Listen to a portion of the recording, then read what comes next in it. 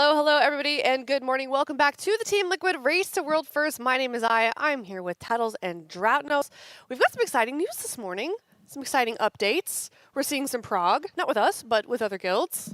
Yes, heroic Ula'tek has fallen after 60 attempts for Clearwater, a Chinese guild. Yeah. Yeah, now, because they're a Chinese guild, that means they had a pretty recent reset as well. About 30 hours. Yeah, so they have gotten less gear than Liquid, than Echo, than Method will be able to have gotten before attempting heroic Ula'tek. So it probably was on a little bit of a harder mode for them. Extremely impressive that they were able to get it down. Something that took us... We've kind of come in there and attempted it and then walked away, being like, this is too hard, and then come back, and then the part that was too hard was nerfed, and then there was a new part that was too hard, and then we went away, and then we came back, and then that part was nerfed, and then we went away, and then we came back at the end of yesterday.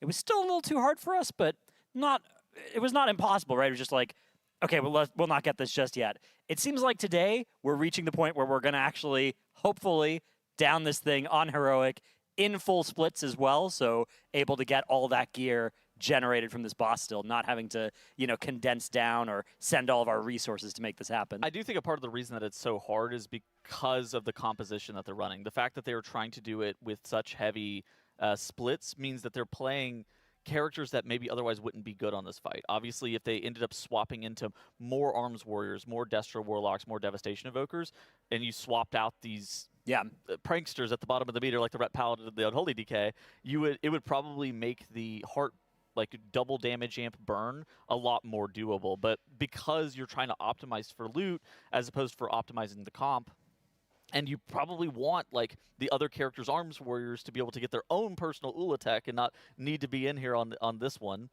it kind of creates this weird tension where you're incentivized to try to play with a suboptimal comp. But as a result, they're utilizing some of their dead characters that are obviously still 295 item level, and they're Vantis runing them to try to help them get a little bit of extra power.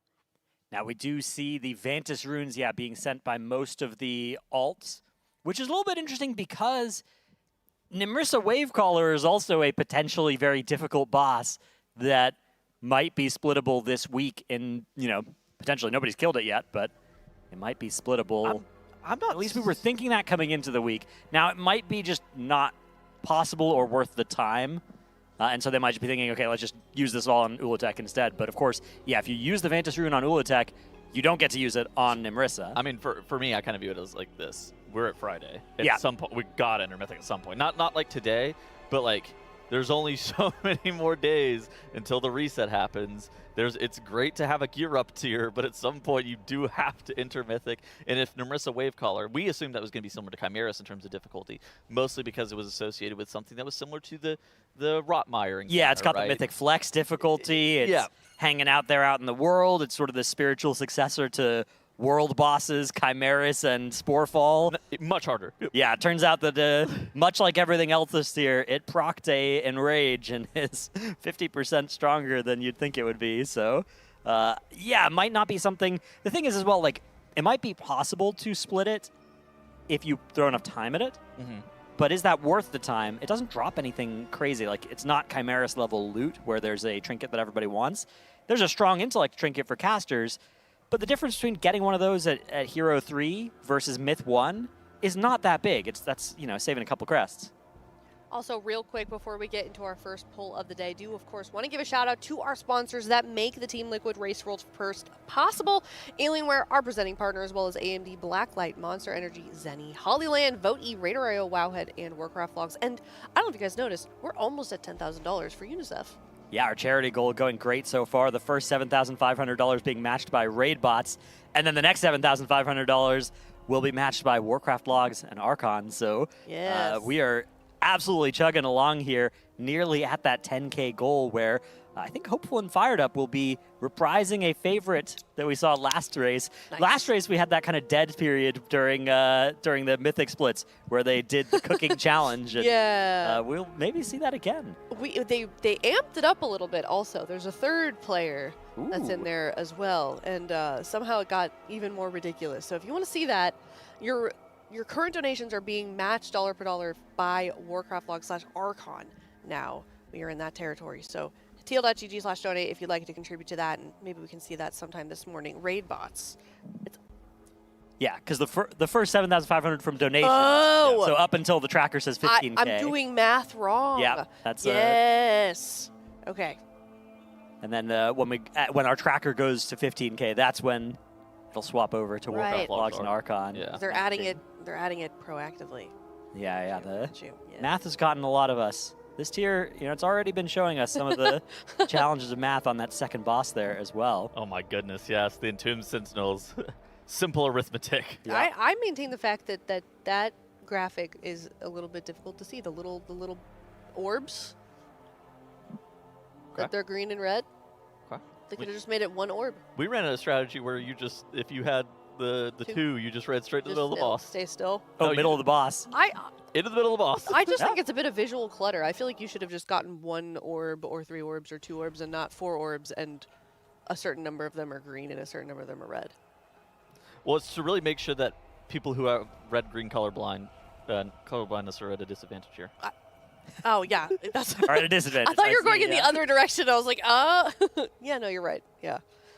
There's a few guilds that have people like that in their guild. Last time we were talking about this, and they said that they just make that guy stand still and everybody. Yeah, that's the thing. It's like you get like decent 30 guys, right? minutes, so you Yeah. know, who cares, right? Just a couple people can plant and it's totally fine. Yeah. Yeah. Who cares? Ooh, THC taking out some of those new verse pots. Oh, this The thing's liquid good. luster. They got They got gigabuff. massively buffed. Yeah, so during the PTR cycle, they were looking pretty good, and they got nerfed in half. And then last week, it got buffed by more than double, so 150% buff. Are they worse than Wreck?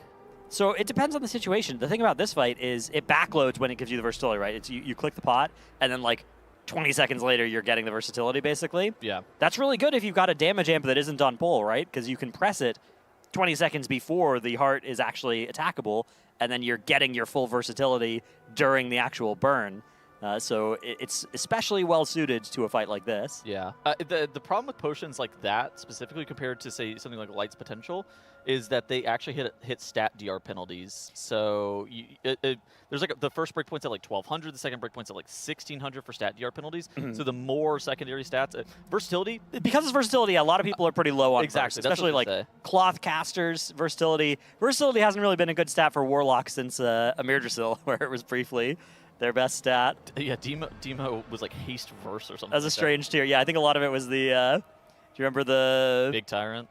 It was the Big Tyrant, and it was the trinket that scaled with versatility, where you'd run in and blast yourself. The Tendril Sage Swift Yeah. on use. That thing ruled. Fella Malorn, wait, no. It was one of the ones like that. Bella Malorn is the dagger from Bellerin, but it was something like that. Yeah, One of those ones with the apostrophes, you know? of course. All right, well, if you're just now tuning in, we are standing in front of Ula'tek right now. There's also a second guild that got 2% this morning, also a Chinese guild. So we might see some more Ula'tek kills Yeah. in there. The fact that they took 60 attempts for the first heroic Ula'tek kill, pretty tough. I mean, this is Yeah. basically going to be Mythic progression, except it's not saying Mythic on it, but it's going to feel like progression here on this boss, which is nice, right? It is being done in splits, so the characters are a little bit weaker than we will be on Mythic, and then once we do kill it, we're going to have to kill it over and over again, and an important variable is how many wipes do we take per split, right? Once we kill it the first time, are we able to reliably one-shot it in all the other splits? But this boss is definitely hard enough that it is going to be, for all intents and purposes, this is race progression time now. Yeah, I mean, this is in a normal tier, this would be harder than like well over half the raid. Yeah, this is, I think, it's sort of like Heroic Lura was as well. It's just Heroic Lura came out after there was already Mythic to do, and so it wasn't as big of a priority, and, we had quite a bit of gear, but that boss was very hard as well for a Heroic boss, and I think this one is a strong successor. I remember Heroic Lura, whenever I killed her, I was like, oh, wow, this is like the hardest heroic boss I've ever fought. And now I'm not so certain that that's going to be true anymore. Yeah, I mean, again, this is week one. What's the strat for our kind of guilds? We're just bailing on this guy, even though he's got like Bisque gear and we're missing Curios, right? We go and do Mythic raid. Feel free. Well, I mean, what do you think? What's your guild going to do? We're going to try and kill this thing. Okay. Instead of killing Nexali or whatever. Well, Nexali, you can take out pretty quick. You can do both. It doesn't cost you being able to do that this week. Like if you'd only do one. Yeah, I mean, yes, but you're comparing like something that'll take a couple hours, something that'll take 20 minutes. Okay. Okay, here comes the first heroic mechanic here. We have these coils. So on heroic, you need to split the raid in half for each of these.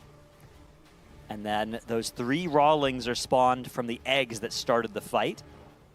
If you get hit by like any of the green mechanics, you're going to spawn those, and they're going to be bigger and angrier. But if you can get them killed by the coils, you can stand in those soaks, then you just have to deal with the little rawlings. So pretty important, especially later when we get more eggs.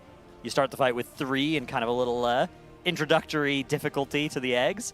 But coming soon, we're going to be getting a lot of eggs spawning.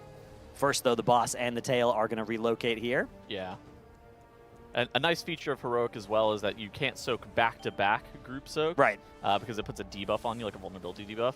And so you're going to see them being separated into 2 separate groups for those soaks. Very relevant whenever you're coming out of the intermission, because there's like a groups 1, 2, and 3 are going to be soaking one set of the tail slams, and 4, 5, and 6 are going to be soaking the other set of tail slams.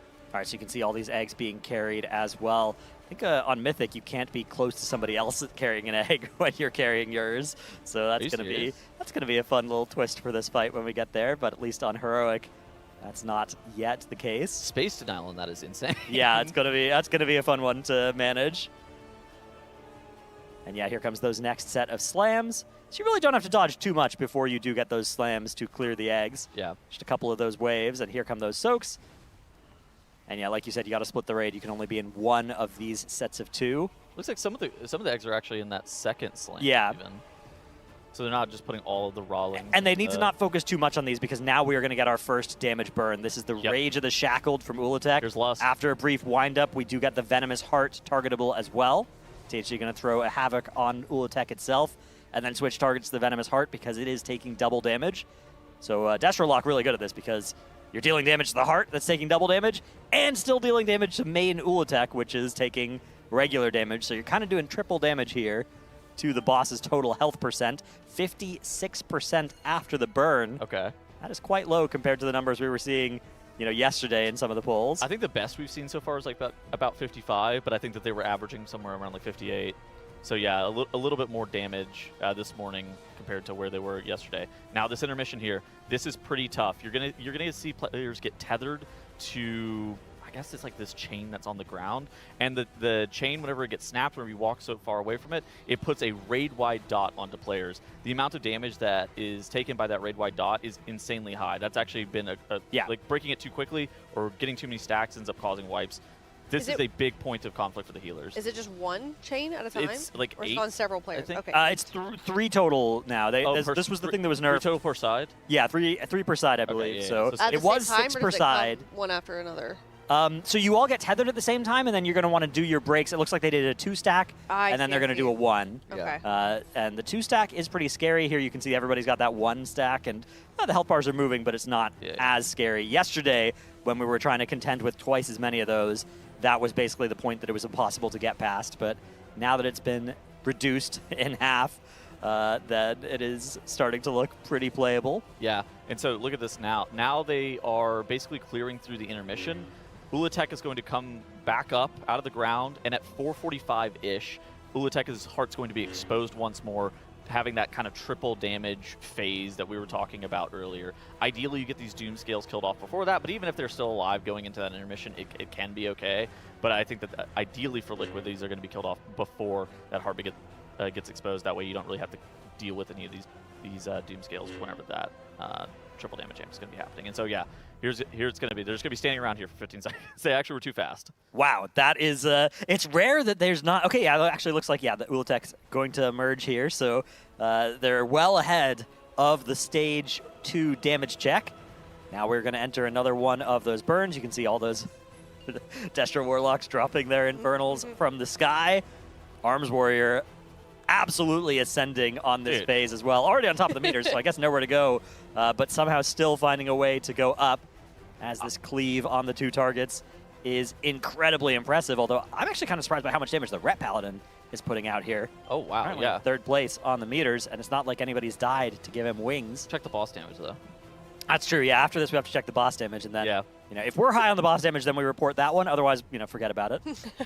So, something that's actually kind of interesting about ARMS specifically is Execute has been horrible for ARMS for such a long time. I remember they went like expansions where Execute and Sweeping Strikes even was just terrible. And now this expansion of this season specifically, Execute and Sweeping Strikes are just unbelievable. Sweeping Strikes I think has 100% uptime or something right now, where whenever you press like Colossus Smash or Warbreaker, whatever you have talented, you get effective Sweeping Strikes, and so you can, especially if you look at like Mythic Plus logs, have near 100% uptime on it.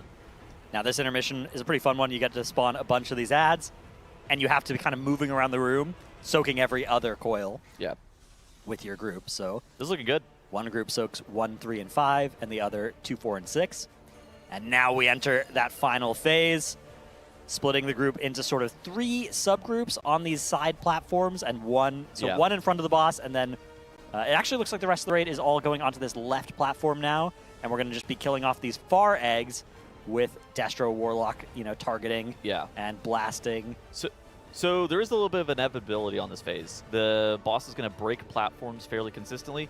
There is a burn that happens around the 925 to 935 marker where we get another exposed heart. The main difficulty is actually this mechanic that you're seeing on screen right here. These red circles, whenever players soak them, then they get these spread green circles. The issue with this big red circle, first off, the dot that you get from soaking it from your friend is pretty dangerous, but these drops, these green circles that you see on THT screen right here, they also do an insane amount of damage, as you see the raid dropping pretty low. They get sacked occasionally because the area denial associated with them. Some of the players that have those red circles, they're just going to jump into the whirlpool, or actually, a lot of times they'll just let themselves get petrified and they'll be taken out by whatever else. But I think planned sacks has been the strategy that Liquid's been going for so far, which is great because you see in the bottom right, 2 battle reses are available for those players. Yeah, if we get to that 3rd battle res as well in 40 seconds, we could entirely sacrifice 1 set. But that's something you want to consider as you get later into the phase and there's less of these platforms available. Now we're spawning another set of 3 eggs, but one of them is falling straight into the Venom because it's where that platform used to be. So it is going to immediately hatch into the fully grown Shrieker rather than the smaller ad that you can get by breaking the Rawling, maybe? Safely. Yeah, the Rawling. So they are going to have to deal with that Shrieker under the boss, though, so not the end of the world. And we got our next set of these soaks. Again, doing these. This was another one of the things that was nerfed from yesterday. The size of these green circles that you get was not scaling with raid size, and now it is scaling down as your raid size goes up. Yeah, and that movement is really tough. You get the platform breaker as everybody gets those spread green circles. Historically, the range DPS have jumped over to the 3rd platform, or at least some of the assigned range DPS have jumped over to this 3rd platform to try to give the melee who are coming off the boss a little bit more space. Very, very difficult movement. We did see a couple of people go down. Some battle reses were committed to be able to get those players back up. And now, look at this. Liquid, I think, are having an absolutely fantastic pull. The next damage amp is happening about a minute from now. If they are able to get all 30 players alive going into that damage amp, I would not be shocked if we see a kill. We did have to use 2 of our 3 battle reses on that movement. A lot of players dropping low again as well. Some of the melee in a lot of danger. We have 2 of those Shriekers out as well, so that's very scary to contend with too. Some interrupts needing to land, but even if interrupted, those are pretty dangerous enemies. Everybody dropping so low. We've got another death. That's going to be our final battle res there, going out on Anarchy. But we are going to have that final platform as the only space to play in for the remainder of this fight. So I think the next red circles we get are pretty likely to sacrifice. Here comes Ula'tek, though, as we're going to get those red soaks in a few seconds here. So see if they pre-spread for it. Yeah, they're probably going to pre-spread for it, and now they are either going to jump in the whirlpool, but more often than not, they're actually just going to stand off to the side. If they don't get enough people soaking those debuffs, they get petrified for like a minute 30 seconds, and so it's supposed to kill you off. Ideally, you would have their damage be relevant for another 10 seconds. But here is that last burn. We are having the heart becoming exposed.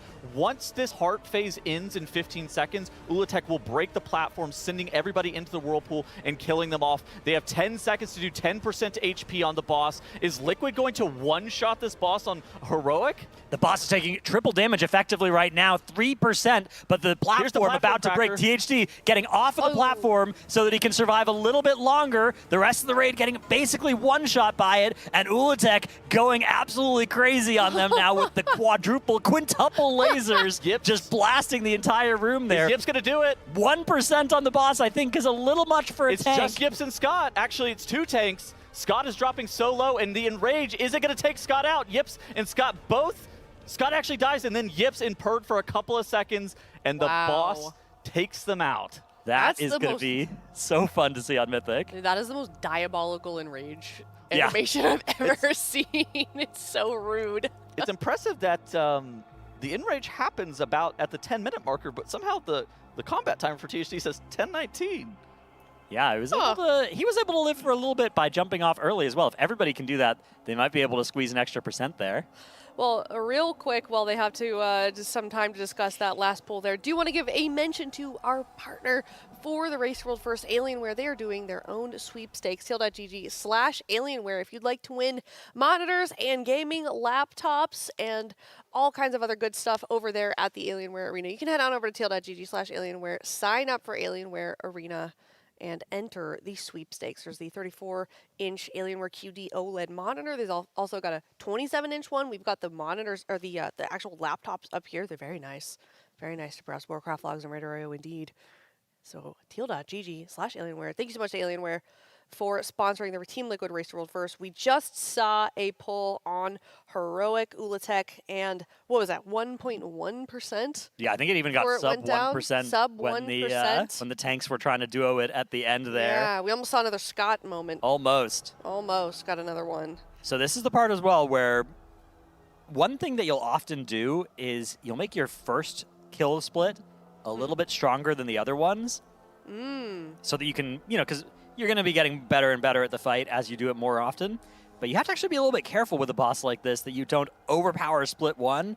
And then, if you front load too much of your powerful characters, you might actually run into a problem when you're trying to re-kill this if the damage check stays that tight. Now, just because we saw a wipe at 1% to Enrage doesn't mean that they're going to continue being that close as they get better and better at the fight, right? Once you just get more practice, more reps on it, that will generate damage. Are you guys curious of the comp from Clearwater? Yeah. What do they run? Yeah. They ran a Blood DK and a Prot Warrior. Okay. They had, let's see, 1, 2, 3, 4, 5 healers. They had a Prez Evoker, Holy Paladin, Holy Priest, Resto Shaman, Resto Druid. Okay, all of them? Yeah. The kitchen sink. Arms Warrior, Frost DK, Sub Rogue, Ret Paladin, Havoc Demon Hunter, Windwalker Monk, and then an Arcane Mage, a Destro Lock, a Marks Hunter, Dev Evoker, and an Ellie Shaman. So not a bunch of Arms Warriors, not a bunch of Destro. Yeah. It didn't sound like they're stacking anything. Yeah, is this like 20 players, 25? Well, how many? 1, 2, 3, 4, 5, 6. I'm manually counting here. 1, 2, 3, 4, It's 5 healers. 7, 8, 9, 10, 11, You are. 12, She's tapping the screen with her finger as well. 17, 18? Did I count that right? 18. Okay. Yeah.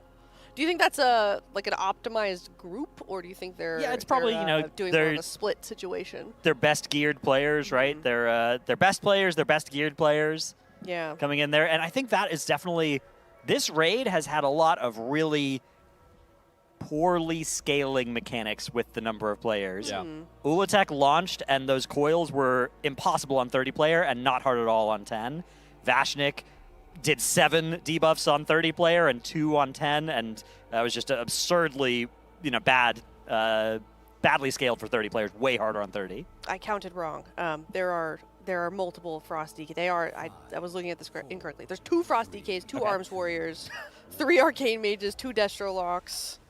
I think those It's are the crazy. only We just went stacked from 18 classes. to like. No, a lot. Yeah. Well, I didn't notice that it's not. I'm looking at the article from Raider.io, so I apologize. Oh, okay. Yeah. It's not the log of them. But congratulations either way. Do we know where they're streaming? I know they're doing like a Chinese Race World First coverage, but I don't know if that's like an overall coverage for that realm or if it's just one specific guild. I know Hula was talking about it on the Raider.io recap. So yeah, they do. NetEase puts on like a big production for like overall Race World First coverage right now. Yeah. On Douyu. Obviously, there's a bit of a bias towards showcasing the top Chinese guilds, but it is supposed to be something that is pretty holistic, where they're also covering the Liquid and the Echo That's progression. cool. I want the URL for that. I wonder if I could find it. You said Doyu? Yeah, doyu.com. Hmm.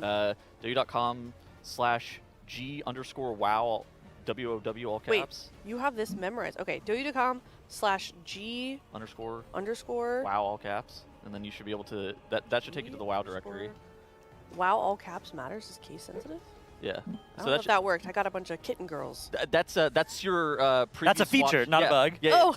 those are your previous top watch streams. Oh, okay. Congratulations, of course. They're very pretty. Ooh, okay. Wait, hold on. Oh, this is the WoW category. Yeah. That's the directory. Oh. This guy's wearing a suit. Very serious. Well, that guy's probably casting. Let's see. Or he's just playing World of War. Let's check it out. I'm going to look at it. Wait, it's fired up. Well, he's Wait, he's watching Fired Up. See, that was their coverage. Wait, is he watching us? Hold on, I accidentally exited out of it. What happened? Well, yeah, all the Chinese guilds have already killed Ula'tek. What? They got. Yeah, you're right. What time They is it need over there? content. Must What be is- oh my gosh, I keep must be the middle of the redirecting. night, right? It's like 2 a.m. or Wait. something. 1 a.m. They're like. They're like.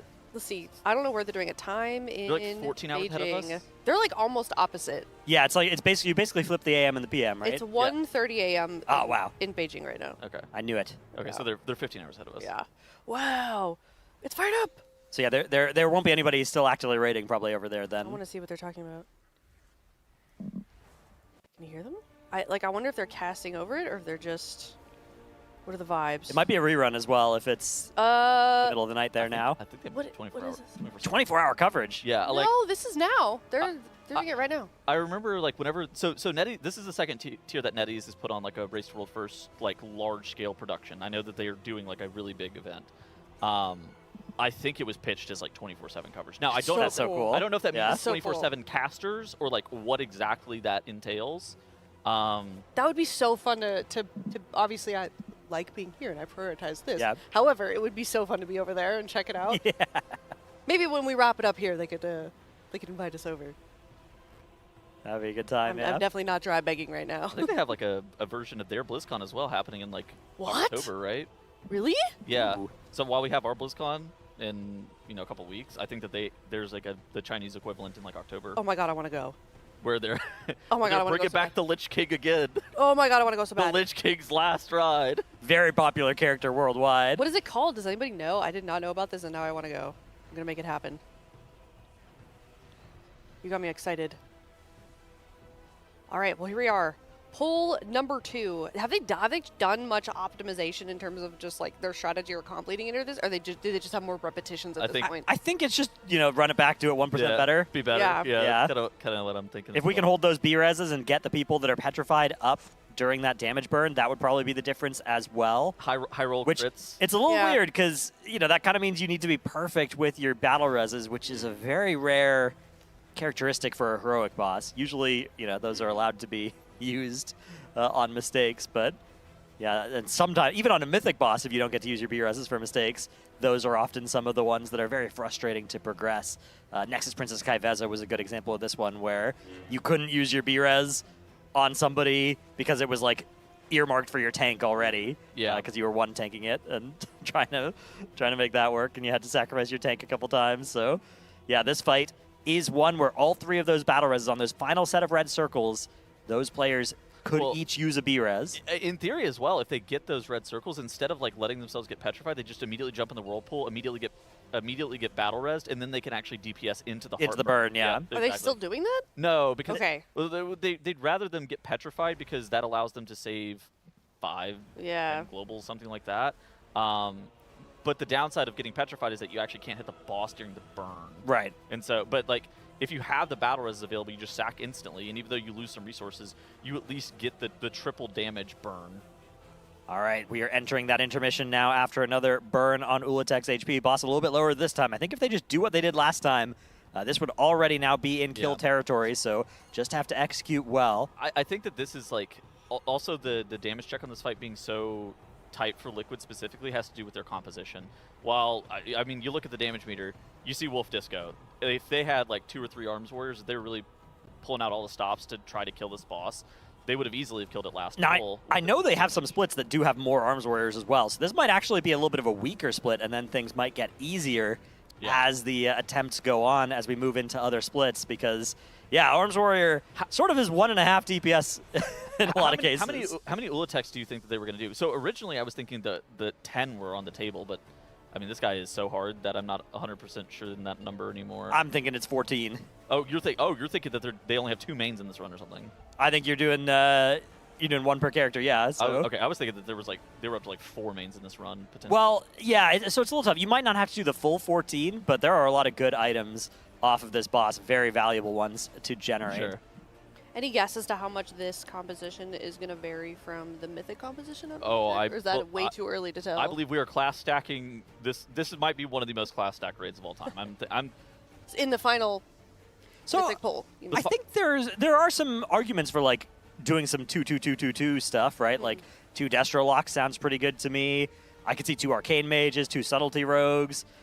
I could also see 7 Arms Warriors being good. I was about to say, like, that's the thing. Like the Arms Warrior is very, very, very OP right now. Why do we need it? Why do we need Arcade? You know, Dev Evokers, 2 of those are good. You get 2 Hunters, right? Hunters marking the both eligible targets, very valuable. So. Well, yeah, those people are valuable. Oh, fired up, ends up getting caught in a little bit of a blender there.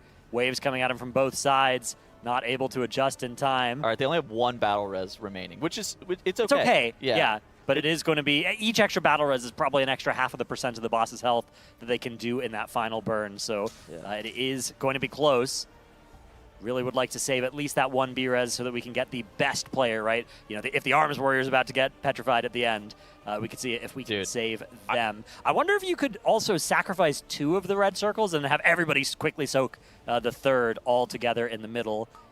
You do have to then do the spread is the problem. So the way this red circle works, right, is that player is going to get petrified if it's not soaked before it expires. Correct. And then everybody who helped soak it gets one of these little green circles that they need to then spread. And on that final platform, there's, of course, just not much room to do that kind of spread. This is the movement that's really tough because you have the Planet Cracker at the exact same time that the spread is happening. I keep calling it Planet Cracker. I'm pretty sure I was on a whole Launder's abilities. The Platform Breaker, I think, is actually the name of this thing. And so, okay, everybody was actually able to survive. This is looking really good for Liquid. This is where they lost 3 players last time. Nicely done, as we are seeing them adjust now into just 2 of these final platforms. Next set of red circles needs to get soaked. This is going to coincide with the spawn of the next egg. 1 egg and 2 fully grown Shriekers are what they're going to have to contend with here. And those Shriekers can get moved under the boss, which is nice. But yeah, that egg on this other platform where the ranged are. But first, we're going to have to spread all these green circles. They are so far ahead. The next damage amp where the heart is going to be exposed is going to be happening about that 930-ish marker, and this boss is so incredibly low. I think that last time, whenever they had that heart being exposed, the boss is at like somewhere between like 15 to 18%, and it's looking like it's going to be substantially lower than that already. Yeah, this is definitely going to be in range if they can hang on, as that next Spectral Tail is going to destroy the final platform. Bang. Bang, away it goes. Inside the Link and the Darkness and the AMZ is the raid, and the final burn will be soon. We get 1 more brief set of mechanics first, though. They got 1 battle res. So we can battle res. First, we can get these players out, and then one of them could jump off, and the other 2 can keep doing damage, perhaps. So we have those waves spawning. The raid making sure to dodge while not getting inside the red circles. And the petrification's coming out now, but here comes that damage burn. We basically have to get the boss dead inside this burn window. I think it's dead. Like, the boss is at 13% HP. Oh my god, 4 people ended up going down. It looked like it was one of those circles that were on the ground, ended up taking people out with the rubble. The battle res is committed as well to some of those petrified people. It looks like they still have 1 battle res even remaining, but the boss is going to die. Heroic Ula'tek has fallen. World second for Liquid. Many attempts. How many attempts was that to kill the boss? So in total, I think it's about 30 that Liquid have used on this boss, although 20 of those were into versions of this boss that are no longer available, that have been massive nerfs to various mechanics that were mostly scaling poorly to 30 players. So nicely done. We do get the reward of those 3 Omni tokens, in addition to powerful cantrip items that give you a bunch of more stats than their budget. Plus, these are all hero 4 out of 6 items as well, so they are high item level compared to pretty much everything else that you can get your hands on this week. All right, nicely done. We're going to get a replay as well. Yeah, so here's that final burn. final platform even, once again, we can watch how so they're at 30 players alive and 1 battle res available here. Yeah. The red soaks come out, and those players very quickly spread to the edges so that they can avoid getting soaked down and thereby generating those green circles. I don't even think they sent the battle res. Like, these players get petrified, they end up getting killed off by the rubble that ends up spawning. I think one additional player on top of that ended up dying. They didn't even commit the battle res. They just, like, that was a waste. So there's some rubble in the mid. Yeah. And yeah, 4 total deaths. And it looks like an Ankh maybe rather than a battle res used on that shaman. What were the deaths from? So 3 of them were just the petrified players going down. Okay. And yeah, I think 1 died to a rubble hit. Yeah. This is optimal for our Ret Paladin friend. Is it? Free wings. Yeah, that's true. Oh. Although hopefully Wings is being held for that point anyways. Actually, if you're sacrificing, Maybe it doesn't need if you're it. sacrificing petrified players every time, then you can pretty consistently get that Wings. Okay, so I think what we're most likely to see now is do it again. Yeah. Do Heroic Ula'tek again, hop on a new set of characters, and run it back. And the question is how many we are going to do. I think the answer is you do it on all your characters. I think you do it 13 more times. Yeah. I think we're going to be looking at the comp. I think the comp is going to be kind of something that's very important to take a look at. The Arms Warriors, the Destro Warlocks, the Arcane Mages, those felt like they were kind of like the premium specializations on that fight. So how many of those you're going to have per split might end up changing, like how easy or hard any individual fight may be. But something that's going to stay true is that they have to 7 heal every single time, which is ridiculous for 30 players. Now, I know that we did have some nerfs already to Heroic Ula'tek yesterday, and I know that a lot of questions are coming in today. Are we going to see another nerf maybe to like the HP? But I think now that we have 2 guilds that have downed it, that seems unlikely. What do you guys think? Yeah, I continue to think it's very unlikely that boss will get nerfed this reset. I wouldn't be shocked if in a future reset it does, but a midweek HP nerf to a boss, even before it was killed, I think was pretty unlikely because it was, it was a boss that people had been wiping to, but it's not like anybody who was wiping to it couldn't get more power by doing some other stuff first, right? Yeah. So I think that, yeah, it's very likely that we're going to see that boss continue to be exactly this hard for the remainder of this reset. Him and I were talking about it like during our recap yesterday about like the thing that was actually notably absent on Ula'tek whenever they nerfed it was an HP nerf. And while I mean we are on week 1 of the patch, HP is obviously the thing that is the most susceptible to being outgeared with time. And so if they slammed down a 5 or a 10% HP nerf, it would have made it easier for these race roll first kills to be able to kill it during splits. At the end of the day, you kind of worry if you're Blizzard, does it make it less satisfying for the overall player base? Or alternatively as well, kind of like you pointed out, Janice, is it necessary? Yeah, I think it's not. I think the boss HP is in a good place right now. Like, that's an awesome finish that we just saw. And that is Liquid at eye level, 298. It gets right? outscaled. It gets outscaled heavily whenever you're 310, 315 even. Exactly. And just a couple of resets, you're going to have so much more power. I think even this reset, a lot of, I think Consequence, whenever they were pulling Next Zolly and Entombed Sentinels, they were something like 308. Yeah, because they sent a bunch of the crests and stuff that Liquid are still holding on to. Exactly. I know that also I'm seeing a lot of comments from people that are kind of in this heroic progression guilds that they're actually really enjoying the difficulty. Yeah, heroic is so fun. far. Yeah, yeah. They kind of like that they're feeling like they're progressing like you would see at this level. Yeah, I think getting to do progression rating is the most fun thing you can do in WoW, and there are some tiers where you don't really get to do that in heroic because it's just normal too. They're getting a little taste of normal too. Yeah. Or LFR3 is the case. Oh, I see. I thought you were saying normal as well. Yeah, okay. it's normal Got the you. sequel. Normal part 2. The normaling. The datification of raid. Yeah. Is that a SpongeBob episode? Could be. Where he loses all of his. He's just a square. He's like, "Hi, I'm normal." That's what's happening right now. All right. Well, we're getting another split going. Oh, I think fired up on a character that's sending a bunch of upgrades. Oh, it's Ula'tek Friday, baby. Yeah. Ula'tek Friday. You love to see it. Also, I don't know if we've talked about this too much, but we've got 4 guilds now at 4 out of 8. If you look at our leaderboard right now, we've got 4 out of 8. 1 of 8. 1 of 8. Impressive. One out of 8. Excuse me. 4 guilds. Did I say 1 guild at 4 out of 8? No, you said or did 4 guilds at 4 4 guilds at 4 out of 8. Sorry. 4 guilds at 1 out of 8. Thank you. At Consequence, Daybreak, Literacy Test, and Mid. Does that say Mid? Yeah. Just mid. Mid. I like that name.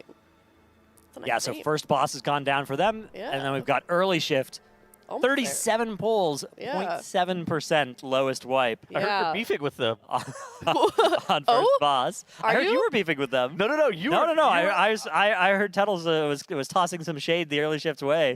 No. This is some lore that I need to be caught up on. I got a DM. Okay, so Dratnos may have described some of the people who were pulling Nekazali early on as arriving in a lot of people in a very small car, and whenever they showed up, their shoes were rather large and they had a red nose, perhaps.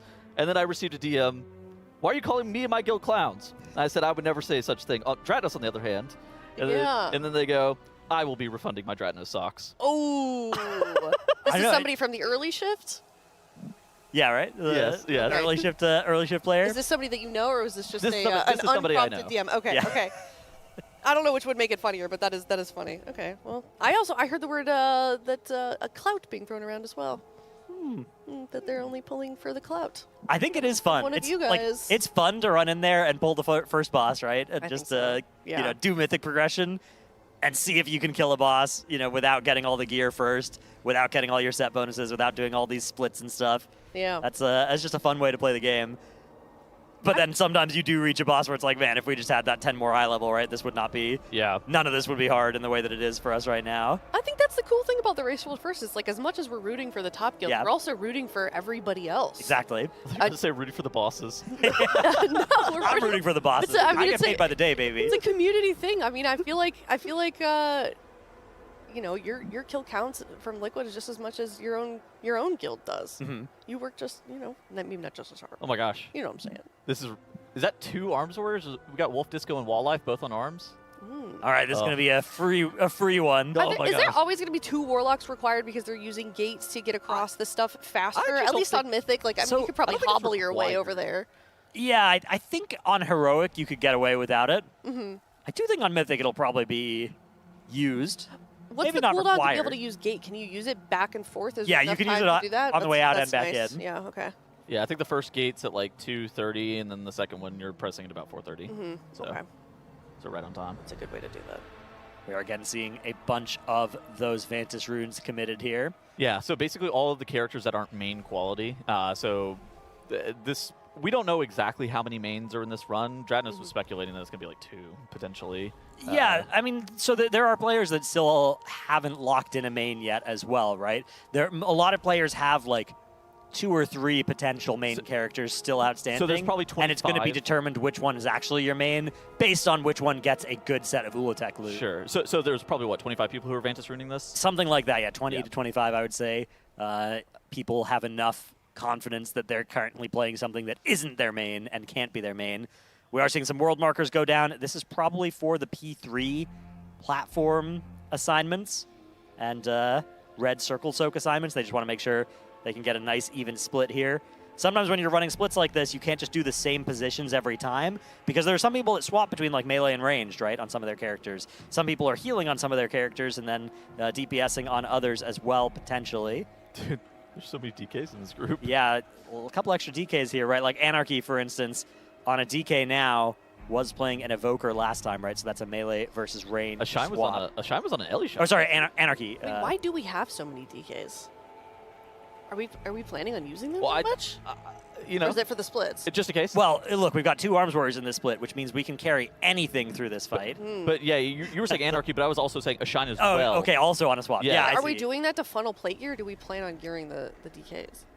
I think that the DK, it's just these people, that we have some DKs.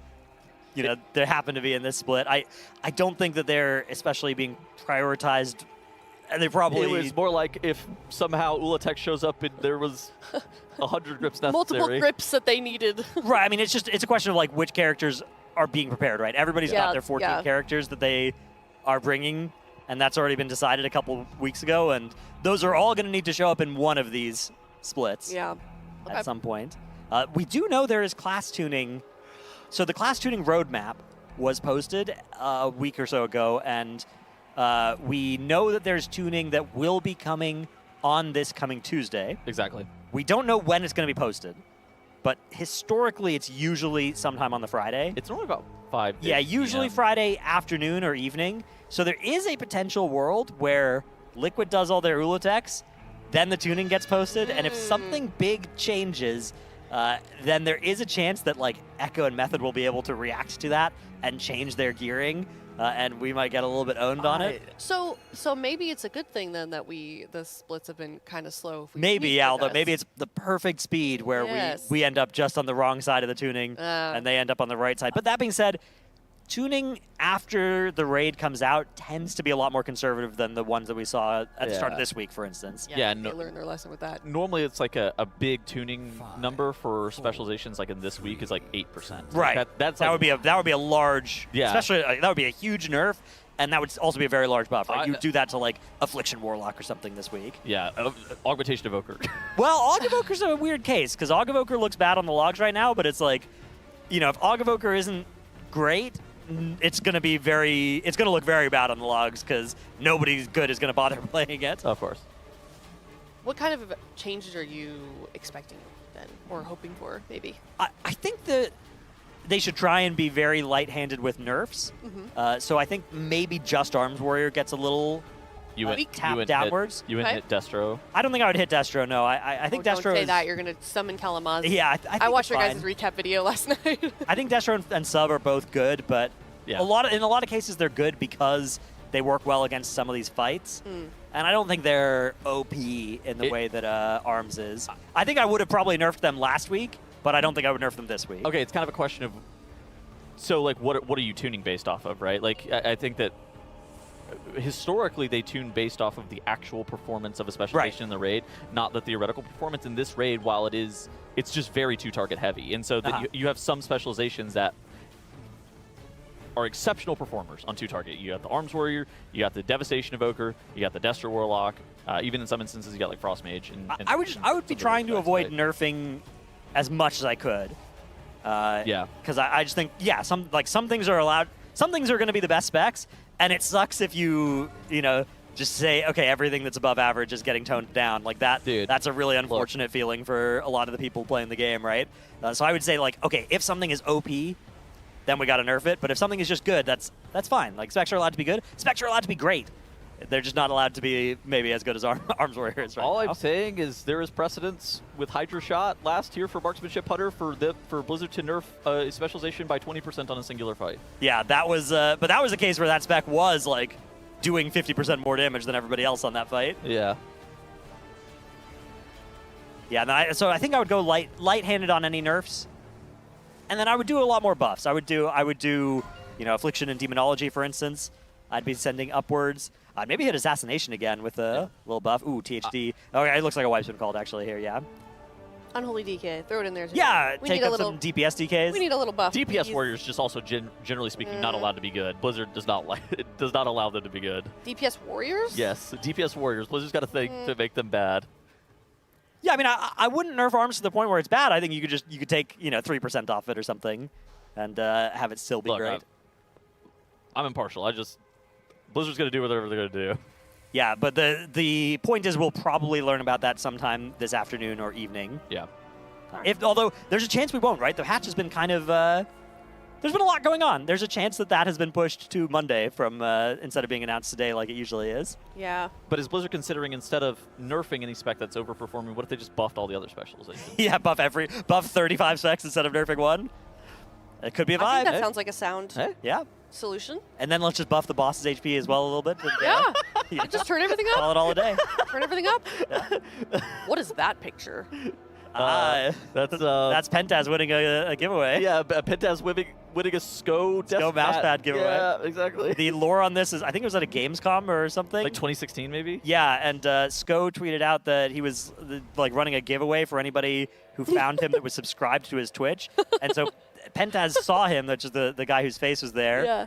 and subscribed on his phone Yeah. so that he would then be eligible to then win the giveaway. Oh. And then walked up, and then that iconic photograph was taken Yeah. That's really as funny. he won the mouse pad. It was a Method mouse pad, I'm assuming. Yes, Pentaz is also a notable like FSY member. Yeah. Yeah.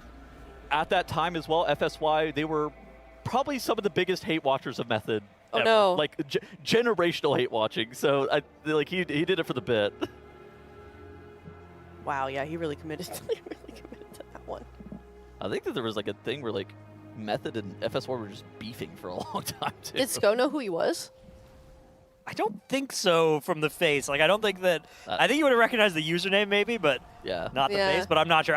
This is like third-hand lore for Okay. me. Yeah, this I've never is, seen that one. This is like if you see Scott, you ask him about the lore. Yeah, yeah. Scott or Zevi. Ooh, probably- okay. Any of the former FSY people would be able to tell you better. Good to know. Not even just former FSY I'll people. do that like yet. EU. Old people. former FSY people. Yeah. So that's an interesting topic that we were kind of talking about a little bit behind the scenes yesterday, is like kind of where we got players from, like our most recent recruits. It seems like predominantly European players as of About late. 50% of the roster is European nowadays. Yeah. So, yeah. I'm curious, conversely, how many NA players are on Echo? There's a few. Mini, Spen. Spen. That might be it. They got G casting for them. Not anymore. Oh, yeah, that's JB. They got JB. Kessler. JB casting for them, yeah. Yeah, we claim him. Yeah, yeah. Interesting. Although not a former Raider. Yeah. So I think it's only 2. Our recruits this year are new players. Mm-hmm. We have Yargi. Yeah, we got Cryptix returning this tier. I guess Cryptix. he's rated in the past for Liquid as well, Yeah. right? Yeah. Yeah. But he wasn't rating It last was a while year. ago, though, wasn't it? Kind of before all of this? Or am I not remembering few the tiers ago, timeline? right? Okay. Yargi came from Fat Shark FSY, Test. yeah. Okay. Yeah. And then Fat Shark has. where was Cryptix in the meantime? ID. Okay. Against the dollars. Yeah. Okay. Sorry, go ahead, Dranos. We've gotten a lot of people from Fat Shark. Yes, that's one of the Mhm. one of the main poaching grounds for Sorry. Liquid. Sorry, FSY. It's a tough spot. You know, if you're one of the best non-race to world first guilds, you Yeah. have a lot of interest in collecting your players Hmm. from the race to world first guilds. FSY and Method, I think, are the big Yeah. recruiting pool. Yeah. Mhm. Hopeful from Echo. That's true. Topo was on Echo? Or was he on Yeah, Method? yeah. Topo was Topo on Echo. Tobo was also Necro. Shay was on Method. Yep. Wildlife, I think, was also. Who was the last Or was player that Wildlife- we Wildlife got? was an Echo, wasn't he? Who? Wildlife, I think. I think so. Yeah. Yeah. Okay. Who was the last player that we got from an NA guild? Cryptix. Cryptix. Okay. Before that, I wonder. I don't know. Who were the recruits last year? So Yargi was a recruit last year. Who else was new? This would be a fun graphic. We should make this next year. Yeah, I mean, a lot of the remaining NA players are the people that have been here for a long time, I think it'd be really cool to see a graphic of all the players like when they joined. and kind of like the history of Yeah, like their a- timeline of their guilds. Like one of those like snaky yeah. graph things. Yes. Yeah. Oh, yeah. Oh, and it's a even snake better. deer as well. It would Exactly. line up. Yeah. Boomy joined. Oh, from in Vodka. Narabar. Anarchy, I think, joined on Mana Forge, right? Yeah, Anarchy was the one I was looking at the raid. I was looking at the raid frames and trying to see, you know, who was from when. Somebody saying this graph is Tettles coded. Would this be a Tettles video? Of the history of like the Raiders, Like the I guess? Raiders, yeah, Yeah. Raider Oh my rosters. would take a lot of research. Could be a Potty C episode. I know- It's we got to get one of like the historian. Every guild has their like historians. You just gotta Yeah. pick their brains for a bit and get a full history from them. I know the lore in a lot of these people, but like there's especially the more European the roster gets, the less lore I have on some of the people. The more what? Oh, European? European, Yeah. yeah. Obviously, like the NA players, it's like, oh yeah, this. Yeah, guy a lot was- of these people have, you know, before they were in ID or something, they were in Vodka Yeah. or one of these guilds that Smacked was in BDG, Goop was in Encore, right? Right. Like the Fired Up was in Vodka. Like all of those, like the NA people, it's like, oh yeah, I know where they came from because they could only come from a couple of different places. The Europeans, it's like, oh, this guy could have been anywhere. Yeah. Just guess FSY. FSY is usually a safe bet. Yeah. How many people come from Pop-Tart Corn Dog? I don't think we have any alumni in Liquid right now. The last one was Timber Maw. Timberwall, yeah, in Demencias. Is Timberball back with Pop-Tart? No, I don't know where or if he's rating. I think he retired Yeah, after Demencius. I don't Yeah. blame him. That was a tough tier. that was a very tough tier. Retire on top, baby. Mm-hmm. How is Pop-Tart Corn Dog and Nerfed doing? What are you guys up to in your own progression? We pulled Marissa Wavecaller after careful assessment of like what we should be doing. We determined that that was a mistake, and now we're going to be sending crests and crafts and pulling next Zolly. Okay. I think we might actually throw attempts at Sentinels instead of going and doing Ula'tek heroic, but I'm not 100% sure what the Yeah. exact strategy is. I think it makes sense. Like Nexali, pretty low value boss to do, but the ones after it, that's when you start getting mythic tier. That starts being pretty nice. It's just tough because some good trinkets as well. Ula'tek Heroic, the pieces are so good. At the same time, like we're missing Curios. We don't do splits, and so like, the fact that we're going to be missing out on 3 Curios is like really frustrating. But if we couldn't kill this and we say could have killed Entombed Sentinels, it's also a mistake. So like you guys only have one more raid. Did you have Sunday and then? Yep. Sunday we're done. So we got 4 more hours, but yeah, I think Mythic Nexali, Mythic Entombed Sentinels maybe. I don't know. I mean, Heroic Ula'tek, it's not going to be that much easier next week. Like our comp also, we do not have like premium specs. The tough part as well is this tier. It's like you don't actually get stronger when you open your vault, right? Because you're taking a bonus roll most cases. Yeah. So it's like next week you don't even get that much stronger for Heroic Ula'tek. So you know, if you're trying to coin it, for instance, then you got to figure it out. It feels like they're not really getting much stronger from splits either. Yeah, it's everything's just like well, because you don't want to spend future. like all of these resources that actually could make you stronger now on the mains. Although, yeah, if you look at the liquid splits, for instance, they have used most of their sparks, most of their crafts on these alts now. What is your guys as well? What is your guys' plan? Like, so you guys are almost done with your splits. Yeah, we've got so heroic last 2. We've got 3 copies of that to do. Normal last 2. We've got 3 copies of that to do, and then heroic Nexali. We've got heroic Nimrissa. We've got 3 copies of that. Okay, so to do, and then it's all hard stuff. So assuming Coiled Altar dies and the Nimrissa, you're probably doing those. What's the next plan? Are you going Mythic first, or are you guys going Heroic Ula'tek first? I want to do Heroic Ula'tek first. I think the items from it are sufficiently good. Like they're really good. It's better than the Mythic Nexali loot. Okay. And you generate a lot more of it as well. Okay. So I think that's going to be our plan. It does involve, you know, powering up the alts a lot. There's a chance we might not be able to split it, but I know we could at least kill it. I hope we can do it in splits. That is the hard part. You at least need it dead by next week as well, because you really want. There's a lot of people who want a bonus roll. Exactly, because you want to bonus roll it, and because if you're taking a bonus roll out of your vault, you're not taking an item out of your vault. So you don't get this thing where it's like, oh yeah, we'll be stronger next week after we all take our vaults. Like no, you won't. You'll be exactly the same power level after you open your vault.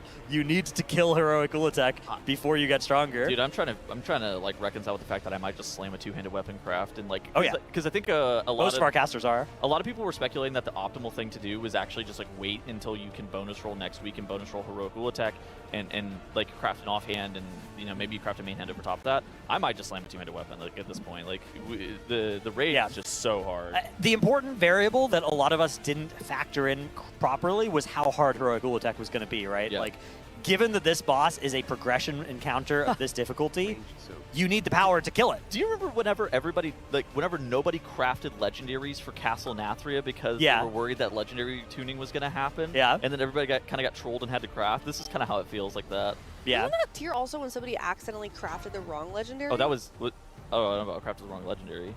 I know that there was the start of Dragonflight when JB crafted an Agi dagger. I think that's what I'm thinking. Zevi crafted a Windwalker weapon on accident instead of a Mistweaver weapon. We've all been That there. also We've all might been be what there. I'm thinking of. Yeah. He just played Windwalker. And then he ended up getting bailed out. Yeah. What a beast, by the way. Just played Windwalker. Yeah. It looks like this is not going to be a kill, by the way, for anybody keeping track on this split. We've got a lot of people dead. I think this is going to make the damage check. Well, we've got 2 Arms Warriors. Hang on. Maybe this is still doable, even with a couple people dead. So we've got Dranako able to Onk, choosing not to so far. Exile dead with no B-Res. And Nick, who is a healer, dead, but I think we're past the part where we need all the healers. They're doing more sacks. I mean, they're doing more sacks on the petrification here. I think. So last time, whenever they went into the second Heartburn, the boss is like 17% with all 30 Raiders alive. Now it looks like this. Well, we've got a long time before that burn. Yeah, it's at 9:30. I mean, the boss is actually going to be maybe a little bit lower. Yeah, we've Demon Hunter DPS is up there. A Devourer in third. That's Shaq there on Frozen Igloo, one of the characters he mained in one of the previous tiers. But yeah, it looks like now everybody's starting to go down. Wow, this boss is actually a lot lower. This comp is much better. Is that the second? That was the second pull melting this for Heroic Ula'tek for this group? I think so. I think this is this split's second pull of it. So yeah, for anybody just joining us, we are in Heroic Ula'tek splits. About 30 minutes ago, we got the first kill of it, and immediately logged on to the next set of characters to try and do it again. It is Ula'tek Friday, baby. It is. Heroic Ula'tek Friday. I think 14 Ula'teks is the order of business for today, although I don't have that number officially. That's my guess for how many they're going to run of it. We know 1 down star. very important variable is how many wipes per kill we are going to have. Not counting all the progression before that first kill, right? But starting then, are we going to be able to kill this with 1 wipe per attempt? 0 wipes would, of course, be crazy. That would be super fast. But basically, every time that goes up by 1, right, every extra wipe per kill that you add, you're adding an extra, like, hour or 2 to today. Well, in the meantime, while we are waiting for this next poll, I do want to give a shout out to UNICEF, our charity partner for the Team Liquid Race to World First. We are at $9,300 right now. We're almost at the $10,000 donation mark, which means we will be getting a hopeful fired up cooking video release with a special guest as well. I had the pleasure of watching that behind scenes, and it was watching it live was very funny. I have to imagine the edited version is going to be even better. But right now, RaidBots is currently matching your donation as well. So, you know, take that number that we have to get to 10,000 and divide it by 2. You can see our donation milestones here on the screen. And at $15,000, we're going to be doing Are You Smarter Than a 5th Grade? Did you guys know that Zyro is really good at math? Like, used to do mathletes? I'm not surprised. I'm not surprised. I'm not surprised Smart they man. didn't know this. Franck handed him a chalkboard with a multiplication on it, and he did it in like 10 seconds. Like Well, how big were these like numbers? Like, It was triple, like- like triple digit multiplication. Yeah. Triple digit. Okay, wow. Yeah. He didn't even like arrange it to do it manually. Like, He just did it in his head? He just did it in his head. Yeah. Gosh. Yeah. Beast mode. Absolutely. Here's some of the things you can get with your money. $25. Well, you're not getting this, but some children. I mean, you probably could. Some children that need this will be getting this because UNICEF likes to empower learning and play for every child. For $25, 60 children, 2 classrooms full with sets of coloring pencils. For $60, it will be providing school backpacks for 30 children for 1 classroom. $150 provides a school in a box. That's something that we were able to open up yesterday. If you were watching that segment, there's all kinds of good stuff in there that is just full of school supplies. Take the school supplies that your mom bought you as you were nearing the end of summer break and multiply that for an entire classroom. $160 provides 1 recreational kit, which includes a variety of balls, board games, and toys. So it's going to a tremendous cause along with some fun incentives along the way. Once again, tilde.gg/donate. Some fun things you can do also with your money. For $250, we'll spin the Wheel of Chaos, which have some fun for you, not so fun for us things for the casters to do. For $30, we can look at your transmog or your pet pictures or your house. Apparently, you guys were reviewing bookshelves last season. I was not there for that. Were you guys there for that? I think Jack was asking for people's bookshelves and was reviewing the books that people had. So if you want to do that, I don't know how many of us are readers, but I can, but I try not to yeah, you on a read. daily basis. Yeah. Right, you read Sims. It hurts my brain. Yeah. Yes. I like the TikToks. Oh, Or if they could make a book with Subway Surfers in the corner, I'd probably be down. But I just get so bored. I think the Kill has that feature. Oh, okay. Yeah. Yeah, log in. Yeah, and I then get the same for- problem in Splits as well. I need a Subway Surfers add-on. Yeah. Go over my damage meter or Yeah. something. The days are specialty. Yeah, yeah. Some stims. Yeah, exactly. Yeah. Get some Sims going. Get a little fidget spinner. We live in a Absolutely. society. Yeah. It's not even a joke either. That might be helpful. And then for $12, you can get your name under the special thanks in the credits at the end of the Race World First. But here we go. Poll number 3 for this split group on Heroic Ula'tek.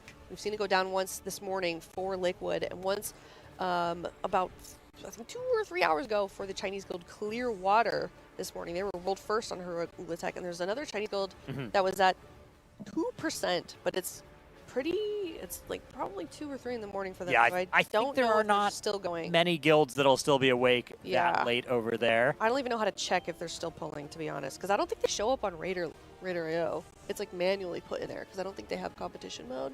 Sometimes it can be hard to get server? access to Yeah. all of them, all the data from over there. Although usually the first few kills we've got pretty well tracked. But yeah, They're on Duyan. it's Or pretty Doyen. impressive as well because they basically, that was like the first thing they did this reset. Like that's been their first full day Yeah. of the reset because they get it on their Thursday morning, which is a little over a day ago, I think. Let's see. It's like 36 hours after the NA servers come up. Yeah. It's when the Chinese reset is. So they've had a lot less time to collect gear. Still able to pick up that world first on Heroic Ula'tek. Obviously, the question always is like, will this be a 3-horse race? Will this be a 4-horse race? What do you feel like the biggest barriers for that region are in them having the potential to get first? Because they've come very close. Well, I think that but they're not quite there yet. Or at least in previous years. I think they don't try to get first. I think is probably the first thing. Like Really? there have been a couple of Chinese like super guilds that have been formed, but they were only formed for very brief periods of time, You, right? you Like don't think they were trying? I mean, I'm sure they're trying, right? It's like it's really hard. So okay. Whenever I say they're not trying, it's kind of like the prerequisite is you have to have 100% of the best players in a region in a singular guild. They have had that for brief periods of time. You need that for tier in and tier out. That's probably the first limitation for the reason that they're not able to achieve it. The second limitation, I think, relates to the reset. Obviously, the being 32 hours behind in terms of when their start time happens is a massive disadvantage, more so than the 13 hours between NA and EU. And so, like, I think that is a really big disadvantage. But I think more than anything, like they whenever they compete for M+, for MDI, for live key pushing, they are exceptionally good, but they have to be able to put that same level of dedication into raiding. And actually, a lot of their top players no longer even do competitive raiding, instead opting for just doing Mythic Plus full time. And so they have kind of like a different system in place for how their players play. But I think it's just difference in priorities and dedication level. I think there is a very tall hill that you have to climb. And the problem is it's not like Liquid and Echo are static targets, right? Like if you compare how good Liquid and Echo are to how good they were 2 years ago, both guilds are way better than the versions of the guilds that existed 2 years ago. Yeah. Which are way better than the versions that existed 2 years before that. There's continuous improvement happening at the top, which means if you are trying to catch and overtake Liquid and Echo and you're starting from, quite a lot less experience and such, it is almost impossible to do. As we are seeing another wipe coming out here on Heroic. It looked like everybody got stunned. I'm not sure what mechanic that was that landed the 15-second stun on everybody there, but something had been failed. Yeah, I'm not There's sure. a full HP Doom scale coming from the other side of the room there, so my suspicion is it has something to do with that. Maybe missed the damage check on the ad. Maybe, like maybe an egg not deposited into that cauldron thing. Yeah, absolutely possible. Could be the penalty for failing that. Mythic today? I don't think Mythic today is super likely. Yes. If we see it, it'll be later. Like, we've got a lot of Ula'teks to do, and I'm sure they'll find some other thing to do for gear before Mythic as well. They always do. The rule of Mythic is it's always later than you're hoping it'll be. I think I found their broadcast, but this website doesn't translate. It just stays in Chinese. I'm As getting they do. information. Is the primary language spoken over there? Well, yes, obviously that's. I'm saying like I can't do the Google Translate. Okay. I don't like casting with you two. There's too much synergy between you guys. I feel like a third wheel. I have a lot of worldly knowledge. Oh, do you? Yeah, Yeah. I know the primary language spoken in many countries. Tettles actually does. You're What a about the big Philippines? Guy. You're a big GeoGuessr guy. Oh, Well- yeah. Yeah, what is it? Depends on who you're speaking to. Okay. Okay. What's the primary one, though? Probably English. No. Could be. Okay. Tagalog, maybe? Tagalog? That's Yeah, good there you call. go. Great work. Yeah. Thank you, production. Nice job. You got Are you kidding me? Oh, Insane that production it told him. no. Well, I knew it after I heard it. I mean, Pretty sure you also pronounced it correctly. yeah, he did. Well, It's got a G in it. it was, I'm, You're in the right track. yeah, You have the spirit. of Tagalog. it. Yeah. Tagalog. Yeah. One of those. Yeah. Agree to disagree. I've heard it both ways. What about Hong Kong? So that was a British treaty port until like 50 years ago, right? So it's That's right. Chinese and 1999 English. is when that ended. Yeah. Cantonese. Yeah. That's, Cantonese and Mandarin are both Singapore. say Chinese, and that's both of them. Okay. What about Singapore? That's also Chinese, right? I think it's English, isn't it? Yeah. It's like English. I know that Malay, if you go there in the, Chinese, Well, You moved there, Hokkien. didn't you? If you look there, the Oh yeah, you should know this. they have like 4 languages. All They're their kind all of their a stuff melting is, pot. Yeah. is they're 4 kind languages. of- I've seen videos of people like going on the public transit there, because sometimes I get in these YouTube rabbit holes where I get these videos where people are like just going around a city on the different public transit. And in Singapore, I know that one of the things they were talking about was like if they do those announcements at the train station, it takes like 4 minutes to get through any of them because they just go through all these different languages Yeah. to do the same announcement. There's a lot of different languages spoken there. Mm-hmm. Good Apparently food, very though. hot there during the summer as well. It's hot there year round. Yeah. but they got these big fans, We do. which are It's impressive. It's impressive that they invented fans. well, they got like big outdoor like air cannons that are just like blasting the air to keep it moving. That's typically what a fan does, yes. Yeah, but so this is like on another level. Oh, okay. Like, we're not. These aren't your grandma's fans, right? These are like, Oh, yeah. they're like industrial air cannons. There's a brand of fans that Like the Razageth equivalent. Yeah, exactly. they're called big ass fans. There's a that's the actual name of the brand, and I think their logo is a donkey. So if you go into like a big indoor soccer facility or something, there's big fans on the ceiling. That's probably the brand of fan. I love learning. But not Yeah, reading. Yeah. No. No. Well, if it's a couple words, I can get through. But Okay. But once we're talking paragraphs, you know, yeah. TLDR. So, Tattles, you're a big GeoGuessr guy. Is it GeoGuessr or what's the? I what's just the like game? geography. Okay. So GeoGuessr, there's like weird metas with GeoGuessr specifically that I'm not. I that don't good like. at. I feel like the metas in that game kind of take the fun out of it. Yeah, Like, yeah. I like playing the game just based on I the can, knowledge like, that I can look at a already picture have. and guess where it is, but I don't know where like all the Google Maps. Yeah, references exactly. It's like, are. oh, Yeah. there's an artifact in the top right corner. That's because of that dead pixel from this car that was driving around this They country. only have like, they also only have like 75, maybe even like 65% of the countries in the world covered, and it's like you need to have like coverage map knowledge, Yeah. which is But they're like analyzing the angle of the sun and I don't know. well, Yeah, I think it's yeah. cool. I think Yeah. That I game like rules. watching people that are good at it, I do too. but But- yeah, it's intimidating to try and get good at that. I think it takes. I don't know. I think it takes the fun out of it when it's not just like I like the ones where it's pure like, knowledge that you oh, already have. the road signs here, right? It's like, oh, it's using this font. yellow under black on this Yeah. post. That means it's this kind. I like that kind of thing. I don't like the one where it's like metagaming the Google car. Yeah, I Yeah. agree. That's I what I agree. mean. That's what I mean. Yeah. Yeah. So when you play that game, what is the game that you play a lot? I just Do play, you like, guess the I've countries, seen you do or- the one where you do like the map from you got Map like one tab. country and you got another country and you have to like Oh, yeah. name a Yeah, chain of that's what I'm countries to trying to- go Oh from yeah, A to yeah. B. The travel. Yeah. That's a good one. Yeah. I saw somebody do one where it was like you had to get from like France to the Netherlands without going through Belgium and along the coast. So you have to do like Oh. this giga Oh. like world tour all around like down Africa Yeah. and Asia. Oh, and then up through wow. Russia. That is, wow. Yeah. Yeah. That's probably like 50 countries. Yeah, it is. Are you good at naming flags? My girlfriend and I do the flag doku sometimes. Okay. I am okay Okay. at it. I'm really bad. I'm embarrassingly bad at it. I was looking at Frank's guild, and he had a little graph of all the guildies and what country they were from, and I think I only got like 3 of them correct. Wow, that's tough because they're probably just like European countries, right? Yeah. Well, it was stuff like, to my defense, it was like, one I guessed was France, but it was like the French flag, but it was like flipped, so it was a different country. I don't know what country that is. Which one was it from? What country was that? The Netherlands. Yeah. Yeah, I got the Netherlands An obscure. flag and the Yes. French flag confused. so. Do not tell her about the differences between Belgium and Germany. Yeah, that's what's going.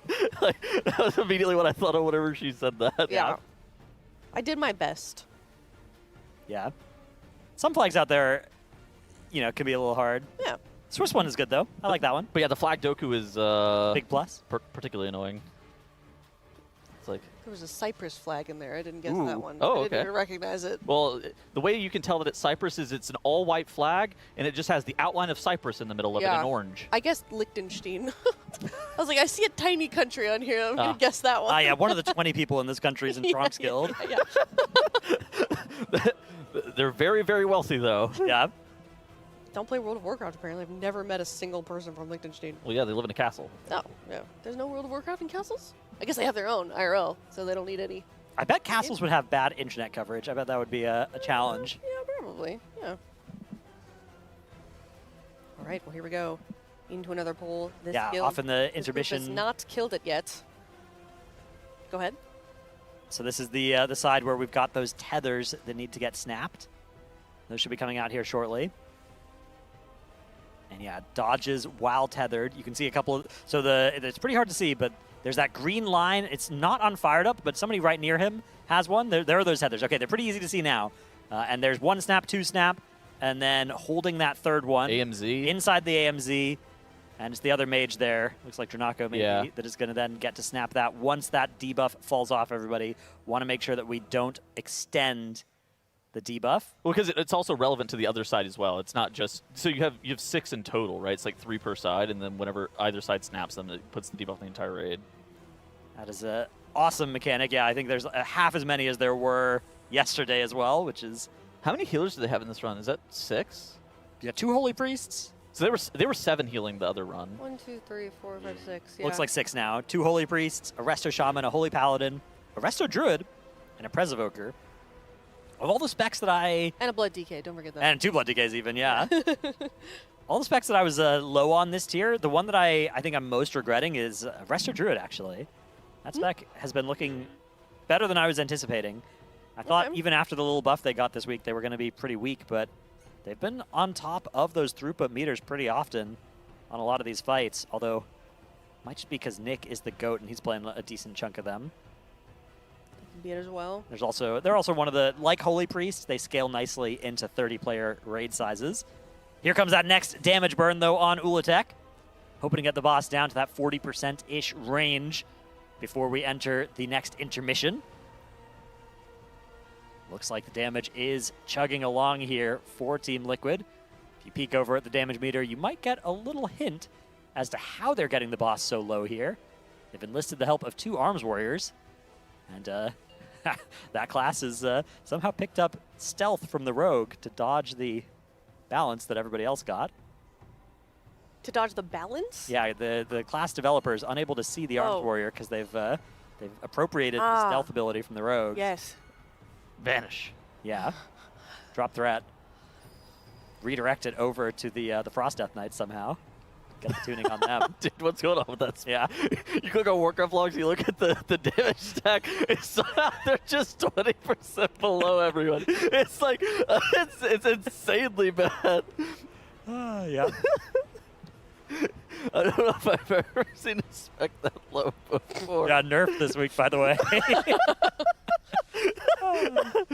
We'd rather you didn't play Frost Death Knight. All right, here we go. Last phase. Heroic Ula'tek, boss quite low. We've got a lot of our resources here. We've got both of our battle reses available still as well. So if we can just clutch out this phase, this could be the second Heroic Ula'tek kill for Team Liquid. We start off with a spawn of eggs, each one on the platform that isn't where the boss lives, and yeah, pretty easily taken care of. Getting that one in the back does require a couple of those range to swap over to it. Now we've got these red circles. So these players are going to get petrified if they're not soaked down in time, but everybody helping soak them down is going to be causing a green spread circle that they'll have to then all be able to spread out for. Next spawn of eggs, though, while this is going on. And as soon as the red soaks are done, you can see Fired Up and some other players making sure to get onto those extra platforms, be able to help out. Fired Up mostly on egg killing duty. As an arcane mage, he's able to swap fairly easily around, especially outside of his CDs. Now we've got that first of 4 platforms getting destroyed by one of these spectral tails. And now we only have 3 platforms to play with for the remainder of this phase, which means when the boss is spawning the eggs, one of them's going to land in the venom and hatch instantly. If they can keep everybody alive, they have 2 battle reses here. They have another battle res coming up in 35 seconds. This should be a very easy kill for Liquid. They've dropped down from the 7 healers that they were running in the first run.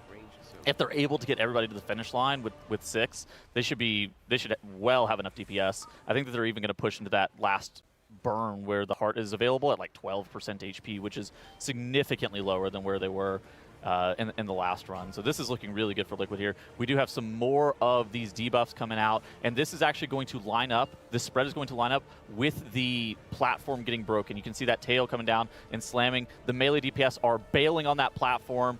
Actually, it looks like one of the DKs is going to even just drop into that whirlpool and probably a tank, I guess. It's do a little swimming. Yeah, do a little bit of swimming even. Yeah, get your wetsuit on. Oh no, Wolf Disco. Somebody get that guy, we need him. All right, so still 2 B-reses. One of our 3 total that we got during the fight committed there. And we've got the next set of soaks. A couple more of these need to get done. And then the final set we can sacrifice. maybe even the second to last set, depending on how we're feeling. Yeah, I think that having the 2 battle res is like so valuable. It's for a lot this of fight. flexibility here. Yeah. Dude, the boss, I mean, the boss is It's getting already absolutely rushed. in range here. If they can just get to the burn, that's all they have to do now. Get to the burn with more people alive. But Fired Up is going to go down, and they are out of battle reses now. He's actually one of the people that matters the most for He that is. He's got a final great burn. I mean, look at the damage meters right now. Those Arcane Mages are some of the top damage dealers. That being said, the boss is still low enough that they don't need everybody. Yeah, I think you might just like straight up just stack these people in the whirlpool here and not worry too much about it. All you have to do is make it to that 930 mark where the heart is going to become exposed. The heart is going to be taking double damage, and Ula'tek is going to be targetable. Then the enrage happens about the 10-minute marker where the platform breaker comes out and you just get dropped in the whirlpool, but I don't even think Liquid's going to see that last platform break. Once this heart gets exposed, it's basically going to be put up or shut up for Liquid. 10% HP, a 20-second long burn before the fight ends, and I think that they're going to be well into the second kill. I think this is not even going to be close. Boss absolutely melting here. 8 seconds left on the burn before it dies, even with players dead. What's the loot? And let's see what we've got here this time. Oh, 2 trinkets! 2 venomous hearts. It's Biz! Oh That's what we like to see. God. And we've got a couple of, it looks like the weapon there at the bottom of that loot table as well. Oh, we got to scroll it down. Yeah, there we go.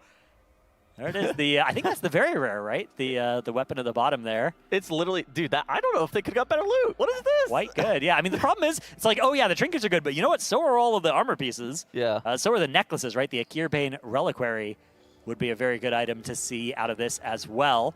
That hat, that's the leather helmet too. Yeah. Nicely done. Don't mind a hat.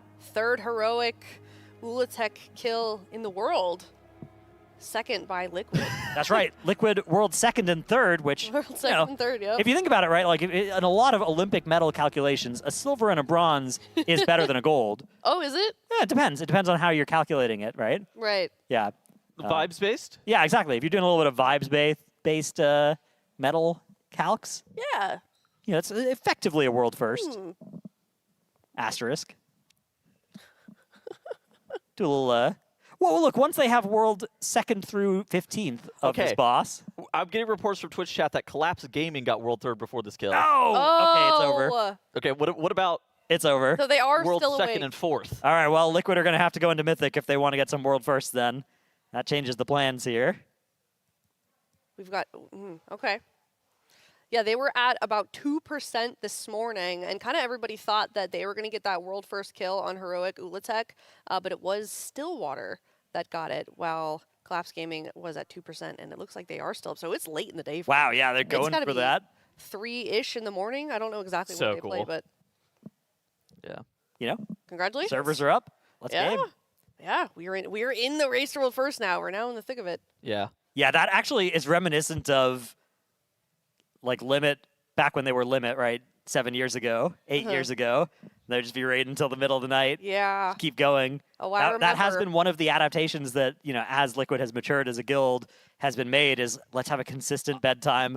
Let's not push this till the middle of the night. Let's not do these like 20-hour raids. Especially this early. Dude, yeah. Yeah, days. not until we're on an end boss that we think we're going to lose if we go to Yeah. bed for. I need to ask Max about this at some point, but I feel like he got into sports science like super heavy Yeah. at some point, and like because he talked about like optimizing the length of your day, and there's like such a thing as like if your raid day goes too long, you end up having like regression in terms of your actual performance. And he says that you're also sacrificing while 15 hours it feels a little bit tough. You'd rather do a 15-hour day than pushing it too long and have people playing a bit sleep deprived on the next day because you're basically, you know, almost wasting time more or less. Exactly, yeah. Although, you know, in the first couple days, it can be very fun to just blast, but then you end up paying the price later. Oh my gosh. Fired up old vaults even. Old Vault, yep. Why is he doing this now? I He think got gear on the. I think he was going to take a socket. Okay. Yeah, so I saw him do this, but not take. He took the socket, but then didn't actually use it. We'll see. Maybe he's just looking to see if he can make two-piece or four-piece. Those were old tokens of merit. Yeah, this is now the new one. Yes. From Like this is week or last week's last vault. se- Yeah, okay. This is the newest vault that we can have access to. Yeah.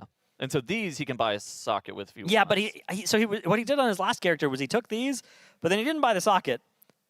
But yeah, maybe he was just checking to see if there was tier in there that would make him, a set bonus or something.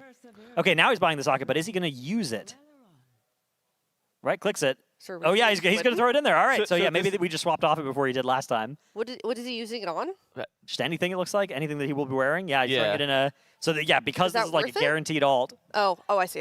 Okay. it's Gotcha. this is just making his alt stronger to make this kill easier. I see. Yeah, we're just going for the Ula'tek kill. I mean, Gotcha. we're all Okay. ending the Ula'tek kill. Yeah, that makes sense. I mean, this guy's got a Vantus rune as well, right? Like, Yeah. he's sending all the Oh. crests. I'm seeing a raid warning come out to join the Discord, so maybe we're adjusting what we're up to now. Maybe that was a fat finger. Oh yeah, maybe that was just a macro being pressed. Because yeah, I'm looking at the players here, and it looks like It looked like it was at a specific player. It said, "Please join the Discord, Happy Hill." okay. Maybe someone's just lagging behind. May you find what So, you seek. What do you If they're all 30 Liquid Raiders were doing something, then they wouldn't be needing to do That's a good any point. of those, right? Because like Yeah. they'd all be in TeamSpeak and or Oh, Discord. so then I'm looking at the names here. I don't recognize all these names, but most of them I do. And the ones that I don't could easily be alts of people. So I think this will be another Ula'tek. So yeah, maybe somebody just accidentally pressed a macro. In unity, find strength. Because yeah, I don't see There is much to be done. any helpers in here. I think it is another heroic Ula'tek. But yeah, I got a little tricked by that raid warning coming out. was Happy Hill one of the name of the Yeah, split yeah, groups? it's one of the Oh, split then- groups. Okay. But because they Yeah, could then have I been think that's pivoting just to a some other macro. kind of splits, Yeah. some helper splits, but no shot there are going to be helpers in on Ula'tek Heroic at this tuning. So yeah, we're going to see another attempt at this one. Let's see how the composition differs this time around from last time. It looks like more or less the same idea. Got a couple of Mistweavers in this time, Oh, okay. so that'll be fun. Looks like Tobo healing on a Mistweaver. Smacked as well on one. Love a man that can multi-class. Yeah, Tobo often flexing between DPS and healer in these splits. Plays stuff like Shadow Priest and then heal splits. Damage Evoker, and then can also heal on that one. And yeah, looks like a Mistweaver of his in here as well. How many warriors do we got? Looks like 2? So we got Scott on a Prot Warrior. How many And we got- DPS warriors? Sorry. We got Wall Life and Wolf Disco. I swear I've seen Link's Disco like 3 times. Maybe Is he he's just helping with Maybe, spelling? yeah. Maybe just has accent marks or something. Maybe accent marks. Yeah, maybe similar character names. That could Maybe be one of it. them is a capital I. Maybe multiple servers, like One of them's maybe. a lowercase L. Well, THD does it on. That's a good- makes characters on really small. You're- servers yeah, so you're that making you a good can have point. THD Yeah, yeah, you locked. got Probably the something stupid Link's like Disco on Draenor yeah. and on, Dude really wants to Crush RP Gore. his animals. all these different realms. Blackwater Raiders. And, Yeah. and Are these server names? Steam Yeah. Weedle Steam Cartel. Weedle Cartel. What Yeah. on earth? Anderhole. Is that a That is a realm. I think one of the worst things, okay, not literally, but like something that I wish they wouldn't do is when you make a new account and then you make a character, they put you on an empty realm, Yeah. which I think is Oh, yeah. significantly less. I mean, I get why they do it, but it's significantly less fun when there's just no people around when you're on a dead realm. It's very anti-MMO. Well, I think that, like, you don't really see too many people outside of capital cities anyways, which are phased. Yeah, it doesn't matter as much anymore. But I back mean, in the in the day, it used to current- be like a big thing where it's like the game defaults to giving you a bad experience, right? Yeah. And every single guide would always be like, ignore the new player servers, go on a full server. Yeah, Yeah. Now you just get phased, and that's like the most important. Yeah. Mm. Although you'll still get made fun of if you have a funny name at the end of your Especially one that's Your character name obnoxiously now. long, like Steam Weedle Cartel. Sea Weedle Cartels, yeah. The Blackwater Raiders. I've never Moon heard of Guard. these.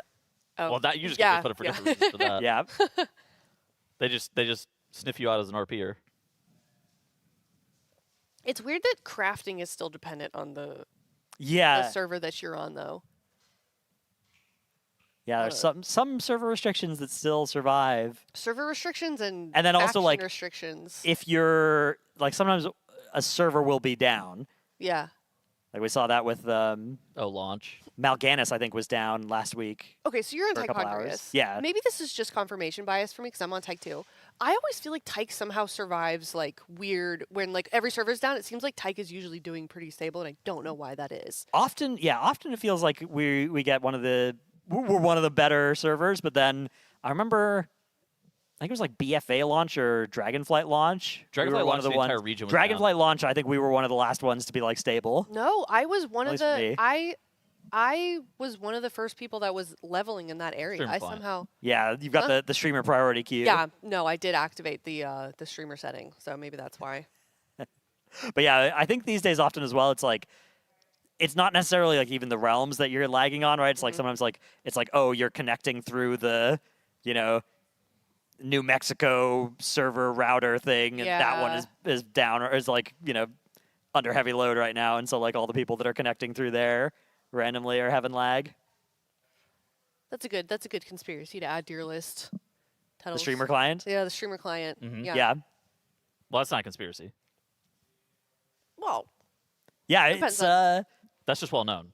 oh, okay. it was Path of Exile that had the big controversy about the streamer priority queue that they They had. actually did it? Yeah, so there was no. a season launch they had that was like pretty bad, and the servers had like massive queues to get in. When was this? This was a couple years ago. Okay. 2021 or something? Yeah, Ultimatum League Uh-huh. which gosh, that was quite a while ago now. Yeah, like, that was forever ago. I'm trying to count how many Path of Exile leagues it's been since then. I've played a lot of the ones since then, and yeah. So what happened was there's like 100,000 people in queue in front of you, right? And then somehow all the streamers were able to log in, and it turns out that they'd whitelisted a lot of the streamer accounts to be able to just like jump the queue. Like Oh. Shroud, I think, was like on the front page. Right, of and so the Yeah. reason that they did this, it kind of made sense, right? It's like a lot of these Marketing. were sponsored streamers, right? Yeah. So it's like the company was paying these guys, thousands of dollars or tens of thousands of dollars to But- play the game on the launch, and then Yeah. they don't want them to just be showcasing sitting in queue simulator. Yeah. But it's Like- also like a competitive, season start where everybody is trying to, level up as fast as they can and be the first people to get stuff done, and Yeah, it's kind of tough. so It's like, is that worth like the ill will that they clearly got? from the yeah, community and then of they had like literally streamers doing a like streamer asking to privilege? get removed from it so that they could, not get as Not- much hate not from the get flamed, community. yeah. And Yeah. yeah, it was Kind of a double-edged sword because like you said, you don't want a streamer sitting in a queue all day. But then- Right. but then I mean, it was like definitely doesn't look good if you're giving streamers priority. not a good to look, that yeah. front extent. page of Reddit. Like that It was. was, yeah, it was- That wasn't even like I don't a. know how I missed that then. Interesting. it was good drama. That was Yeah. good drama. I guess Yeah. I don't pay attention to Path And it of was Exile good as well enough. because all the rest of us were just sitting in queue, so we had nothing to do except for play. to join these drama threads in Yeah. different places and get mad. So interesting. I feel like Path of Exile for a long time did a really good job of like building up. Yeah, they Community do. I think they still sentiment? have a lot of good community Yeah. sentiment generally. That one is just a, Just we a small all blip. make mistakes. Yeah. Yeah. We all have our oopsies from time to time. Yeah. Yeah. It happens. Yeah, they have pretty good rapport with their player base, I think. Yeah. I think they've built up a Well, they're based yeah, in New decent amount Zealand, of- I think, of right? trust. It's like Yeah. a small, well, perhaps not anymore, but small studio, smaller.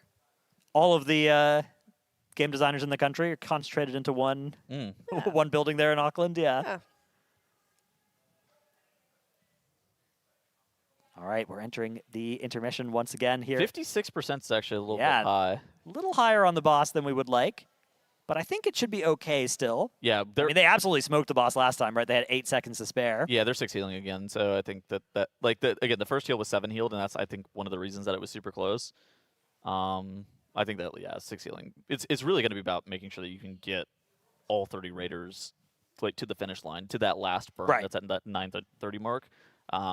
Preserving battle res is a huge deal and a big resource that if it's possible to save them, obviously you save a lot of damage by keeping those battle reses. Do we have a target eye level by the end of the week? Or has that been kind of thrown off with everything that's been going on? 310, 312. So you can be in full 311 with just farming every item possible from M+ without spending any crests anywhere, right? Yeah. But they're not doing that. They are not doing that, but I think by the time we're doing Mythic progression, we're going to be seeing like the Mythic mains are probably going to be on the order of like 315. Oh, you think they're going to be a little I think higher? by the time we're at the end of the week, yeah. Will Because we like think about it, have- right? Like the Mythic mains are going to be the characters that got handed a bunch of Hero 3 and Hero 4 loot from these last few bosses. Yeah. And by the end of the week, they'll probably have spent their Hero and Myth crests on various upgrades and crafts, right? So like, but the only myth piece that you can even get is a craft. Yeah, well, until you start killing Mythic bosses. Well, okay, which- I guess you're. I was assuming that we were talking about like right as we're entering mythic. So yeah, they might be a little bit lower when they're killing Mythic Nexali, right? Sure. But like by Sunday, when they're progressing Mythic Twin Fangs, I think this is it'll going to be age poorly. 350. I think on Sunday Flip it, chat. at 3:27 p.m. when they're pulling Mythic Twin Fangs for the 5th time, they'll be at eye level 315.5. Ooh, 0.5. Okay. That's right. Wait, how many seconds? You said the time, but you didn't get Well, Yeah, he does. that's not 327. Well, it'll be the entire minute. So Yeah, yeah. the entire minute. Okay. yeah, All right, you heard it here. it's a continuous range. I'm gonna hold you to it. Money back guarantee. Mm.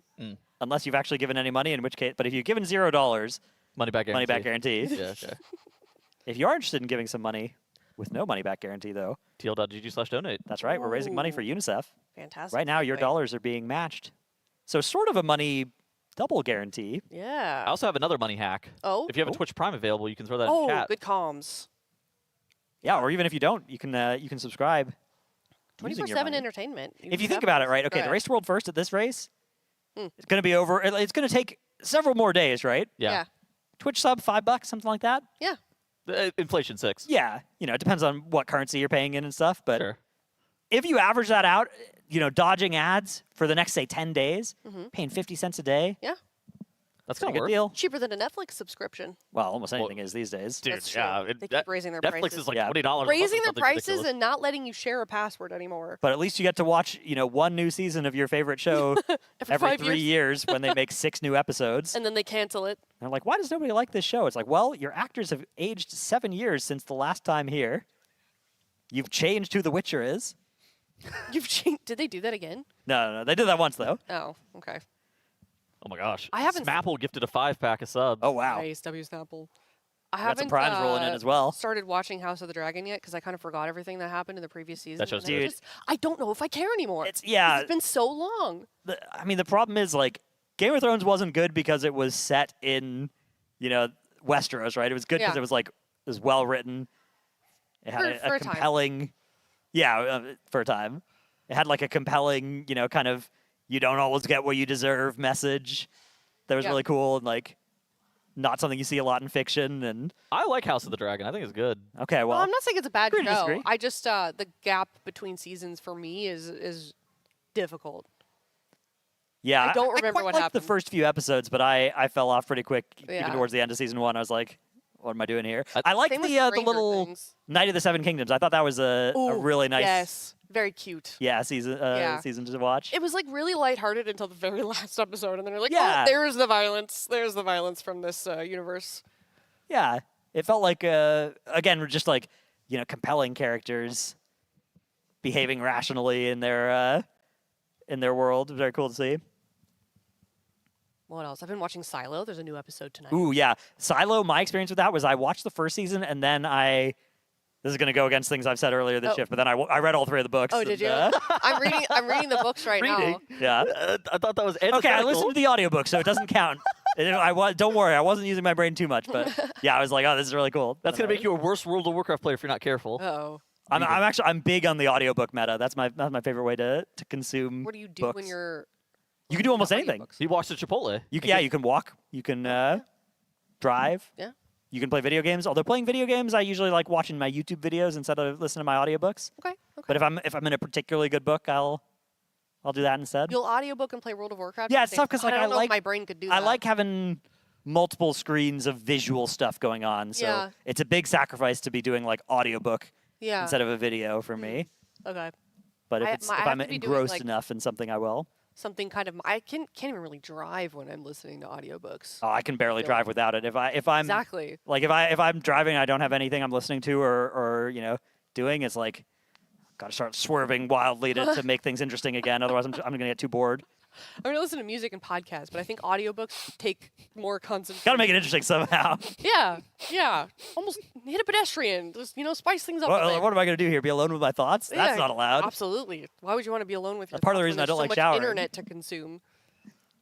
Exactly. I have actually, I'm gonna get flamed for this, and I don't care. I have a phone mount in my shower Nice. so that I can What? watch YouTube when I'm in my shower. Dude, That's it's a good. awesome. It's That waterproof. sounds life changing. Yeah. It is life I gotta changing. get one of those. It's life changing. Yeah, I'll link you I'll give you my Amazon affiliate link. You Ooh. buy one. It's Dratnos great. is out here with the Call of the Void, compelling him to Yeah. do insane stuff. That's what I've learned on the ship. That's right. All right. The Call of the Void is coming for Ula'tek right now as the heart is going to be exposed here momentarily. The boss is so unbelievably low. All 30 players alive as Yeah. well. This is looking great. We even have a battle res for one of these sacrificed players on these red circles. This is over. You can see that does land potentially. Actually, they're just going to be able to melt this boss. 7, 6.5. Going to be a little bit closer than last split, but definitely still on the kill here. And there it is. Liquid's third kill Beast. of Heroic Ula'tek. What's the loot? What is the loot? Double trinket, double trinket, double trinket, double trinket. Whiss. Oh, another very rare at least. Literal whiss. Wait. Was that the very rare? Oh, we got the Akira Reliquary. That's nice. Okay, that thing's good. Necklace, yeah, and then we've got the dagger, right? The very rare dagger. Is that what that one is? The Breath of Corruption. I can't imagine anything else is valuable here. I think that the most valuable stuff for the Akira Reliquary, like you were calling out, and then the Just all those cantrip items are all good. I think that those they're are all nice upgrades. I think it's that trinket. I think it's that Ula'tek's heart. That thing is insane for melee. It is, but all the casters are looking at a lot of these other like a lot of people are thinking about coining this boss. But Using the bow trolls that's here. because you get myth piece. I don't know. Coining this boss on Heroic? No, well, yeah, because you got a myth 1 out of 6 piece when Yeah. you use the coin on Heroic. But even then, myth 1 out of 6, hero 4 out of 6. Those are the same thing pretty much until you put the crest into it, How many which you mythic will. crests can you farm this week? So you can get 100 crests per week, and then there's, I think, 50 total that you can get from one-time sources. Yeah, 20 from the cracked and 30 from the nemesis. 30 boss, from right? the Nemesis on Yeah. question mark difficulty, which it's not as hard of a Nemesis as Kaiveza. I'd say it's probably not quite as easy as Noleus was, but it's definitely very doable. All right. Well, while we head over to our next split, do want to give a mention to our apparel this season for the Team Liquid Race World First, TL.gg/RWF, if you'd like to check it out yourself. I have one of the shirts in the collection right here, and the textures of the shirts are a little bit different this year. They're like very sturdy material, I would say. Yeah, feel good, right? I'm just collecting TL apparel at this point. Yeah. Yeah. It's nice. The first couple races I was here is like, oh, I'm a little low on different TL shirts. I gotta do my laundry a lot to be able to have enough of them. And now I'm at the point where it's like, before I come to one of these things, it's like, okay, which 10 of my 25 different race shirts do I want to bring? And Yeah. it's really fun to choose because they're all so great. Yeah, so you got this is one of the new ones, or the ones from last year. Lura Yeah. Winters merch. I got something with Gallywix on it from Undermine. Yeah, that was and a cool season. You got some. This is old. This is very old. This is just like a One of the hoodies, or one of the windbreaker. sweaters, Yeah, it's like a quarter zip. Yeah, I don't have a matcha, but you can see it you can see it right here. Also, we've got a mouse pad. There's hoodies. We've got the derp shirts back. There's a jersey as well. Also, if you go to TL.gg/RWF, the Raiders have signed a bunch of jerseys and a bunch of mouse pads, also limited edition. If you'd like to get your hands on those, but just the full apparel collection can be found at TL.gg/RWF, and there's a lot of cool stuff. Oh, here's the jersey walking right by us. Oh. There. Oh, saw it for just a little bit. There it is. Huh. Stealth mode. Stealth mode, yeah. Yeah. Let's go. I will say it's a good look with the combination of like putting the caster headset like halfway down. You get the kind of look like it's like wearing a baseball cap backwards. I forgot that it was on my head like this, Yeah. but it's so much comfier if I put it down Yeah, it's like this. Yeah. Hello, Earthlings. Alienware, alien headset. That's kind of what I was feeling. Uh-huh. You don't think this is a good look? Try it. It's so much more comfortable. I'll take your I'll word put for it back. I'll put it back. Tettles will not allow that to I disturb didn't his know hair. it was like this. I'm sorry. That took 90 minutes to No, set that up, like and Yeah. this morning. Hey, we have a question for you. How do you have Link's Disco? Do you just have a bunch of different realms? It's a secret, he says. Secret. It's the same character. It's the same character. Oh. Oh. What does it Hmm. mean? So that means that they get less loot. They're doing 29 man runs or something. Hmm. 29 unsaved characters. Ah. Or- Huh. Yeah, you just have one arms warrior throw the rest of the raid on his back and Well, see, carry them through a bunch of kills. that's what I was saying whenever I saw Link's Disco multiple times. I'm like, why is there multiple? Yeah.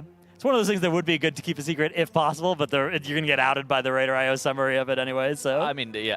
Yeah. The people that you want to keep a secret from are other Race World First guilds who will be able to immediately determine what you're doing. Absolutely, yeah. Dude, it's one of those things that I remember whenever we were casting for Echo, this happened a lot where they're like, shh, don't mention this thing on broadcast. And it's like, dude, the Race World First guilds, if they're looking at this with their eyeballs, with their eyes open, they know what you're doing. Can't be too careful, Tettles.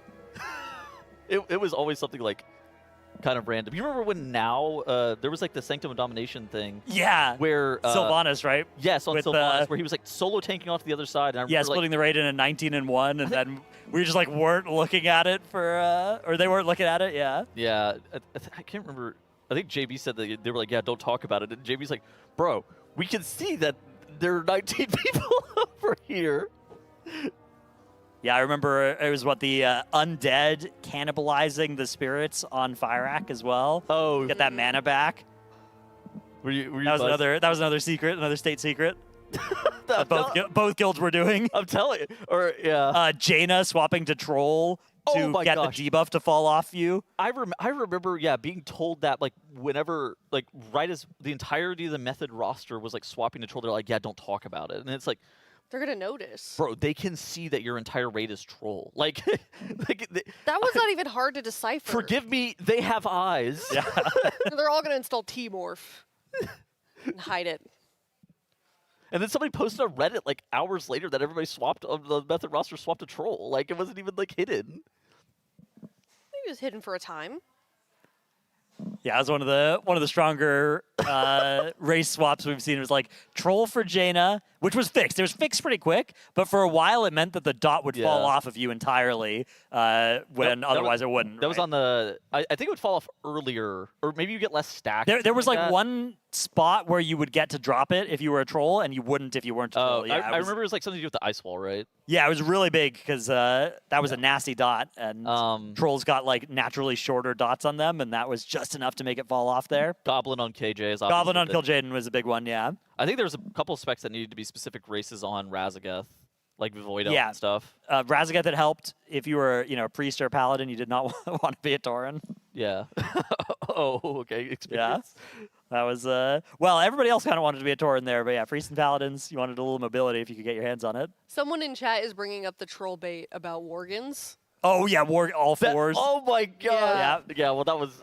Were people actually switching to Worgen, though, to copy the strats? not not Race World the First other Guild. guilds, obviously, but just like the I don't think so because pedestrians. I don't think anybody like knew what it was doing. People said that it made the ball roll faster, so that you did more damage to sticks or something like that when you contacted them. It was like some insane Oh bait. my Like I gosh. don't even understand how Scott came up with that bit. Was like, it Scott? That's such a Scott-coded bait, I feel like. That's good. Hashtag all fours, right? Yeah. Did Aya just call us pedestrians? Guys, I'm one of you. I'm also a pedestrian. Oh my god, are those tier 2 subs I got gifted? Resident pedestrian. Whoa. here. Oh, yeah. Big wow. money. Don't see that often. Fatal TV. Thank you for the gifted tier 2 subs. Oh my goodness. Yes. You've just provided 5 people with ad-free viewing of the Race World First. What other insane racials were there? I think there was like your tank wanted to be Drakthir for Galley. Galley, yep. Yeah. Your prop warrior. My prop warrior is still Drac there from that. What was Void Elf on the- Demensius was pretty good. Okay. For what?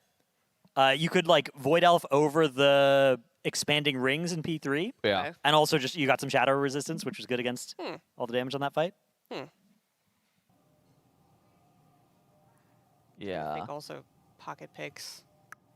It's not a ton of racials that are just like ridiculous. Yeah. I remember the first season. No, it wasn't the first season of MDI. It was one of the seasonal affixes where Night Elf just like completely Oh. mitigated this. Prideful? What was it called? Did you 5-0 There was Pride? like Prideful Reaping. You could. I think it was Reaping that I was thinking of. Oh yeah. I feel like Night Elves are still. Like, I remember Yeah. you invis potted the Pride, but I couldn't remember if you nelfed it. There was the yeah, you melded it. Awaken season. Remember when you had the 4 mini bosses as well? And That was a fun. Season. yeah, you that could. was such a fun season. You remember Freehold, where you'd have your healer just go and run laps around with all 4 of the mini bosses Dude. while the rest of your team killed the end boss? Was it the Echo team that invented that? I don't remember who invented it. I think they perfected it. I wouldn't be shocked if it was Perplexed, but Oh, I think it was Perplexed. for some reason I have like a vivid memory of Zamok running around and Yeah. Yeah, it Freehold, was but Zamok. like Yeah, Yeah. like doing the Yeah. figure 8 around the. yeah, but Or the Bubble Boy strategy in Cathedral and the Legion season. You guys remember that? It only Yeah. worked once because then I think Blizzard nerfed it. Were- So The one of the haste bubble? TKs took Oh, Controlled the Undead, Warlock. one of the ads, Yeah. and then it just kept bolstering, I think. And then it just became this like crazy like pet basically throughout the rest of the dungeon. yeah, I mean, And they kept saying Bubble Boy strat, Bubble Boy strat. We like didn't know what it meant, and then we saw it and we're like, oh my god. yeah. There was like Warlock and Arcway as well with that haste buff. That was like really. I mean, dude, Warlock and Yeah, some of the things you could do in Legion with like spell steals and Dude. stuff was. oh, dude, I missed Blackrook Hold with spell steal was Yeah. the most broken thing I've ever seen. Also, Demonology Warlock on the last boss of Blackrook Hold, where you would like double scale because you got a health and damage increase. Oh yeah. And your damage scaled with the health of your pets, which scaled with your health. So you were just like absolutely murdering that last boss. Legion I was not miss the particularly chaos balanced. of Legion. Yeah. Though. I feel like that there was so much fun stuff with that, and now there's. That was awesome. Yeah. It's a lot more controlled these days. My experience at the start of Legion, I was playing Arms Warrior back then, and the way Oh. Arms Warrior worked was in your major cooldown, you could just press every button without it costing rage, Yeah. and you had focused rage and hamstring that were both off the global cooldown, so you needed to press both of those every single global along with your other button in order to, because you still counted as spending the rage for the purposes of getting tactician procs. So you would just press your battle cry, and then you would just like smash your face across the keyboard, or if you had a bunch of macros that would like cast those buttons for you, and that was a little silly. Yeah. Legion was a little silly. It was good. It was fun though. It's my favorite expansion. Yeah, I think there's a lot of Maybe ever? people's. Yeah. I didn't realize it at the time that it was going to be my favorite expansion, but looking back, it's my favorite expansion now.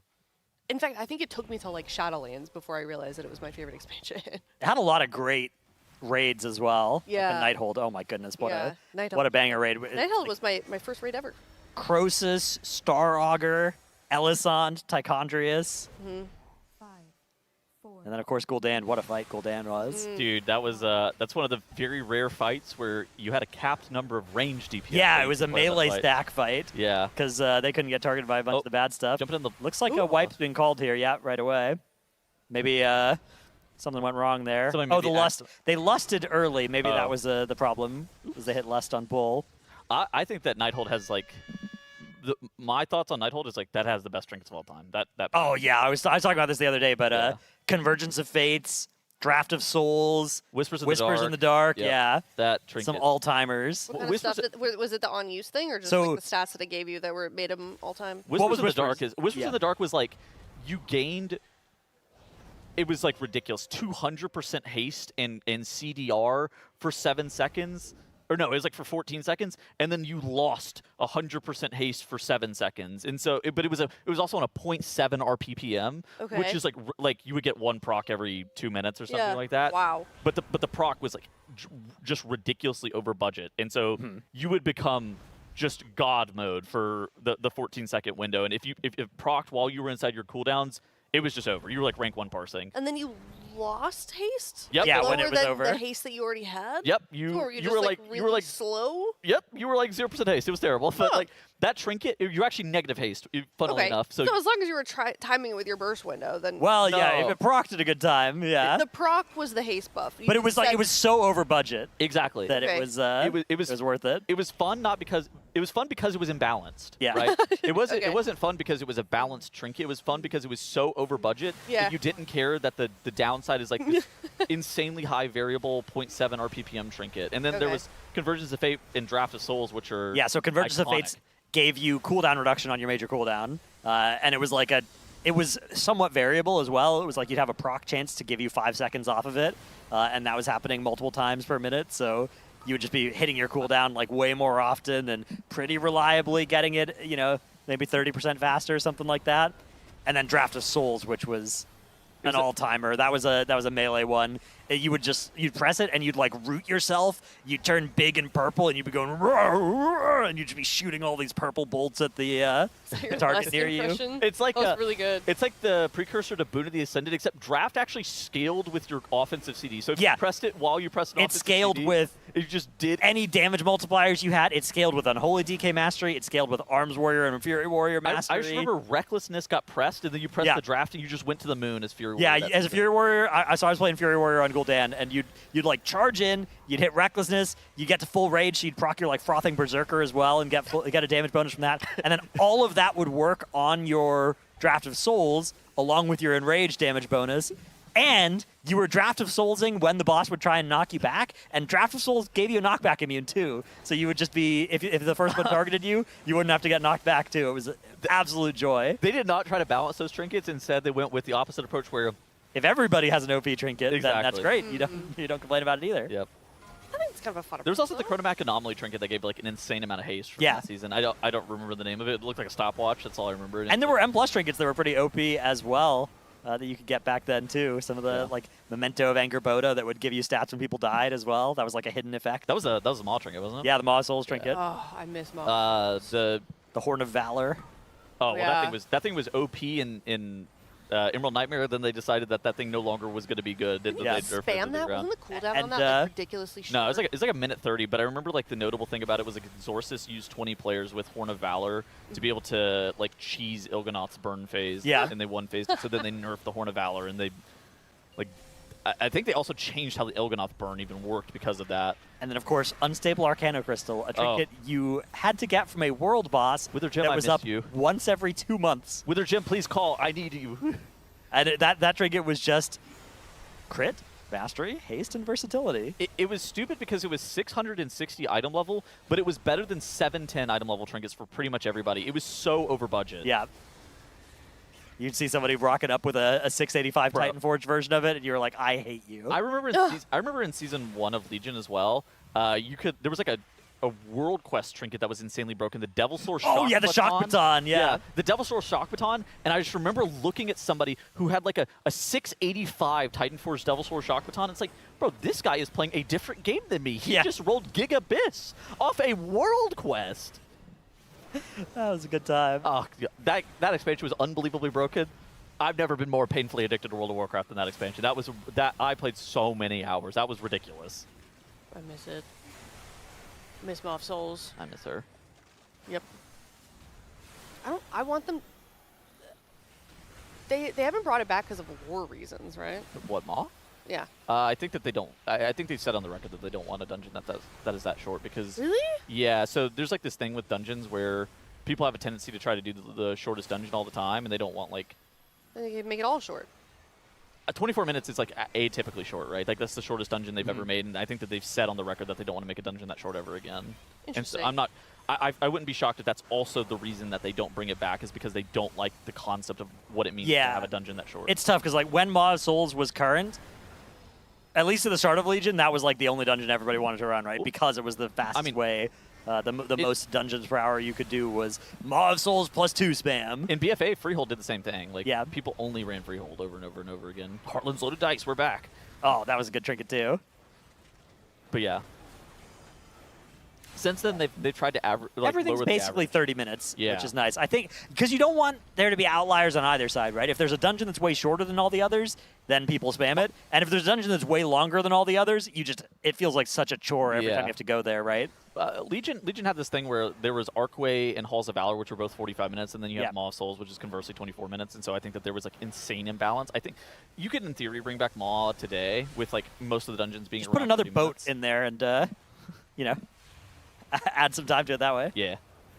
But yeah, they did, in the middle of the expansion, they added extra artifact power from the longer dungeons, and they made Maw give less to try and sort of balance it so that you liked doing all of them equally. You stopped farming like after the first. Yeah, that was the problem. It was a season. bit late. But if Yeah. that had been in at the start, then maybe. Yeah. They probably needed to like give dramatically less AP from a +2 dude, and more from a +10. I actually remember the real hack wasn't even farming Maw. The real hack was farming Court of Stars. Oh, yeah. Because Court of Stars had like 2-piece set bonuses on Yeah. like hands and bracers or necklace, something. right? There was like the Strand of the Stars. Oh, that was the Arcway one. The Strand of the Stars. yeah, yeah. The Strand of the Stars was like the Arcway one with the trinket. You're thinking like the leather 2-set, right? I was thinking the leather 2-set that gave you a mastery bonus, and that thing was like ridiculous. And so there was actually a lot of groups that just instead of farming Maw, which was the shortest dungeon, they would farm Court of Stars, which was first off I think a little bit easier, and secondly had insane high rolls if you got like Titan Forge leather 2-set. Yeah, those were some good dungeons. You A guys lot of them play have Legion returned. Remix at all? I played a lot of Legion Remix, Did yeah. you? Got all the cosmetics. Remixes just don't do it for me. Yeah, I kind of feel the same way. By the time I started playing it, also everything was everybody was really overpowered. So whenever I would join a group or something, I got told to stand at the beginning and just wait there while It they just did doesn't it. feel I mean, it just wow. wasn't fun anymore. Like, yeah, that- it's like I already played it. I would rather progress through it the original way. I think I'd rather play Legion Classic at that point. It was just fun to be able to like solo everything. You just go in and like you just get upgrades from anything Yeah. you do, and you know, kind of like ARPG style blast. I think that's what it. I think that's in what the old the deal content. was for me. It's like it just felt like an ARPG. Yeah. Instead of like I was playing some version of World of Warcraft. And I just had so much nostalgia for Legion that I was down to go do that. Legion. Yeah. Get to redo like the raids, even though you're kind of nuking them. Even on the first day, like Mythic Emerald Nightmare. Mythic Emerald Nightmare day, the first day was like a little tough, but then everything after that was everybody. You could join these groups that were super overpowered for them. Mm-hmm. I got my mount from, I don't think it was Nighthold. It was it's like the, oh my gosh, I always forget what it's called. I don't know. I got a mount that I always wanted from Legion that I didn't get, and then I dipped. Yeah, that's fair. It was like the Dream Weave. I don't know. Yes. Some bird that was iridescent looking. Ooh. Waiting for somebody in chat to tell me what it is. The Dreamweave bird that was iridescent. Yeah. That's enough information to go off of. Someone will get it. I'm telling you. Just watch. Watch chat. The bird. The bird, there, yeah. See? Violet's Bellwing. Healer Soap. There it is. Oh, the AOTC one from Yes. Yeah. Yeah. AOTC, That was the yeah. Argus AOTC, wasn't the Argus AOTC one. Yeah, Yeah. that was a nice. Because I didn't do Argus. I see. Yeah. Oh, Argus Mythic was Argus Heroic is the freest heroic boss of all time. I know. perhaps. That's why I was so stupid that I didn't get it. yeah, but and then Argus Mythic was so cool because just seeing like the red side spawn. I think that is the most like gamer adrenaline I've ever hit is like killing Mythic Argus. So, it was something about that fight was it had really good Range tension check. at the end of the boss for pretty much everybody who ever killed it.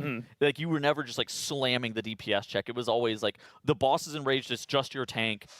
It's at 0.1%. It reminds me of Sludge Fist, right? Where Yeah. like everybody who's killed Sludge Fist killed it when it was like slamming into that last wall and you were just like barely getting over the enrage. Obviously not everybody, but most people got that experience on that boss, which was really awesome. Yeah. Like the very, I will very say- fun way to kill a boss. Stupid thing about Argus though, you wanted like 10 immunities on that fight. It was Yeah, like, and you were the pre-immunes. So a little history lesson here. In Tomb of Sargeras, there was a bunch of soaks that you could immune profitably and trivialize some fights. So after that, Blizzard was like, oh, let's make these mechanics that you can't immune. But what you could do is you could immune before the mechanic came out, and then if it would have targeted you, it doesn't happen. So then on Argus, there was these chains that would come out that you break them and it would do huge raid damage. But if you were immune when they went out and it tried to target you, it would just remove one from the fight. So you'd have your DKs, and if your DKs AMS at the proper times, they could AMS like 1, 2, and 4 of these you casts. could cloak like 1 and 4 as Yeah, well. so you could just get a pull where you just got like none, or you get a pull where they all go on people who don't have immunes, and it was like 20 times harder. Yeah, and I think that everybody who had an immunity pressed it on like the 4th set, and it was very frequent that you had basically just like 0 chains going out. All right, last burn here on Heroic Ula'tek. We've already got 5 dead this time, but the burn did start at 10%, It looks which is dead. quite low. As long as our top DPS players are able to stay alive here, yeah, this boss is going to go down. Let's take a look Nice. at the loot from this one. Trinket. What we got here. We got a reliquary. Yeah, another reliquary. Hands. Looks like it's other cantrip effect items. Not bad. Yeah. Not bad at all. Yeah, I mean, Liquid from a boss that was posing a bunch of challenges for them, having a pretty good morning, all things considered, trying to farm Yeah. the Ula'tek. Was that the 4th kill? No? I believe that Yeah, was that the was- 4th kill, yeah. Yeah. I think this is a one-shot in this group as well. So we're starting to get the Yeah. Getting the rhythm of it. the wheels nice and oiled here. Everything going smoothly. a bunch more of these, though, still to do, of course. Yep.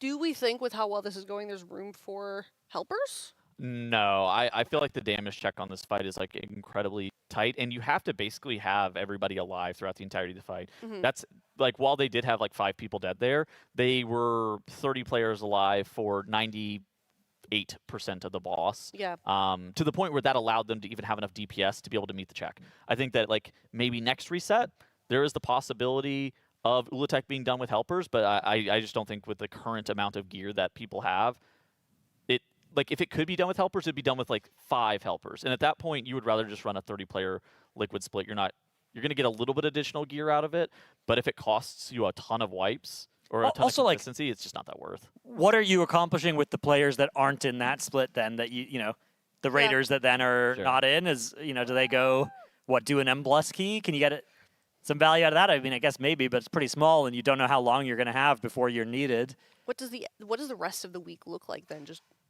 So this? after the Ula'teks are done, maybe we could go Mythic. Maybe we could do Mythic Nimrissa and see what that is like, and see if that's something that Liquid will be able to do a few Mythic splits of. We have seen a bit of Nimrissa.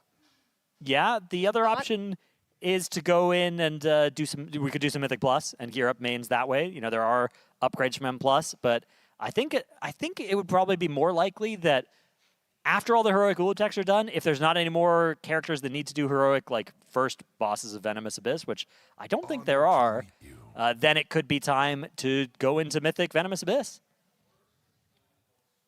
Which could be, that could be today. I think they probably need to do about 10 more heroic Ula'teks. Yeah. So that could take anywhere from, 3 hours to 6, depending on how many wipes are involved. I don't think there'll be any detrimental wipes. Yeah, I mean, it's a hard The first fight. one of the day took Guys, 2 pulls. 2 pulls. Exactly, yeah, and they're getting better every pull, right? Like, Right. the muscle memory is improving. As long as they've designed the splits well and the characters are all about as strong, then I think it should be all good. It should be pretty smooth sailing from here. All right. Well, between pulls here, we are going to head to a Monster Energy listen in. Do you like eggs? I like it. I think we should only 7 heal personally if you feel like you're like, basically if you look at the 6 heal comp and you're like, I think it should be a 7 heal. But if you don't look at it like that and you're like, this will probably work, 6 healing is good. Because I think it's less about, like, here's my point. The like wombo combo deaths, like when people are dying during a lot of raid damage, I think there's a very high chance that those deaths happen with 7 or 6 healers specifically. Like, it's just so much damage at once that it's more likely someone not having a personal or something than it is like raw throughput, honestly. It's after the wombo combo where it's a throughput thing. I think this group is fine for 6. My name is Jeeps. Lava Sam smacked. There gonna be Yeah. No, you're right. Is there gonna be a tuning nuke today? Think about it. Yeah. Fucking Well, their nuke tuning, window the is tuning open. today would be announced for Tuesday, right? Yep. It wouldn't- That's right. But I mean, Oh, that's yeah. when we start doing mythic, so it's basically What same the hell? I mean, he's not wrong. We got mythic split soon. Last night. So they added heroic week? The hell? Artificial heroic week. Artificial heroic week. It's fucking change everything. Yeah.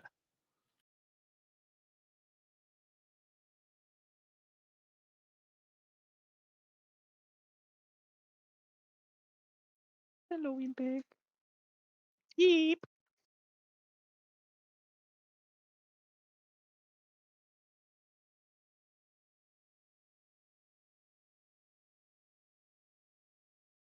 Everyone run to the raid. Let's go. Let's go. Let's That's go. right. Send I'm all my slamming upgrades it. flying in now. Bro, if I I slam- beat people there and I'm full flying from slow room in, Bro, then people are sending upgrades sometimes. you're Mark B, one fucking hundred- respectful. I slammed a mute real quick, but here's the one thing that I'm going through in my head. Like, I feel like I could be wrong. I feel like your Moonkin is your druid buff on this fight. I think like Moonkin is the one thing about we haven't talked about a lot of Mythic, or maybe you guys need to be reminded, is that every time eggs are out, they need to be there's a 5 million shield on all of them that needs to be broken before you can pick them up. I feel like Moonkin can use their CDs on that in P1 and still have their shit up for the burn because they have variable cooldowns. Like, I feel like you're at least playing one of those, not to mention last phase eggs and stuff. Like, I feel better like than Destro Lock for these? For like just for killing an entire For room killing of eggs. bro, I can't do that. no like Just Destro kills one, right? Or yeah, I don't know. one. Well, how much HP are they gonna yeah, have? but you could assign. You Moonkin's could, I not guess killing you could all of them. assign. You could assign like split cooldowns in the last phase and have each Destro kill an egg. I'm just feeling like Moonkin seems like such a safe bet, but I don't know if you play Moonkin this week. And my thing that's bothering me is like, if Scott isn't gonna be playing Guardian on this, then like you would want to have him. You'd want to have the Moonkin in on week 1 to get gear, and you would want to have the non-Guardian in on week 1 to get gear. But I don't know if that makes sense for Coiled Altar. That's what's bothering me. No, I think Moonkin is trash on Coiled Altar. So like, so what do you even? You know what I'm saying? Like, you don't even get a good coin on Reclear or a good vault. They don't need to be getting Mythic gear, I guess. They're just gonna be a hero Moonkin. Is what it is. You Kinda. just feed the other leather people gear. And then do you not give Scott? Just not the Guardian. But then Scott's not getting a vault on the character he's playing it. Does Scott like kill early bosses on non-Guardian or something? You know what I'm He'll saying? just slam a coin or something. Yeah, he just gets a coin. Or make good tank on I Coiled can't Altar. coin the good boss if I have to rekill on God. Another thing too You can spec is Pharaoh I good. don't know if you play Shadow Priest week 1, and I think you play Shadow Priest on this boss potentially for last phase. Also, Dev seems like insane for this boss. Like maybe like Og should be the best damage during the burn of any class, right? But like besides maybe Warrior, but like I feel like Dev actually does the fight. Like I think the progression on this boss, you're going to be fighting a lot between like what is killing the boss's HP and what is like able to make you consistently progress. Like if you just go triple Warrior, quadruple Warrior off the bat to kill the boss, you're just like not going to kill eggs in P1. You're not going to kill eggs in P2. You're not going to kill the ads in the last phase. Like I think it's like you have to find a balance. And I think that's going to be like dot classes that are just not good for the rest of the raid, basically, the other hard bosses. Grab a Vantas on the guys that aren't. Yep, talents as well. So many good shots. And then if we're playing a Shadow Priest, would you want to play a Healer Priest? I guess we don't know enough about Disc yet, because like, yeah, I don't know. And then that's another week 1, week 2 weird. I don't know. It's just strange, man. I mean, what they're doing pre-tier is that like your week 2 character that doesn't do Mythic would still be similar gear to your week 1 character. That's what they were theorizing. Everyone, shut up! Shut up! I'm getting word that the TL stream is unmuted. Nice. Oh, that's good. Perfect. Twitch clip that. Fantastic. That's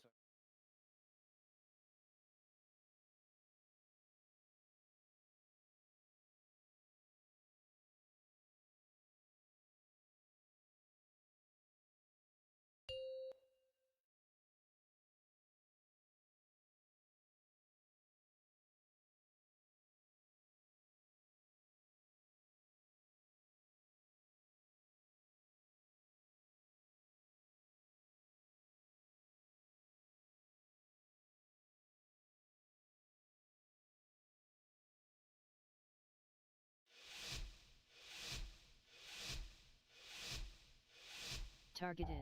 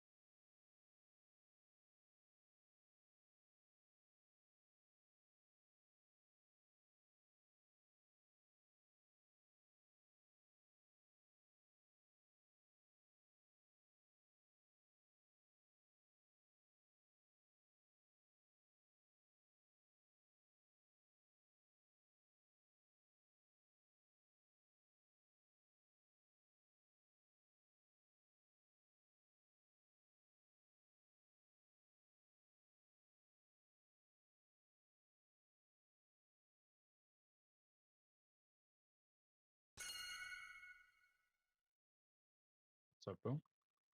I didn't mean to ping you. You got beef? No, Just no, get no. mad when we get pinged. I turned Go off left, ping go on left. players, bro. Best decision ever. You can't ping players. Yep. I can only That's ping ground. That's actually probably good. Can't ping units or players, just ground.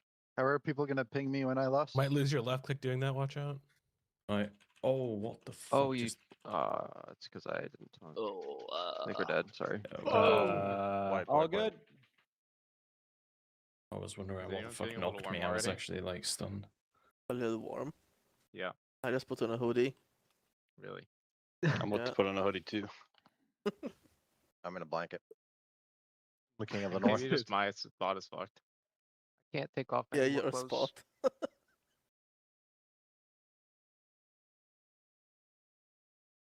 Is it like the room still feels cold for you, saying? I'm feeling great right now.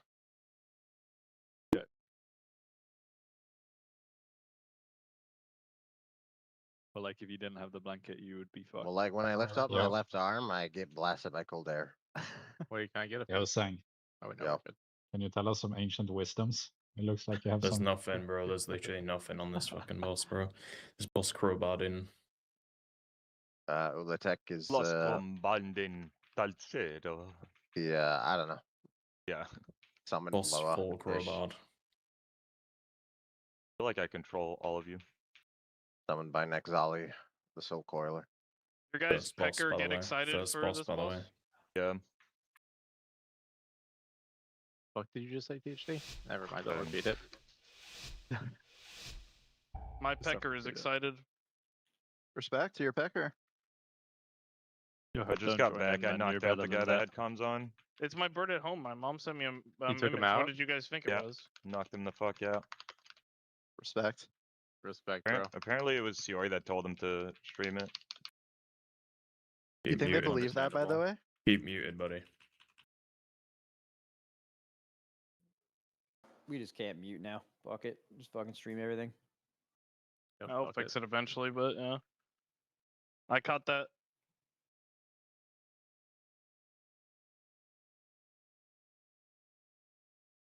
Caught Did it a they bit catch? late. They caught me on Yips talking about Brewmaster as well. Oh, right. No. No, That so got you leaked just yesterday. Watch waves. No, we did the fake comms on Brew where we were unmuted. Yeah. Oh shit. You think they caught us talking about Fire Mage right now? Oh wow. Yeah, you're not funny, bro. Main broadcast has you muted for viewers. That'd be nice. I have you muted just for personal reasons. So also last poll, like the thing that sorts you worked perfectly, right? Seems like it looked like it did. All the Yeah, groups seemed fucking like they hippie made did it. sense. I mean, hippie is Jesus. Hippie is Jesus. Get your eggs. There's two I on actually meant what I said, by the way. Like every single time these eggs spawn, relative to the boss, you should be pre-positioned in the same place. And then we can use those positions based off logs, and when we do Mythic, you can just be assigned the same spot, so no relearn though. My position is where the tail is. Go left.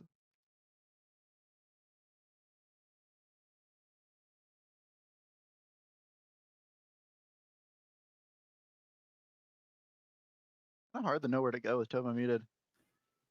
You guys want to do a learning, Soak's responding here. You guys want to do a learning poll in the last phase and soak the last 3 things and just spread out? But I was learning. I'm not happy. No.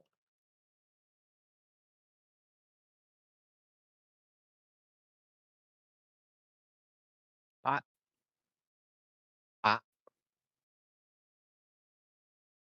going full damage. No heals. Frames would have been nice at home.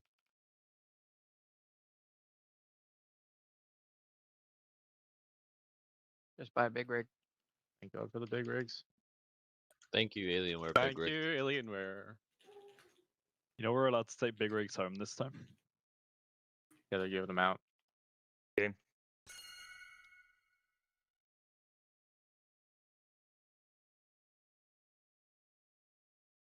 Yeah, bro. How about you fucking cast, buddy? So talking to you, Hope. the things will be a little desynced, right? Yeah. Yeah. I'm trying to figure out which side will get it first, just so we can get it rolling. Actually, maybe that's not bad because like we can just start. Okay, healers stuff's gonna be like a little early this pull, I think, earlier than normal. Oh, made it up. later. I Actually, think one it's is way just later, yeah. extremely delayed. Yeah. Okay, Shack and Lip break. You guys are personaling in 3, 2, 1 now.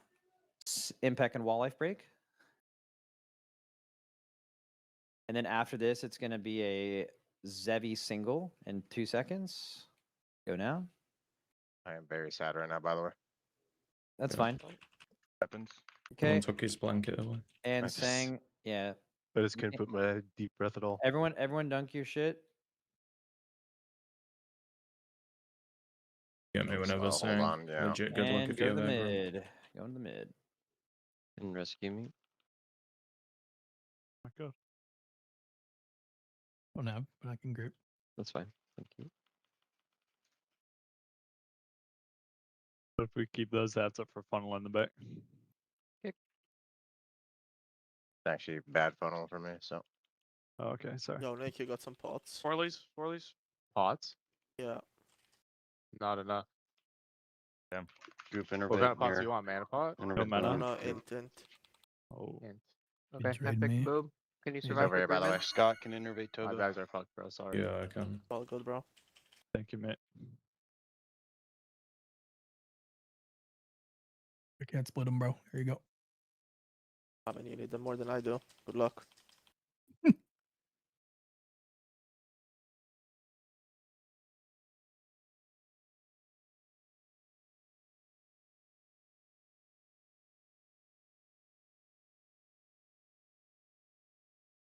Like, Mangle still cleaves in income, right? Yeah. 3 tard. Ooh. Well, We got one it. This is a target lot. on This is a some. lock-in group. Out. We Bosses, scale and execute. bosses. Okay. So we have all F. right. Group. Okay, pick up your eggs. Listen to calls. Speak about rallying X, cries. cross. I'm using rally. So, No. Orange. Okay, and rally is falling like blue. blue guys. Ball. up Aggro there. is not Ball. great. Press. Didn't even see that guy's nameplate. Watch HP. Last Nameplate hit. cap.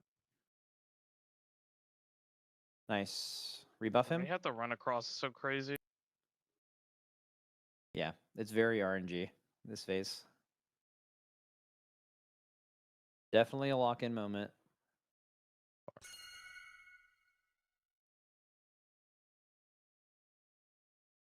Okay, eggs here. Really far right egg. It's melee are doing it anyway. Doesn't matter. Melee, make sure you kill that egg. Red soaks in 8 seconds. Melee, you have to already be back in melee in 5, so make Range sure you have soak. killed that thing. Good. Everyone get to your look at your groups. Look at your groups. Look at your groups. It's in your text right now. There you go. Make sure you're in your soaks. New eggs are spawning. Make sure you don't get hit by the eggs. Okay. Range, we're swapping to eggs now. Need Jesus on eggs here. Literally full hit eggs whole time. Waves are in 6 seconds. Everyone spread in 3, 2 now. Spread out. Spreads are going off in 3, 2, 1. Finish eggs now. Finish eggs on the right. Need help. Waves going off. Everyone watch waves. Everyone watch waves. Finish that right egg. Need Jesus on the right egg. Watch waves. Watch waves. Watch waves. Waves from the back. Watch waves from the back. Good job. Okay, and the platform's blowing up in 5, 4, 3, 2, 1. Now. New positions. New eggs are spawning. This is just ranged left and back. Melee are close. Next red soaks are in 20. Wombo combo will be after this. Who is rallying the Take an wombo innovate if it combo? comes up. Me. Good, and then everyone else is saving for later. I got you, Tal. Thank you. Can you get me Scott one stop? Yeah. Range Okay, red soak. soaks are in 5. Make sure you're in your groups. Be pre in them. Do not miss a tick.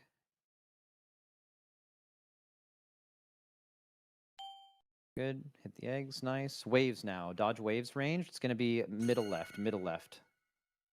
Stay together. You can't miss a tick. Yargi. Good. And we're spreading Watch in 3. back Watch waves waves. from the back. Watch waves from the back. And spread. And big AoE 3, 2. Empty the bag. Nice, and res him. Nice, good. Demonic waves. Rebuff. Yeah. Red soak position. Red soak position now. This is the last one we actually do of the fight. And this is, we're giga killing shriekers when these eggs spawn. Getting your soaks.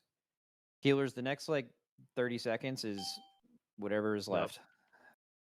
Watch out range. Spawning. Watch range. Good, easy. Have Raleigh whenever you want to. Hit the egg, and then after that, everyone's killing shriekers. We're spreading in 4, 3, 2, spread now. Sure. And Watch good. waves. Now watch your HP here. This is giga Watch damage. waves. Watch waves. Finish the shriekers. Waves from the back. Guys, kill the shriekers. Kick. Nice. And watch waves from back melee. Nice. Finish the shriekers now. On the boss platform blow up, who can AMZ this? I'll AMZ. This is Shine. Everyone in. It's going off in 3, 2, 1 now. Stay in it for the dots. 5 more seconds of the dots, and then we're home free. This is definitely not free, by the way. We need to lock in. Okay, red soaks here are getting to the outside. You guys are suiciding. All right, that was our Monster Energy listening, and we are back for the end of another heroic Ula'tek kill. This time around, I'm still Dratnos, but this time joined by Jet and Atlas. Hello. It's 2 old dogs. Hello. Still being taught some new tricks, though. Yep, and still young bucks at heart. That's right. Yeah, the spirit of youth lives within me forever. Yeah. Or at least for another, 5 to 10 years. Yeah, it's slowly fading. It's like a light at the end of the tunnel that you slowly see collapsing, but it's shining bright for the time being. Yep, and speaking of shining bright, how do we like the 5 different fire breaths coming out of Ula'tek that are also shining it's so bright cool. in everyone's face? Yeah, the laser. Yeah, Visually laser to the very dome. cool, but wow, what a flashbang. You gotta angle your camera so that you can still see your feet as well. I think someone at Blizzard is a Godzilla fan because it reminds me of King Ghidorah from Godzilla, the 5-headed dragon with the big wings. You know, yeah. It's an insanely cool Or sorry, visual. Ghidorah's three-headed, but same vibe. All right, we got a voracious heart dropping this time. Then a couple of weapons as we well. got a plate cantrip. Yeah, that's a big one. A couple of we got the pants. We've got 2 chest pieces. Watching these runs and seeing what's been dropping specifically on heroic when the plate classes seem to be just going bonkers this entire raid. Every single one of these heroic Ula'teks that they've been killing has had basically almost all the things that they would want to drop off. They're getting the cantrip pants. They're getting the trinket to drop. They're missing the neck, which is a little unfortunate. We've seen a couple of them, but not very many of the a normal, I think, right? reliquaries. We saw like a normal kill that had like 3 necks or something like that. Yeah, which those kind of sucks. Is like you don't want to champ track one of that. You want that to be on the hero track for sure. I had a question yesterday because I noticed that there was in our raid yesterday, we saw a ring also drop with the same effect as the neck. Do those stack? Do you know? The poison reduction thing? Yeah. Yeah, but it's not against most mechanics. It's like the standing in the puddles type thing and like the outdoor world poisons. It's not something that I think you need to like cap your poison resistance like it's 2005. Yeah. Yeah. But yeah, that effect, that's not the main reason those ones are good though, right? It's it's like the other effects on them, like the stat proc on the Kirbane Reliquary is the really valuable one. But yeah, lots of good loot here, including some of the ones provided by our sponsors, the Alienware laptops that all of our players are playing on. That's our presenting partner. Our other sponsors, AMD, inside the Alienware laptops. That's a nice synergy, a little cross-sponsor power combo there. Blacklight, the chairs as well. Monster Energy in everybody's tummies. Got that providing the various, caffeine, taurine synergies. Amping everybody up, keeping us going throughout these long Raider days, especially the split days when it can be hard to find the energy if you don't have a Monster Energy. Now we've got, of course, Zenny, Hollyland, Vote E, Raider IO, Wowhead, Warcraft Logs, all helping make this event possible as well.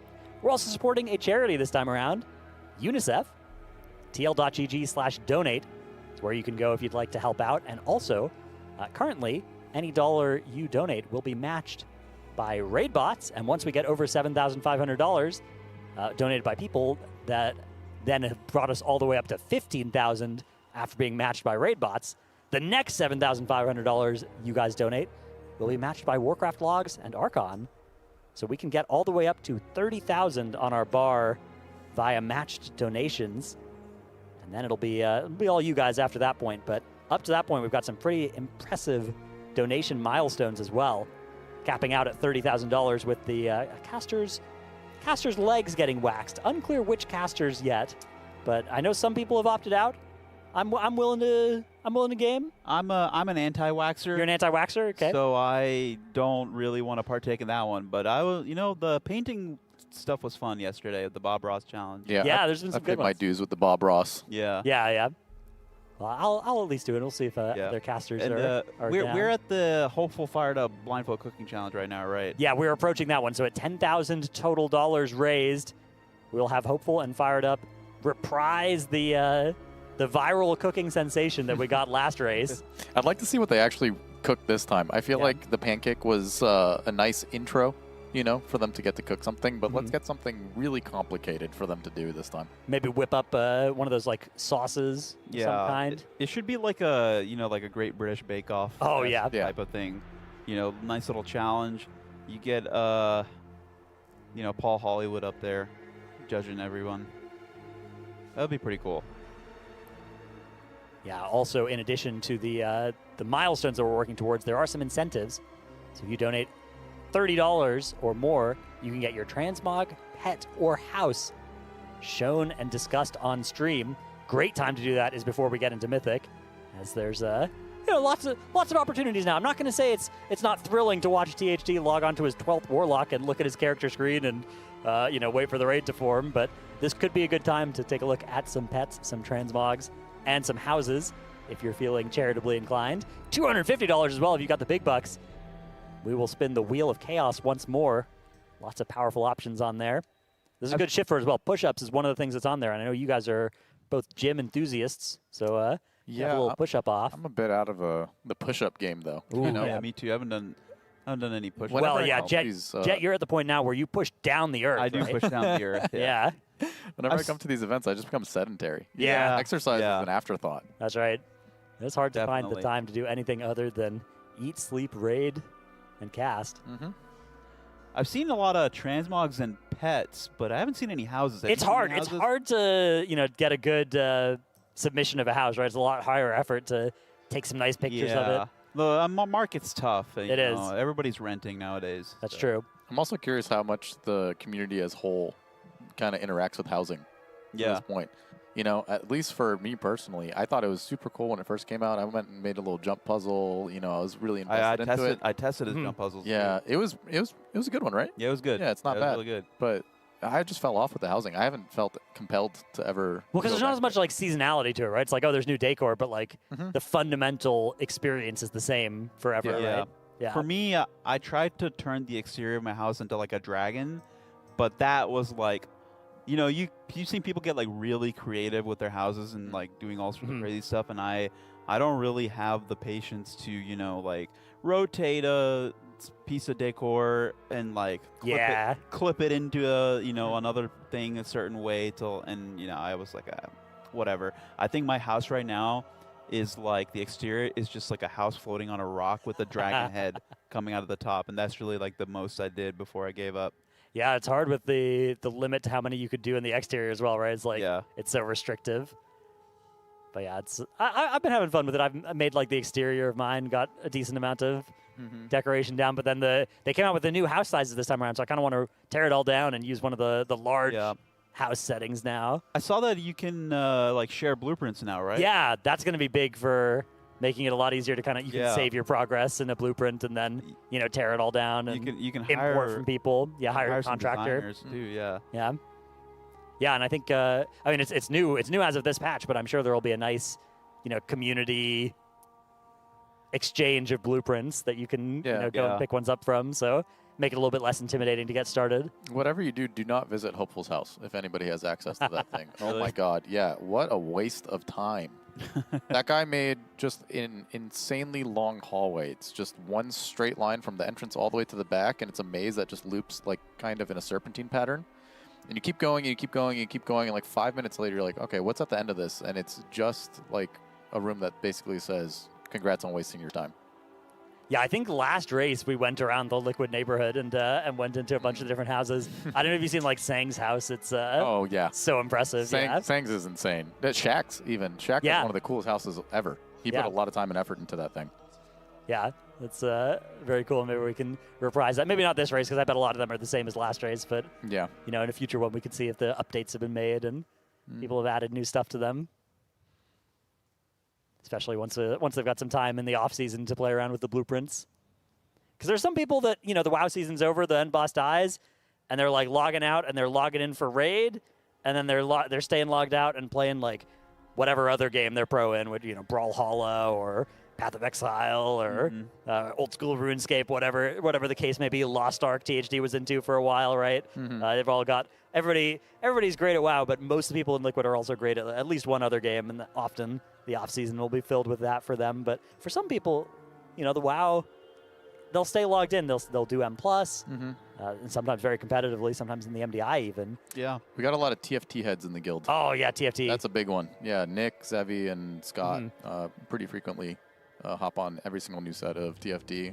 Nick is frequently in Masters or higher. It's pretty unfortunate because the last two TFT sets have coincided with a WoW patch. Yeah. Which always sucks compared to when it's like mid-patch that it comes out.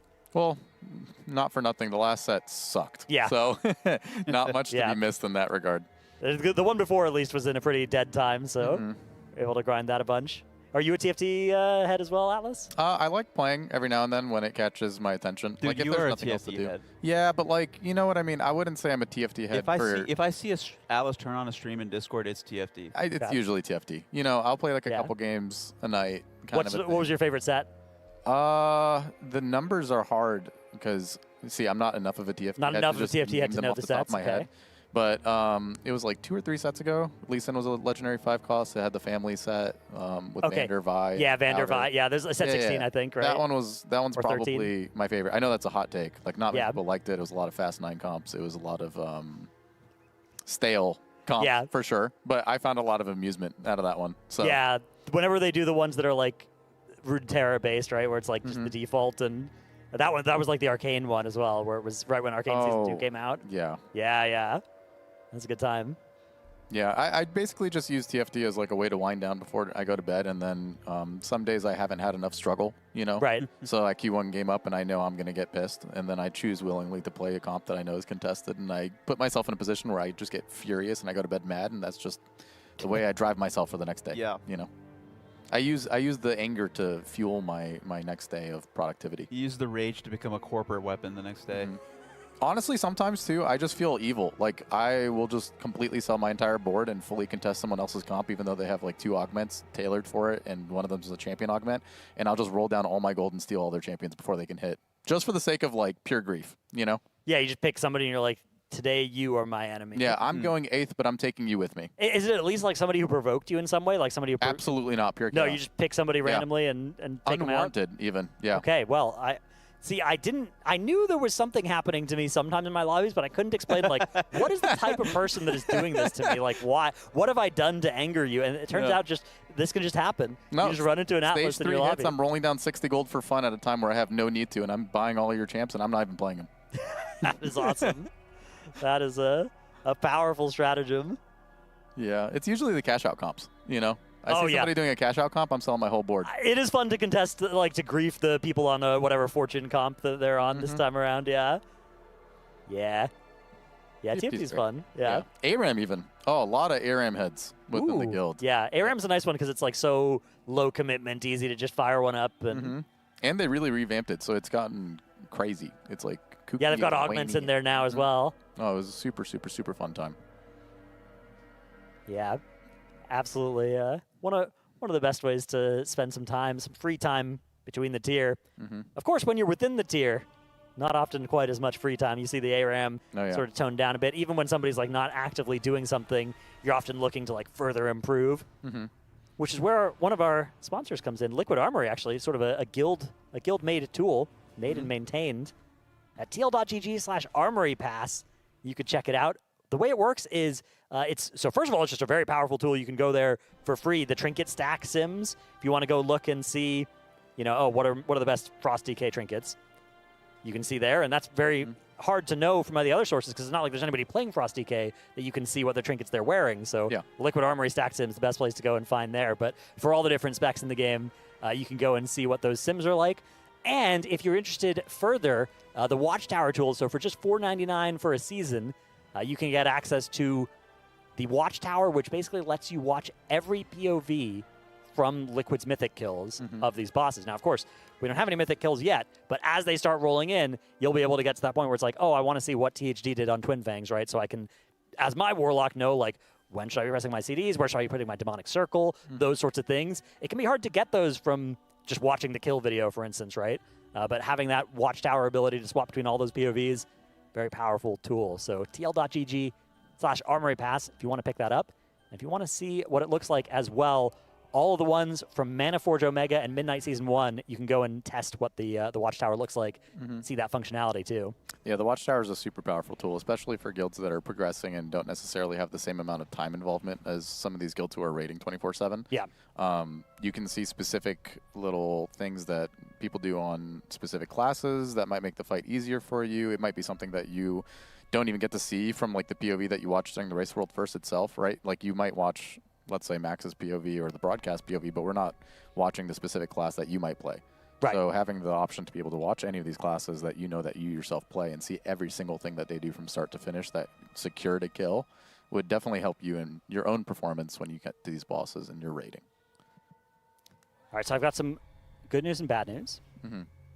Let's start with the bad news. It does look like normal. We're in normal. Is where we are at once again. We're back into splits, and I wanted to help. I was supposed to sign up for one of these. This is one of yours, but it landed during we're your... running out of groups that I can actually sign up for. Oh, no. I'm on this casting shift and the next casting shift, and Atlas G, my Windwalker monk, is just waiting to help. Oh, yeah. I mean, there's a good chance it'll be over by then. How many, we have at 5 Ula'teks done, right? Or 4? At least 5, yeah. 5 or 6, maybe. Okay. So, yeah, taking a little bit of a normal break. It looks like normal Coiled Altar into Ula'tek is going to be the order of business here, and they've split into helpers as well. It looks like 10 raiders, 20 helpers is the ratio here. So that means they're able to run 3 of these simultaneously. Yeah, it's hard to stay engaged when we go from heroic Ula'tek, fun, end boss. We're figuring things out. It's exciting. It's tightly tuned. People are invested, and then we're back into normal. But it's a product of necessity. You know, we're here. We're still hyped. Yep. This boss has big ticket items, and everybody's super excited about the possibilities of what could drop. Strength and Agi trinkets on the table yet again. I think that's the main thing is Zul'jan's guillotine technique from this boss, and then Omni tokens potentially from Ula'tek to make the split stronger, right? Yeah. To make heroic Ula'tek stronger, we get a bunch of Omni tokens off of these splits, and that makes a bunch of the split characters into 2-piece or 4-piece havers, and that makes the next set of heroic Ula'teks easier.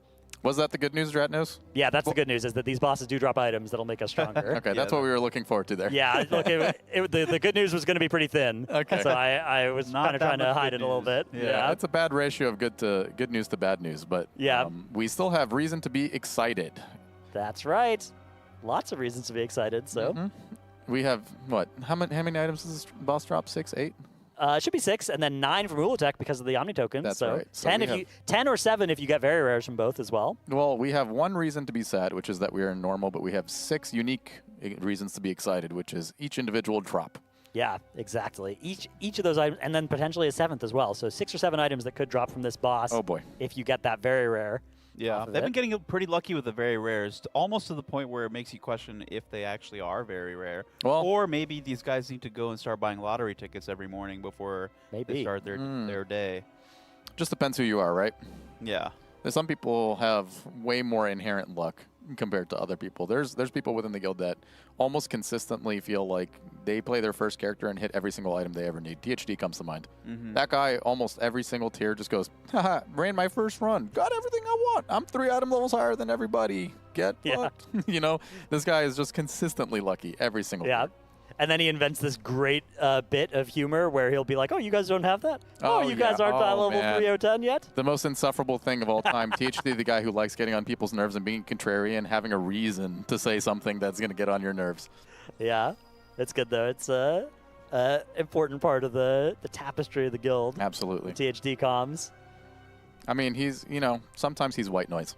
Yeah. That's just the way you got to treat it. But he's endearing and we all love him. Absolutely, yeah. He's so good as well. That's It's almost impossible to dislike somebody who's that good. No, you just have to tolerate it, you know? Yeah. It's, again, one of the pros and cons, and he's got one con and a lot of pros. Actually, maybe the part where he doesn't clean his clothes, that might be another con. That's another pro. That's innovative. No. He's a genius. Yeah. He's ahead of his time. It's efficient with his time. That's for sure. Do you think in 400 years people are going to be, do you think we'll stop to shower or clean our clothes? That's a good question. We'll probably have evolved past that point. Self-cleaning clothes? Yeah, probably. I don't think we have a need for clothes when we're enslaved by the robot master race. True. So, actually, yeah, that's 400 years, 4 years. Yeah, I don't think they want to spend the time or effort making sure that we're properly Maybe in clothed. 400 years we'll be able to leverage the alien technology. As for now, we use it for our laptops and our PCs. Oh, yeah. Yeah. It's our presenting partner, Alienware. Exactly, yeah. But maybe one day we can leverage it into something like self-cleaning clothes. THC already ahead of the meta there, though, with the AoE washing technology. Yeah, it's a psychotic thing to string together in a sentence, but if it works for him, it works for him. Yeah, so the idea is if you got one dirty piece of apparel and 4 or 5 clean ones, if you throw them all in a pile and kind of mix it up a little bit, then the cleanliness of the 5 clean pieces of clothing will transfer to that dirty one, and they'll all be mostly clean. Yeah, it's AoE cleaning. The clean ones AoE clean the dirty ones. Exactly. Man ahead of his time. What just happened to them on Boomy's screen? Ooh. I have no idea what even killed them. They Yeah, it looks like one of the other splits is wiped on normal coiled altar, not the one that we're currently watching here for THD, but one of the other splits has. Yeah, maybe knocked off during the phase push or something. I have no idea. Oh, you would know that. You know that from experience, Yeah, right? that happened. The first time we pushed out of P2, it was like, first, second pull or whatever. we're all caught by surprise by that one. Yeah. Even though we knew in our brains it was coming, but you have to get killed by it once. Yeah, of course. Oh, man, Padre, if he was still playing the game right now. You would have found ways to fall off. Oh, yeah. That would get him often. Was that something he was... He's notorious. Notorious. He's not gone a single tier without falling off in some sort of cartoonish way. And every single time he would make a very, very exasperated noise while it happened to the point where you could not ignore that it happened. That's, oh, yeah. You got to be careful, because sometimes you can fly under the radar a little bit if you die and you kind of don't say anything and you don't explain why, right? So no, he's too animated as a person to ever feel like you missed it. But then everybody kind of knows that you messed up, and a little more danger of getting benched. It's a double-edged sword. Ooh, got some players out of position. Good death grips though coming in. Someone fell off right as we were saying that. Looks like we got a couple people dead. Now, you don't need everybody alive for normal coiled altar by any stretch. You do need to not all die. The damage check was actually crazy day 1 on this boss, but then that was because it was overtuned. So it's also a product of about 100 million healing or something like that, right? Yeah, it had 100 million extra HP compared to where it has now. It was just an ungodly long phase. People are not hitting that little tight section where you're playing within like an 8-yard radius, and everybody's clumped up, and there's bombs and ghosts and orbs all at the same time. So they no longer have to deal with that anymore. But also, the helpers have a lot of gear. The raid's been out for almost like a full week at this point. The item level on the raid as a whole is probably like 10 to 12 higher than it was at the beginning of the week. And the power of the helpers has gone up by a lot. Yeah, the helpers scale infinitely every single day that passes. Up until a point, though. We are reaching the point now in the weekend where the availability of helpers is dwindling, and these raids start to get to a point where they might be a little bit tough to clear, especially the last 2 bosses. Yeah, although at least I think we're done with all our helper heroic activity for the week, so that does mean it's a little bit less of a challenge. The heroic ones are really the notable ones that come to mind where, you're coming in on splits on a Friday and you're looking at something like Heroic Smoldron, which was already hard with helpers. Yeah, I think if you could imagine a universe where like Twin Fangs dropped a good trinket, we would be having a lot more trouble because we'd be trying to split that with helpers, but luckily... Twin Fangs on Heroic just has hands. Yeah. Like, it has a very real damage check. If people die on that fight early, you will not make it. Yeah, and if you're in any guild like mine, you got to use all your B-reses on your stupid tanks, so... Oh, yeah. Oh, yeah, we had a fun wipe with Alice. Oh, man, I had to put a diaper on yesterday, dude. I was shitting my pants left and right. Yeah. That boss is so aggravating. It's actually the most aggravating thing as a tank. I don't know if you've had this experience yet. Have you done it on a Prot Warrior? I've done it on, no, I did it on Brewmaster, though. Okay. And Prop Paladin. Okay, so well, yeah, I feel like they're made of paper. Yeah, that was fun. Yeah, no, Prot Warrior pissed me off so bad because these waves are just the worst thing imaginable, depending on like the lineup of the soaks. So the 3 tank soaks spawn in a randomized pattern, and there are certain patterns where the waves are a complete non-issue, and you have no issue getting to your circles whatsoever. There's a certain pattern that happens on a specific part of the platform where every single wave is directly flying right through the tank soak. Yeah. And it's the worst thing on the planet. You have to like sneak into the tank soak, but if you miss it the entire raid, it gets almost one shot to the point where you fall behind on healing. Or the wave completely runs you over and gives you like 6 stacks in half a second and you die to the poison. Yep. And then in the case you want to leap into it last second to avoid that, you get no path available. And then your leap doesn't go off, and then the tank soak goes off anyways. That is awesome. I was getting so mad. I was there, so on my Paladin, I needed like a defensive for every auto attack. Anytime the boss is about to auto attack me, it's like, okay, do I have something for this? Because if not, I could be gone. This could be I'm at 95% HP and my life is flashing before my eyes here. One auto attack's going to take me down to 20.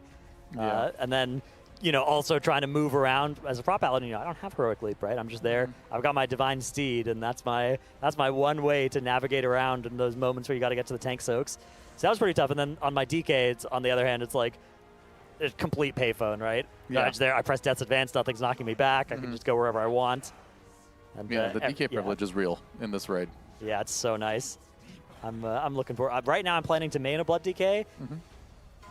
I really hope that when we see Liquid walk into Mythic, they're playing Blood DKs, and because if there's no Blood DKs from the Race to World First Guilds, then I get this like pit in my stomach that's like, uh-oh. I made the wrong choice. Maybe I got to swap my main here, and then not only do I have to play something else, but like I have to play like a slightly under-geared something else for the rest of the week. Yeah, I think it's looking good though. Yeah. I think you'll see at least one. Yeah, I like Maybe that. in some cases you might see 2, but I think the second tank is like pretty flexible. You can run like quite a few good ones. Prot Warrior is really good. Vengeance DH is really good. Guardian Druid, because you're gonna need to get the buff in the raid somehow. So they have a couple good options. So I think 1A is like Blood, and then 1B would be like 3 or 4 different tanks. Yeah, lots of viable I would be tanks. shocked if there wasn't a Blood DK in the raid. Music to my ears, man. When I play my Brewmaster, dude, Brewmaster, it's like I take more damage from the initial hit, and I have a massive stagger dot. It's like, I thought stagger was supposed to mean that I took less damage up front. I was completely shocked when I swapped a tank and farm last raid last year when I started up my guild with some of my friends, and I walk up to Voracious. You know what I mean? Like second boss of Void Spire, complete joke for a state of comparison between the harder bosses and the easier bosses. And you walk up into the tank soak on Voracious on your Windwalker, and you don't have literally your whole toolkit up. You get one shot on the second circle. That is shocking. Like, I'm 290 item level. Why is that doing that to me? That tank is made of paper. They need to do something about it. It used to be a pretty consistent brick wall tank. You know what I mean? Brewmaster used to be like you were not getting one shot, but you might need more external healing, right? Yeah, like that was the ease of trade-off access you'd get. It's so weird because last season Brewmaster is pretty solid in keys. Yeah, at the start of the season. Yeah, I mean even after like some of the nerfs, like even late season, I would play with Brewmaster tanks, and I honestly didn't have too much issue with them. Especially in like a dungeon like Skyreach, they're really strong in because they can kind of naturally, if there's ever a time that your tank just falls over, it's those bleed stacks on the auto attacks, and they just kind of naturally like can have a drop with all the dodging that they do. But yeah, I mean, didn't feel too bad in keys, but then for whatever reason in raid, the bosses have big hands. I guess doesn't matter how many drinks you're in, you start feeling it eventually. Yeah, it's a very, very humbling experience to log into the Brewmaster. Yeah. In terms of class balance, though, when it comes to like tanks and healers, which people don't necessarily talk about all that often, I feel like this raid is one of the few options or a few times when there's so many options of what's good. Yeah. Usually there's some sort of glaring obvious like, oh wow, this is so much better. There's literally no point playing this, et cetera, right? Like you're looking at Blood DK, Vengeance, DH, Bear, Prot Warrior, Prot Pally. All these things have some sort of unique aspect to them where you would want it in the raid, and they're not. Brewmaster's a great buff. Yeah, and Brewmaster's a great buff. So you're looking at it and you're like not upset about any of these options being played, and you feel like you could flex any of them. Yeah, especially on the healer front too. I think there's only really one bad raid healer, and that's Mistweaver now. Yeah. I thought Restored was going to be the worst, but it's Me actually too. pretty decent. I've been So very impressed with it in these splits so far. It's like often the top or second top. yeah, on the and healing meters. then both pre-specs are good. Though I think Disc is going to obviously edge out Holy when you go into the Mythic raid, and then Prez Evoker. I thought that there's a really decent chance you might see like a double Prez Evoker at some point. Me too. Either that double Prez or double Disc. Both of those I think are really strong. Resto Shaman, you know, I think is also really one of the things I said that they were missing is they really needed more Riptide healing to deal with some of the rot damage, which is exactly what they got going in between last season and this season. So they're in a good spot too. So really, yeah, tanks and healer balance pretty good. DPS balance not so good.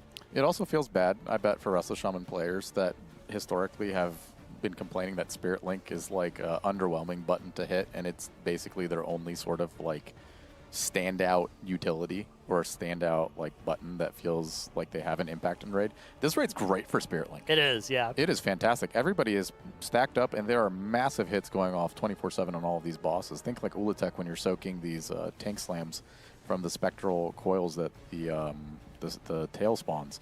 Those things are chunking people, you know what I mean? And basically everybody is stacked for all the major portions of damage. Think like the tethers in P2 or even the stacked component to the damage amp in P3 where everybody's getting hit by the pulsing raid damage of the boss while the heart is out.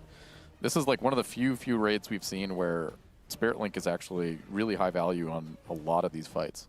Yeah, definitely.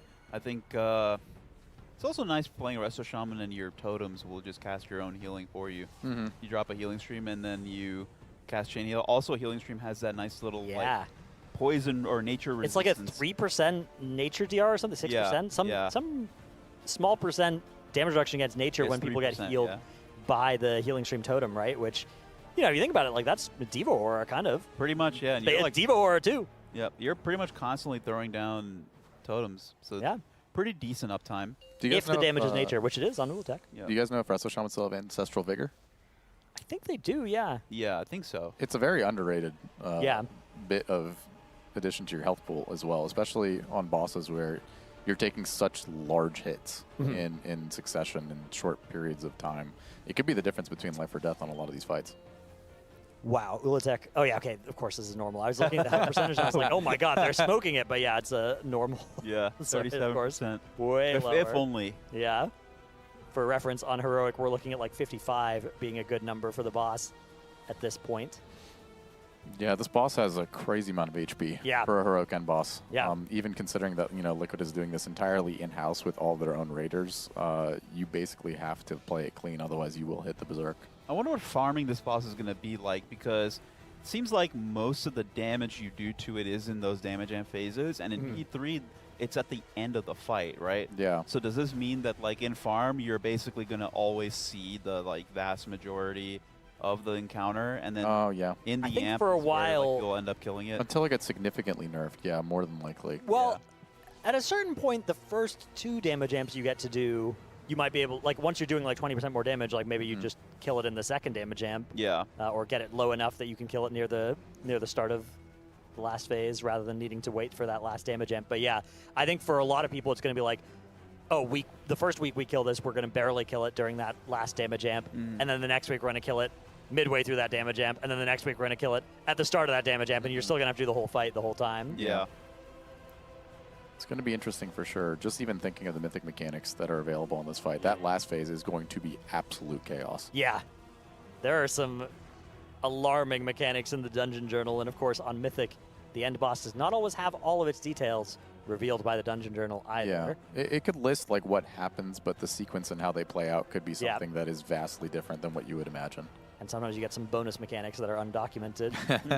Yeah. But yeah, I think there was one in the Dungeon Journal about the egg holders not being able to be near other egg holders. That's right. Yeah. So every single egg that you pick up the entire fight, you cannot touch another egg holder, which means when you are soaking these spectral coil group soaks, all the egg holders have to get in without touching each other when you're dodging the waves, which we assume will be significantly harder on Mythic with harder patterns. None of the egg holders can touch each other during that as well.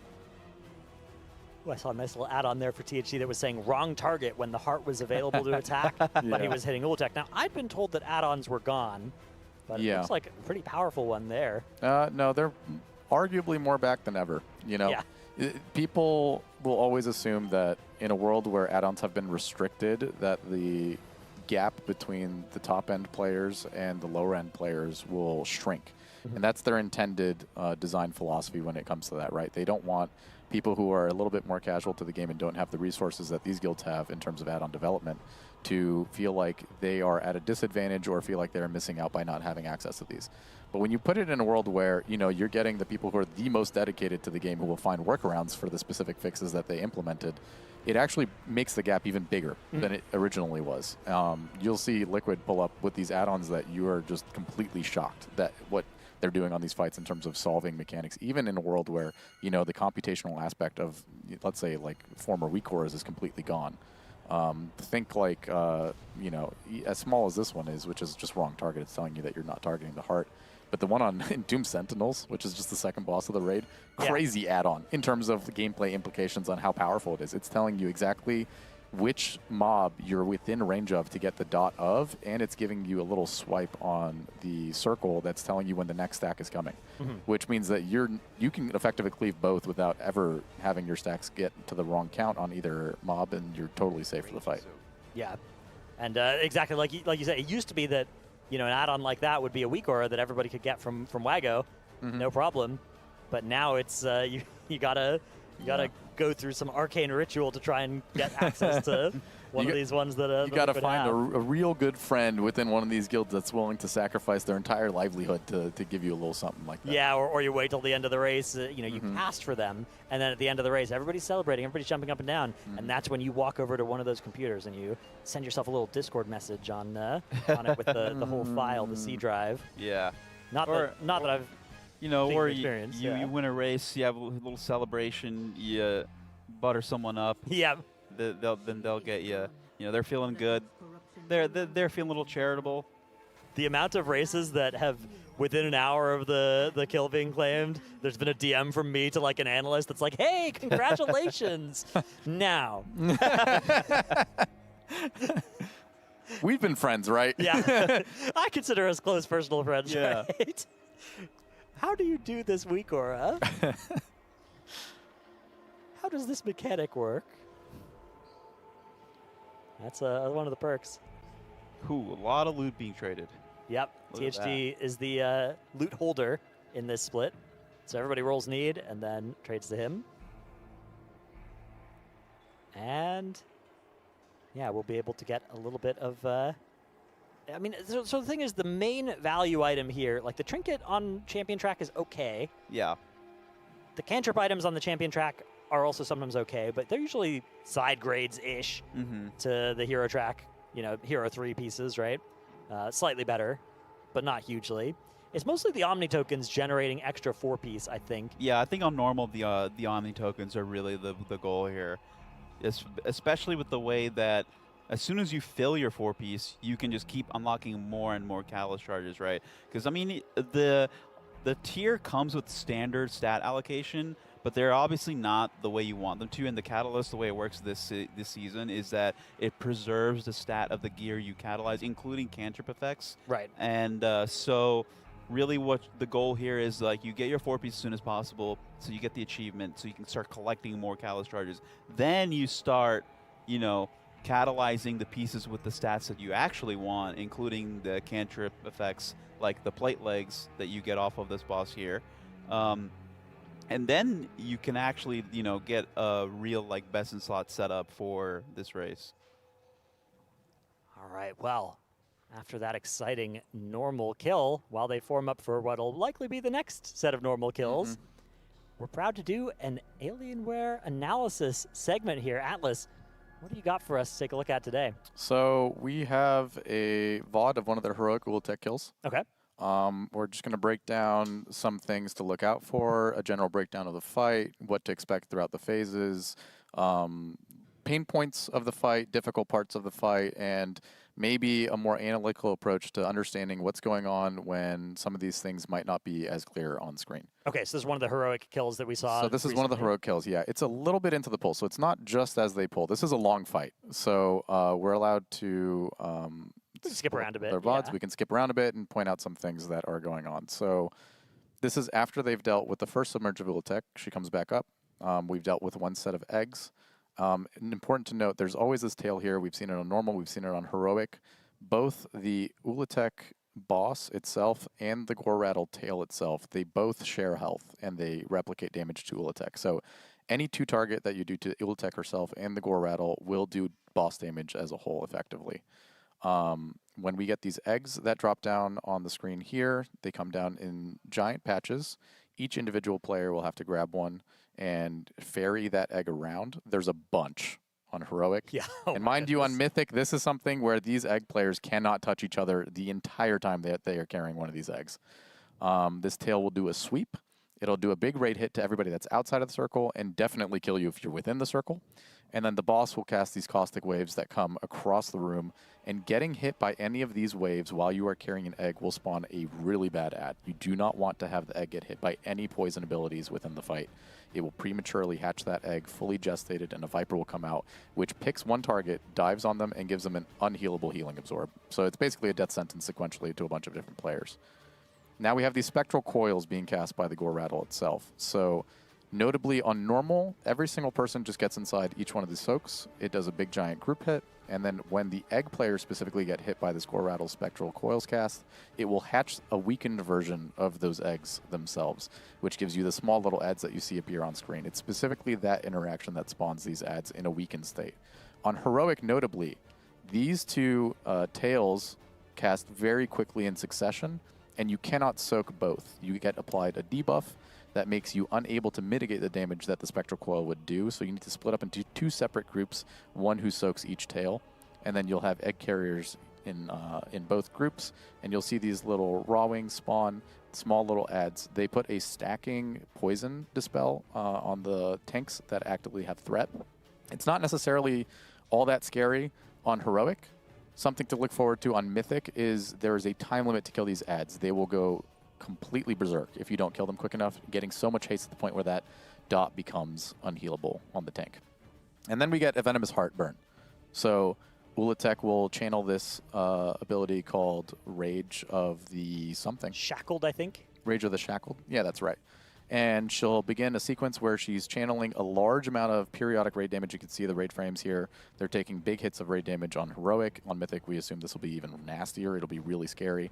And then you get a crazy 2-target damage amp on the heart and normal damage on Ula'tek. So cleave classes here are shining. If you look at the meters, you know, Warlocks, Warriors, Windwalkers, Arcane Mages, these classes that thrive in these sort of stacked damage amp phases are really going to pop off here.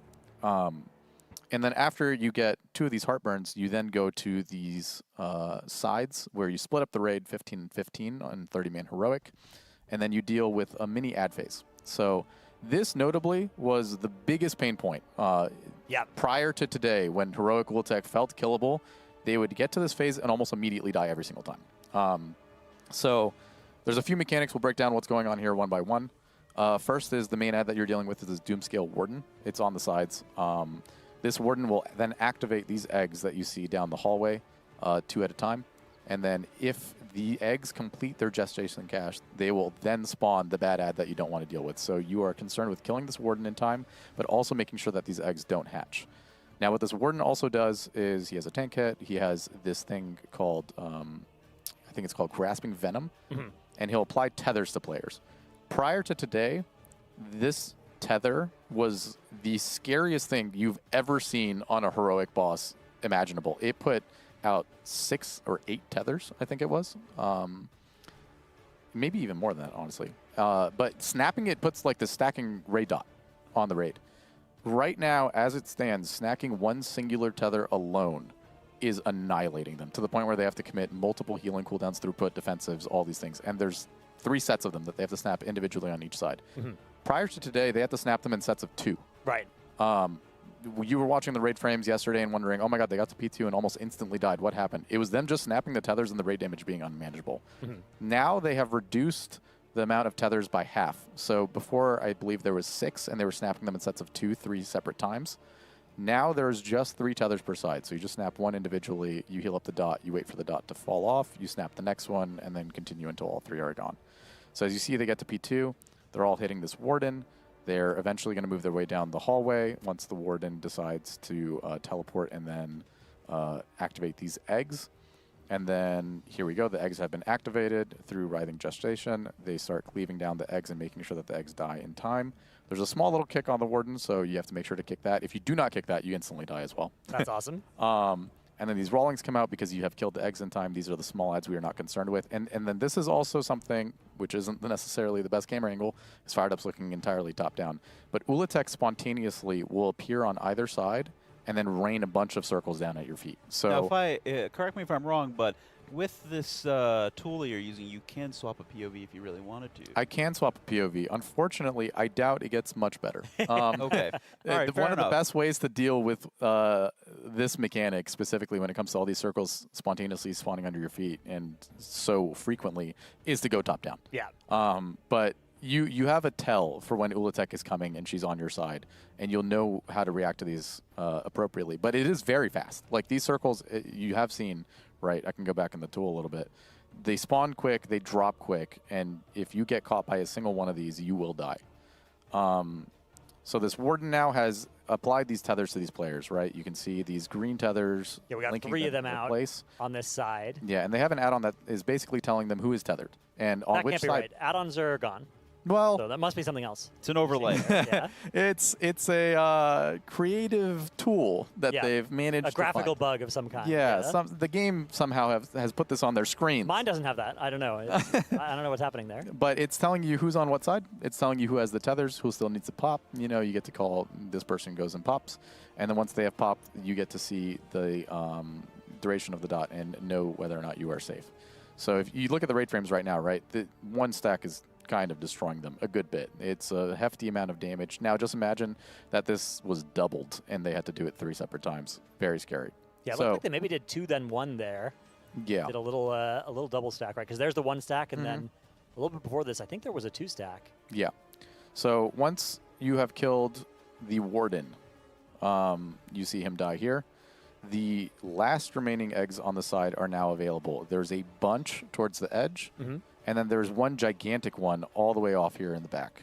Running over the egg will pick it up, and the goal of this now is it starts a timer the second you pick up these eggs to then drop it off at the crucible that was at the beginning of the platform when you started the phase. So you can see here, he has a timer on him above his head. They're going to take these eggs on over to this cauldron, and tossing it into the cauldron will then spawn more adds. There's one big add. There's a bunch of the small adds that we saw prior. The big ad doesn't do anything considerably notable. It has a kick that you need to make sure that doesn't go off. It has a frontal cone at some point as well, where it's like a long cast. You have plenty of time to move out of it. And then once both sides have finished their side and dumped the eggs, they meet back up in the middle, and they start the next phase. So P2, very scary in terms of raid damage intake. That's been the big point of failure for them in the last couple of days, every single time that they pulled up to this boss. Now, once you finish off these adds, you get another separate phase. Ula'tek will reemerge, and then you get, I believe, one more damage amp coming soon. So Ula'tek pops back up. You get the Rage of the Shackled. You get one more damage amp. And this is where you're really looking for a killable threshold of HP on the boss. The last phase is incredibly difficult. If this boss does not take enough damage prior to this point, once she finishes the end of this cast, it's looking a little doomed. So you get this damage amp one more time. We're at 40%, totally killable. Anything under 50, honestly, is totally fine. Above 50, you're not looking great. And then she goes into her intermission. So intermission is, again, another sequence of these spectral coils coming from these gore rattles, except there is not anything to hit. So we're picking up the eggs, and then notably, these tails can spawn anywhere around the arena. You'll see they have pre-placed all of these markers so that they can call which group goes where. And sequentially, they keep spawning over and over again. So it's something like a split group situation. You have half of your raid go to the first one that spawns, half of the raid goes to the second one that spawns. The ones that got hit by the first one then go to the third one that spawns. The second half of the raid goes to the fourth one that spawns. And then you play this little dancing mini game of making sure that you all make it to the soaks inside. The small ads in this, honestly, not a big deal, on Heroic. Again, there's no pressing need to kill them. They do a stacking dot on the tank, but it's non-consequential. On Mythic, there will be an actual damage check to making sure that these ads die in time. And then once you have soaked all of the Spectral Coils, which is time-based, Ula'tek will reemerge out of the middle, split the platform into 4, and then re-teleport to one of these 4 platforms, which you can see which one she's going to pick based on the bubbling in the acid that happens prior. You'll see here, there's a little bubble animation that happens here, and it's telling you she's going to that spot. She does this frequently. Every single time she submerges, she'll make this little bubbling animation to let you know which platform she's planning on going to next. Yeah, you can see the ping come out there as Yeah. one person sees it, and then everybody else can get over there. Yeah. So once we're in this phase, there's a lot that's happening. The concept of the phase is it gets progressively harder as the play space gets restricted, and then you get additional ads every single time that she snaps one of these platforms and breaks it. So you start with 4, you play on that platform for a little bit, and then she casts something that shatters the platform, and it's no longer available play space for you anymore. So first things first, she's going to spawn these eggs that drop down on each of these platforms. Same concept as all the other eggs prior to this. They have a cast called Writhing Gestation. They need to be killed before this cast finishes. If not, you get the bad ad. That is almost a death sentence for specific players one at a time as it casts. So the range will swap off. They'll hit the eggs in the back. You'll appropriate some level of split DPS. You'll handle those, and then they spawn the small ads, which are not a threat. Now, the super scary part of this is this specific mechanic here that spawns these red circles on players and then turns them into a conduit that people need to soak. When this activates, these players will then start leeching health from the players around them, and the other players who are soaking them are basically extracting the poison out of their body. Right. If you do not do this, the person who gets this debuff is dead. So what they'll do is they'll split up different groups of people into these different debuffs, soak out the venom from those players so that they get to survive, and then based on what they soaked out of these, once the debuff expires, it turns into a spread. So you'll see there's a text on the screen that says spread in 3, 2, 1. Again, provided by the game, clearly not Right, of an add-on. course. Yeah. And then these players will then spread, and this spread will hit you as hard as how much you soaked out of the player. If you under-soak the player, these spreads will annihilate you. So you need an even split of these players within. And then outside of that, there's the waves that travel throughout the room, not only just from the boss, but there'll be a couple spectral ones that travel in randomized patterns from the back as well. And then when she casts Circling Prey, this spectral coil will spawn in. It's not targetable, but it will annihilate this platform that she's currently on. So you have until the end of the cast to jump off of this platform. If you are on the platform when it finishes, you get one shot. And then she'll resubmerge, and then you'll start that again one more time. The difference, though, is every single time that she smashes one of these platforms, she will submerge, she will re-emerge somewhere else based on the bubbling, and then after that, she will then cast a separate thing that spawns an ad that will come down from this section here of a destroyed platform. Right. So you get sequentially more ads every time she spawns or destroys a platform, and this new ad that you get from this this Blight Scale Shrieker now has a kick. So you start off with 1 kick when she destroys one platform, you move up to 2 kicks, then you go up to 3 kicks, and then once you're on the last platform, she no longer does this anymore, and you have no concerns for this. So you have an added layer. The ad itself does a good bit of raid damage as well. It puts a dot on the entire raid. You can see it here. It ticks down pretty hard in the last couple when you have a few of these out. And then, you rinse and repeat. You get the same mechanics that you've been seeing in this phase. You soak the circles. You work your way through. When they are fully soaked, you get the spreads. And you'll see Liquid opt into something here once they work their way towards the last platform. They sacrifice the players who end up getting these soaks because the raid damage is so high on Heroic, and Heroic is tuned so high, that they opt into making sure that the majority of the raid is safe. Right. And then they just expend the DPS that are dead and not soak their debuffs because they know that they make the damage check, and they'll just send like a battle res if they have it available on those players. That's like the very last set of red circles when they're on one platform, right? Where So it's we'll skip to it here. You can see, there you have a text on their screen that says no soaks. These players, are being healed through the damage for as long as they can.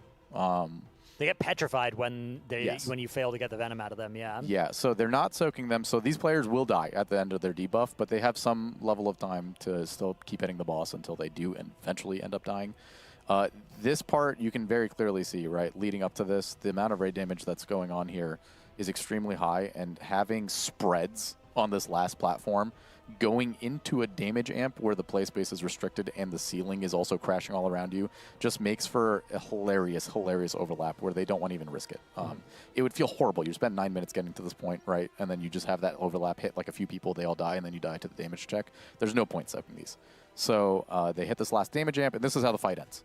You get to the last platform, you play through a little sequence of it, she does a damage amp, and the second this damage amp ends, the spectral coil slams down on the platform.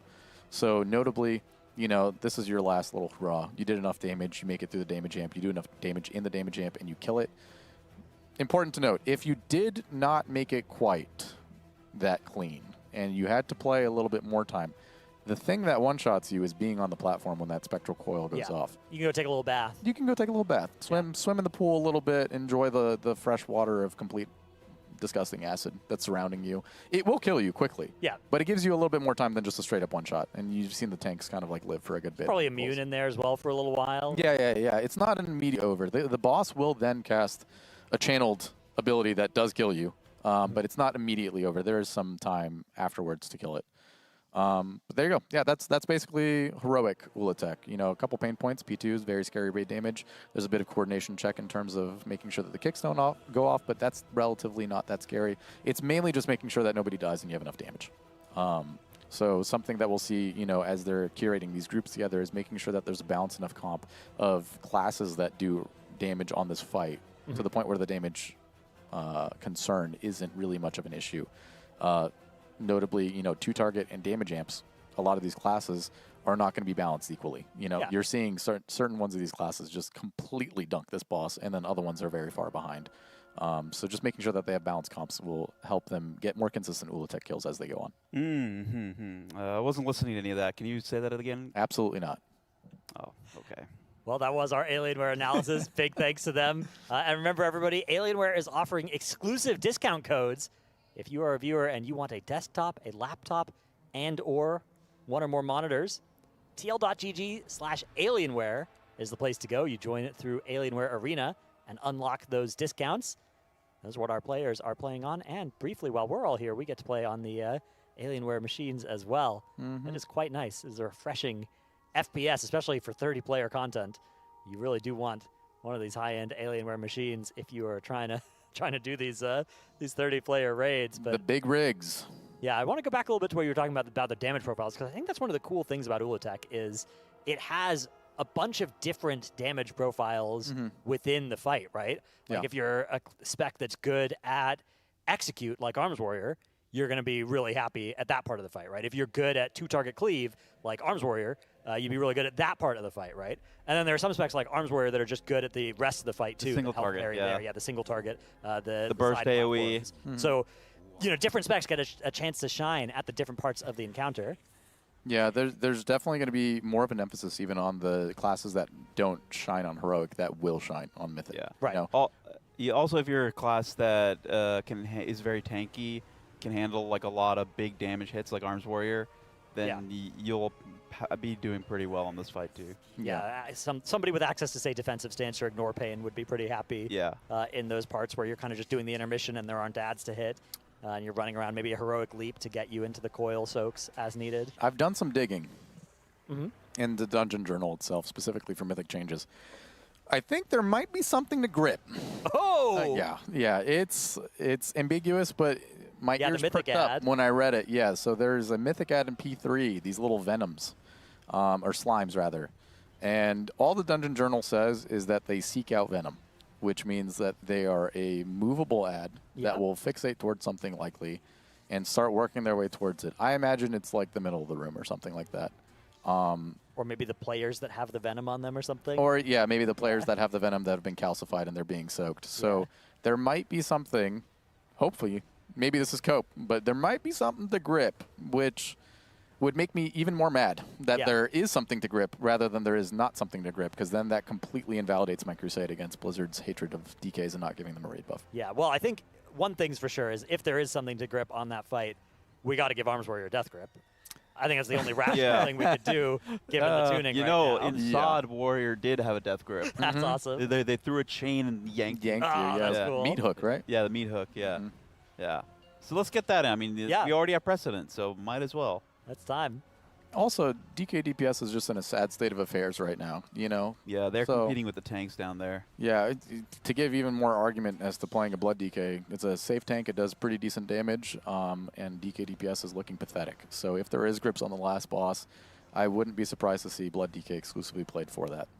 We are seeing a normal split here that is not just Coiled Altar and Ula'tek. It is actually a normal Vashnik split that is What's this happening guy here. drop that people want? I think it's complete ass. Yeah, all on of it. normal, I think tier is probably what we're here for. Oh, Yeah. probably. Would be my, yeah. my suspicion. Mhm. The other, like, there's an okay tank trinket this one's got.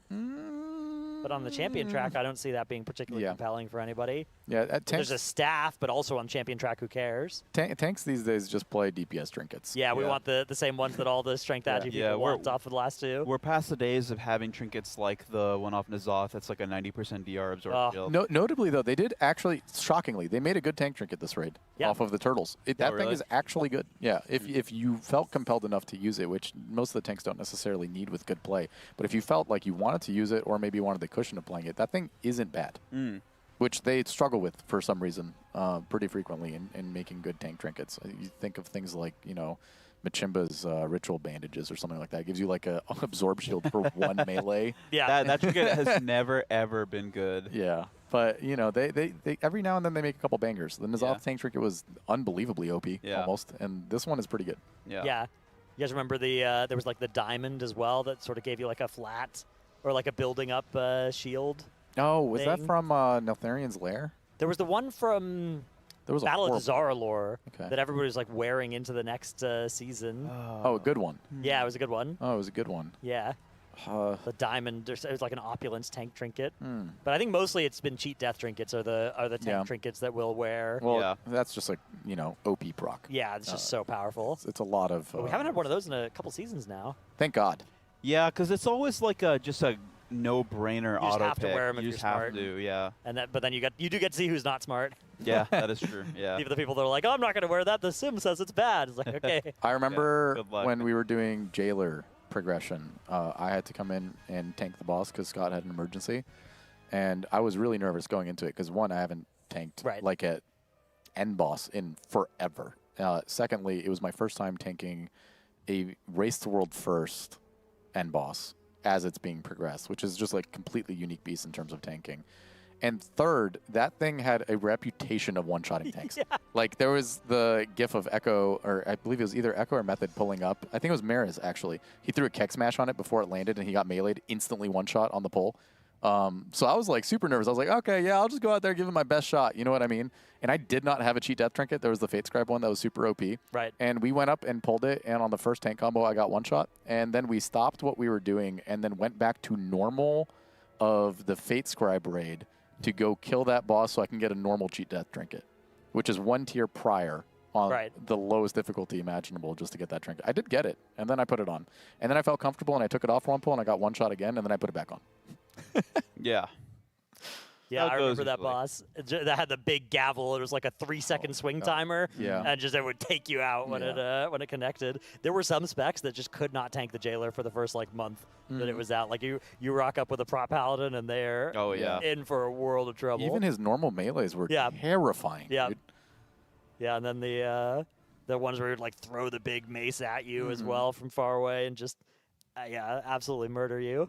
I like these bosses where the tanks are just quivering the Yeah. entire time. You know, Demencius, notorious for that. I've never... Scott and Yips are the two best tanks I've ever seen play the game, and they're so capable, and when it comes to, like, min-maxing their survivability versus damage, fantastic at doing it, and they're so stoic about what they do. Yips was shook on that boss playing a Blood DK. His voice was, like, quivering, and sometimes he would stop speaking mid-sentence because he got caught off guard by how much damage he was taking. Yeah. I was playing Brewmaster Monk on that fight, and that was back in the good days for Brewmaster. It was like completely payphone compared to the Blood DK because you could transcend the Novas. And the thing about being a tank on that fight is most people could avoid the vulnerability from the Novas, but the tanks couldn't because you had to be on the opposite side of the boss. So you had to take a 2-stack, and it was hard to avoid the 3-stack. But if you were a Brewmaster, you could like transcend over the part where 2 were going and just completely trivialize that part of it. And then got to use all your defensives just on the auto attacks. And it was much, much easier. When do you guys think we're going to Mythic? So, yeah, I mean, earlier there was like Copium was like, oh, they're on Heroic Ula'tek, like it's the Heroic end boss. That's the last thing you do before Mythic. Bad news.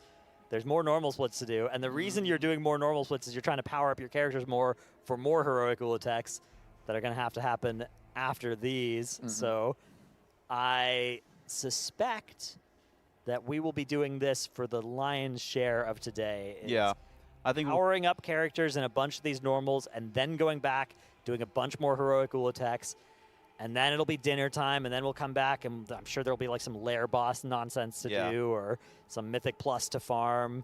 I think Mythic first thing tomorrow morning is my. I worry that might be an optimistic prediction. Yeah, I'm thinking like after lunch, or depending on the state of affairs, after dinner tomorrow, which is after dinner tomorrow. Yeah. Oh gosh. So like they're after dinner on Saturday. Yeah, just a crazy thing to think about. Lord. We used to live in a world where we're reaching the end boss on Saturdays. Yeah. You know? Like we're working on the penultimate boss. Oh no, it was hard. We didn't get there on Saturday. Maybe we're looking at like a Sunday end boss or like a Monday end boss, you know, and then you get a little sneak peek before the reset.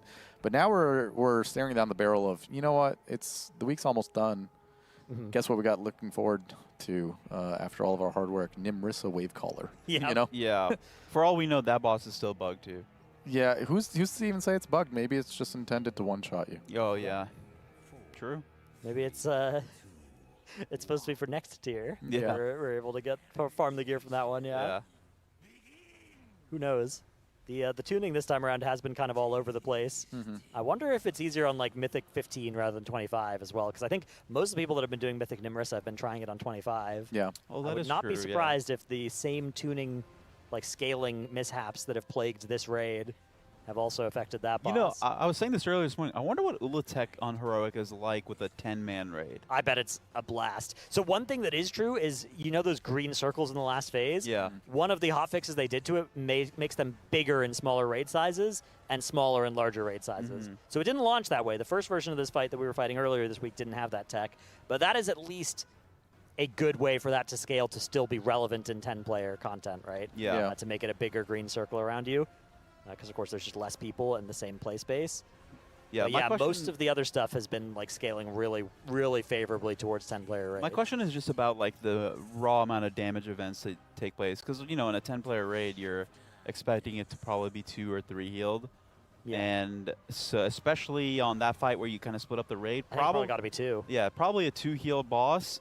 So then, you know, I can't imagine the damage is that crazy in a 10-man raid. And especially, you know, one thing I noticed near the end of last season with the bonus roll system is that people were making these like light-blinded Vanguard groups that are just for re-rolling, and they were just doing it in 10-man raids, and it was like very, very easy. So I wonder if it's the same way in terms of just like the scaling of the damage that the raid takes. I'd be curious to know, and I'd be curious to know if there will be 10-man heroic Ula'tek groups that are just forming just for the sake of bonus rolling as the weeks go by. You got to hit the golden ratio. It's 249. Yeah.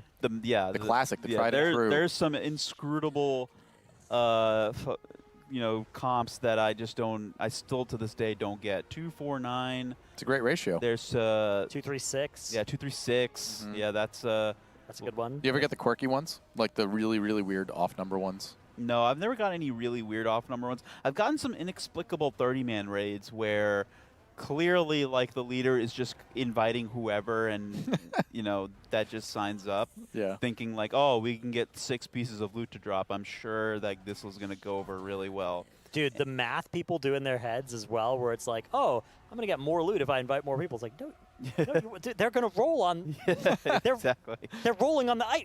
Yeah. You're getting the same number of loot per person. It's like, it's better if you can get people who are going to pass on stuff, sure. And if you're a smart raid leader, sometimes I've seen raid leaders where it's like, there's only one cloth wearer in this raid. That's interesting. Interesting. I play a warlock and I invited 12 warriors. I mean, yeah, like that's good tech. Yeah, that is good tech. Honestly, that might be the key to success. Yeah, that is in this raid specifically. Yeah. Yeah. You know, I did that in Undermine, actually. I made a normal mode pug on Tuesday of, like, the release on my DH, and I did not invite anybody on my token. And then the gods saw my deceit and decided that no tier tokens would drop that I needed. So you got to bring back classic loot rules, dude. HR. No, okay, yeah, I would love, like, a SR runs and stuff like that. Man. But without Master Loot, it doesn't work. Yeah. So HRSR, that's like hard reserve, soft reserve, right? Yeah, yeah. So like a How's that work? hard reserve is like only you have the rights to whatever you hard reserve. Soft reserve is like you get every person in the raid gets like a X number. Like let's say everyone gets 2 soft reserves, right? So like I can soft reserve the guillotine trinket and then the 2-hander. That means that I can roll on it, but then other people who also soft reserve it can also roll on it. But because you only get 2 soft reserves, that means that you don't get the roll prio on other loot that you did in reserve. Yeah, it basically buys you the opportunity to roll on it. And Yeah. you can expend your soft reserves on individual items, or you can double up on the same item, so you get 2 rolls on that item. And then everybody who soft reserved that item rolls for it, and the one who rolls the highest actually gets the item. If nobody soft reserves it, it's completely open. Yeah, it's Everybody open gets roll. a roll. Nice. That sounds nice. That sounds like a nice way to do this in a pub. Yeah, that's pretty standard now in Classic, is what people do. There's like a whole website you go to, you Pick your 2 soft you reserves. pick your 2 soft reserves. Then the Loot Master imports that sheet into like their add-on, and that way, like when the add-on, the loot add-on sees, oh, this item dropped. These are the people that soft reserved. Now you can go ahead and roll. So it was pretty cool. Fun little mini game, you know, for your it's- loot every week. You're like, oh, what am I going to soft reserve this week? Yeah. And does the loot master get to like hard reserve something for themselves or the raid If they leader? want to, Yeah. you know. Depending how dictator like they're feeling. Yeah. If they want to hard reserve something, they can. One thing that was fun that we did in our classic guild was in SOD was we would hide the soft reserve. So Nice. because usually you can see what. Because you don't want to metagame about it, right? Where it's like exactly. Because you know you would change what you would do based on what other people would do, Exactly. of course. And then there's this. Then I'd see an incentive where everybody's trying to wait till everybody else has submitted it. Yeah, exactly. Yeah. Yeah. Fun little social dynamic, you know, where you hide all the soft reserves, you show up for the raid, and right before you start, you unshow them and then lock it. Yeah. And then you just look at your friend, and you're like, dude, are you a psychopath? Why did you put 3 hard reserves on a belt, like as opposed to a big trinket or like a weapon or something? You know, but the interesting thing is that what I notice is like the loot spread of reserves is a lot better when you actually hide the soft reserves. It's weird how that works, the psychology behind that. Yeah, because everybody's kind of trying to predict what other people will do and get a nice like medium value one rather than going for the one they think everybody's going to contest. Yeah. Yeah, it keeps kind of keeps everybody honest. I like that a lot. I miss the days of SOD. I'll do, say it. yeah.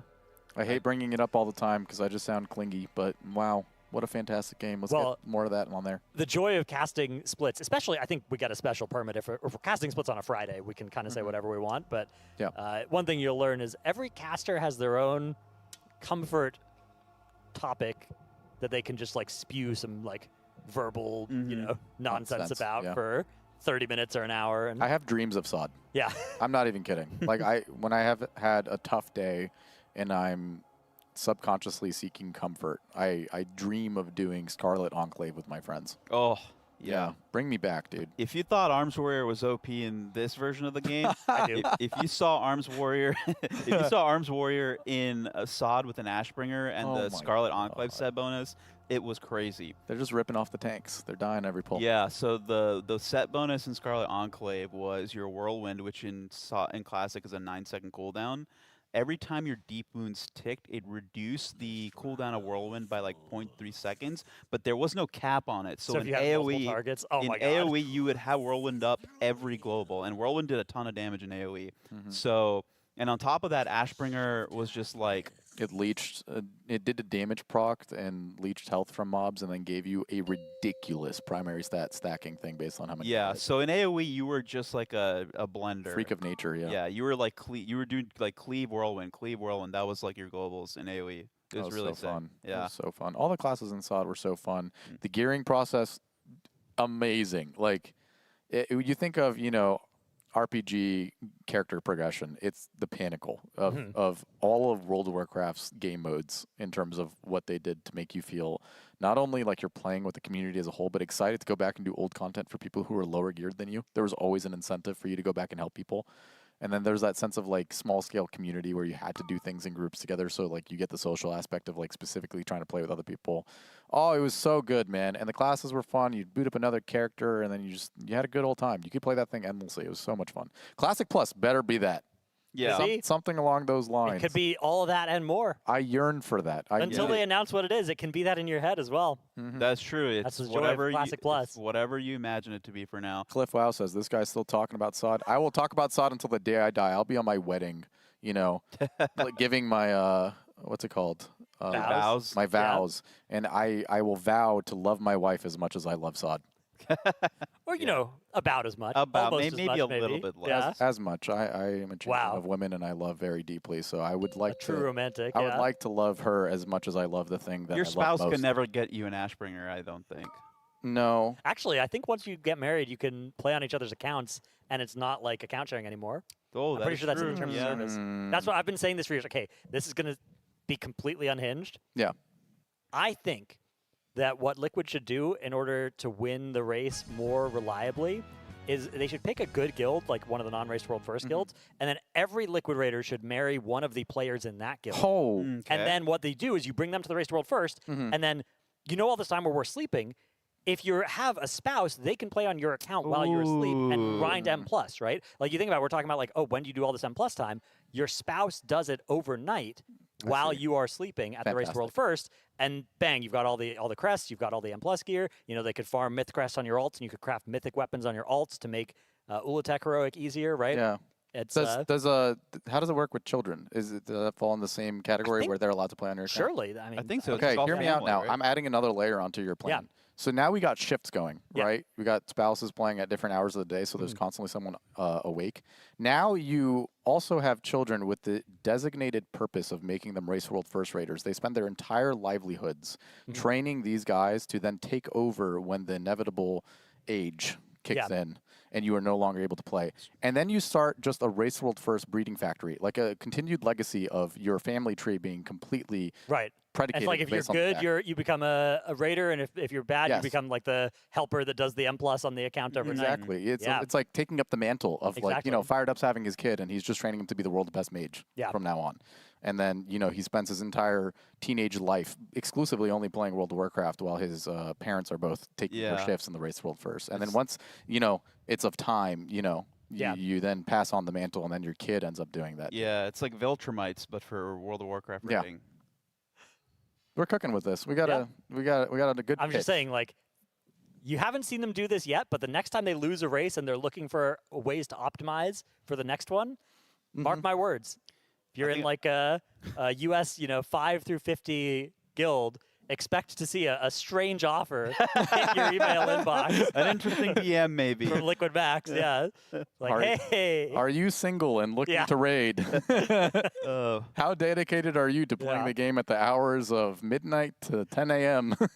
I mean, there are a lot of guilds where you got most of my guilds up at that time zone. It's prime gamer hours. Like, I'm going to stay away from the raiding eugenics program. Yeah, it's it would be hard to find a buyer, but once you get one one guild interested, that's all you need. Or you could poach a few people from different guilds.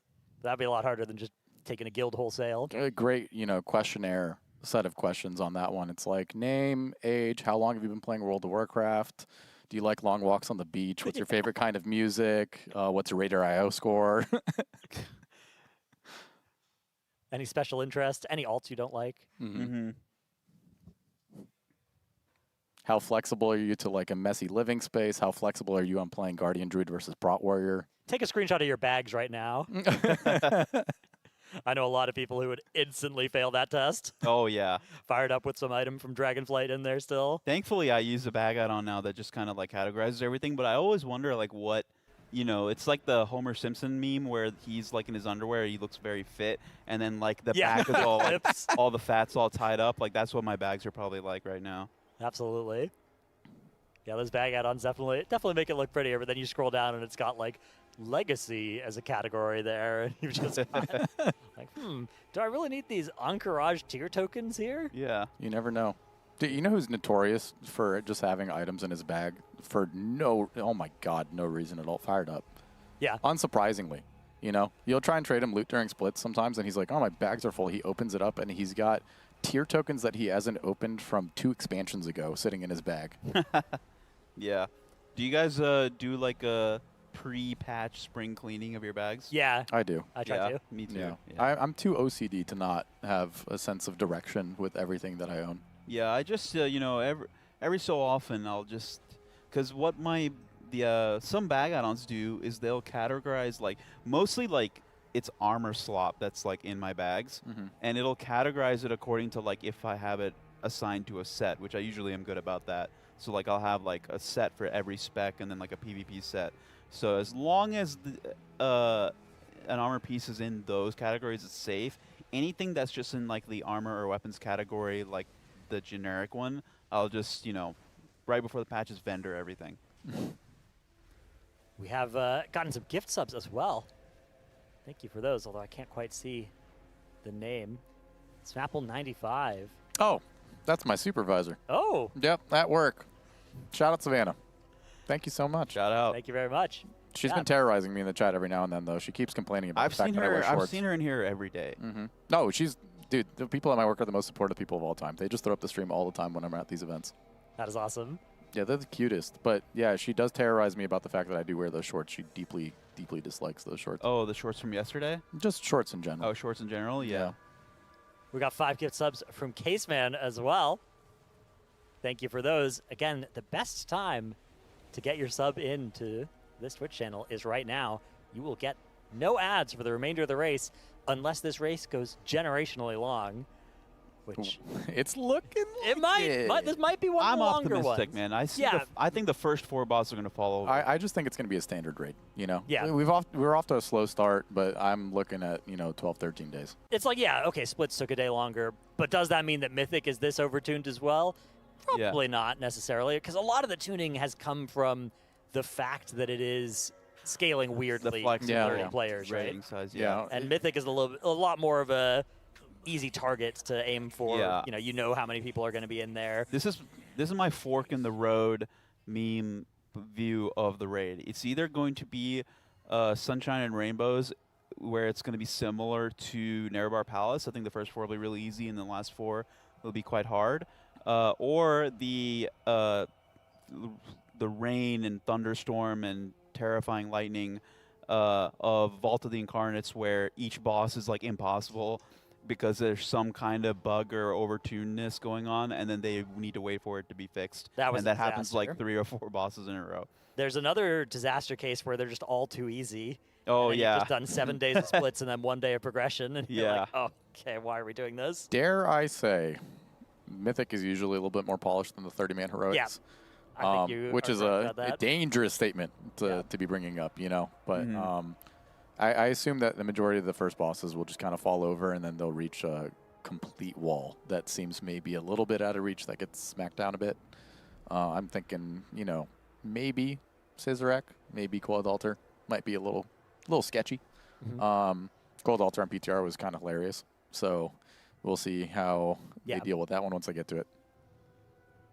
That was an awesome Mythic test. I think the most fun I've ever had PTR testing a boss was Mythic Coiled Altar. It's tough to make those two boss bosses. Yeah. The duo bosses work well, Having individual mechanics coming from each boss that kind of interact with each other is always a tough feat to design. Silken Court, notably, complete slop on PTR. Stone Legion Generals. Yeah, Stone Legion Generals. Although Stone Legion Generals was sleeper a 3-boss fight, and it was the Gargoyle was just harder than either of the generals. Yeah. Also, the guy that is piloting Draven, like you could never account for him AFKing. In the middle of the fight. He could miss, he could crit as well. That was he would drop an ad off of the platform. Yep. Yeah. That was whew. Man, thinking about Stone Legion Generals makes me appreciate every other boss so much. It did make for hilarious moments, though. Seeing how unbelievably bugged the Wicked Blades could be. The Wicked was Blades. just funny, Yeah. Weird pathing, hovering in place. And you got the priests that mass dispelled and then died in the APT. Twitch chat is just flaming them every time. Oh my God, Nick, this guy sucks. He's dead every poll. Yeah. That's a good bit. Completely impossible to mitigate as well. There's no actions you could take that would stop that message getting posted every poll. All right, for anybody just joining us, though, we are in another normal split. 10 Liquid Raiders, 20 Helpers, And it looks like they're farming a lot of normal Vashniks in particular for tier. I need them to slow down. Some Twin Fangs as well. I need them to go back to Ula'tek. I need a break. Atlas G is yearning to make an appearance in these splits. If I don't, you want to make sure they don't finish all the normal before. Yeah. Dude, the one tier after I retire, if they don't let me do at least one split with them, I'll be so heartbroken. I'm sure that there will be splits next week that you can participate. I know, but it's not the same. It is not the same. It's not the same.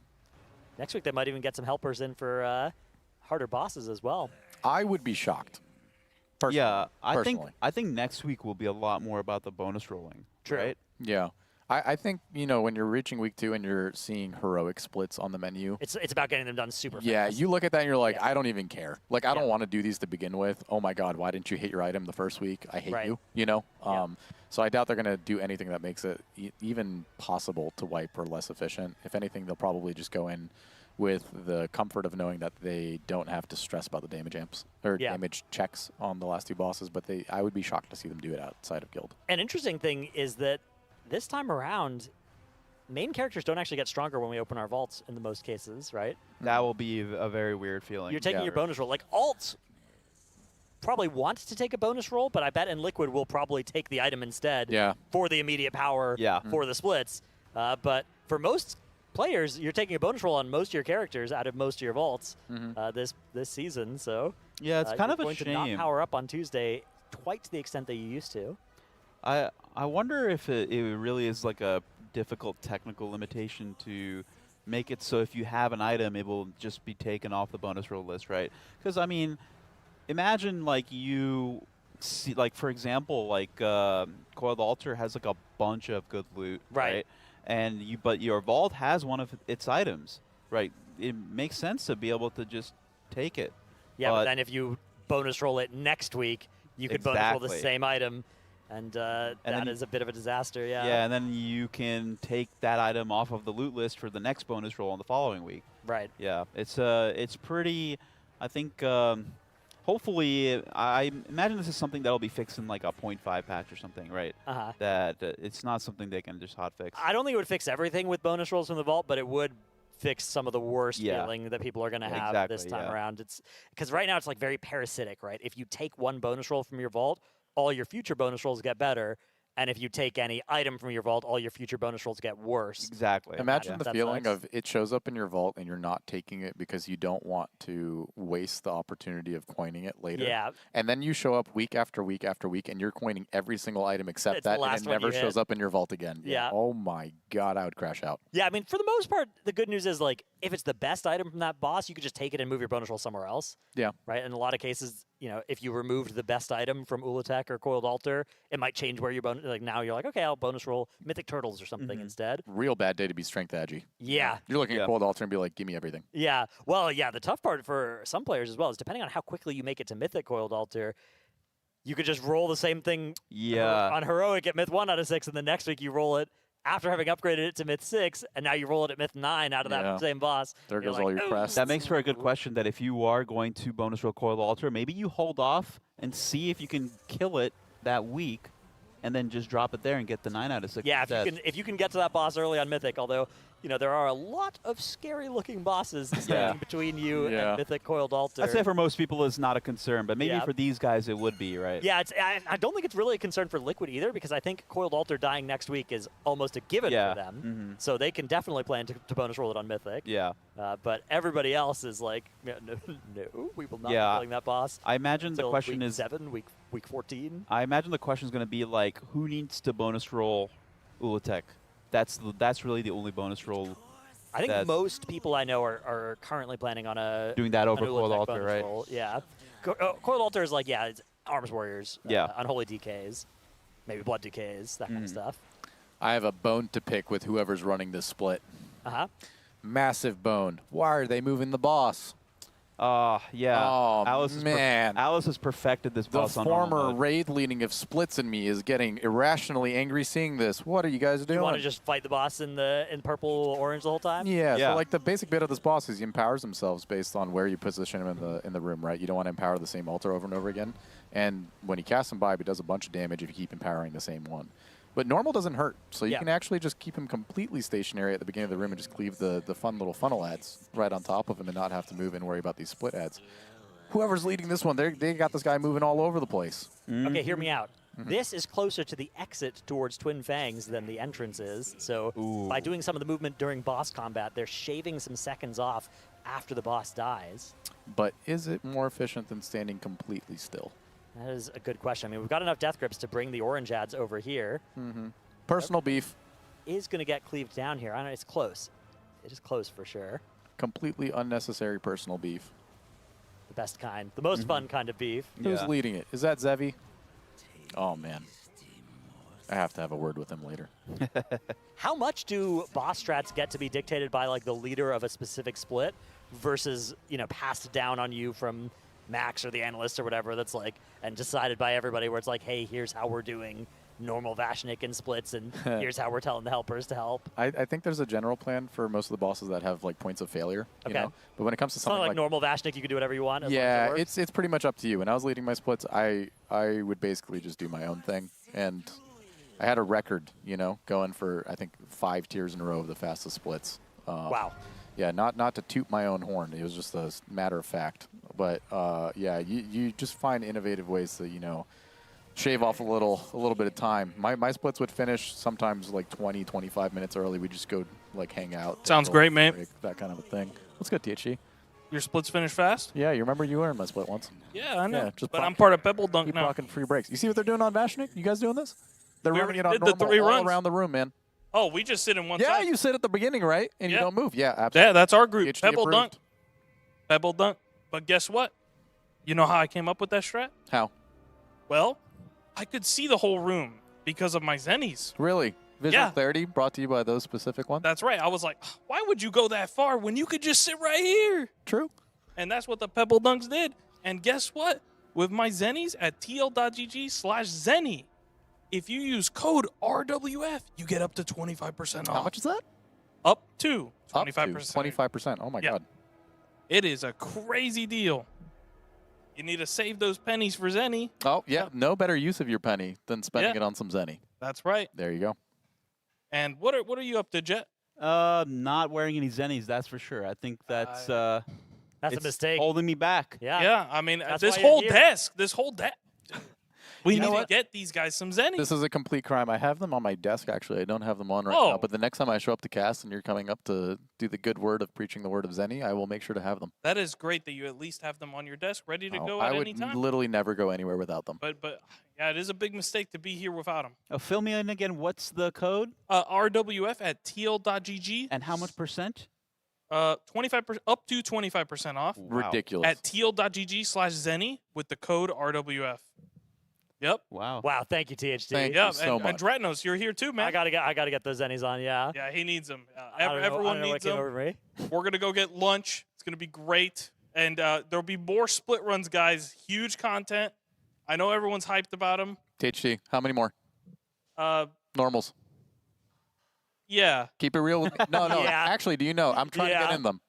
I think it's 4. Yeah. Okay, four, good. Save 4 is one the for number. after 5.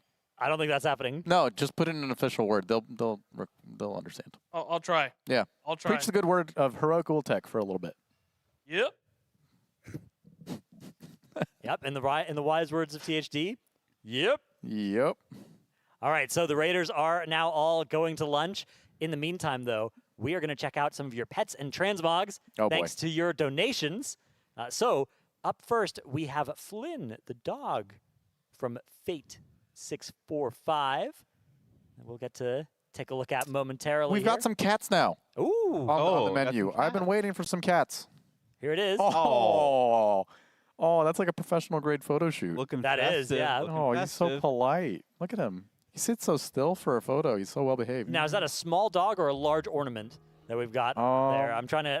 I think it's a understand the large scale Well, I'm here. using the car for reference. It'd be weird if they have a super miniature car, you know?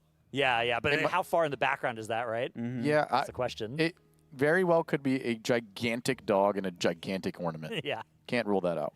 very, very much a possibility. Incredible. Thank you so much, Fate.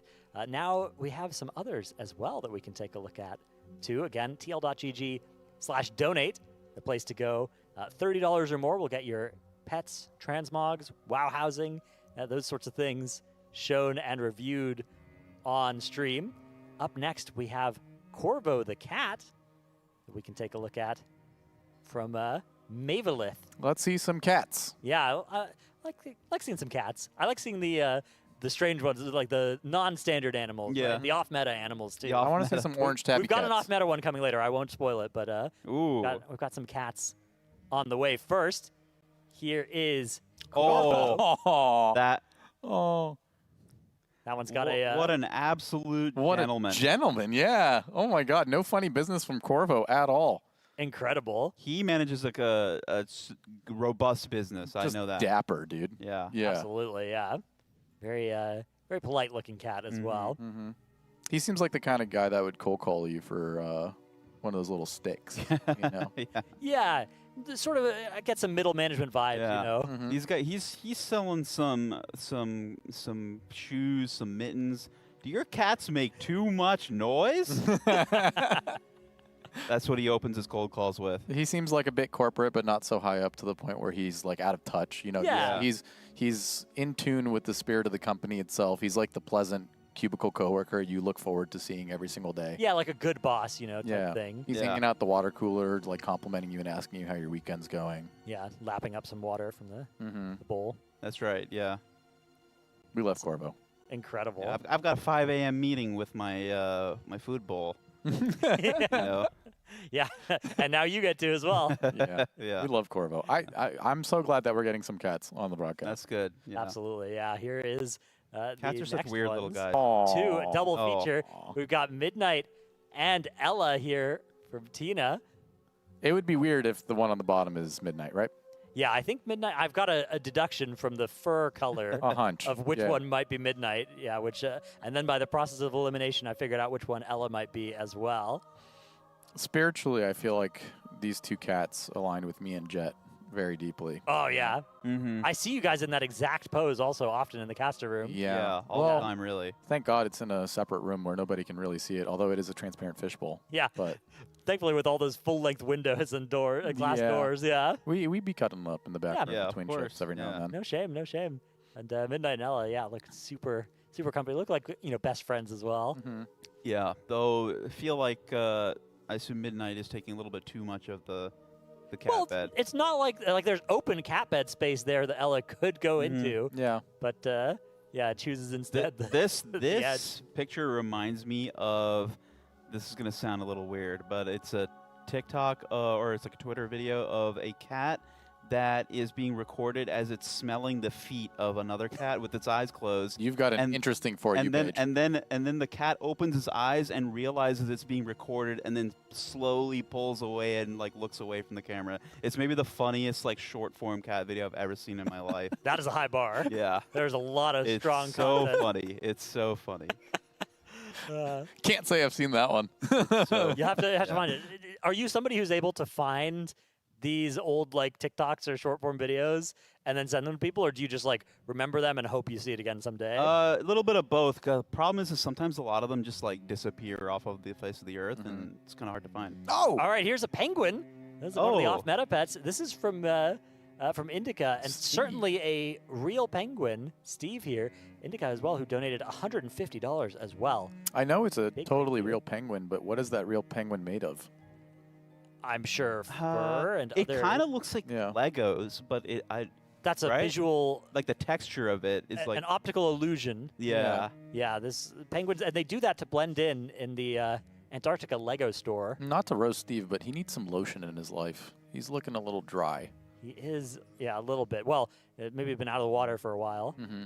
Yeah, the penguins. I've seen some documentaries where they have to, cross the glaciers and stuff to get to the water. Yeah.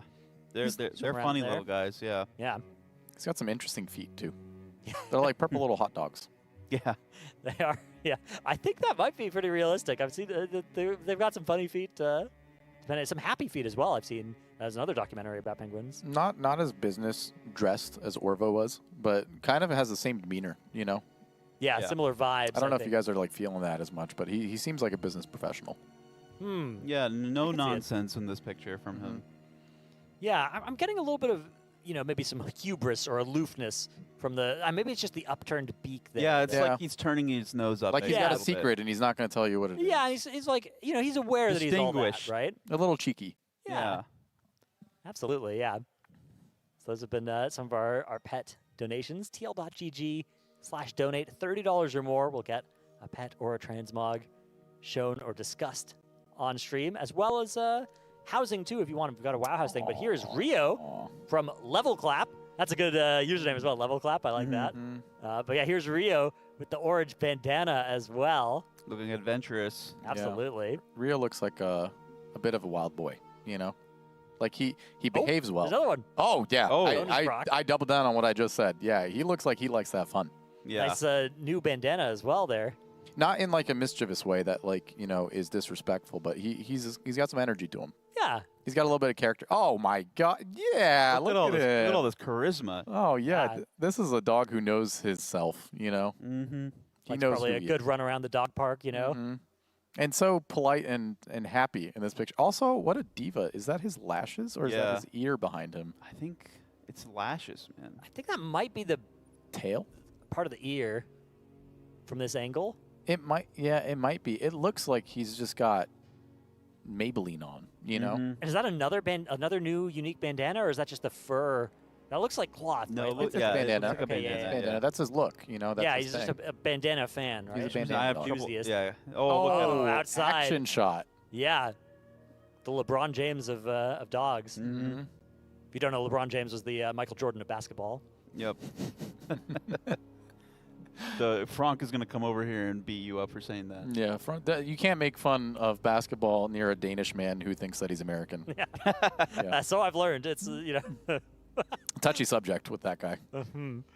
There's after a nice hard one game there. I'm just throwing it in. Wemby is long and wrong, and you know it in your soul.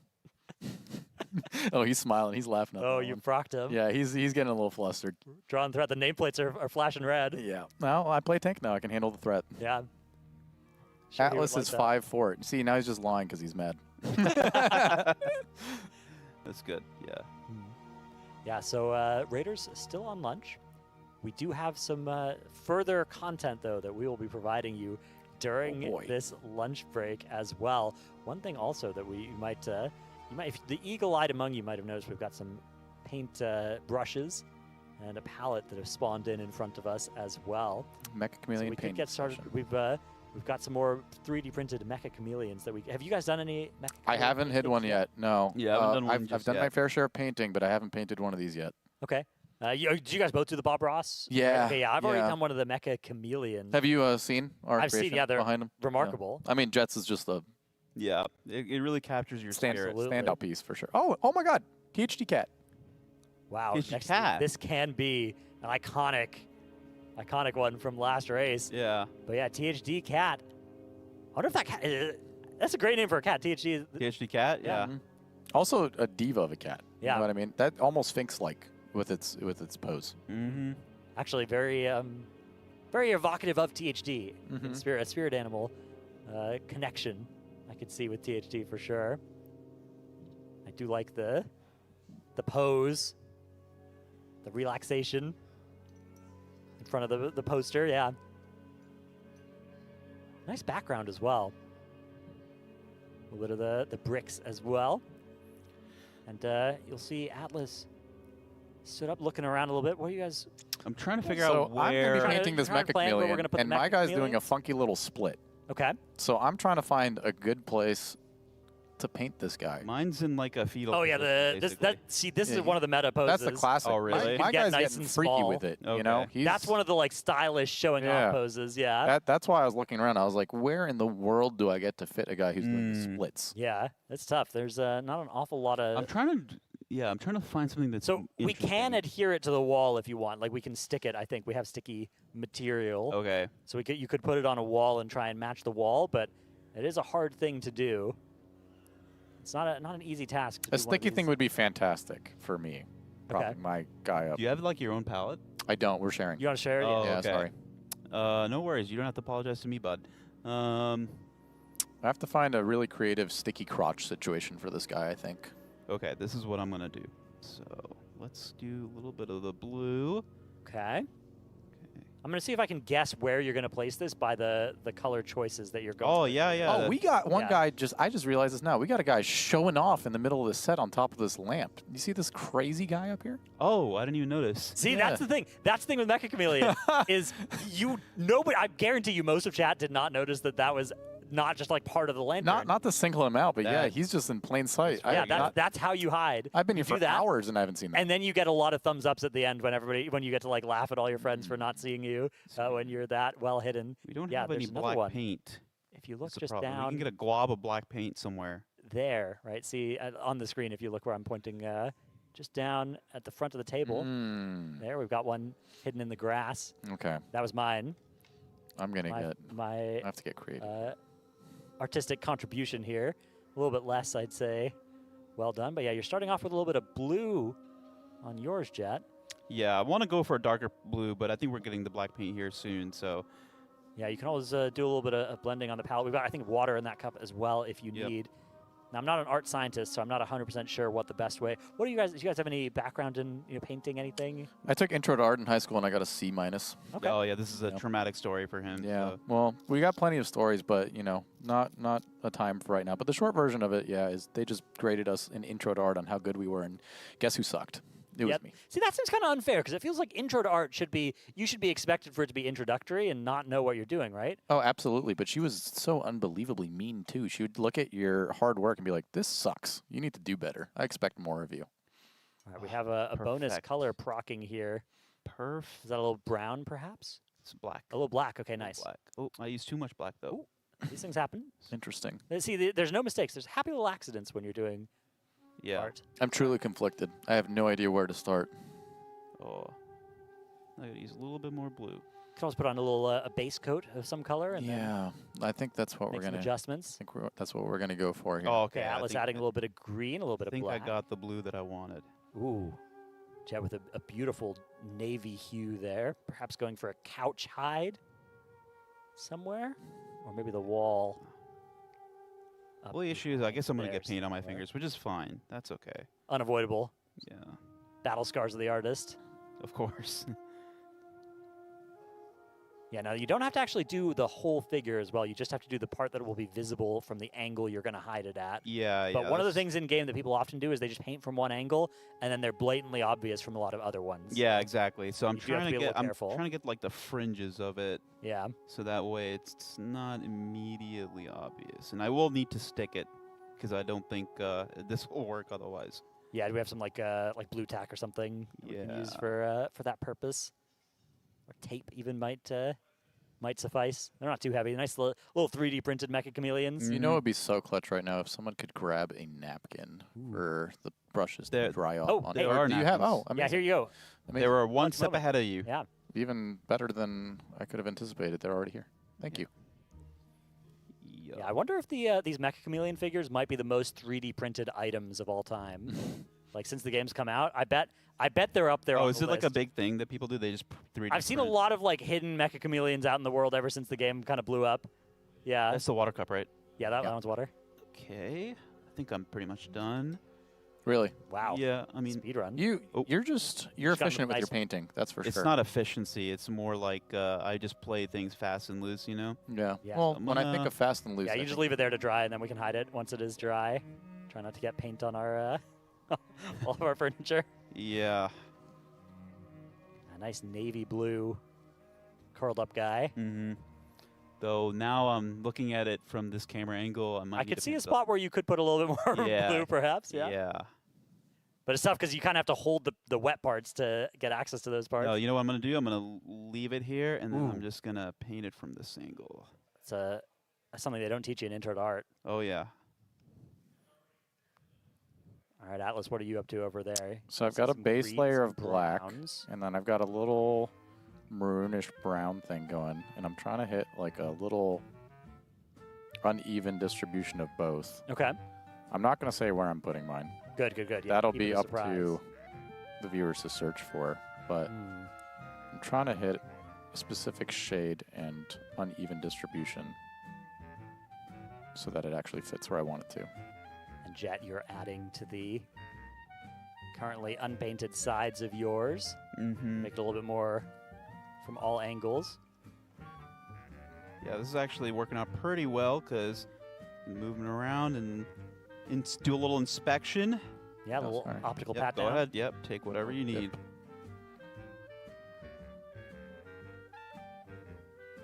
Yeah, I think your pose Atlas is one of the hardest to succeed with there on that Yeah, guy. this guy's doing a funky little move.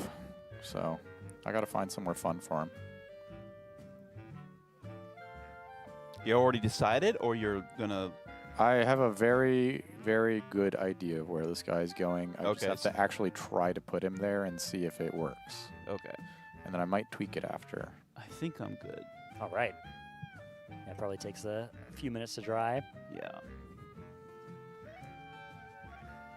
And yeah, Atlas holding by one leg, although soon we'll be out of places to hold the figure when you actually need to paint that leg. Yeah, Might have to go with the Atlas or with the Jet Tech of keeping it on the palette. Yeah. I'm Do going to that figure part. out, much like Jet, I'm loose and open to flexibility, just like this guy. But I'll figure that out once I get there. That's a problem for 1 minute from now. Yeah, future Atlas would love to solve that one. He's great at those sorts of problems. No, I don't know about great, but he's going to accept what's given to him. Yeah. He's zen about the possibilities. Might throw some curses to past Atlas along the way. Oh, man. We've really got a lot. This is going to be a long broadcast, given how long these bosses are taking. I can go through each and every one of my ridiculous stories of the curse throughout my time here. The curse? Oh, are you not initiated? I'm not familiar. Okay, so I live a cursed life. I have been subject to maybe the most horrible, excruciatingly hilarious situations anyone could ever fathom. And throughout the course of my life, I've just had disastrous things happen to and around me all the time. Wow, I look forward to getting the compendium here. I've lived a fun life. And here's the fun part. There's always room for more. Yeah. Something horrible can always be waiting for me. What scale of curse are we talking about here? Is this like Paralyzed from the neck down, randomly getting a rare disease, school shooting, almost dying during birth. I see. So this is real, not like I stubbed my toe this is twice some real in 1 shit. week type thing. No, this is some real shit. I see. My sense of humor is exclusively forged in the fires of trauma. Wow. That's This guy's a fucking downer, says this guy in chat. That's good.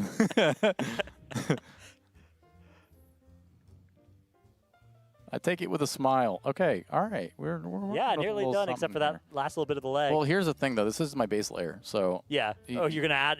This is just the start. yeah. This is the test run of where do I have to place it now, or are we? No, you got time. I've got time. Let it dry. Yeah, let it dry, and then. So I don't realistically think that my Mecha Chameleon guy will be entirely done in this segment. Okay. Are you on the next shift? I am in the next shift. So in between the two, I'm going to fine tune it. Wow, and then Jet, you're off the shift, but yours should be dry pretty soon. So once it dries up, I'll stick. We'll need like a little sticky thing, I think. Okay. Awesome. Yeah, our set's going to be full of these by the end of the the end of the race. Yeah, last finishing touches there from Atlas on his. Yep, and this guy can dry for now. All right. Let that thing dry, and we'll come back to it later. In the meantime, we have one more bonus kitty here. No name, but cute. Mm-hmm. Oh. Dylan. He's got a little jersey on. Yeah. Yeah. Very nice. Okay, I was about to say, is that a Rams jersey, but I couldn't It's tell. the St. Louis Blues of the NHL. I've detected with my keen eye. Really? For hockey jerseys. You're familiar with the St. Louis Blues, Dratnos? And the it being told to me by production. I was just about to ask, who's your favorite player on the St. Louis Blues? Jordan Bennington. And your production. second favorite? Okay, that we've run out of ones that production knows. Well, regardless, no name but cute is in fact cute. This is my second favorite player on the list right here, this kitty. He's got like a kind of serious demeanor to him. Yeah. No funny business around. Well, that's the thing about hockey players. They're ready to start a fight at a moment's notice. Oh, yeah. Much like Absolutely. the cat. The humble cat. He looks like he is ready. He's an enforcer. Yeah. Yeah, this is one of the ones like you do a unfair check on one of his teammates and he's going to come to get you, right? He looks like he's used his litter box and is displeased with the state of it being unkept. He's looking at his owner being like, I have done my duty. Go clean after me. Or, you can see the bottom of the food bowl, right? And is like, Not happy about this. Absolutely not. Where's my food? No funny business around that guy. He runs a tight shift. All right, well, thank you so much, Dylan, for sending us your cat there. We've now raised almost $10,000 for our charity, which is UNICEF, a great cause this time around. TL.gg/donate is the place to go if you want to help out. $30 or more, and we will take a look at your pet or your transmog or your player housing showcase of your choice. You know, some screenshots or GIFs of it. You guys on Team GIF or Team GIF? GIF. GIF? GIF. Okay, me too, me too. If Yeah. you're, Oh, if you you're, scared me. If you're a GIF guy, Yeah. I'm not, nor am I a fan of the peanut butter either. Neither. oh yeah. Oh, Yeah. the peanut butter's okay. No, Justin's peanut butter, right? That's what I like. I'm just not a peanut butter enjoyer. You're not a peanut I butter like peanuts. Not a fan of the butter. I'm a guy who I likes like butter as well, so it's weird. You'd think the combo, but no. Yeah. I'm a guy who likes peanut butter itself, but not peanut butter flavored things. You know? Peanut butter flavored things are an abomination. It's just too much. It's an overwhelming flavor to be putting in things. Sounds like your palate is just not good. No, I just like delicacy in my life. I like something a little bit more soft. You got a little bit of a delicate tongue. Yeah. Oh yeah. What sorts of flavors do you like then? Coconut's exclusively banned in most flavorings for me. I'm ruling out the things I don't like to tell you what I do like. Okay. That works. A strawberry flavored thing is always nice. Always nice. Okay, I was worried you were gonna be like another banned one. Oh Strawberry. no. Fruit flavored things are fantastic. Okay. You know, that's my go-to. Anything fruit flavored, I'm a solid approver of. It's hard to really say. A nice caramel. Ooh. Fantastic. Strong. Maybe a sea salt caramel. Yeah. See, that's like a stronger flavor. I'm Yeah. more settled with. That's and willing to sophisticated. accept. Yeah. I want something with richness, but not to the point where it overwhelms the other flavors in it. I want things to be enjoyed in their parts. You know, everything has a place. Peanut butter's problem, I'll go back to peanut butter specifically, and my gripe with it is no matter what you put with peanut butter, you taste peanut butter. Right. Yeah. Right. And that's just rude. It's overpowering. It's obnoxious. Yeah. Give a little room for somebody else to shine. It you know? insists upon itself. Yeah. Yeah. And it insists upon my tongue, and I don't like that. Mhm. Unless I'm specifically trying to have peanut butter, then oh yeah, let's get it. Fantastic. It has very few complementary flavors that work well with it. You know, Jelly. like a jam, a jelly, a honey. Oh, peanut butter and honey, fantastic. But you have to have the right textures for peanut butter to work. Wow, this strategy of us talking about food as everybody's coming to lunch and then walking past us, we got the food going by, making me very hungry. It's on my mind. Yeah. You know, lunchtime. Would not mind cooking, a good lunch soon. Looking forward to it. Chef's cooked few up more something minutes great. on our break timer. Yeah, I'm not picky with anything. I will eat anything and everything. Enjoy all flavors, pretty much. Yeah. Yeah. Well, I guess like jackfruit maybe is like a little weird. Jackfruit? But it still tastes good. I think it still tastes good. The texture is very weird. Jackfruit, that's like people use that as like a pulled pork replacement, right? For like vegetarian. Do they? Yeah. I think so. Yeah. Like. Yeah, it's like a meat alternative for Yeah, vegans. Yeah. Oh, I Yeah, mean, it's it is fantastic, by the way. it is a very meaty fruit. I mean, it tastes good. Yeah. You ever have jackfruit tacos? They're delicious. No, but I can imagine it is. They're so good. Yeah. It's like a very moist texture, you know? Kind of like stringy and pulls apart a lot. Yeah, like Almost- pulled pork. Yeah, it feels very gamey, too. Yeah. Oh, it's great. Yeah, it's good. Yeah, if you just start thinking of it as like a meat plant, maybe that'll help you instead of thinking about it as like a meaty Yeah. fruit. You know, like Yeah. Yeah, but in general, I'm not picky about anything. Yeah, me too. I try. You know, recently had to try and dodge the lettuce to avoid the the outbreak. That was well, there's a new thing to dodge every week. it Yeah, it's seems nice. like. We've got you get to play a little bit of Minesweeper with the various items of food that are contaminated with things these days. We're in the so. end times. You saw blueberries. Yeah, Oh, not blueberries. blueberries. No. Immediate death. Ah, I love Yeah. blueberries. Oh, yeah. Wonder if I love them enough to risk immediate death. It's close. It's a good Yeah. one. Good blueberry pie. Go crazy. Yeah, Were you guys ever particular about your food touching when you were kids? Nope. Really? Like putting them next to each other. Like they're they could allowed to not do that? touch and you had to like eat them separately? No. Neither one of you? No. No. Yeah, Does that surprise you? No, about, me neither. about No, us? just me neither. You neither. Nah, Okay. me neither. Yeah, Yeah, no, you're I just didn't do cool that. about I mean, it. I guess Yeah. I didn't eat veggies as much when I was a kid. Of but course, like yeah. my palate like just has gotten more and more open to like all kinds of foods. Yeah. As I got older, so. I had a thing against tomatoes. Oh really? Absolutely no go as a kid. Yeah. I liked ketchup, but yeah, I did not like especially raw tomatoes, but even like cooked. Really? Oh, to this day, grapes make me nauseous. That's a fun one. Love My grapes. my mom, when she was pregnant with me, would eat pounds of grapes every day, like giant bushels. so the Do you think entire you, time. you went through your entire lifetime consumption of, I grapes? think probably 95% of the nutrients I got through her umbilical cord was from grapes. So I don't know what it is about them now, but like red grapes make me nauseous if I eat them.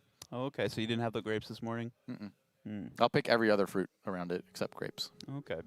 So the red ones are bad? The red ones are bad. The green ones are like okay, but I They're don't okay, but not- particularly. I'm not thrilled by them. I You know, see. I'm not excited to have a grape, but like if it's there and it's green grape, I'm fine with it.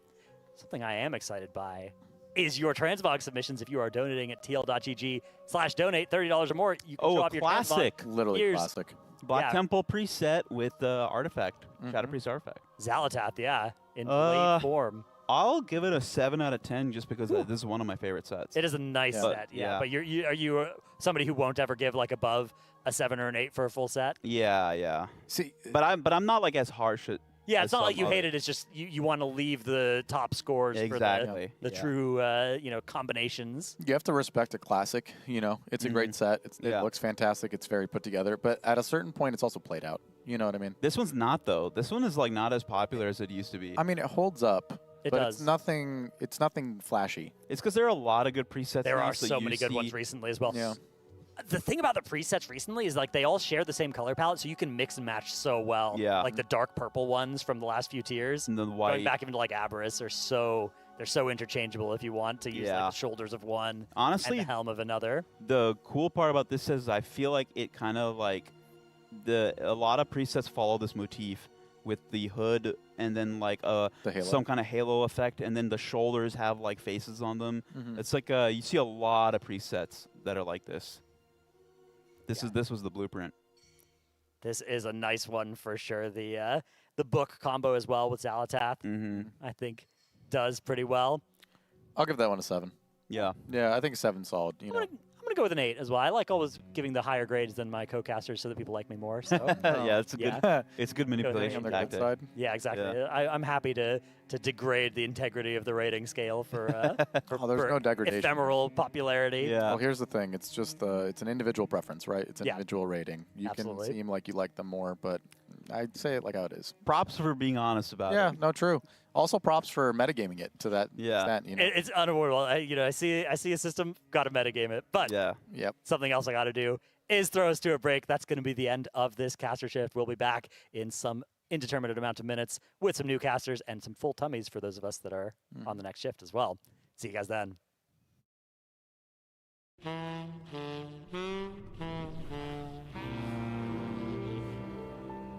Pretty comfy, huh? Isn't it funny that people wonder if THD is awake or not during raids? Obviously not. He's actually microdosing naps in his chair. Sitting on a soft supportive memory foam seat really makes all the difference, you know? But he's not just sleeping. He's somehow optimized recovery for the race. And the trick is getting the 4-way lumbar support on this thing just right to keep my posture ready. So it's not even a nap, it's a cooldown. Watch this. It's so awkward when I'm trying to call comms in the raid and he's asleep. Like at least recline or something. That's one of the best parts of the chair.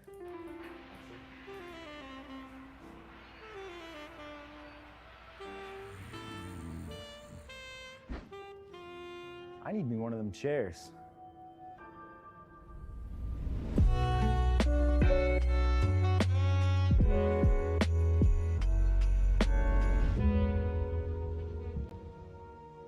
This is Alienware's most powerful desktop yet. Because inside, it's powered by AMD's most advanced gaming processors. AMD Ryzen 9000X 3D series. Through raw will, a bit of luck, and a little something special called AMD 3D V-Cache, bringing order to the chaos, keeping things smooth when everything else is falling apart, so you can play at your absolute best. Best in slot gear, trusted by Team Liquid. The Alienware Area 51 featuring the AMD Ryzen 9000 X3D series, now 10% off at teal.gg/Alienware.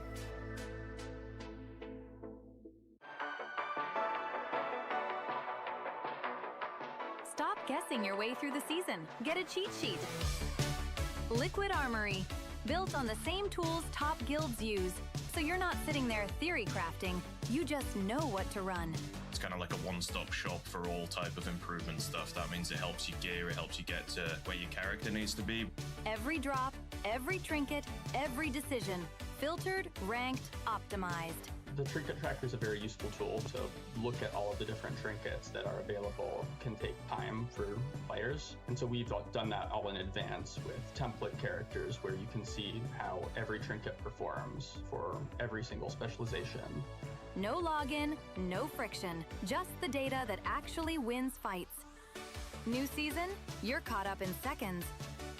And on top of that, we also have a new VOD feature called the Watchtower. The addition of the Watchtower actually helps you improve as a player, giving you access to VODs from the Liquid Guild members throughout the Rift World first.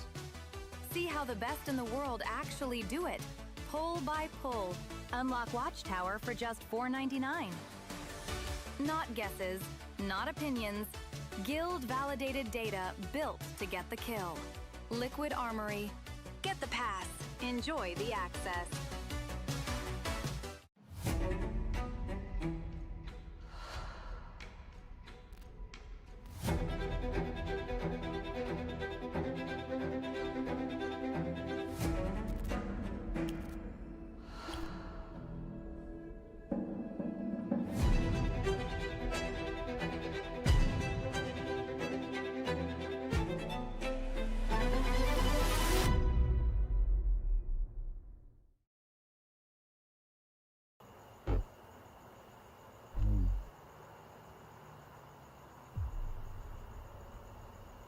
I wish race started already. Hey, THC, what are you doing out here? The race started.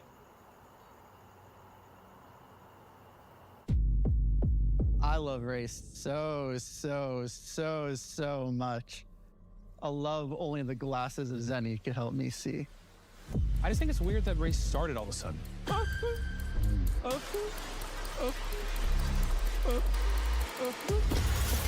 I was thinking, what if we killed the boss and ended the race tonight?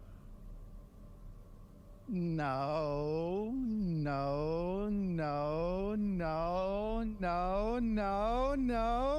Don't do that.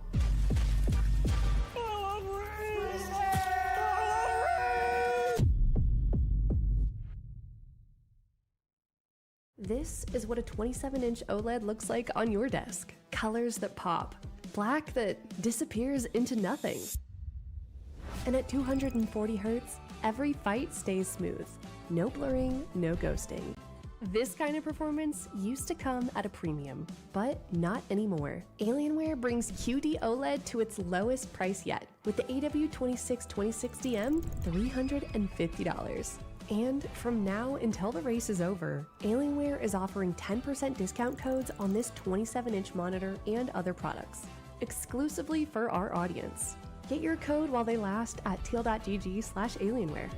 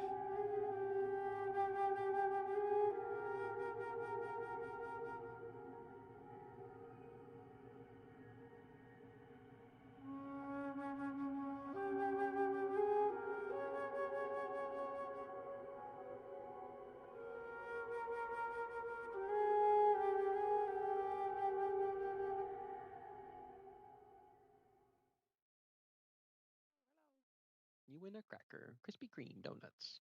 Whoa. Whoa. Got Hello, in those Mo. hard. Never be in the middle between both bosses if you don't know what you're doing. You will most likely just die. And blow up. Lines will come to Green side, hit the ad. Red side, I stack mind if up. I just take over the split completely? Red You side, got get in us. this. Mind control inside. Careful the green lines here. Careful the green lines. They will kill you if you stand in them. That's right. And then Cracking everyone spread on the edges, red. If you soak, go to the edge. It'll be against the wall and then go back out after. Yo, green side, let's spread out a little bit for the intermission. Yep, red, you can also start spreading out a bit. Make sure nobody is near anyone. Be very, very sure you're spreading. We have a lot of time to do this. If you're a 3-1, count your green orbs. If you have 3 or 1, you're not moving at all. Do not move at all. 2, under the boss. 2, slowly go under the boss. You have a lot of time. Mogar, you can move forward a bit. Go to the You boss. two can go. Nice. Yeah, yeah. 3s and 1s, slowly connect. 3s go to a 1. Mogar and Jax. You can taunt, no shot. Yep. You guys can meet under the boss. Yeah, yeah, yeah. Amazing Very work, good. everyone. All right. Just remember, every time we do that, the intermission, we have like 400 minutes. Don't stress about doing it quick. Yo, Shaq. Yo, present, my Yeah, bad. they started trying to split us apart. Yeah, I know. I legit saw. It's been like this since like day one. Yep. So 1984. Red side, get in the soak. Yeah, bro. If Get you're on the ever soak. soaking multiple mushrooms, most likely pop a defensive. They do hurt quite a bit. Or take it slow.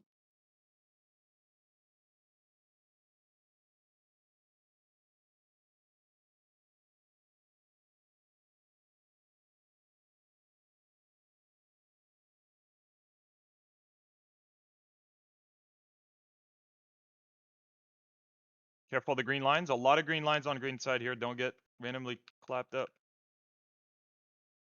Lots A lot of of green lines lines through coming mid, from lines the through other mid. edge. Red side, do another soak. Put your puddles along the old ones. All right, green, we're going to nuke the sad. And then we're getting an intermission soon. So be ready to start spreading shortly.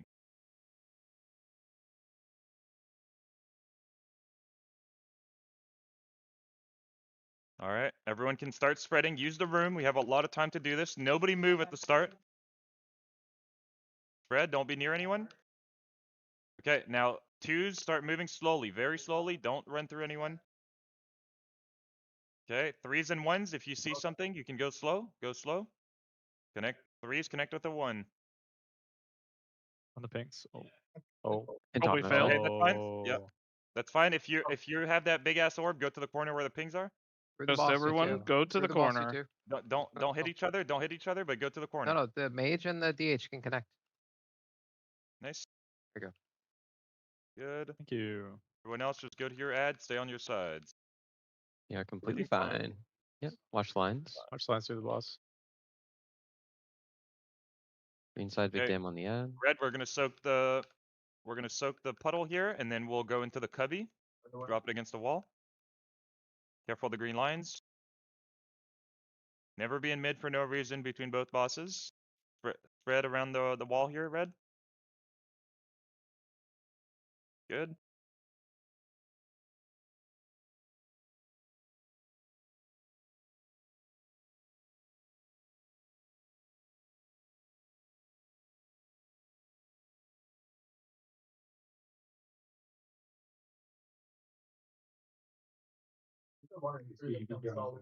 Okay. Getting another red soak. We're gonna put this one against the corners, the wall corners.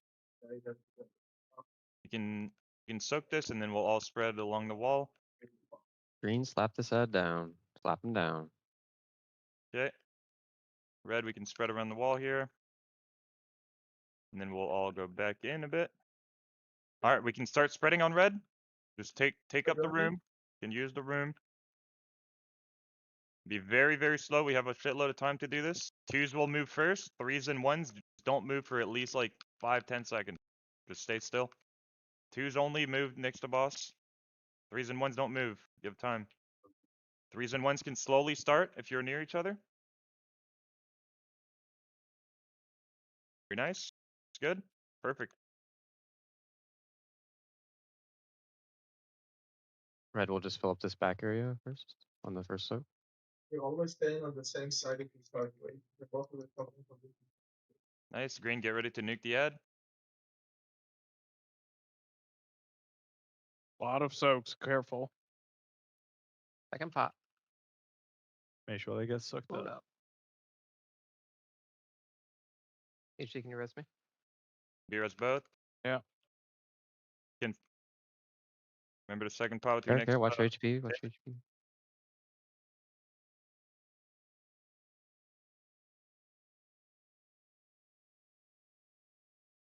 A lot of green lines here, Carrot. Good.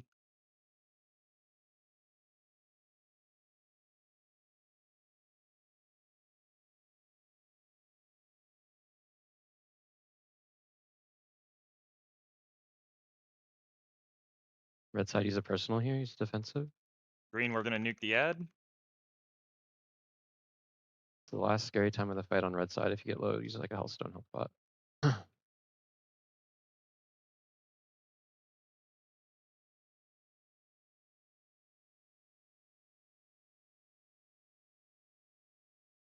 Okay, out red side. everyone spread. Make sure nobody's near you. Take it really slow here. Twos first. You can start moving. Threes and ones don't move at all. Twos and ones or threes and ones don't move at all. Why didn't I get one? The fuck? I guess odd number of people. Odd number. Yeah, because the guy did. Okay. Twos and two. Seems smart like that. Yeah, The go twos to can boss. meet on Yes. that guy. Yeah, you're just across. You're fine. Nice. Nice. Now we kill boss. Okay. Yeah.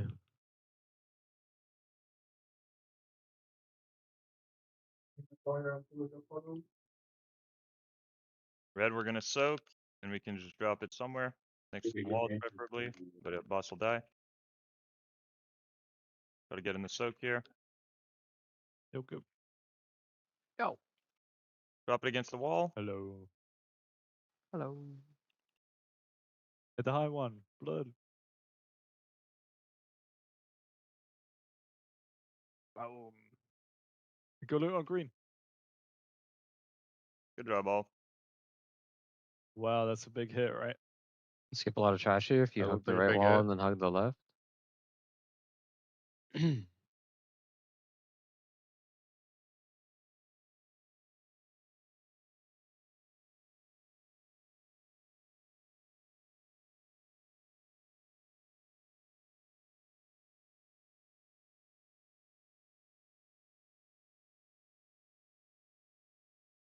Good job.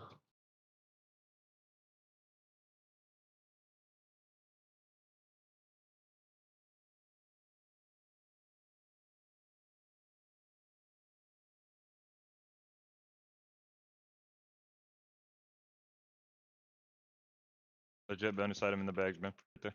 Yes, bro. Hashtag Woo. Hashtag Woo. Alright, nuke these You got something, behemoths. bro? Yeah, we got a nice little, let's see, Hunter Shaman Evoker piece. You need? No need. Legit, zero need. Isn't It's that a fine. planning failure then? From Bub?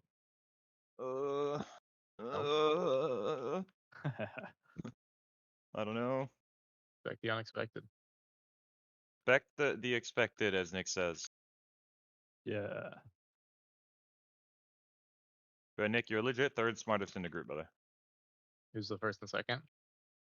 I actually won't tell you. That sucks. Sucks to be you, Barrett.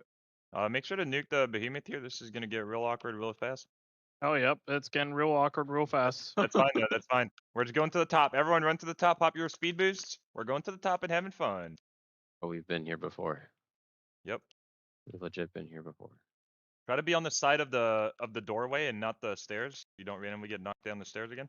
But also, if you want to go flying, you DKs help grip shit into the group. We got a lot of extra shit coming up, but that's fine. We've been there before. Been there before. Been there before. Well, the group death skips this, by the way. Just No, that's not good. Not good. Don't even. Yeah, well, that's not fun. Don't even. Defensive. Everyone live. Good job. Or pop some stuns. DKs, remember, anytime you got a grip, you can grip one of those guys up. We got a couple totems on the way down. Is that chill? Yeah, they're spitting on someone coming up. Right. This is Main chill. thing is that we should never fight at the bottom of the stairs. I think May that's how we get the all this stuff. Yep. be That here. and some people kind of ran up a little early. You get hit by a wave, you get sent into you know. trash. It's like a big knock. All good. I'm fighting the totems right now. Yup. Dying. The 5 mil HP totem. Yeah. I mean, that's fine. Alrighty then. Yeah. I'm fighting 2 mobs in the last boss room. All right. We'll have the totem killers do their job. Holy shit, you got moves there. Yay.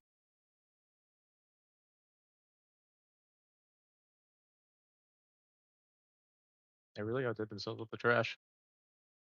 Agreed. Not this immersive usually. Defensive. Nope. Decent stun. Not a bad stun, eh? Not a bad one there. Really good Chaos Nova. Oh wait, there's only one DH. No, there's Lithindrel, but he is Devourer, so obviously Oh, it's is that a diff range? color. Diff color. Is that a range? Yeah. I was trying to give credit to Anyone the that person did a it. green looking stun there, good job. Yeah. Probably not DH one. For the loot, and if you get something, you can delete it or sell it. Yep. Don't reset during this cast. Reset now. May the Lord be with us. We're gonna start the fight No, over don't on the go down feet. there. I'm going down. Don't go in there, mate.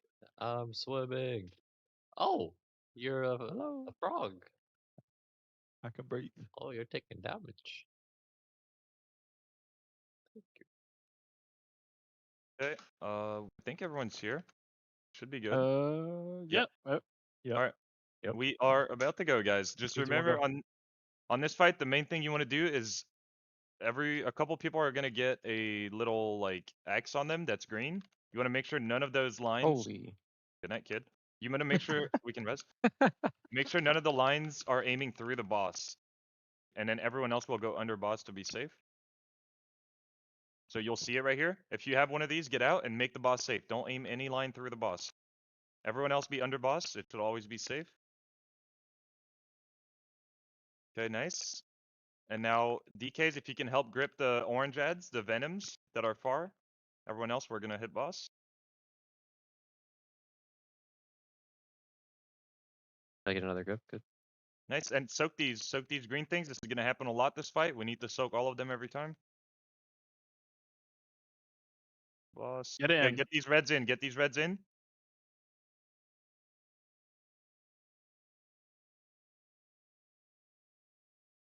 You're good. Get out with these greens. Get out with these greens. Everyone else under boss. Aim the lines away from boss. That's all you gotta worry about. Full wrath opener. Okay. Did you like that shit? Yeah, it's really good. I realized I was alone like 5 seconds left on Incon. All right, soaks. After this, we're gonna do a big move. Yeah. Cheers. I probably got some updates that I can link you. Okay, we're moving. Ooh. So We're gonna get green lines here. Get ready. If you get one of these, you're moving away. Make sure none of them are aiming through boss. Everyone else under. Okay, we're gonna get some nice little red. You got talent min max on that class? You need a taunt check. Yeah, every Yep. boss yeah. is diff. And we are Oh, about wow. to go over to purple. DKs, if you can help grip the orange over. I'm gonna Just get mark one. one. Yeah, try to get X all the way over, and the other one you can keep it there for now. Go stun it. Oh. Just grip one of them, just only X. Yep, good. Okay, soaks. Couple of far ones. Yeah, they changed the red vuln on this to only 3 seconds. Yay. Yay. Designing the boss right before we do it. Okay, Thank get you, ready. Blizzard. If you get the green lines, you want to move away, make the boss safe. Everyone else under. Hope that weak does not work. That was Yeah, a nice that week. is Laura. not good. It's annoying as fuck. Fully jump scared. Wait, what?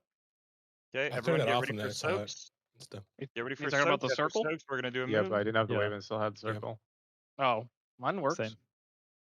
You got the fucking wave. Okay, soaks. Why? Good comms. Were you on top of the? Did you have the wave, TSG? Yeah. All right, doing a little move here. We Get saw it ready with the without the green wave and it lines. was wrong timer. Green lines out. Everyone else under.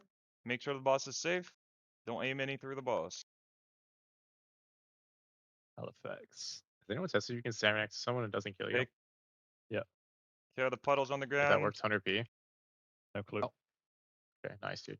All right, You're when blocked this out, bro. happens, we're gonna have range go to the ping and kill red.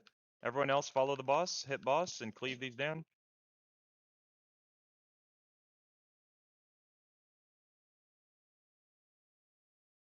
All right, nice. Soaks. Okay, we're going over to the reds. Keep these red circles under boss. We can get DK grips on the reds. Nice. We're just AoEing, get the greens out. Everyone else under. Make sure boss is safe.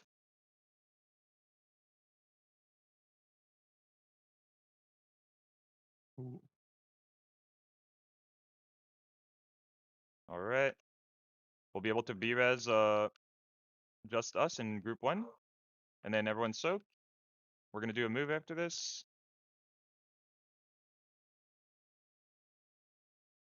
Okay, we're moving.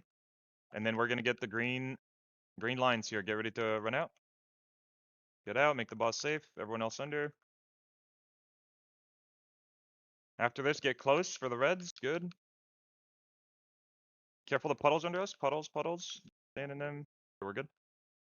On if you Okay, can. we're gonna have DKs. I'm gonna mark one. It has to make it all the way. The other one can be like halfway. On check. Yeah. Got That it. hurt. Boom. It should be It was good. 3 stack, that one. Boom. Okay, soaks.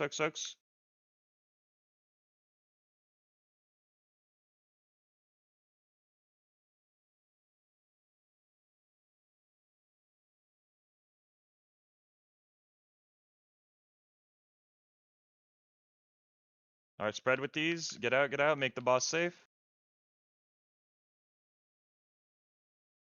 Okay. After this, we're gonna get a set of soaks, and then after the soaks, we'll do a move.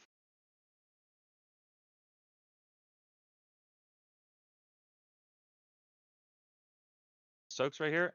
Moving after.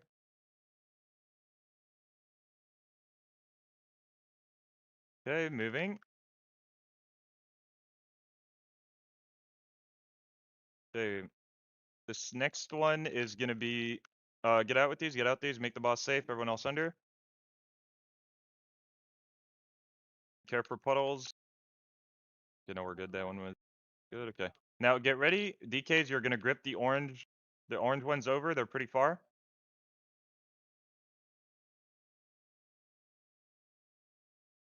Try to get them as close as you can. Nice, good job.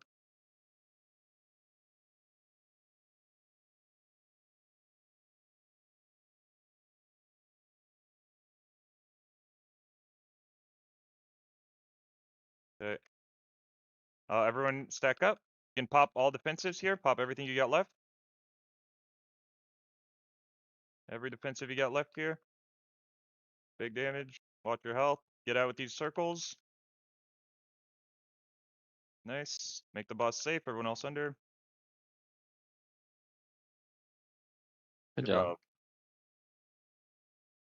Hey. Yay. Yay.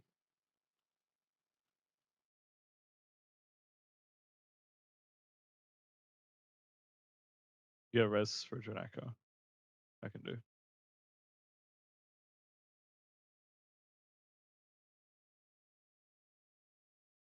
Bambanino. Hey, click that, right?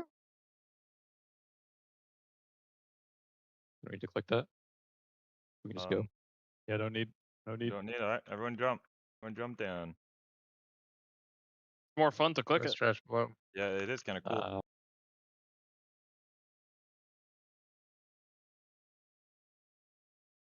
Why have we clicked that every run? Well, we need to give the other group a chance to still be in the running. It's legit fun to click every run. Yeah, that's true. Yeah. I agree. Gives you cooldowns reset. Nice. Healer's got something to do. It's like a little break. Yeah. I give up.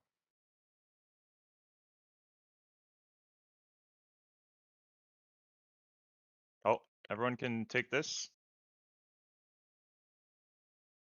Walk over it and then go.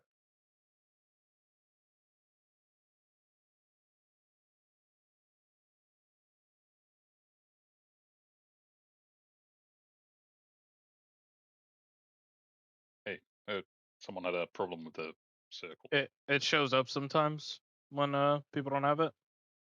It was showing without the debuff, but it also showed like the wrong time. Like it was too quick. Yeah. You can see it on the Send it first to set me on the. for me and Yeah, I'll Ninja. check the. I get team to work on the rest. I think on the very last set it happened to me as well. Yep, same. You On can the also last. see I wonder on if it's like if you get ticked by it, maybe it's causing yeah, that. it's like if you stand on someone, I think that gets it. It goes, but you like tank PV. Like I never get the debuff, but I'm getting the circle of people around me. Like the timer of it.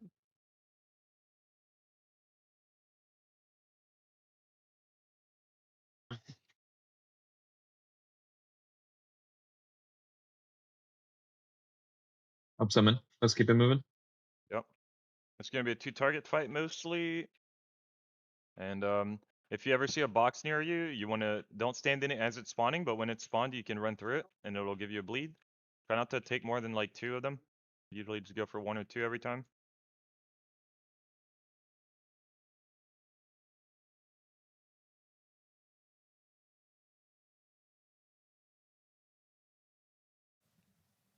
Hello, everybody. Welcome back from that Monster Energy listening to the Team Liquid Race World First. My name is Aya. I am here with Dratnos and Atlas.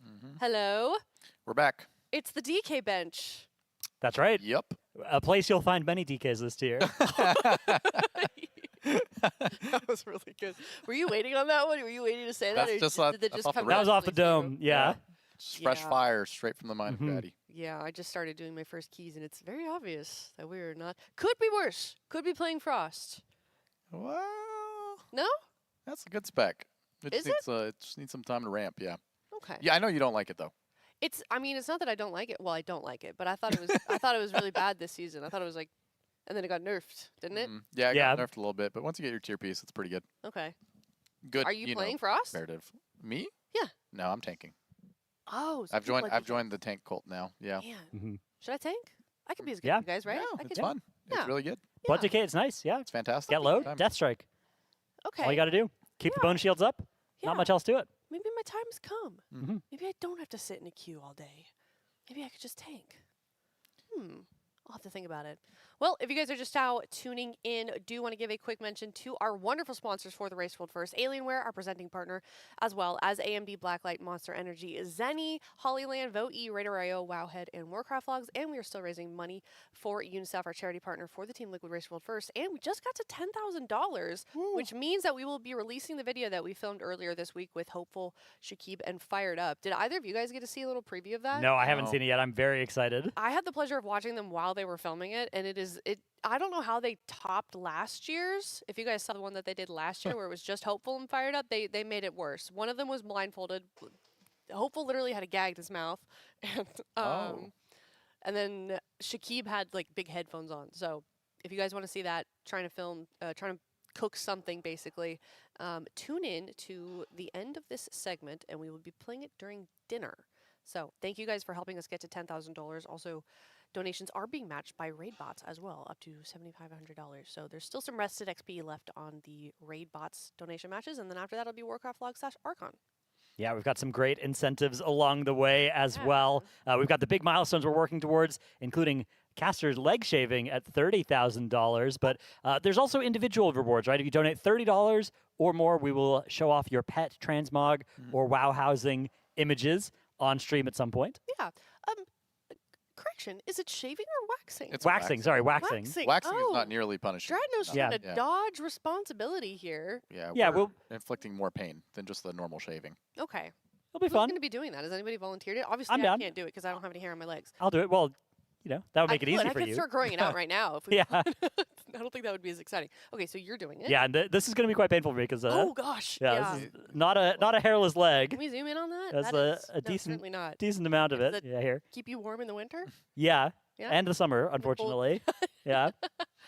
Atlas, what about you? You shave your arms for your tattoos, right? I do shave the arms for the tattoo, but Yeah. I'm opting out of the leg shave. Opting out of the leg shave. Leg wax even. Leg wax. These legs are on display a lot, and I can't deal with the shame of walking around with The one rectangle of yeah. That's fair. Yeah. That's fair. We just seen it reminds me of a 40-year-old virgin. Yeah. Where he gets just Mm-hmm. his nipples waxed. He's like, I'm not doing it. You don't want to look like that. I think that's reasonable. All right. Well, should we volunteer somebody maybe on their behalf? I'm sure we can do a little poll. I think it should be something that everybody enters into willingly. Consensual waxing. Yeah. Of course. Yeah. I'd like to claim also my Mecha Chameleon has officially been hidden on set. So Oh. chat can It officially is start trying to visible look on this shot right now. Yep.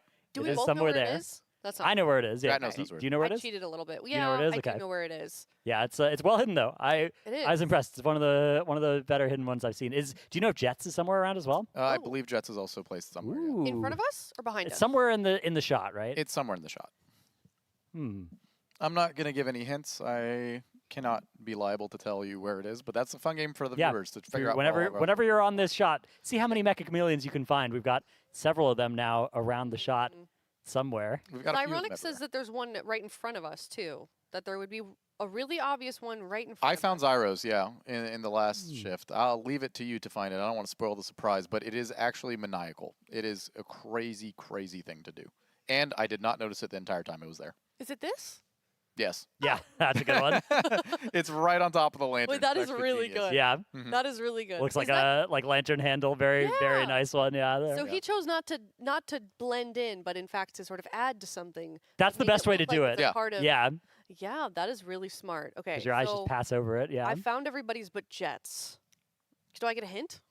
No. That's the fun in it. Yeah, you've got You have to many look days for to it. find it. You're right. hmm Many days. Yeah, we know his was blue somewhere, so it's dark blue. Darkish blue. Oh, that's a hint. Okay. Is it on the floor? Could be. It would feel cheap to put it on the floor. It would, yeah, and it would be Floor's not dangerous, really right? It's like shot, pretty likely that it's going to get kicked around somewhere. What else is dark blue though? Hmm. Hmm. Hmm. Could be anywhere. Well, we have more to paint. Also, for every $1,000, there are more little guys that we can paint for Mecha Chameleon. This is the best one. This is my favorite. Disguised Yeah, with it's the a nice one. monster, the monster bottle. But we can do more of those for every $1,000 if you go to teal.gg/donate. Also, I've been told that it's behind me. Somewhere back there They somewhere. really want me to find this. Dark I saw it. Getting a blue. little warmer. I found it. But I knew where to look. I heard him talking about where he was going to put it. I So have it was- literally no idea. Kalamazoo. Where? Oh, I see it. Oh, it's right there. It's in the box. It's right there. It's on the horse. It's on the horse. Yeah. Oh, okay, that's a good one. that That's is a pretty good. nicely hidden one. Wow, nice color match. Mm-hmm. Okay, I think we have. Ooh, yes, Kalamazoo that's said a little breakfast with the lunch there, but that's when he came in. lunch was really good today. It was nice. It was beef bulgogi with rice, Mhm. and then there was a big tray of roasted vegetables. Mhm. And by the time I went over there, they were all gone. Yeah, that was at the end of you miss it, it's gone. That's how the lunch works when it's that good. Yeah, but the vegetables, I feel like I'm surprised that they got taken. There is, I believe, takeout tonight as well. I think tonight is the It is, yeah. We're is getting the night where we Jimmy order John's, food. So I think, yeah, very exciting stuff. But Chef Josephine always cooking up delicious meals for the Raiders here, and that means that they will be getting back into the splits soon. So, kind of an overview of sort of everything that's happened. Early this morning, we had the world first Ula'tek kill on Heroic from the Chinese guild Stillwater, Mhm. or was it Clearwater? one of those. Stillwater, Clearwater. I've heard it both ways. Yes. When I first thought it was just a bunch of Chinese characters. So, Mhm. but congratulations to them. And then we got some Ula'tek heroic kills as well. And now we're moving Atlas back into normal splits. Yes, which I hopefully want to see them stop doing. Yeah. Get back into Heroic Ula'tek. I'll say this every single time. I want to be in there helping them. I want Ooh, one there's the run final for my one. Windwalker to make an appearance, and they just seem to be blasting these out and not giving me the opportunity to. Kind of looks like your little Mecha Chameleon guys. Oh, I'm being Windwalkering- spoiled. Yeah, we I'm being spoiled. Yeah, this he's is doing- this is like if after in the Mecha Chameleon after a couple minutes Yeah. the round's over, right? So Okay. if you haven't found it by now, here's where it is. Totally valid. He's doing the splits Yeah, upside down on the log. There, yeah. Trying to get my finger. Look at the It's in the back of the frame. hidden very nice. It's very hard. This is reversed. He's going okay, yeah, crotch there. up on the branch, but there was it's no nice other way to disguise. really hide him in there. Yeah. Thank you. Yeah, no, looks pretty It good. was well hidden. Yeah. Yeah. And then something that you were saying before we went live, Alice, was like the vibe of the guild is a little bit better than you were expecting. Well, I don't know better. Okay. That's subjective. You know what I mean? By now, when you're looking down the barrel of Friday splits, Yeah. the psychosis sets in. Right. You're expecting these guys to just be hooting and hollering and making all sorts of crazy noises. You know how they are as a group of people, right? They are just a ridiculous group of human They beings. are, yeah. And they like to have fun. We heard our first audible noise from them the entire week. Yeah, you're right. Just now before we got on cast. Yeah. Which either means one of two things. One, they are in the dark depths of despair and they are not having a good time. Or two, they're very focused on what they're doing. I think they're locked in because, you know, the weeks that I can think of in the past where there's been long amounts of splits, it's often been just because, like, there's a lot of prep to do, right? There's just a lot of bosses. There's a lot of chores to do, that kind of thing. Yeah. You know, the heroic weeks as well where you're just doing stuff for so long. Mhm. But this time around, there's more time spent in splits because the bosses are harder, right? Because, you know, the actual content is quite difficult, even on heroic. And that, I think, means that it's not the case of, like, we're super bored, we're super dejected, you know, things are any of those sorts of things. It's like, yeah, we're focused. We're trying to get through these. It's a product of necessity. They have to actually focus for their splits, otherwise they go bad. Yeah, now we're into the normal part. So, oh, wait, no, this is heroic. We're seeing heroic Scissorak now. Okay. So a little bit of a different thing than what we had before lunch, which was a bunch of normal spam. And do we know how many helpers? It looks like Or is it still- 15-15. Okay. Yeah, 15-15 seems to be the sweet spot for making these pretty consistent. And isn't that differing a little bit than what Echo is doing? Yeah, I think Echo we're doing 10 raiders, 20 helpers, so a little bit more aggressive, a little bit more rewarding, but also a little bit more difficult. More potential for things to go wrong depending on how they're set up. Yeah, they also do have the 2 extra characters compared to gonna Liquid. say. So Aka's doing, from what I remember, 16 characters, and Liquid is doing 14. So they're looking at a substantially larger pool of helpers that they need to pull from as well to get their runs done. And what are the implications of that? Because I know it's having a lot of die-hard Team Liquid fans concerned. Yeah, I think as a general rule of thumb, the European player base of World of Warcraft has always been a little bit more talented.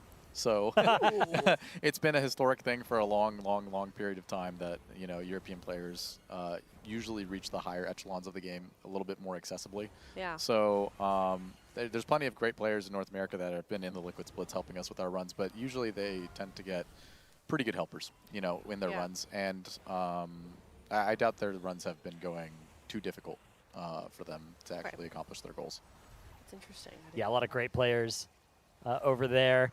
They do have to compete with Method for split helpers in a way where Liquid's a little bit more uncontested in the region. That is the one benefit, for sure, of only having one real Race World First Guild competing in North America, is you get the lion's share of all the people who are willingly available to help you with your splits. Also, there's like the fun little mini game of price gouging each other. Yeah. You know? you see Method post their helper announcement, and you know, for example, they say, "Oh, we're giving 300K for a full heroic clear," and then you get Echo being like, "All right, we'll give 325K. Come to us instead of Method." And then they do a little arms race until one of them stands their ground. I've never noticed that. They just keep raising the prices. There have been some price wars in the past, especially in the tiers where the helper, where there was like unexpectedly high demand for helpers. Sometimes happens where you just really need a lot of gear.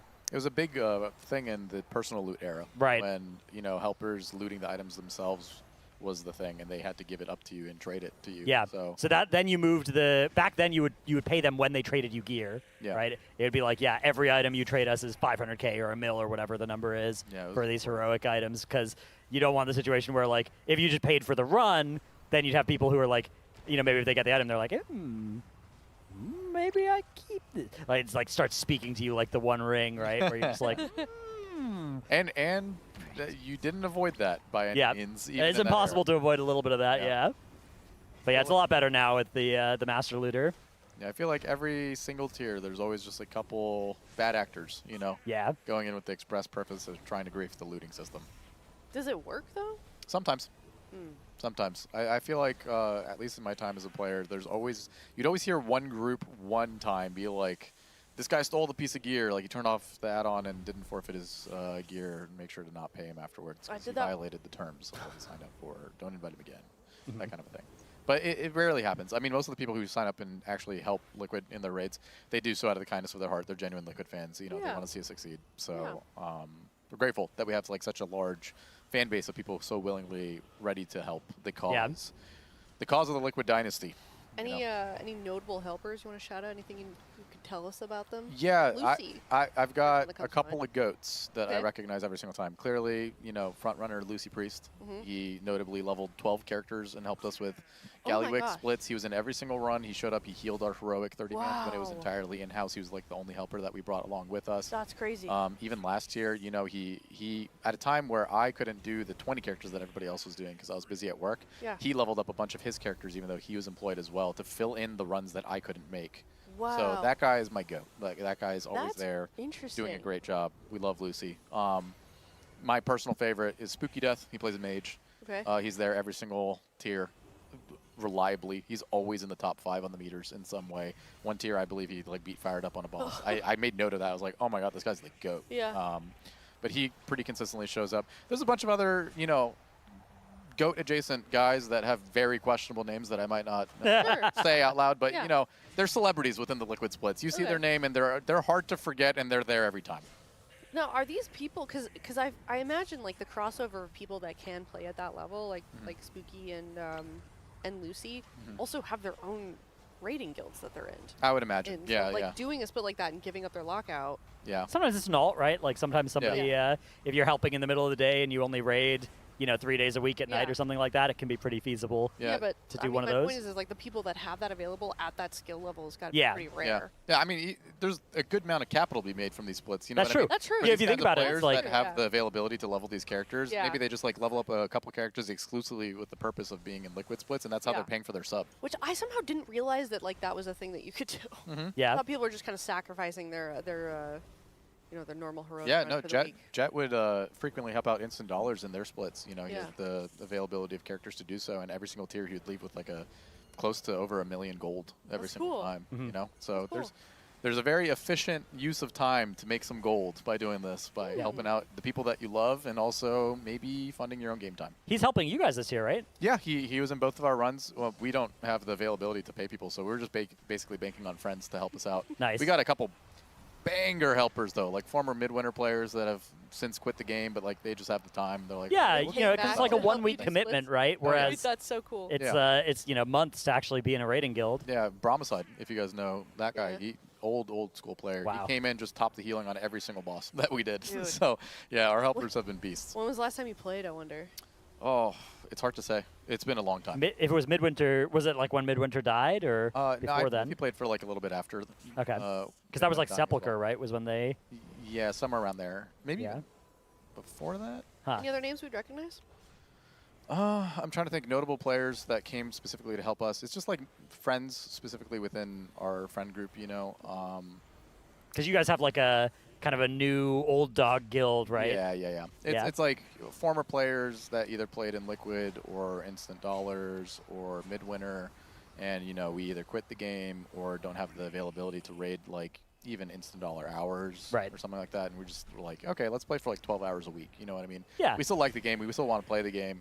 We're not going to put any PTR time into it. We're not going to do like the most research into anything at all. But like we do want to play with our friends. Yeah, and just kill some like exactly. post nerf 1 bosses, right? But like still the very hard versions. Yeah, exactly. But it's hard to really. I'm blanking right now. Yeah. But I feel like more so, most people won't really know these people. It's just like specific people Yeah. that we know as friends. Okay. That's cool. I forget if you've said Dranos and Pop Tart Corn Dog is doing splits. Yeah, we've got 2 helpers. Actually, we've got 2 different sisters of players that are in our guild that are helping us as our 29th and 30th. But this time around, what we do is we give helpers like the mount at the end of the tier from the end boss. So Oh, that's a good trade-off. that's and you know any of the other boss kills that they happen to want. So they're sisters of players. Yeah.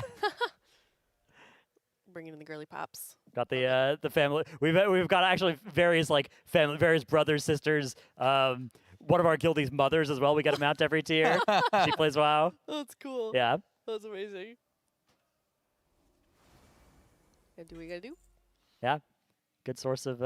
In some tiers, you need more helpers than others as well. Like this year, we got 28 on the roster, so we only need 2 helpers. But Okay. most tiers, we're usually a little bit more we usually need a little bit more helpers because we have a little fewer Hear me out. rostered players. I got a crazy pitch, and it goes off of an idea that we were just talking on broadcast prior to this on the last shift. This is going to be a surprise. I think I know the one you're talking about. Yeah, so we brought up the concept of like a Race World First breeding grounds. Yeah. Right? Oh, God. So we're specifically tailoring a program in which Race World First players explicitly get married to somebody of similar skill level and caliber. Right. Where somebody good in like, obviously there's not a whole lot of Race World First players out there, right? But like you marry somebody in like you find another guild that's like a US 10, US 20 guild, and you just marry somebody in that guild so they can play your character overnight. Yeah. Because you're allowed to do that under the BNet terms of service, right? Yeah. So you can play your spouse's as account. long as it's family. Yeah. Okay. So you marry somebody who can then play your character overnight and grind keys for you while you're sleeping, right? Yeah, so you're taking shifts basically. The raiders go in and do the raid during the day. The spouse takes over and does the keys and maybe some of the splits like during the night. So basically you get like a 24-hour coverage throughout the day where you're maximizing time and power on your characters. Right. So, and then the next evolution of that logically is to then have children. Right. And the express purpose of even having children in the first place is not as a culmination of your love, but only for the sole purpose of passing on the mantle when you inevitably retire from the Race World First, and you are training them only to be a Race World First raider. From the moment they're born, that is their purpose as a human being. So you're getting them on the game early. You're making them play the same class that you're playing, right? It's a one-to-one swap. So you're basically churning out a factory of Race World First players. Now, in a world where we are looking for helpers, obviously they need some level of experience. They need to work their way up. As they're acquiring the skills that are needed for the Race World First, you use them as your helpers. Right. Okay. Right? So and now it's pretty you're easy, double right? dipping. You just like get them out of school for a week, right? Yeah, You just be like, exactly. hey, They've got a little family obligation. We got a little Hey. vacation to be going. You get to save a little bit of gold because you don't have to pay the helpers necessarily as much. As long as the Race World First guilds feel like paying out the community is definitely an honorable and great thing, right? But like with the honorable sort of notion that you are training the future fired up. Exactly. You know what I mean? Okay. Yeah. At least you get to capitalize on saving a little bit of gold in the process of doing that and giving him the training grounds to be able to hone his skills to do so. Yeah. Now, some might say that childcare costs might end up being more than the gold would have been in terms of how much value is required. But But the it's math legacy. on that's fuzzy. Yeah, it It's could be either way. You're sacrificing something in the short term for the long term Exactly. benefit of establishing a family, a dynamic, a legacy of like a specific household that is known for dominance in the Race World First. You could even pass on the name, right? Like the fired up name. Yes. It could be like, this is the new I'm fired up, right? Like this is. It's not associated with a person anymore. It's a title, right? Yeah. It's a legacy. Yeah. I'm fired up and It's like how we have like an attorney general, right, or like a governor, right? Yeah, it's like exactly. There's like a title. You're filling right? a role of governance. Okay. It's an office. Well, I have a few questions. Yeah. Go ahead. Okay. So what pool of players are we picking the people? Well, honestly, it's what's available, right? Yeah. We're Best available. When we're first establishing a system like this, we can't be too picky. You know what I Okay. mean? The willingness of people to not only marry Race World First players, Right. but also dedicate their entire livelihoods and their future children's lives to the cause. Okay. Right? I bet that pool's a little bit small. So at first we're going to have to go with what is available to us, but not without standards. You know what I mean? Like it still has to be efficient. You can't wanna have a marry healthy off marriage these as Race well. World First players to somebody Yeah. and then have a child who does not live up to the name. Right. You know, it has to be somebody of caliber, and there has to be enough resources to support such a system. So, it really depends. You got to have a little bit of loose guidelines on the fact that that is going to be something that is going to take a couple generations, really, for it to be solidified and worked through. But ideally, I think we're working with long-term. The goal is somewhere between top 5 to 20 world. That would be really good. That would be fantastic. That would be like the pinnacle of what you can really expect in terms of the Race World First breeding grounds. Right. It's a good strategy. Again, I think it's going to take a loss in a Race to World First before Max would really consider instituting a program like this. Yeah. But next time they lose one, which it's been 670 days, I think. Actually, I think genuinely it is that number, 671 days now. It's been a long time. Since the last time that they hadn't been the Race to World First champions. So I think, the next time they lose, though, if it ever happens again, we'll be looking for ways to optimize. And at that point, we'll hit them with the proposal of here's what to do. Yeah. So I have another question. I'm just gonna throw this out there. Yeah, go ahead. What happens if your if your kid gets to a certain age and he says, hey Dad, I think I want to be pro in another video game. Ooh. What then? How Well, would you? every parent's nightmare. Of course. Right, of course. Yeah. Because you only want the best for them. Right. I think that's a matter of personal, opinion on how you would handle a situation like that. Okay. Right? So, individuality is important. Right. Having a life goal is important. And, not everybody necessarily fits the mold that their parents want for them. Mhm. As the son of, 2 immigrants who came to this country, right, I'm cast into the mold of doctor, lawyer, engineer. That's a established sort of sense of guideline for my life. And it's been hammered into my head as a kid. And maybe I went a bit against the grain, and I'm, the one with tattoos in my family. That's, very rare for somebody of Middle Eastern descent to willingly choose to be the first of. I'm the first to be a professional gamer within the family, right? So, like, in a lot of ways, I was the trailblazer in my specific family. That is not what we're going for here. We are going to rule with an iron fist. Well, we could option things like, hey, how about one of your 14 alts gets to be whatever class you want, right? Yeah. Like you can have, you've got 13 mages, and you can have a rogue. Yeah. It also could just be like, almost like, what was that movie with, Theo James? Divergent? I think it's called Divergent. So like the premise of the movie was basically that they get like categorized, throughout their childhood into like these distinct little roles within their society. Okay. And it's based off of like a personality test that they adhere to when they're children, and then they get cast into the specific role, and then they have to live their life that way. Like that is their official job within society that they live in, right?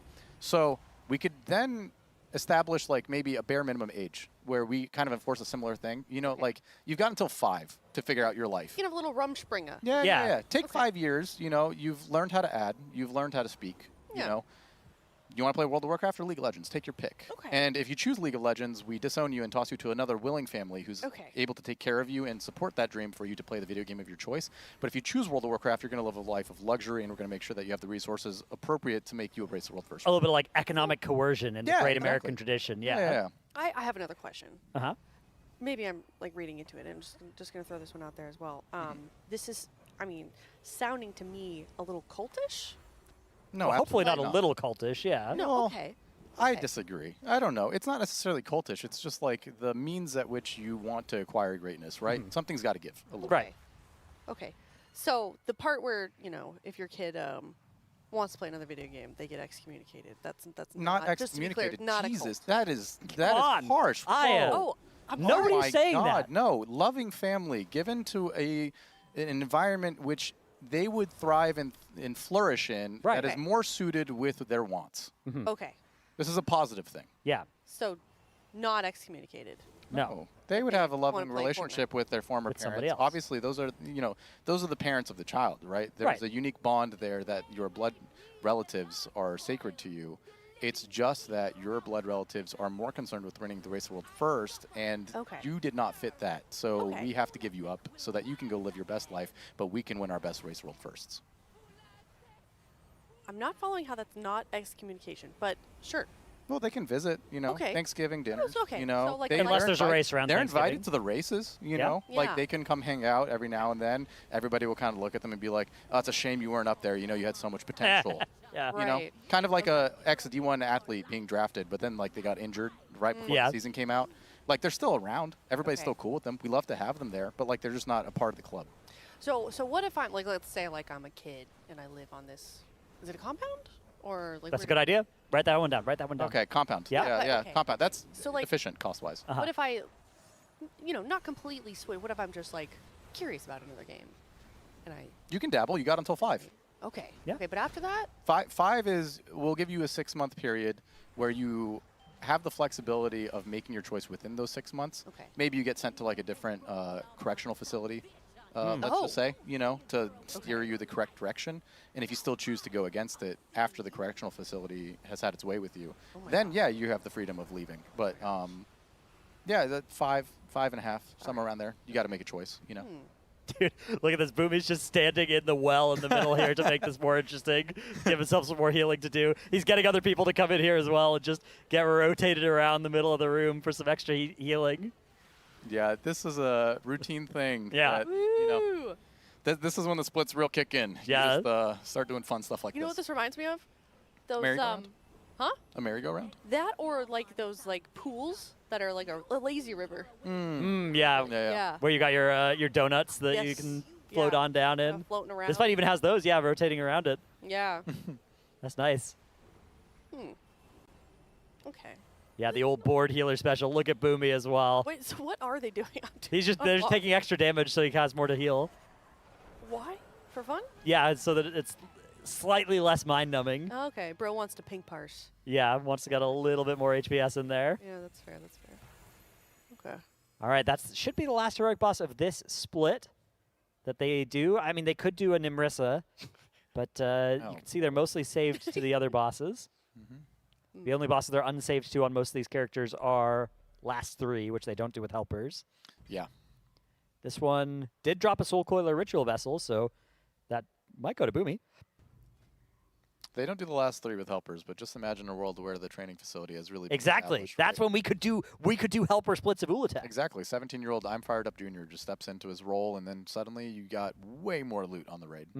It's a genius idea. We just need the funding and support of the We community. need a pilot program, yeah. Yeah, we need overwhelming amount of people that when we are faced with a certain negative crowd telling us that there are unethical applications of this program that could violently be misused, that speak up in defense of it and say, you know what, Atlas, Dratnos, and Jet were right. That's right. They were cooking with this. There are ethical applications of this, and we need this in the race world first, and we will sign the petition. Because really, at the end of the day, they probably just shouldn't be questioning it.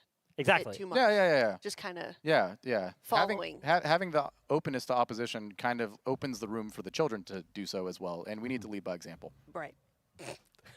Yeah, of course. There's I think always we should people. set some rules. Oh yeah, it'll be very, very, very, very strict. Yeah. Yeah, for everyone's To benefit. live by every day. Yeah, you know, That everybody will. you have like it much like homework in a normal school education system. You're Yeah. gonna have homework within World of Warcraft. You know, we're gonna have quizzes for them. We're gonna have daily mechanical challenges for them to keep up with their ability to input keys. Okay. You know, we're gonna have social gatherings. Very important Ooh, for, yeah, social for a gatherings. sense of community as a whole. You know, we'll have Race Songs? World's first breeding grounds prom. Oh, I like that. Okay. Yeah. And even then, we kind of, once we establish it, right, and we get like a good sense of direction and foundation set, like this prom could even be the starting grounds of keeping the future generations going. You might meet the love of your life, who's also a future Race World first baby. That's right. Then we're getting to multi-generational territory here. Yeah, exactly. A lot of work to be done in this regard. Okay. Just need, you know, some higher ups to Again, fund just our idea.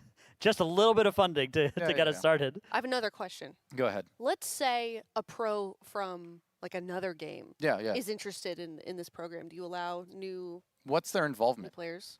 I think we need an initiation ritual, maybe not a ritual, but like, you know, a ceremony, right? Yeah. Because again, not a cult, but No. Yeah. some way to induct an outsider upon Well, they're not an outsider. Right. They're just, Yeah.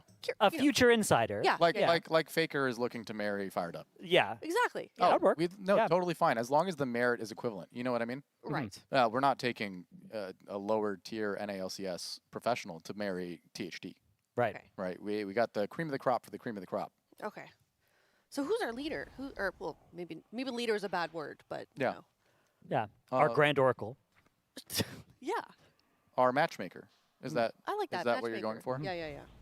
So, it's like a tough burden, you know, to take upon yourself such an important role, and no doubt it would come with a lot of stress. I willingly would do so, you know, for the proper compensation. Oh my gosh. That's a sacrifice you'd be willing to make. Yeah. For the good of the community, the I've collective. put a lot of thought into this. You know, I've spent countless hours basically coming up with like a roadmap for this. It's not something that I just foolishly tossed on broadcast. No, you know, thank you for your in the heat of the sacrifice. moment. So I don't So think much. necessarily a lot of people could, you know, pull this off. So I would be willing to uptake the burden of that as long as I'm 10% of every pro salary goes my way. Okay. I feel that like is generous for me to for set you, up like, the rest yes. of their lives, you know. I feel like is just a very, very small ask, but very necessary. And then obviously, you know, Dratnos and Jet, my co-founders in this, are equivalent to all of my holdings. So I'd also seek 10% for each one of them as well. We could set up a Trinity type leadership structure. We're equal Yes. parts within. We're like a council. Yeah. Okay. I like that. Yeah. This is starting to sound pretty doable. Yeah. Oh yeah, no, again, Again, countless we're hours. working on the pitch. The next race that we lose, Max is going to get an email. We give him a little bit of time. Yeah. Right? A little bit of time to cool off. We're and working then on the infographics right now. 10 to 20 days later, email hits the inbox. And you know what's convenient? We already all wear the same clothes. That's right. That's So- part one. And a lot of groups like this have to resolve that after being formed, but we Yeah. are already there. yeah, they already went to TL.gg/RWF. That's right. And you can too. If you want to get, more likelihood to be able to join, Yeah. to be allowed the opportunity to Yeah. get an invite to this. Here's the most amazing part of it all, right? The Race World First is such a fantastic spectacle. Like, everybody is so excited for the broadcast of the Race World First. We wait 6 months at a time. Yeah. Right? Everybody's hyped. We get our hype videos dropping on different kinds of social media. Everybody's looking forward to seeing their favorite players after months of preparation. And it really, it's the spectacle, the production that makes such an event so magical. Yeah. Right? But there's a large gap between events in which there's basically dead content that's not necessarily as thrilling as the Race World First in terms of, the watcher's perspective. Exactly. So here's why it's not just it has a lot of verticality within our business model of how we want to do this breeding grounds, right? We now can expand into different forms of entertainment because now we can spend the 6 months leading up to the Race World First as an almost reality TV series, Right, a Big like Brother style. sort of Oh. tryout even. Yeah. We can host it American Idol style. And this will be making money in a few years' time, not costing money. Yeah, exactly. Okay. So basically, we need the investment of a few $1 million to kick this all off, right? Okay. But then eventually, it's a largely profitable, kind of like Marvel, honestly. You know what I mean? Yeah, exactly. Like, The Liquid Cinematic Universe Yeah. will be started by this. yeah, the Okay. LCU and the LBU, Right. the Liquid Cinematic Universe and the Liquid Breeding Universe. I And see, yes. They will coincide like a beautiful Venn diagram of love, mainly. Right. Right? Because this is not soulless.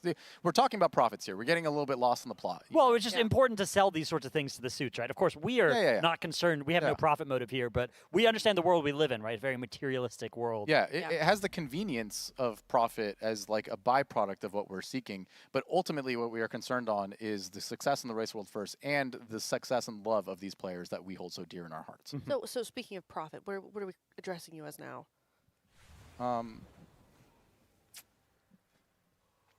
One of 3 Grand Supreme leaders. Okay. of Yeah, the I like Liquid that. Breeding Grounds, I Okay. feel like is So just Grand like a Supreme really Leader chill, Atlas. It's good. nonchalant, Yeah. title. We could add more titles later as well. Yeah. There's always room to add more. Yeah, I could wear a lot of hats. Yeah. In this scenario, Sokajat, no Sokajat, right? Quite literally, I think. We are also open to, let's call them followers, Yeah. of the cause. If Okay. anybody wants to get in early, we'll make sure that you are compensated appropriately and give you a role of responsibility Yeah. within the foundation. Okay. Yeah, tryouts available in the group finder right now if you want to help us out with our splits. We are always looking for people. So do check them out in the, you usually just search Liquid in the raid section. You'll be able to find these different groups. We do need a couple more helpers for some of these final normal, followers. Please. For some of these final normal runs that we are doing. We've got a normal coiled altar brewing here. Boomy looking for one more. Oh my goodness. That's Brother Boomy. Yeah, I love Brother this character name. It's Chocolatier. Chocolatier. Yep.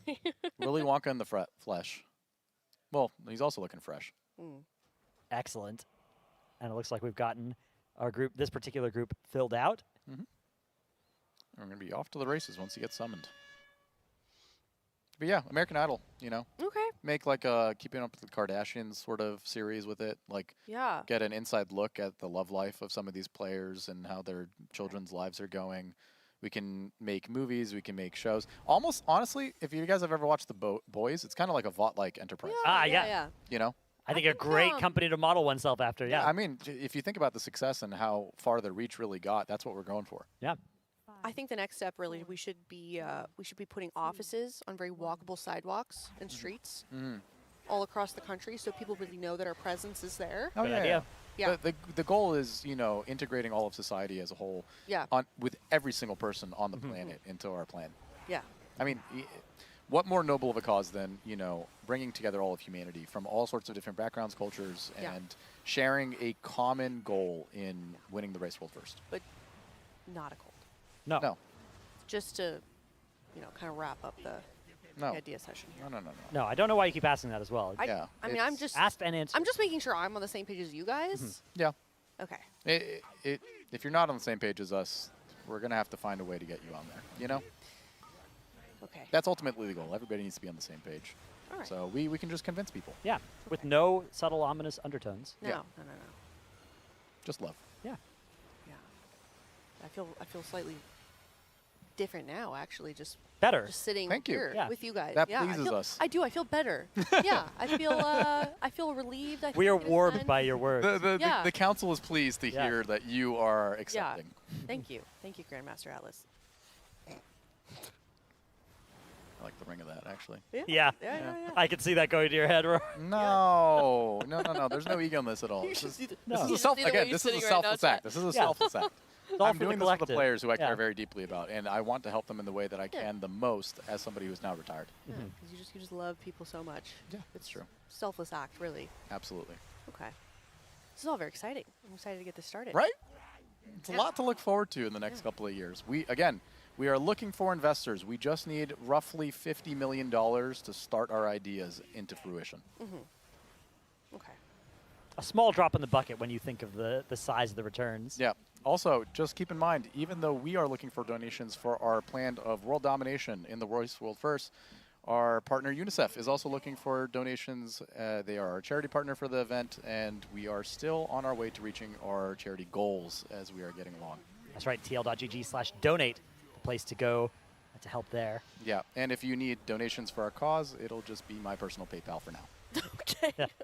All right, we'll definitely check those two out. But in the meantime, we're going to head to a Monster Energy listen-in.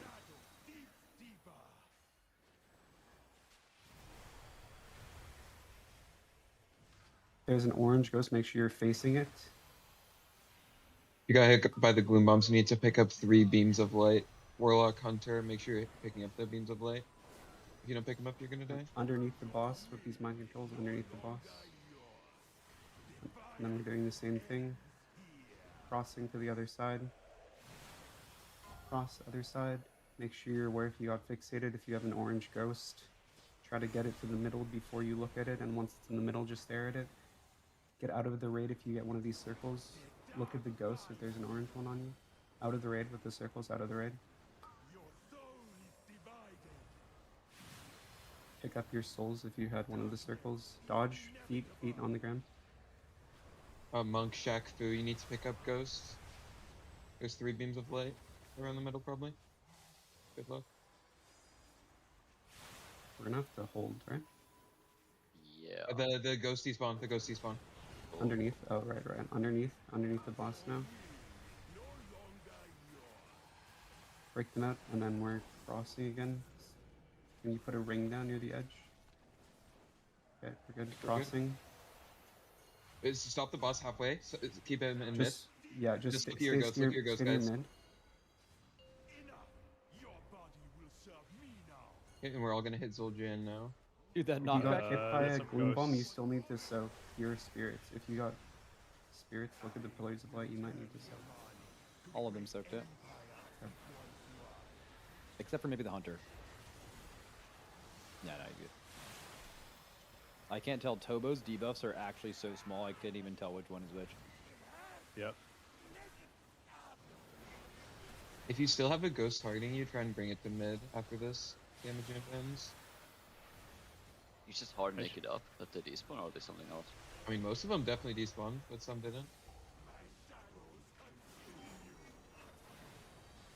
It's just like phase 1, we're moving to the edge. You need to be near the edge of the room. It's going to do frontals towards the middle again.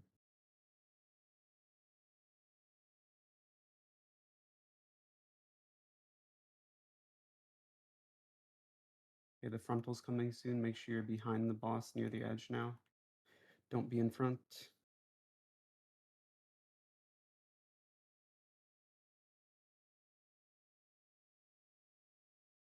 Watch your feet. Watch your feet. There's circles.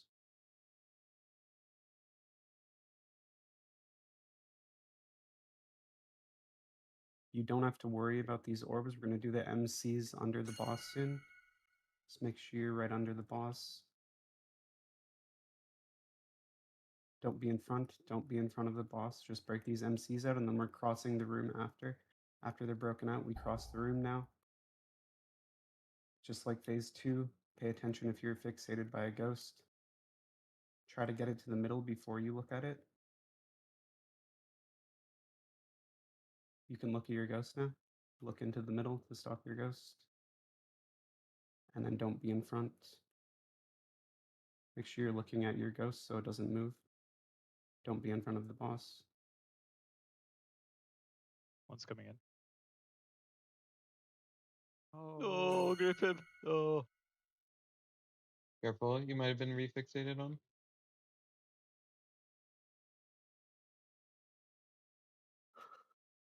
Some wink. Yeah. Nice grip. Oh, nice. Oh my god. Alright, kills little Jan, guys. Oh my god. Oh wait, do we not want to? A bit more on Malagras. Don't be in Pulling front. him out. Swap to skull. Swap to skull, guys. And kick instantly.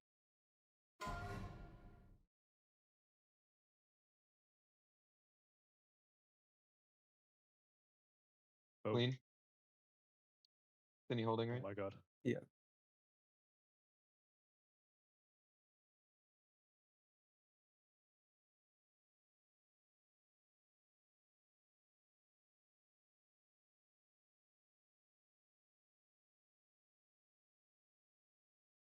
I actually kind of nuked my frames because of 30, man.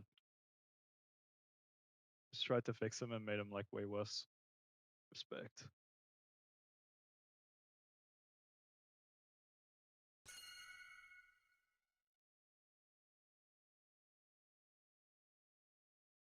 Shouldn't Sinise raid lead like every split, by the way? Yeah, even myth. Yeah. Like he has such a nice, like, soothing voice. Sounds nice. Thank you. It's not good for my I play. am there. Not good for your play. Yeah. Yeah, it's rough. I got this one.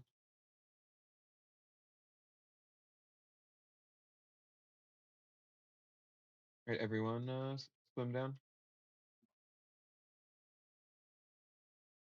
They couldn't even hear me. We were just talking to ourselves, and they Everyone did it all else hears us, perfectly. right? Nice, bro.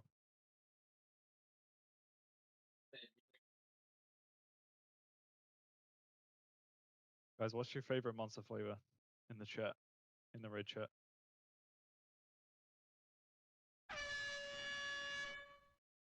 Respect. Anyone try Blue Hawaiian? That shit is actually fucking fire. You're doing a timer?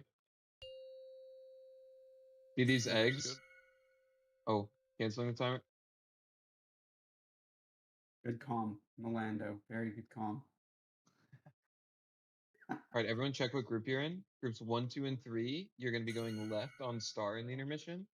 In groups 4, 5, and 6, you're gonna be going right on Orm. Double check which group you're in. Your timer.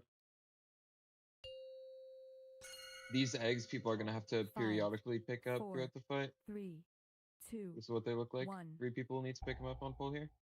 Need one more in mid. Nice.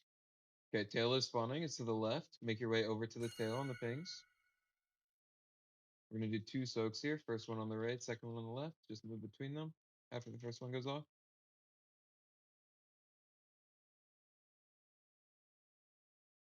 Here it is.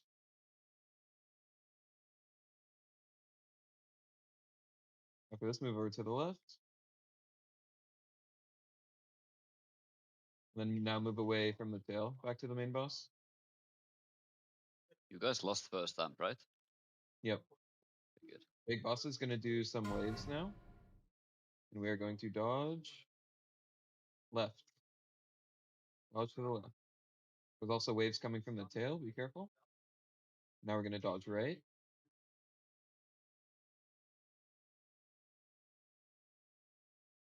Okay. Eggs are gonna come from the ceiling. Don't stand in the swirlies, but pick them up after they drop. Every single egg needs to be picked up. They're spread One all under the around. boss. Under the boss. Nice.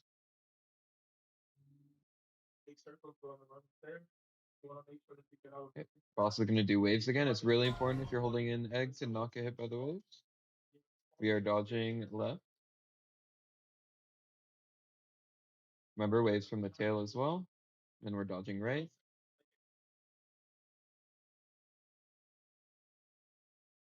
Good job. Over to the tail now. 2 more soaks. Same thing as before. Move left after the first one goes off. And in 20 seconds, we have a damage amp. So you want to hold your cooldown. You can res Mile Warrior. Remember, hold your cooldowns. Boss is going to do a big cast. At the end of the cast, we're going to swap our target to the Venomous Heart and pop everything. And swap. Hit skull. Hello, everybody. Welcome back from that Monster Energy listen. We are still doing splits. We are on Ula'tek right now. Things definitely going quite a bit better yesterday, or than yesterday, Dratnos. Yeah, the splits, the normals moving along smoothly, which is nice. The heroic Ula'teks earlier worked out well. So what we're doing now is finishing off all these like normals that we were hoping we wouldn't have to do to become powerful enough to do heroic splits this week, but we need them. We need all these 4 pieces so that we can do the heroic splits. So this isn't even a split to make any main stronger. This is a split to make alt stronger so that then we can do the splits that make the main stronger, which is the heroic Ula'tek spam. We've done, I think, about 5 of them, so about 10 to go, ideally, to get all of the potential loot from that end boss on heroic. But yeah, funny state of affairs to find ourselves in where the heroic boss is so tightly tuned that you actually need to fully distribute all of your normal gear and then still make the damage check. I'm still on my Zennies, by the way. I have come back from our break. Yeah, got my shades on. It's been a crime of me to have not worn them until now, but I haven't seen those yet. Precious little pairs that you could ask for. And, you know, THD will inevitably come back and do his little sponsor segment for Zenny. And yeah, you got to make sure you have it. It's always at lunch. So if you're ever on that shift that goes over lunch, you always bring your Zennies. I like it. Then he'll compliment you instead of berating you. Yes, you can go to teal.gg/Zenny. Use the code RWF for up to 25% off. Also, he did give me word that it's a bit of a DPS increase. Yeah, not surprised. Yeah. Is it working for you, Atlas? Do you feel it?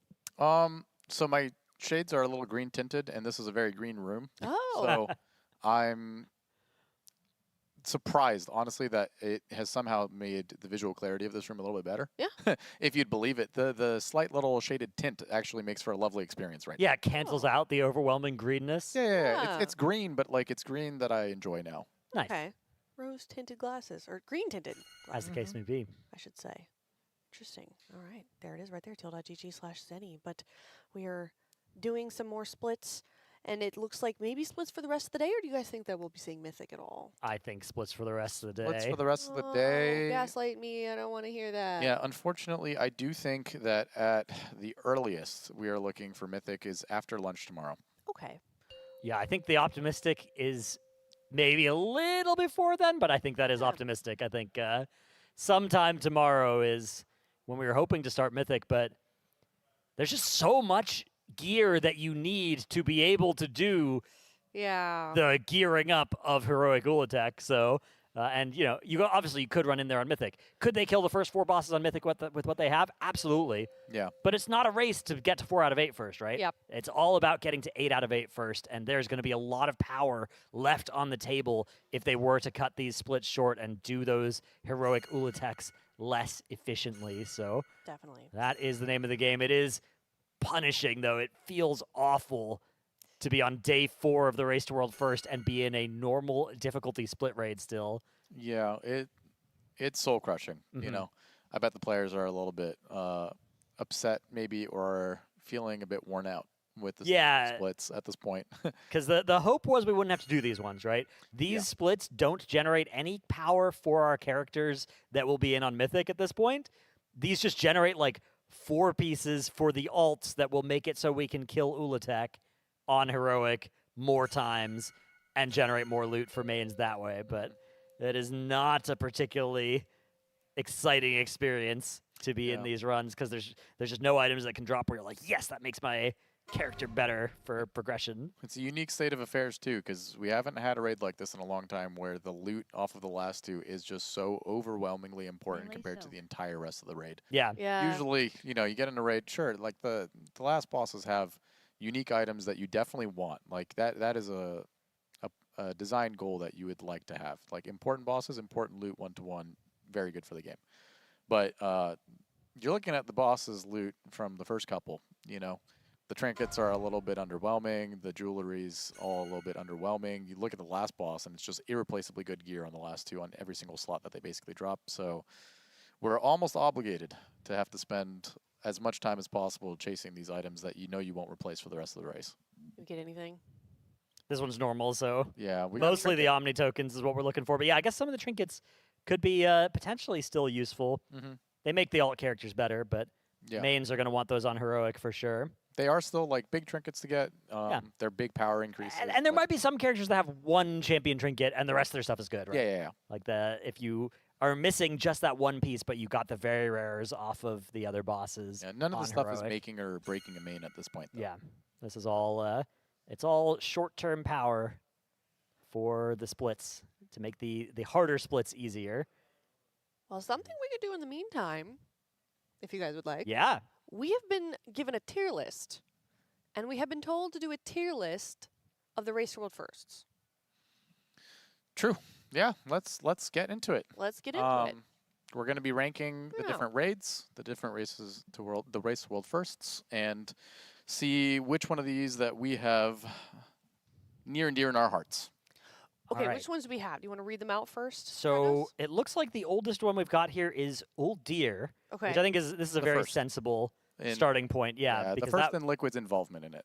yeah, it was back back of course when they were just limit. Yeah. But this was the first one that was broadcast by a team that won a Race to World First, right? Back Yeah. at the time. The That was first method stream that was. was starting the streams, because prior to Old Deer, there was a Race to World First, but it was a very, very different thing, right? The top few guilds wouldn't stream, and they wouldn't even release a video of the kill until like 5 guilds had killed, right? Yeah, That was the, unspoken rule: 5 kills of a particular boss, and then suddenly everybody was available to post their video. If you broke that sacred rule, everyone looked at you in disgust.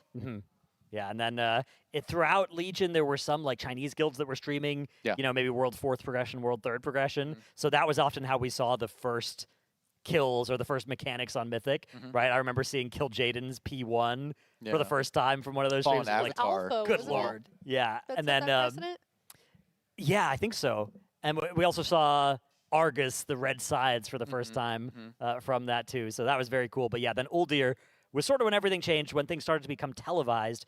Although this guild didn't stream until Eternal Palace, right? Was the first one streamed, because both Old Deer and Battle of Dazar'alor were the competition was streaming, but Yeah. we weren't. It was a competitive disadvantage at that time to stream. So the first 2 tiers that we did, Battle Old Deer and then Battle Dazar'alor, we did not stream, which led to some funny, funny community perceptions of who we were as people. Yeah. I think, you know, there was the famous sort of disdain for Limit in the first couple of tiers. Yeah. People thought we were like rude and try hard and like just these rugged people who Because everybody's favorite streamer was in Method at the time, because they were the only people that streamed, right? Yeah, and then meanwhile, you know, we're still the goofy, same old people that we were, and then we turned on the streams and they're like, oh, these guys are a little dumb, huh? Yeah. They're a little silly. Yeah, everybody thought, oh, they're not evil. But Yeah. they are strange. Yeah, but it was like the boogeyman, you know, it was at a time where only one guild was streaming. A lot of information coming from our end was cheeky little one-liners, you know, while we were raiding, and like maybe it could be taken definitely in an egotistical vein, you know, as somebody who's like going for the race world first and trying, but it was all in jest. It was all like a little poke at fun while we were going for the race, and it was a different world back then. But now we like exist in a world of streaming everything, so you know. Any people have- one-liners that stand out to you? What was that? I haven't heard of you any know, of these. it was like small little things like in Uldir or Battle of the Zal'dor, when we had a lead on like a certain boss or something like that, we would just do like the little copy pastas that like Twitch chat would put, like first to the moon, first to Gahoon. That's what jumps to mind for okay. me, You know, yeah, Old Deer. Stuff like that. or That's a limit thing? yeah, or originally? like quick little Wow. sneak peeks at bosses that we killed first. I Oh. think notably in Battle of the Zal'dor, we had a couple of those when we killed Stormwall Blockade. That's fun. We're just kind of like messing around a little bit. Yeah. But you know, sometimes your favorite fan of your favorite guild kind of gets a little zealous when it comes to defending, you know, Just a little. the competition. These things happen, you know. Yeah, Any, it's all good fun. Any fandom can sometimes take it Of a little course. bit too far. It's just passionate about the people you Yeah. can help. So Old Deer, the first one here, I'm always look back on this really fondly. Yeah. I think so. The race, it was really cool because historically, up to this point, what happened was the U.S. servers came up first. Limit or BGG or whoever at the time would go through and would kill the first like 4 to 5 bosses, world first, and then Method would roll up and actually kill the hard bosses always first, or some other European guild, right? They'd be fighting with Exorcist or briefly Serenity, right?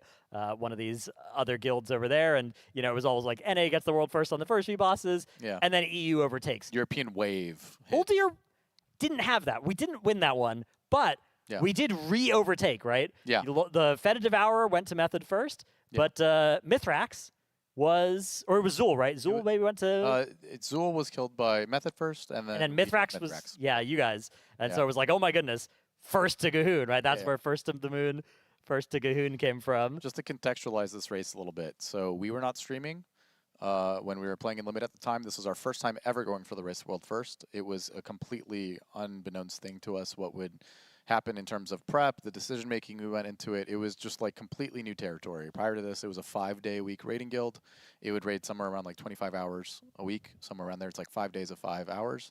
And, we were sitting around being like, what if we just went for it? Right. So there was like a poll within the guild, and it's like, hey guys, are you interested in doing this? Like, this is something we're planning on doing. Everybody was like on board. They all wanted to go for it. And then we just went in, like guns blazing, like no idea what was going on. Completely first time kind of a thing. And then we're blowing through these first few bosses, and we're suddenly being like, dang, okay, we are good. Like, the skill is there. We're doing great. And we got to Feta Devourer. And that boss was so comically overtuned to the point where it was impossible to get even more than a minute into the fight. There were some ads that you had to kill. They had way too much HP. We basically lusted and used every single cooldown in the entire game on that. And then we killed 1 set, but there were 7 sets to kill. And it's an impossibility, right? You have to kill the boss too. But we're only hitting ads. We're not hitting anything else. So we got stonewalled on that for 2 full days straight. Like, pulling the boss doesn't work. Go to Mythic Plus, we have nothing to do. At the time, there wasn't much benefit from M+ anyways, Yeah, it was all a waste of time. Yeah. So we were basically like, sitting there communicating back and forth with Blizzard. The official response was just swap to the ads quicker, which is a hilarious thing to have heard. And then eventually the boss gets nerfed and gets in a killable state. So for us, it was very frustrating. We were at a position where we're like, oh my god, we're doing so good. But then, wow, how frustrating. We can't progress. And then the boss gets nerfed. And then suddenly we are on an even playing ground where the advantage that we built up to this point does not matter. Yeah. From that point onwards, then Method killed Zul, the next boss, right ahead of us while we were doing our little dance with the sleeping schedules. And then we got to Mithrax, the second to last boss. We killed that one first. And then we got to Gahoon. This, in terms of like scale in the old Race the World First and the Race the World First that is now, completely different worlds, but made for an incredible experience if it was streamed from both sides. This was like the closest Race the World First that was not streamed of all time. They went to bed assuming that we would win. We went to bed assuming that they would win. And then we both kept waking up and being like, oh my god, what the hell? We wiped on that boss at like 0.3%, maybe 50 times. Like, that's an exaggeration. A lot. Like a lot. It was sub 2% over and over and over and over. And then we made famously the decision to stay up all night. I wasn't even in on the boss. I was staying up until 5 a.m. just doing vocal stims and ad-libs to try and keep people awake. And they stayed up. They couldn't clean it up, but it was a very consistent raid night of getting the boss super low, went to bed, and then Method killed it when we woke up. And then when we look back on our decisions that we made, every single one was wrong. Sleep pattern was wrong. Like, our breaks were all... as well was we famous extended decision. our lockout instead of re-clearing. They nerfed Vantis runes in our face as the reset hit, so we were a little bit off damage. People were playing the wrong talents that would have just killed the boss on our good pulls. We had our comp all wrong. Literally every single decision you could have ever made was wrong. Although, I will say, if you'd won, you could imagine a universe where Method are like, oh my god, streaming lost us this race. Yeah. And then the race never happens after that. Yeah, the race might have never been streamed again had they lost. And it was really good point. completely a shocker to everyone who was watching because a completely unknown guild that nobody cared about at all almost won the race on their first time going for it. Yeah, while making all those mistakes that you just listed. Yeah. I'm going to put this, I think this should go up in S tier. I think this is an it's an S tier iconic one as race. well. Yeah. From everything I just heard. It's the bosses themselves weren't necessarily a spectacle by any means. This existed at a time, where people were seeing the boss for the first time from Method streaming, but not seeing anything that we did until we released our video after the fact. Right. So I think just from the fact that it got streamed for the first time and people got to see live what people were doing on the bosses, it just makes it a cool race. Yeah. All right, so after Uldir, we moved into the battle of Dazar'alor, Mhm. we got our second ring of Azurite armor. Oh my goodness gracious! Okay, yeah, here's a look at some of the loot that dropped on that normal, although nothing too important here. The very rare dagger was there, and the necklace as well, but mostly the Omni tokens here, powering up some characters. But yeah, let's talk a little bit about Battle of Dazar'alor, because so this tier, I remember this tier started off with you guys all going Alliance for the War Mode like crate, because the Alliance had the War Mode called Arms thing, right? Yeah. It was a weird thing where one faction got a loot benefit compared to the rest, and this was at a time, you know, when guilds were not investing much in the Race to World First whatsoever. Right. We swapped our entire guild to Alliance because we knew that this quest existed. And you all had to be the same faction, by the way, back then. And we all had to be the same faction. You could not raid cross faction. So we all swapped to the exact same faction, which was Alliance. We remade our guild, which we named This Game is Bad.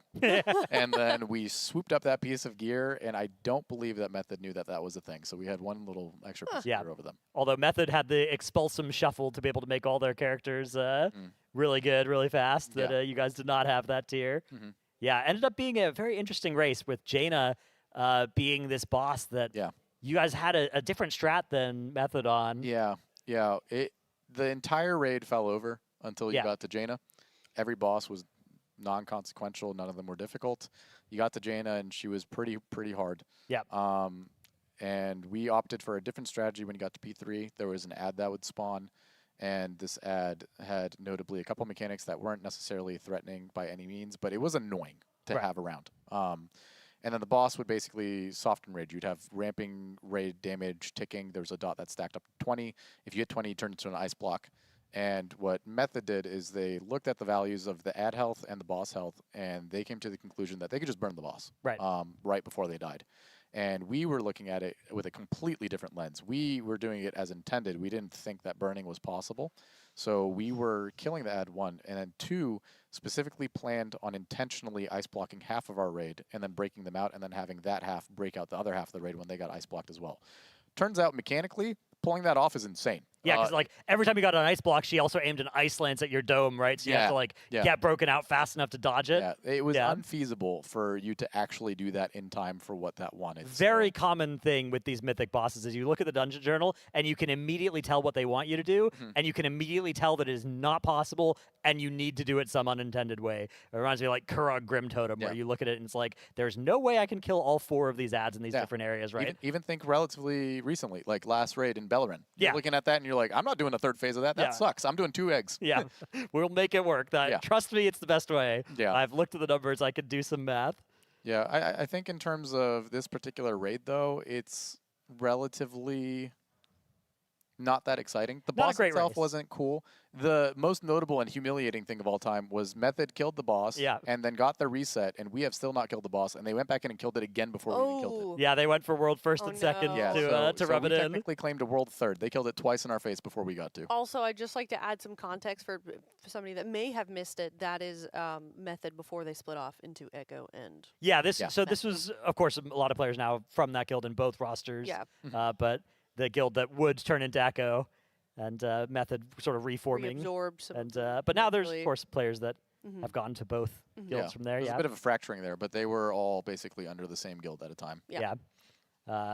So yeah, I would say this is like a C tier one. I don't know. It wasn't a disaster, but it's not necessarily all that eventful. The bosses themselves left a little something to be desired. There wasn't really much of a hype moment when it came down to the guilds progressing it. So I would agree with you. I'd put it in C. Okay. All right. After this, we now have 2 races in a row where you guys lost. One was close. One was not as much. Yeah. We moved into Ajara's Eternal Palace. Yeah. And in this one, you guys, this was the first time you televised a Race to World First. Very controversial. Teaming up with Pieces as well, right? So So we shared a space with Pieces at the time. We had a few of their players in our venue. We had some of our players, and it was in London. And you were casting that, right? No, this is before I was a caster. Okay. I'd become an avid viewer of the Race to World First via like Twitter, following it over the Uldir and Bod kind of Battle of Dazar'alor time. Yeah. Second monitor content for me. Yeah, it was a blast to follow. Yeah. But I didn't really watch too much of the Method stream because it was kind of opposite of my sleep schedule at the time. So this raid's a fun one. It is on paper the only raid I have ever played a single class other than DK as my main. Oh. Yeah, I played Warrior in this raid, which was uncharacteristic of me. also was a very controversial raid in terms of what happened, especially on Azjara. Yeah. So a lot of drama there. This one, honestly, this entire raid was the weirdest experience for me of all time. I found myself on a class that I did not play normally. I just played it because it was good and we needed to. And for whatever reason, I was doing healing assignments and cooldown callouts on Orgazoa as somebody who did not have an add-on that tracked any of the cooldowns of them. Huh. So you're just vibing it? Yeah, so that boss was really, really hard on tanks, and this is at a time where Max was still playing the game. Right. And he handled all that stuff himself when he was playing, but that boss, he basically said, I have too much involvement going on. I need somebody else to call cooldowns. And nobody spoke up, and I was like, yeah, I'll do it. Because I used to raid lead stuff back in my former guilds prior to this, or at least help with calling out stuff. So I just basically started workshopping things in my head of how to call healing cooldowns without tracking them. And our Wrestle Druid player at the time, Refute, I screwed over every single one of his trank casts. He did not get a single good trank. I called it every time, 100% of the time, at the worst possible time. Oh no! So, sorry, Refute. My bad. But yeah, it was a weird raid. Again, a lot of the early bosses kind of just fell over unceremoniously. It didn't really get too difficult until the last two. Limit at the time pulled ahead on the second to last boss. Again, it seems like a common trend. Zakul innovating a one-tank strategy on that boss, which was really, really cool to see. And then we got to Ashara, which just left probably the worst taste in people's mouths until Razagath eventually ended up happening. For those who don't know, that boss had a bunch of really intricate mechanics that were very frustrating to deal with, but notably, her intermission going into the last phase was tuned to be impossible. We reached that boss first. We hit a complete wall on the intermission. The ads would berserk at a time, which was unfeasible. And then after spending basically 2.5 days stuck in the intermission and still making it through while the intermission berserked and finding innovative ways to do that, it got nerfed at a time where I think we were asleep, and then Method pulled into P3 after equalizing the time spent on that. Did a really good P3 strat, got it efficiently down very quickly, and then we ended up losing that race. So that makes 3 in a row now. The first one, our mistakes being sleep management, decision making, and the reset. The second one being strategy management, and the third one being it getting nerfed at a time which was out of our hands. So we left this raid bitter. Like, we were not happy. We were very angry. Because you feel like you played good. You feel like you did a lot of things right. And fixed all the things that you did wrong. Yeah, exactly. And actually innovated something that would, well, spoiler, be a really big deal in one of these future ones. But the 21st raid leader, when Max was out on Zakul, was when that was first done. And you know, people took note, like, hey, that was pretty good. That worked pretty good, yeah. Stay tuned for that show making an appearance later in the race first, because at the time, Scripe was raid leading and calling inside of Method, right? And Sko as well, and over on I remember you guys as Max a big inside. sentiment within the guild at the time after this race ended is like, do we keep going? You know, I think there was a lot of drive from the first race that made people think, oh my God, we can really do it. We get into the second race and be like, okay, clearly we messed up, but that was a fluke. But then you lose 3 in a row and it starts to really sink in. It's like, is this a waste of time? Are we getting frustrated? We're not accomplishing our goals. Like, what's the point? You know, kind of a thing. And eventually we got sticking around and started working out.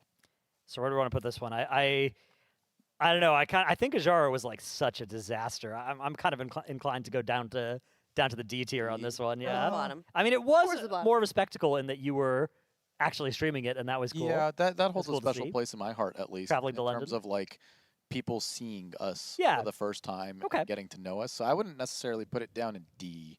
For me, this rank's just low C. Low C, all but right. also I'm a very biased person in terms of ranking these things. Like, my enjoyment of these races depends on how we did in the races, right? And I was in them. So No one is here to tell you are right. Yeah, this is we can rank them however we want. We're making a tier list. We can put them by whatever criteria we choose. Great, because I'm gonna selfishly pick some stuff that makes no sense. Great. Hell yeah. All right. So after this, there was the actually before this, I think was Crucible of Storms, right? Yeah, it was right this. after his Crucible Storms. Yeah, so Crucible was a mini raid. Yeah. Very cool. Very bad timing. It released like a week before an MDI that people from all the top guilds were playing in, and so a lot of guilds did not take this super seriously to play fully. Limit at the time didn't even go for it. Yeah, you guys got your kill on Restless Cabal, and then just like We're like, all right, we're out of here. Yeah, this was the only raid that I did not participate in whatsoever. I was in school full time, and at the time, I gave the premise of I'm in school and I'll try to make every race that I can, but odds are I won't be able to make it. This was the only one I actually could not make. So my involvement of it was literally zero. I have no idea what happened in that raid whatsoever. We had a bunch of different weird tank things going on too. Trill was tanking. Max was playing a Havoc DH. Awesome. You know, we had a big swap up. A lot of people were playing specs and classes that they normally don't play. It was a weird, very caster heavy kind of raid. But also, surprisingly, 2-boss raid, and both of the bosses were just nuclear difficulty. Yeah, that was so fun. It was such a great raid tier. It was just such a shame that like those bosses existed in such a weird structure because they were great bosses. But yeah, the timing of the release and the fact it was like a mini raid and it was so close to the other 2 raids around it made it very difficult for a lot of guilds to be able to compete and play in it. But it was very cool because it was when we got to see Pieces take the world first there. Ellie Shaman Supremacy as well. I played Ellie Shaman this year and they were so good. So fun, on that last boss. It Peak was funnel. You were doing like top damage and you got to Ankh for value and then get summoned to a dungeon where you could reset your Ankh cooldown. Yeah, it was a weird little minigame. You basically had to do a constant cycle of zoning out, going to the dungeon where Merzond lets you reset your cooldowns, reset your Ankh, and then go back, because that was part of the strategy. Yeah. I can't put this anywhere, but like, I mean, obviously as a race, like it was, I guess it was really cool that Pieces got there. This was the win they picked up. Yeah, there's some fun in seeing different guilds actually win the race of the world first. Not even just like contend, but win. Yeah. And that was really cool to see. But I don't know, it was strange because it was not as much of a race as the other ones. In neutral. Yeah, we'll put it in a B. Oh yeah, I'll let you guys rank this one. I'm not even. It's weird. Like I could see not ranking it or putting it in D because it wasn't a real race or whatever. But I would put it in B. The bosses were awesome. So. Nice in the middle. Yeah, that's a nice neutral place for it to go. All right, what's the next one you got? So the end of Battle for Azeroth, Ny'alotha, the Waking City. This was the first one that I was casting. Same. And that was really cool. This is the first time I cast anything as well. Was the Ny'alotha Race to World first. You were casting MDI before that. No. I Really? was casting MDI after this. Okay. This is when I got the chance to do those things. So yeah, Max basically took a chance on kind of trying to get me into cast this. The Race to World first, and was very very grateful to get to go there and do this. But yeah, I remember everybody was on site. This is the first time we were all on site somewhere in America to do this Race to World first. Even a bunch of the European players. I remember Now was there in the pit. Where all the, I was deep in the pit. Yeah. That also notably was the race that I sneezed on one of my friends' faces. I remember that clip. Poor Eric, man. Yeah, Eric. He's raid leading our guild with me right now. Oh, man. I will never forget that. Yeah. My first time showing up to one of these events, being with my loved ones, being with the people that I've been playing the game with for a couple of years now at this point. And, you know, I have a habit at home. I get a sneeze. I turn to the left. My wall's right there. And I did the same thing without even thinking and sprayed this guy smack in the middle of his face in the middle of our best N'Zoth bowl. And he just looked at me. Wow. It was during a boss damage amp, right? Like one of the burns of the boss before he goes into the last phase. And he just turns and glares at me from the side of his eye. And then he goes, Atlas just sneezed on me, and I'm like cackling, laughing, falling out of my chair, like still hitting a blit as I'm like dying. And I'm like, I'm so sorry, but like this giant mist hit this guy in the face. You can see it in the clip. Yeah, it's visible. You know what I mean? Like I sprayed him down, and then we were just both playing, but it devolved very quickly after that. We wiped it very short. I want to. Can we? Oh, we should pull. That It's all over the we place. should pull that up now that we I have have to you find here. it somewhere. It's always hard to find this. Yeah. Yeah, that'll pop back up. Yeah. But, yeah. Okay. Someone link it. The raid itself, 12 boss raids. Again, one of those raids where not much happened in the first half of the raid or the first few bosses. The big real shift in it happened on Drestagath, which is a hilarious little meme. And that was the last boss that Max has ever played inside a raid as well. Yeah. So at the time we had Now tanking for us. So he came in. He was with us in the pit on site. He was raiding with us, and he was not feeling good that day at all, like unplayably so. I think he had a stomach issue or something along those lines. So Max just came in and filled in for him on that boss and tanked the boss, and it was the most YOLO situation you've ever seen in your life. He had no idea how the boss worked whatsoever. Nobody in the raid did. Only THD did. THD was the only person who somehow understood how the abilities worked in that fight. The Dungeon Journal was a mess. It was just like an ad slop fight kind of a thing. And THD would just scream, big damage coming. And then everybody like, how do you know that? He's like, I just know. And then, you know, you'd all pop your defensives and live. I think the funniest thing about it is Max raid leading the fight was just making it up as he went. Like Yeah. you just randomly toss markers and be like, I guess we're just killing this, blah, blah, blah.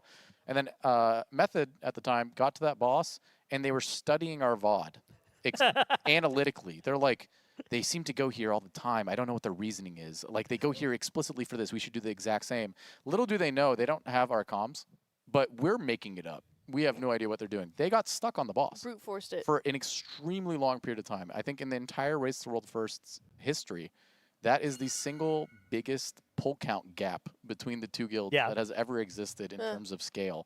And it's just like a meme. Like we had no idea what was going on. This was back before comms were streamed, right, as well? Yeah, Everybody was just streaming. Like, you would stream the race, you'd have the casters, but then if somebody was streaming on their own channel, it would be completely comms muted. Yeah, it was all... We didn't have the technology of a monster listening back then. Yeah, so it was like a really funny race. That race, we had a very sizable advantage the entire way through. It was not particularly I remember close. that one was, but at the time, the chatters still thought Limit was going to choke, right? That was always the thing. We had we choked several of the previous races, or it looked like it if you weren't in the know. We had and a you didn't know about the legacy of nerf. choking even. Right. You know, it was expected of us. Like, oh, we're going to get to the last boss first and just mess it all up. So Okay, here's this clip. Oh my gosh. All right. Sneeze. Oh, boy. Cue it up. Here we Let's go. go. Oh, jeez. Oh, man. And boom. Just right in the face. I felt so embarrassed. It took like oh, my half God. a second before you realized what you did, too. Yeah. Well, it's when I saw him looking at me when I realized my crime. Oh, yeah, poor it was Eric. not good. I felt so bad. Top of the meters, though. you Yeah, know? look at that. Top of the meters. Look at that. Wait, where's Eric? Nowhere to be seen. I think Oh, it was no. just he was playing with a debuff. Yeah. Okay. He had a disease that somebody needed to dispel. Yeah. I don't know. I don't know what to tell Man. Yeah. Sorry, Eric. Love you. Unrelated. I'm going to swap spots here for the rest of the shift, maybe. Oh no, I go left. Oh, you go left. I go Okay, left. all right. Well, Yeah, you should it's all sit always- there then. It's always a recurring joke. Every single race that we've ever had where I've swapped my seat or somebody has swapped the seat to the left of me, they go, I'm in the blast zone. Lip notoriously has been in the blast zone for multiple races now, and he willingly says that he loves being there. Oh. Yeah. Have you sneezed on him before? No, that was Okay. a one and done. I've never done that before again. I think if I ever did that Lesson learned. again, I would probably need to be put down. Yeah. Yeah, that's just not a thing. Because people should Eric do. is one thing, but Lip, you can't do that to Lip. If anything, I'm glad it was Eric because he's like the most kind-hearted, understanding, compassionate I miss person of him. all time. So like, I would hate to sneeze on now. You know, he probably would not be as. Like, what is this guy doing? Yeah, He yeah. sneezed on me. Disgusting. I felt- trolling or? I also griefed Now's introduction to North America. You did what? I griefed Now's introduction to North America. He What came does that over. mean? He was booting up a character. He swapped regions, right? So he had like a really, really poorly geared character. And I was like, "Hey, dude, welcome to North America. I'll take a key for you." We went to Waycrest Manor. I pulled the entire pig room and wiped us like 7 times in a row, depleted the key, poor and I was guy. like, "My bad, dude." Anyways, have a good one. I gotta go. Nice meeting you. Have fun. Yeah, so I kind of mess with that guy a little bit, but I do miss him. Anyways, back to Nyalotha. Yeah. So this raid, a lot of bosses. A lot of them were kind of cool. My favorite was when you guys despawned Nazaf. Yeah. Yeah. Everywhere. Yeah. That was awesome. That was a lot good of funny, moment. funny moments coming out of this tier. Yeah. So that one was, you guys were on track to kill it with an unintended strategy where you just like didn't go to the intermission room and just tanked the enraging damage that the boss was doing that was supposed to send you to that secret mythic room. And Blizzard panicked and despawned the boss for everybody on every difficulty in North America. Yeah, so the boss had a secret mythic phase. You'd take this portal, go into a separate room. Yeah. And then they put a mechanic in place that was like a punishment against it, which is the boss starts pulsing AoE, and it hurts. Like, it doesn't feel good to sit in it. Right. But there's no stacking or ramping component to it at all. It's the same damage over and over. So we're like, you know, we're feeling a little crazy. What if we just stood out and healed through it for a bit and then went to it? And then we sat there for like 30 seconds healing through it, and we're like, what if we just don't go? You know? And then, yeah, they saw that happen live and in our faces, despawn the boss. And I guess they didn't have like a button to just despawn it for us. Every single person who was pulling the boss at that time had their boss disappear. So we screwed over everyone at that moment. Really funny. A lot of just really funny moments about that mythic phase in general. Like, it's not in the dungeon journal. and that was our first time in a race ever dealing with something like that. And we were just throwing crackpot ideas at the wall. Mainly me. I was just slinging just insanely weird shit into the comms and just being like, you know what? What if we just do this? We had this like running joke that Magni would load up the cannon and blast N'Zoth because he had such a ridiculous amount of HP for it to just be like 100-0 burn in the last phase. We're like, surely at like 20%, you know, Magni and Mother load up. That the was cannon. always the meme. It was like, it's 20%. And then you got 20%. It was like, it's 15%. Yeah. But even prior to that, when we went to the Mythic phase, which was in the chamber where Magni and Mother were like RPing, I was saying crazy shit like walk up to the console that they're at and use the extra action button, use your neck on the console to charge the cannon, you know. And we tried that seriously, and then figured out that's not actually how you're supposed to do it. So there it is, it being despawned for just a random guild. Oh yeah, here's a clip of a random guild getting N'Zoth despawned in their face right as they hit the boss. That's really funny. Oh my god. Oh man. Okay, did we win? Yeah. See the captions. Keep going, I guess. Yeah, it was really, really funny. Wait, I've never seen this POV. That's funny. Yeah, I was on this boss for like 210 pulls of it, and then sat myself because we needed a little bit boss damage, and DK was like topping the meters, but it was horrible at doing boss damage. So yeah, this was the mages with Masterful, and just cooking the ads. It was an Infinity Stone setup. You needed Masterful on all your gear. You needed the font from last year from Eternal Palace. You needed like PvP badge to go. That was your double on use setup. So that you could have like a huge combustion. And then you needed the like bracers from Mechagon Workshop. And you'd collect all of these things along with the right essences, the Lucid Dreams thing, and you would just go absolutely crazy with your combustion. And you could just put a huge ignite on N'Zoth, also blow up both of the ads that were next to him. In the history of the Race World First, that might have been up there. There were more OP things down the road. Yeah. But up there with one of the most glaringly OP specs that has ever existed. Absurdly broken. Yeah. My guild hired a mage from another guild after they killed it to kill that boss. Literally spawned in on a character called Contract Mage to help us get that boss dead. That's hilarious. Yeah. Also, this raid was the birthplace of a lot of long-standing liquid bits. True. So if you ever heard of Horse Gang, that came from N'Zoth. It was the first group that went down and did the Psychus phase. It was the few and the proud. I was in Horse Gang. We did this ad split up phase, and that group had less people in it. So we were holding it down. Yeah, an elite group. Yeah. So now anytime you have split sides or something like that, and one is doing significantly better, that always gets brought back up. Oh, okay. But yeah, it was our first raid winning. Yeah, that's we buried the lead a little bit, but you guys won, right?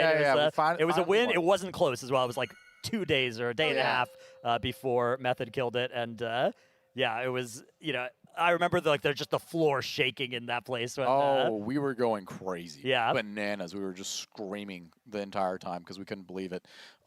Also, just hilarious little anecdotal tidbit. We had our first broadcast with Complexity on their training facility at that event, and we had somebody from production run face first into a glass door and leave an imprint of his face on the door in the middle of one of our pulls on one of the harder bosses in the raid. I forget and who that made was. for a really, really, really funny moment. They felt really bad. They were really embarrassed too. I remember the casters had to get told to stop talking about it because he was really embarrassed. It completely wiped us. Like we were in the middle of a great pull, and then we just hear dong, and then Maxer starts crying, laughing. He's like, "I need a minute. We can't pull." And we're like, "Why? What happened?" He's like, "Oh, I just watched this guy eat shit. Like he just sprinted into this glass door." Yeah.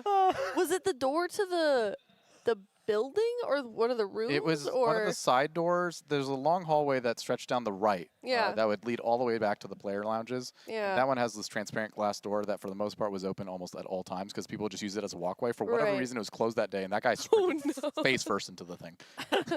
It's funny. That's what pigeons used to do on the back door in my house. When we had the glass door closed. Yep. Glass sliding door. Yeah. Well, back to ranking Nyalotha. Dude, this was also the fear where you guys went to bed at like 10 p.m. one night, and we filmed you guys walking out of there, and then we turned the cameras off, and you guys all went back in and kept pulling with the secret phase, right? And that was the first go dark moment. And everybody in chat while we were all casters talking about it, the whole chat was like, "I just /who'd them. They're still in the raid."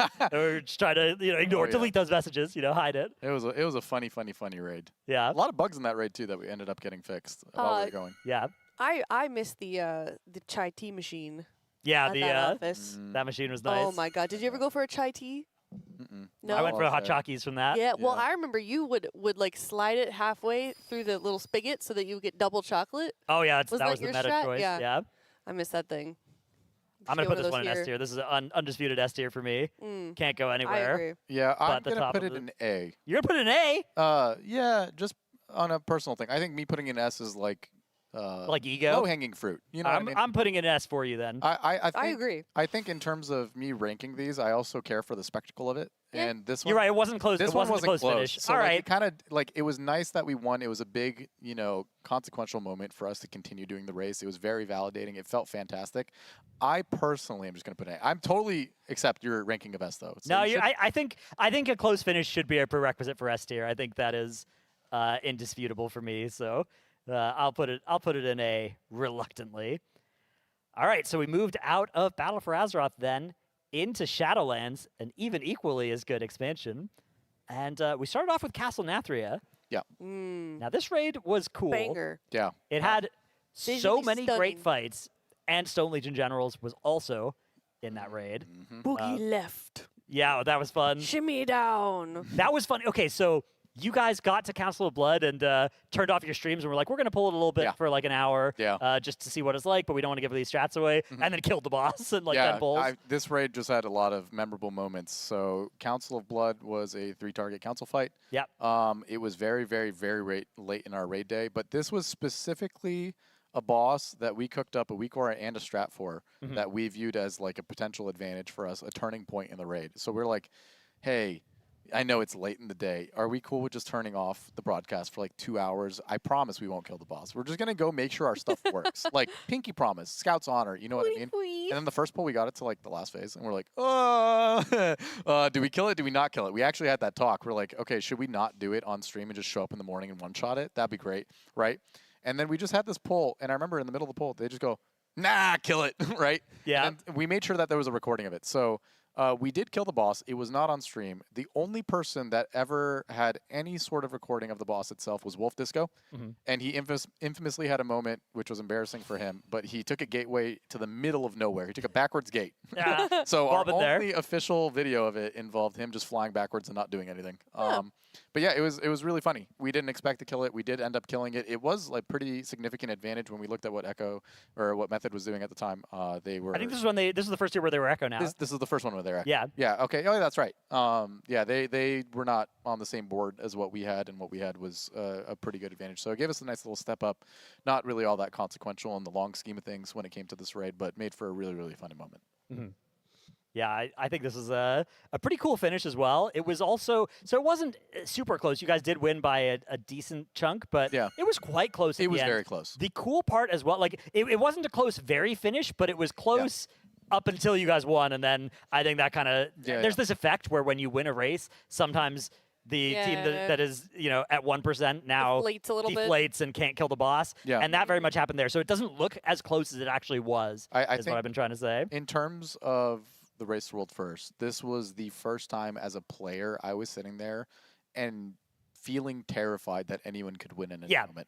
That moment of like back-to-back low pulls. What was really cool as well is you guys both had different strats for the last boss. Oh, yeah, and that's yeah. the last time that an end boss has been like killed with two very different strategies for how you attacked the phase 2, where there's like 8 ads spawn and you can go in any direction around this room to do them. So it's like a long standing bit, and it's just been true in the race every single time we have ever done it, and it makes no sense. When we choose to go a certain direction, if it's counterclockwise or clockwise, Echo does the complete opposite. And it's just like a vibe thing. Like That's hilarious. We have never shown up, and outside of just strictly copying somebody's strat out of necessity, because that's the only way it does work, if you're given the option, they will go one way and we will go the other. And it's just based off of like what we prefer. I like that. And Sire Denathrius was no different. They did a different ad P2. They did the exact mirrored thing that we did in P3, which is funny because it's like a mirror phase. Yeah. So it was just really interesting to watch, and the fact that the race was so close, it made for like the first real spectacle in terms of like you could pull up both streams at the same time and see them at the exact same spot. I remember I was super stressed during this. It was during COVID. Yep. So we didn't have really a large scale event where everybody was in house together. We only had like a small one of 5 people. I was at home. Remote casters Yeah. as well. I was at home. I was in on this boss too. I remember when we won, I like threw my headset down, started screaming and pounding the desk, and my parents thought I got injured. So they like ran up and were checking on me and being like, "Oh my God, what are you doing?" I think THD's video of him winning was the best because his parents came in and said hello. Yeah, it was really so cute. cute. Yeah, they're like they were jumping like, up "Can and we down." come in?" Mm-hmm. It was sweet. Yeah. This raid holds a very, very, very special place in my heart. The last boss, just insanely cool. Yeah. I mean, Sire just had was such a aura, great fight. dude. Oh my great, God. great fight. So I'm kind of curious because here, obviously, we have like meals and stuff, and you guys get to sit down there and kind of talk strategy. How did like when you were away from your keyboard, what were those moments like during Nathria? It was difficult. I think, this is at a time where we've kind of tried to standardize breaks a little bit more within the guild. Like we've established the mistakes that we made in the past in terms of doing that. So being at home had its own challenges, like making sure people synced up on their food breaks, like intermittent breaks between, making sure we're on the same page, making sure everybody is like adhering to the same sort of habits that we would want in like an in-person event that are easier to enforce when everybody's together. But yeah, it felt a little bit isolating. I'm not gonna lie. Like especially when we won, like the first thing that you're thinking of is like going and celebrating with your friends, but really you're all just at together. home in your room. Yeah. And then you got like the sad little loner feeling of like the people at the event themselves like getting up and celebrating with each other and hugging each other, and you're not necessarily capable of doing that. Dude, it's like the Europeans that they're Yeah. by themselves, like on the couch, like, "Hey guys, hope you're having fun over there." Yeah. It's sad to hear. Honestly, when you like watch back the kill Cora. videos, it's sad to see the people who are at home just kind of celebrating amongst themselves and be like, yeah, we're so happy. Yeah. But there's always a few people within the guild that like put their headset back on and like check in with those guys and make sure that they're all taken That's nice. care of and feeling involved as well. What did you do for food and stuff? At home? Yeah. I have the luxury of my parents at the time were cooking a lot of homemade meals, so I just would take leftovers and That's stuff nice. like that. But I mean, I was deathly skinny at the time. Okay. I was like 120 pounds, 110 pounds, Mm. something like that. So my metabolism did not demand much of me, and I wasn't really eating all that much. But it was difficult, like having the expectation of the catering from the event prior, and Yeah. then going into like making sure that you have substantial and well-timed meals enough at home was Yeah. difficult. So it was a lot of like frozen stuff heated up. All right, so where do we want to put this on? This the, one's going for me. This one goes into S. Like just I think it could go to S. Yeah. thematically really cool. The bosses really cool. Lore at the time really cool. The spectacle of it, how close it was, really It was cool. Christmas time too. It was Christmas kinda time. Yeah, silly. we I saved remember Christmas. Yeah. Denathrius had like a little hats. Christmas hat Yeah. on. Christmas hat. Yeah, Yep, and yep. I know Complexity sent all of the casters like a little like goodie box, like a little Christmas goodie box, which was Yeah. kinda sweet. There was like a candle in there. I kept it for a long time. I didn't want it to burn off. In terms of all of the end bosses they've ever made since our time doing the Race World First, I think that he has the most aura out of all. Certainly. Oh, for sure. Still Yeah, does. and just an iconic nickname. Absolutely. Yeah. Daddy D? No, not that one. Not that one. Oh. Yeah. We dubbed him as Double Dick Donnie. Yeah. Oh. He was just Yeah. a man Yeah, who that was walked better. around. I That think was I remember better. like Ian Hatcostas referencing that, Yeah. like Did he? subtly referencing Yeah. it at, Yeah. No. at one point after He's you guys wielded won. 2 of those things, and when he swings the tanks, you feel him. Yeah. You know? That was, Oh dude, my he would teleport behind you as well and just Yeah. like one shot you. That I was blocked sick. that He had, out of like, my these memory. Uniquely kinky voice lines. Yeah. You know? Yeah. He's just what a man. Yeah. That was a heck of a fight. Yeah, this one easily goes in S tier. And also, at least from an emotional perspective as a player who sat through this, one of the times which felt even more validating, it made the last prior race win feel like it wasn't a fluke. Like, Right. we are good enough that we can win, and winning back-to-back, became a meme within the guild. We named our general channel in our Discord back-to-back. Now it's back-to-back-to-back-to-back-to-back. But, we're adding on every single win, and that was the start of that. All right, so after this, things got a little bit sketchier. We moved to Yeah. Sanctum of Domination.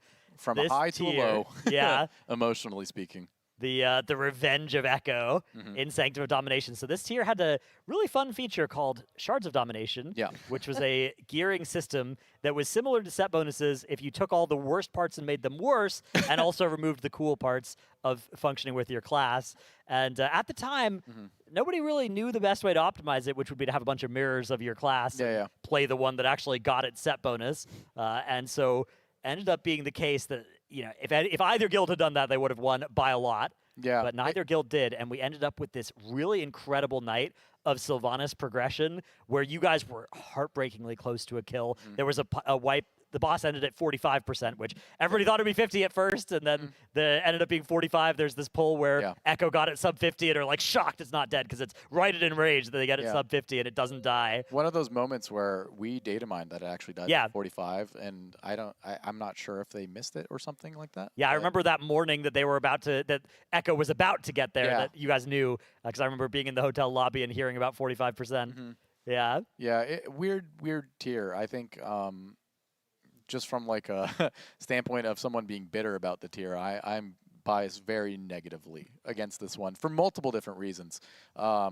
This was one of those tiers where DK was just ungodly OP. Yeah. Like super, super, super strong. Moonkin is a Venthyr Moonkin. Oh my god. Yeah, but based on our dummy testing, it wasn't doing all that good in that one. So I didn't get any showing of anything on any boss. I did Eye of the Jailer for the weapon, and then outside of that, I was subject to just nothing. So I didn't really get to participate in this, even though DK was broken, and I think it was a bit of a miss from our guild in terms of that. So that felt a little bit bad for me.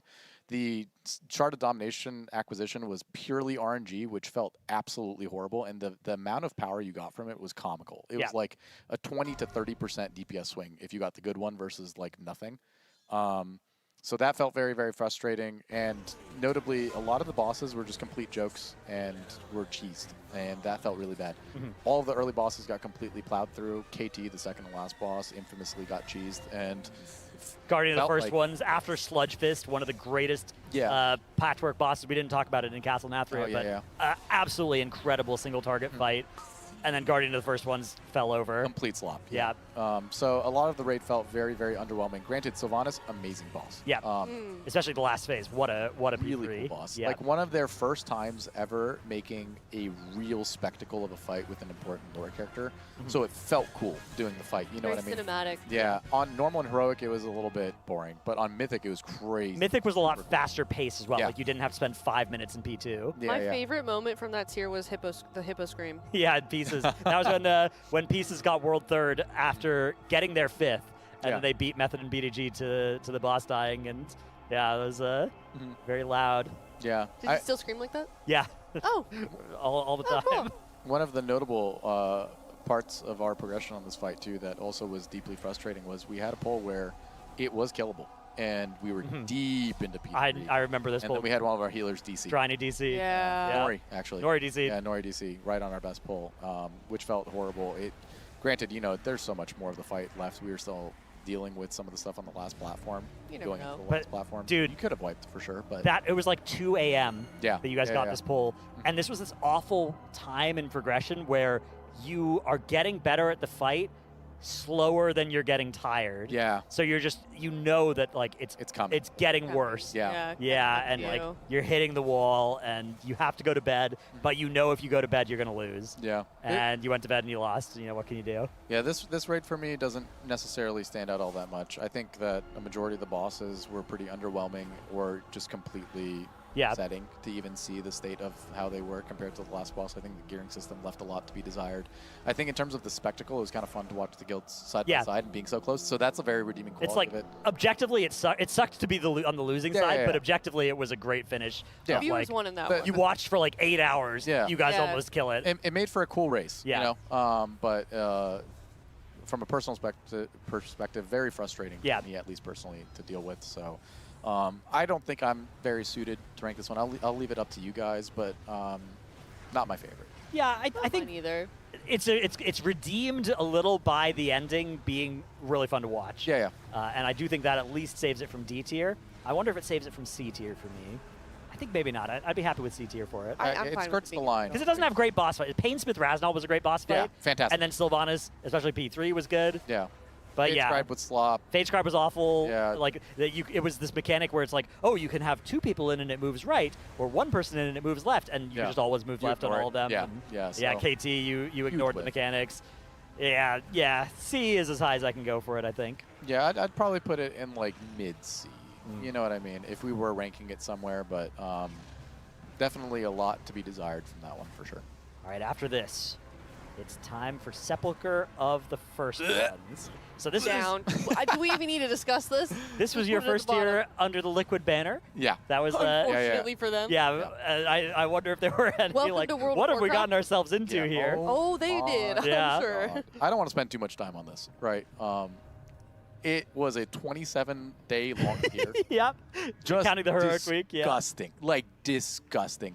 Nobody in our guild was having fun. We were so tired. We were in Foxborough at the time. It's like negative 10 degrees every single day. The food had issues and was cold. The raid settings had issues. We had maintenance problems. There was bugs on the bosses. We had a really one of the coolest, tied with the coolest moments of all time in the Rice World First to me. 2 tanks soloing Mythic Anduin from like 5% to 0, which made just for like an insane spectacle to watch. Really high moment.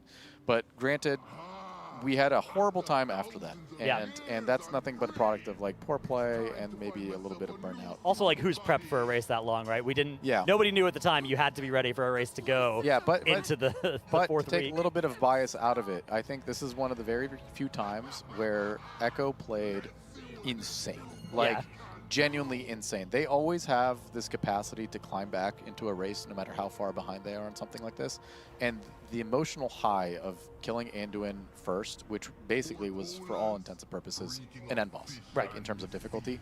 For them to then show up on Lords of Dread and Rygalon and play so good on those two bosses was insane, let alone the Jailer. The gap on the Jailer from Echo compared to Liquid at the time, nuts. Like, that was a completely different level of skill that they had over Liquid in that. To be playing that, like the start progression on day 14 of the race or whatever, and be able to play at that level was ridiculous. Yeah. True grit coming out of those guys. Like, major kudos. It was a boss that played to the strengths of what that guild is specifically good at, and the absolute biggest weaknesses of Liquid as a guild and what they're the worst at. And a lot of the frustration and burnout of that tier left for a bad experience. But again, one of the coolest raids in terms of the bits that came out of it. Oh my gosh, so many the bits. Halandris bits, the Jailer bits, all Yeah. of these little bits made for like a really interesting time. I was tanking the end boss randomly for like a good period of time. A lot of memes coming out of that. There was a lot of memes coming out of all the early bosses. And to give it its flowers, the raid had cool bosses. Yeah, it had 5 bangers in a row, basically. Yeah. Well, I wouldn't count Lords of Dread, but Halandris, Anduin, Rygalon, Jailer, all had these incredible. I mean, the difficulty on them all was absurd. Rygalon was sick. Rygalon was so cool. Rygalon had this cool thing as well, where both the DPS check and the HPS check were impossible. Yeah. And you had to find a way to do them, right? Yeah. So one guild 5 healed, one guild 4 healed. Yeah. And it was like, can you either find the healing or the damage to somehow do this? And both guilds were able to without that second legendary, which was absurd. I mean, doing that without the double legendary that was available the next week was ridiculous. Did you ever go to that Dunkin' Donuts? Yeah. What was your experience with that? Yeah, it's strange. Everything about that, everything was strange. They were so mean. Everything. But then they were randomly really nice to like a few select people. Yeah. And I just stopped getting coffee. I think I sustained myself. There was a smoothie shop in that mall because I didn't really get to catering that often because the food would run out. I ate a lot of smoothies. Every single interaction I had with somebody who was a local there felt like an inhuman experience. Yeah, it was like a simulation. Yeah. Yeah. It was surreal for me. So this race I was casting for Echo, and it was absolutely surreal because we were just in this like gamer hotel in Hamburg, Germany. Yeah. And I was just in there for like a month straight, right? Yeah. Like you know, was sleeping in there. The event was in the Okay, I was gonna ask, like, did you go out? Like I was sleeping on the 7th floor, and we were playing on the 2nd floor. Sometimes. Ooh, 22 days in, I had somebody getting tased outside of my hotel room at 2 a.m. Oh my Yeah, there was a goodness. football I game think I that they remember had in the stadium next door, and they all got insanely rowdy after the game. They were all violently drunk, and we had people literally banging on the doors, screaming. This guy was just 2 a.m., you know, and we're fed up. We're losing at this point. We're upset at the state of the race. We feel burnt out. And I just hear this guy just banging on the door going, ball 502 for like an hour straight. And then somebody tases him and he falls to the floor. And it was just a nightmare. Oh. That was also before there was laundry figured out. Oh, yeah. Oh, and so no. You had to find a time to do your laundry at a hotel that was a 15-minute walk. Well, you know, and your guys' schedule was a lot more rigid than mine. Yeah. And I struggled. Yeah. that was really hard to do. Crazy moment. The employee who worked at the place that was hosting us was downloading Elden Ring during our Mythic progression Oh. and DDoSing everybody's latency because it was set to have all the bandwidth channeled to a single download.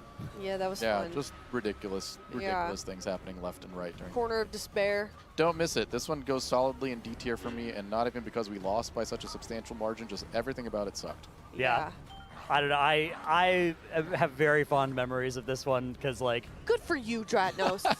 not just because I was over on the winning team for this one, but like, just it was just like such a different thing than all the other races. And I feel like I came out of that race a different person than I Yeah. went into it, and that was kind of cool. But yeah, I'll put it in D tier, Atlas.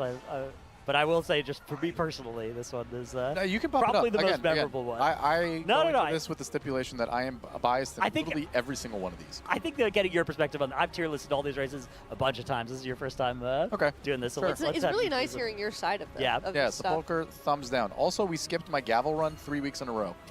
So double thumbs down. The most broken weapon to have Yeah. ever been put in the game. Oh, yeah. People didn't want to pollute their vaults with Jailer Heroic loot. Did you ever go back into like the back rooms of that place? Oh, it was bizarre. Yeah, there was Because- like 10-year-old expired Starburst there.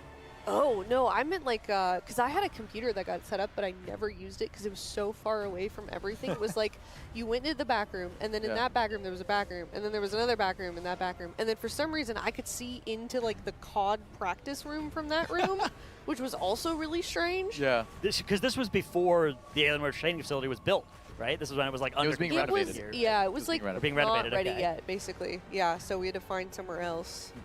Let's And, see. and it ended up being Boston. Crazy circumstances Yeah. surrounding that raid. The So casters people were got also to see- right next to us with a spotlight on. I remember that. I yeah, apologize. you guys would get yelled at to be quieter, right? Because like, yeah, dude, yeah. and it was like these really tall stools with the desk kind of was a little splintery, and there wasn't really anywhere to like lean on it. So I ended up just kind of sitting there like an owl. Yeah. Like this for 8 I hours. saw some clips for you guys of like I saw Cam's eating a banana. Oh, It's yeah. just the Oh, that funniest was way anybody's the- ever eaten a banana. That is the funniest clip, I think, ever from any Race to World First. At least Yeah. on the casters end. Have you seen this one?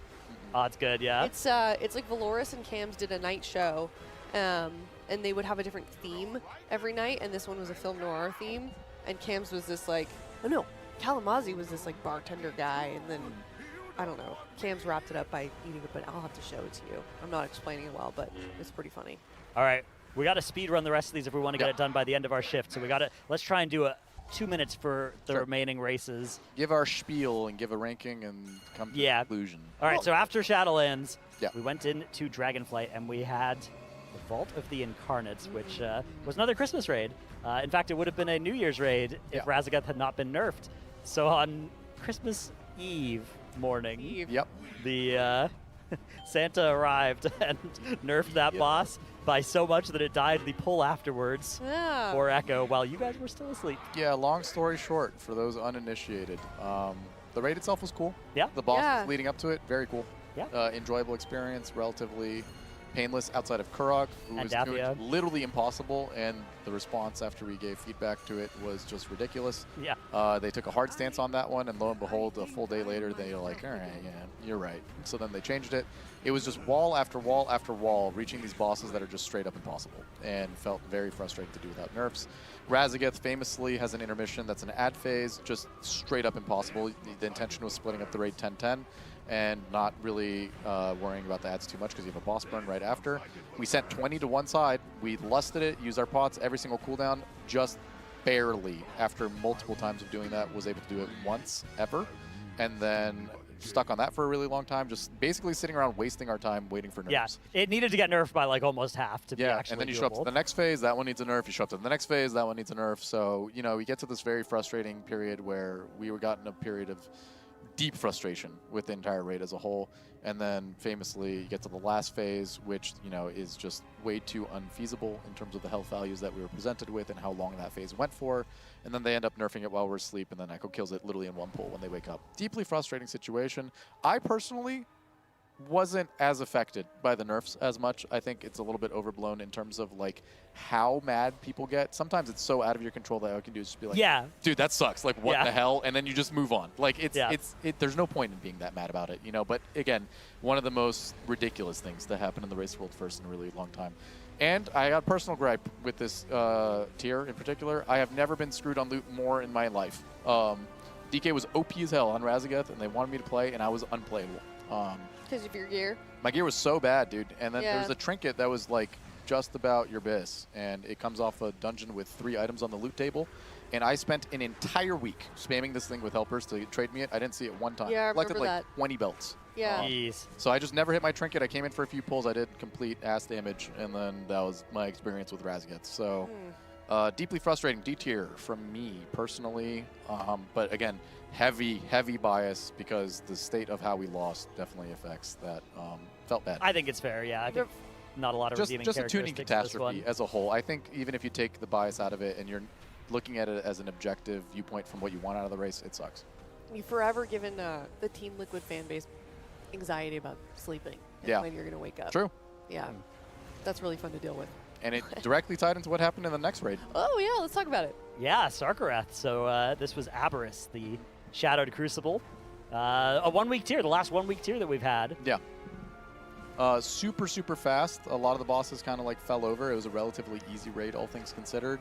Last boss was sick. Like really cool in terms of how the fight played out and the way the mechanics worked. But it wasn't necessarily tuned very difficult. Famous moment where we turned off our streams. Going dark on this boss. We got to a deep part of P3 that was a pivotal turning point in the race in terms of our strategy for it. I remember being in on the boss and seeing what Echo was doing and being like, they're doing it all wrong. Like, this is going to cause problems for them down the road 5 minutes from now. We ended up with a really good P3 strat, capitalized on it, played really well. And then we did a little pump fake. We went to bed and we're like, all right, guys, we'll see you later tomorrow. And then showed up at 5 a.m. Yeah. The next day. Slept for like 2-3 hours. Oh, yeah. Got right back in there and tried like just turning competition mode back on, being like, oops, there's 30% of the boss's health. Enjoy seeing that one, you know. Horrible move. In the grand scheme of things, took us way longer to kill the boss than it should have had we just slept, because we were just so far ahead at that point that it would have been a throw not to do that. Learning point for us, but we did end up winning the race. I'll toss this one an A. Like, I think the raid was cool. I think the bosses were cool. I think the spectacle of the race was cool. A lot of cool moments coming out of it where the teams went back and forth. But nothing particularly stand out in it that made you, like, really have your eyes pop out of your skull watching. Yeah, a bit too quick as well. Too much ratio of splits to progression for my taste. Yeah, I think we got in on Mythic on Friday and killed the boss in like a day and a half. Yeah. All right, then we have Amir Drasil, the Dream's Hope. Starts off with the fun reputation exploits, the Seeds. Yeah. Yeah, a lot of drama surrounding going into this raid. A lot of drama surrounding the last boss. Crazy viewer experience, you know. I think one of the real first crazy head-to-heads you've ever seen in a guild where anything could be decided by a pin drop, honestly. Like, boss wiping out like 1-2% for both guilds repeatedly. Oh my god, yeah, the Fire Axe split screen, and it went for like a day. Yeah. It was like a full day of both guilds sub 5%, because the end of the fight was just so hard. You had 8 people carrying Seeds. If they were hit by any line, it would wipe the raid. As Shaq would Yeah. say. And then they have to dodge. Every single person has to dodge for the entire last 30 seconds of the fight. Yeah. And that was so fun. And Tindril also being just a crazy-ass second to last boss. Absolutely out of nowhere. ridiculous, yeah. So really fun raid in terms of the boss design, even leading up to it, even though the prior bosses all died really quick. Smoldron, insanely cool boss. Tindril, very cool boss. Fire-Axe itself, very cool boss. Maybe a little bit to be desired in terms of like how the fight played out, but at least from the spectacle perspective, Phase 1 was sick. Yeah, I loved Phase 1 as well. Very cool fight. The Seeds mechanic, and yeah, that was really fun. Just like a very cool fight. Randomly, I was raid leading P3. That was interesting. And we did lose this tier. It was a pretty heartbreaking scenario. It felt pretty bad, but I don't hate the raid. I feel like the viewing experience was cool. I think there wasn't necessarily any gearing problems that were very frustrating, and I think it made for a cool raiding experience. So All right. me, Yeah, where are we putting it? I put this one in like low A, high B, somewhere in there. All right, we'll throw it up in A tier. All right. A for Amir Drasil. What do we got next? All right, then we move in to the War Within, Nerubar Palace. This is the first time I was personally here at the Alienware training facility. Yeah. Yeah, this is welcome. a cool place to be for that one. Great start. Yeah, it was an awesome race. Ansarek was what a boss. What a boss Crazy Ansarek boss. was. Yeah, I think, I mean, this was, there have been a lot of great bosses over the years, but Ansarek was something special. Yeah, Just a spectacle of a fight. Yeah. Really cool, insanely hard. I think Absurd this is when they really cranked up the difficulty knob in the Race World first. Not only just for like the end boss, but all the bosses. You know, it was so fun as well. And I think this is the most I've gotten to progress like a world first version of this fight. We didn't kill it on that version, but we got it. We were entering P3. Yeah. We made it through P1 and P2 of the pre-nerf version, and wow, that was something else to be able to get through there. Yeah. Great raid to be a DK player. Oh yeah. Brutal. Payphone. I was having the time of my life. Really, really cool raid, really cool mechanics, satisfying to play my class. The race, I think, was a great spectacle. People were enjoying the competition between the two guilds. It was a little bit less close at the end than you would have liked. Yeah. Like a photo finish would be really cool, but I think just everything leading up to it made for a fun viewing experience. You know, same little mini game of like, the guilds are close. There's a fun little bit of game where Liquid takes the second to last boss a little bit early. Kai Veza, you know, low light in terms of tuning. But from a viewer perspective, one of the coolest bosses they've ever designed from a viewing perspective. And to play it once they made it so you didn't do the one tank thing where you had to use all your B-reses on the tank. I think it was a pretty fun fight to play as well. But that particular part of it, any fight where you have to use all your B-reses to save a tank, it just sucks because now one death and it's over. Small whiff, very frustrating whiff, but small whiff for an otherwise great fight. I love this raid. I think it goes in S tier personally for me. Ooh. I think Ansarek was one of the most fun bosses I've ever had in my life, despite it being the low light of my professional career ever in terms of personal mistakes. I killed the shit out of us on our best pull and then did it again. Famously got told to unspec Abomination Limb. Ooh, no. Walk of shame, took that one off my bars. Oh, boy. No. But yeah, just an insanely cool fight. Web Blades was just one of the coolest mechanics of all time. Yeah. All right. Got 3 left. Liberation of Undermine. This boss, or this raid was cool up until the last one. It had Game of Thrones. Thematically sick. One of the coolest ones of all time. Jazz music playing, fun little funky bosses, weird little quirks. Styx was a train wreck.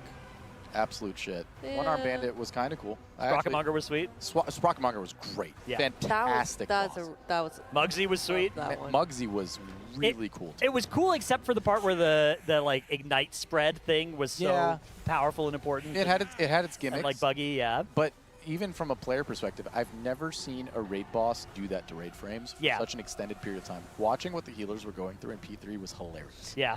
Genuinely hilarious. To you.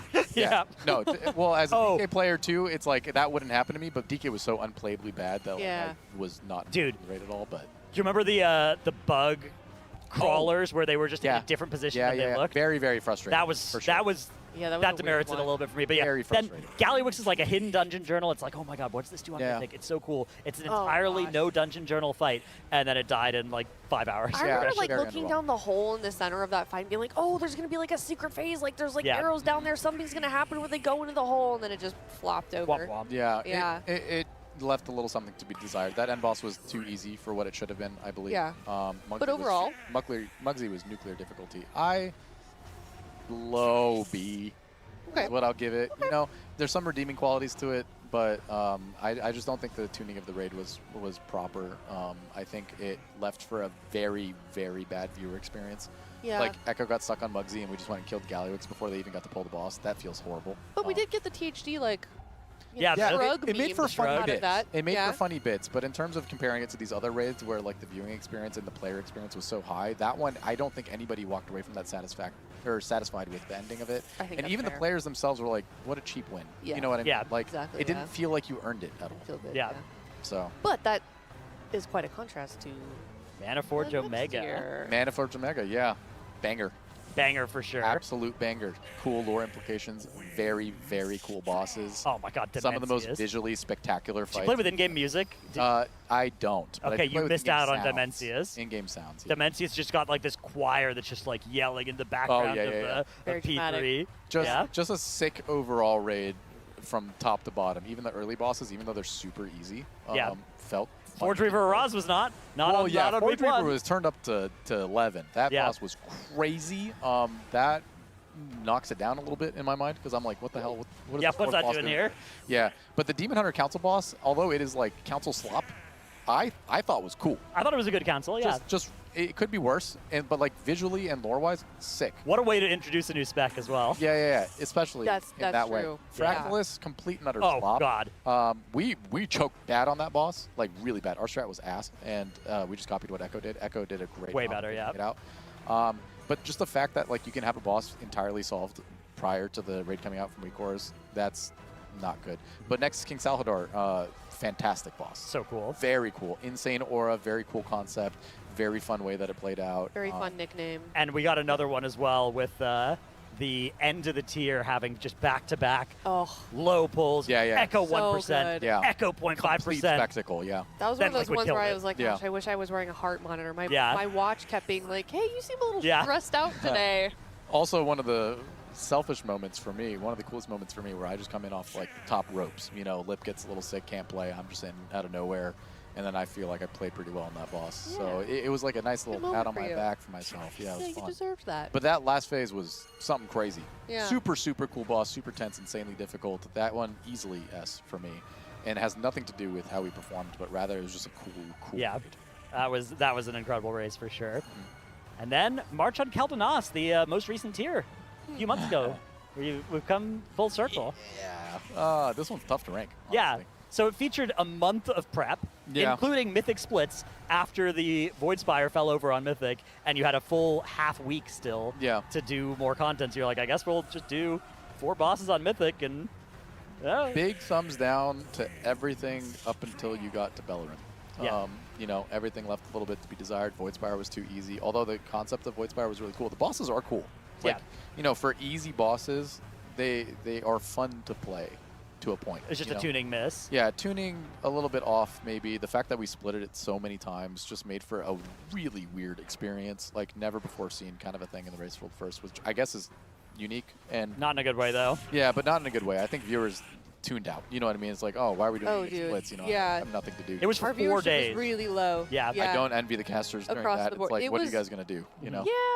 We had a lot of bits that we did. Yeah, We but were on top of it. But everything about that was kind of whack. Illyria as like a secret fight, you know, was Yeah. kind of Yeah, it cool. was cool. It was cool. The concepts that they had in the fight were very cool. If it was just tuned harder, it would be great. Like Yeah, actually it's fantastic. unfortunate.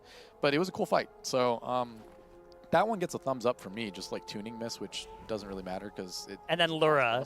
Oh my God, what a Bellerin, secret phase. Insanely cool fight, insanely cool concept, very satisfying to play as a melee player. And then Lura's just like, you know, oh my God, banger after banger after banger after banger. The hardest P1 I think has ever existed on a boss of all time. Spectacle of a fight in P3, P2, P1, even the secret phase. Secret phase looked Big, like a horror giant movie. moment for that to even happen. Yeah. So this one ranks very, very high for me. I don't know if it cracks S. I think high A would be a good place I for think this it's to like go, yeah. just on the cusp of S, but like high. Put it right A before is Nihilith where I'm Death. feeling it. Yeah. Bang. Yeah. I think from a Alright. viewing perspective, this has got to be the coolest one. I mean, the Lura experience of like the secret phase reveal. I mean, there were articles written about that. Yeah. And, We have the that was- LA Times here. Yeah. Oh, yeah. About it, yeah. Amazing. Yeah, that was good. Yeah. All right. Very cool. I think we did pretty good. I think so too. Yeah, let us know, chat, what you think. Mm-hmm. And that's actually going to wrap up this casting block. That means we are all done, and we are going to go on a break. But in the meantime, let us know in chat how you would rank these raids yourself, maybe some personal experiences from you, how it was as a viewer for any of these tiers. And in the meantime, we're going to head on into a Monster Energy listen, and we'll be right back. Oh, I think it's making an instance. Good vibrations today. Ah, yes. Yeah, group should be up. Need 1 DPS Pebble Dunk. Or Team Tree, sorry. 1 DPS Team Tree, but also Pebble Dunk.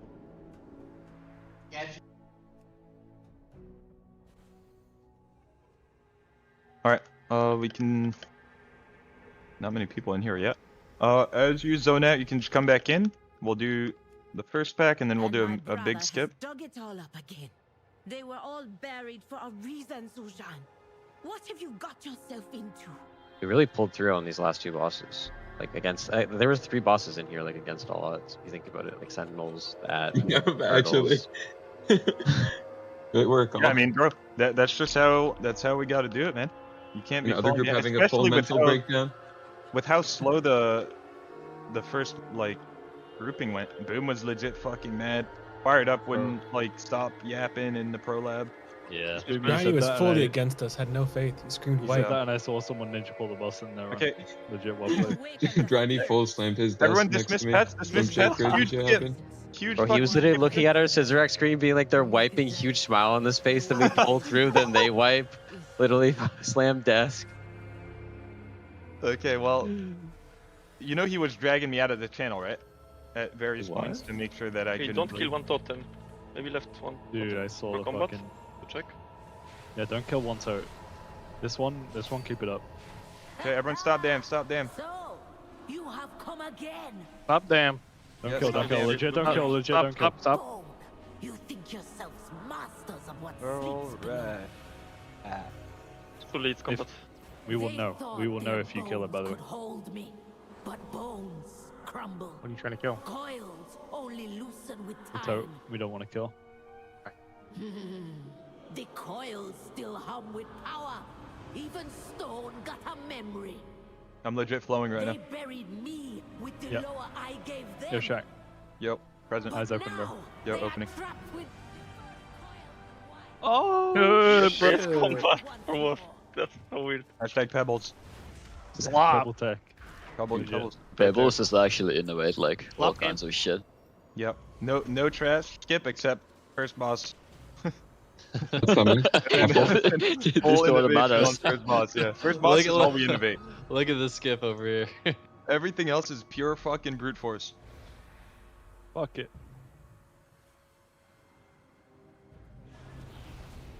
Welcome to the Red Apples. Yep, welcome to Now the we're Raid gonna have Apples. another guy for fucking. With this saved on first boss. Holy chat slot. Played. Umalan belos telembe. Tambari Shaq. intam. After this, we're Check, doing watch this move. on unsaved. Yeah, we're trading loot first, then we're doing it. Wow.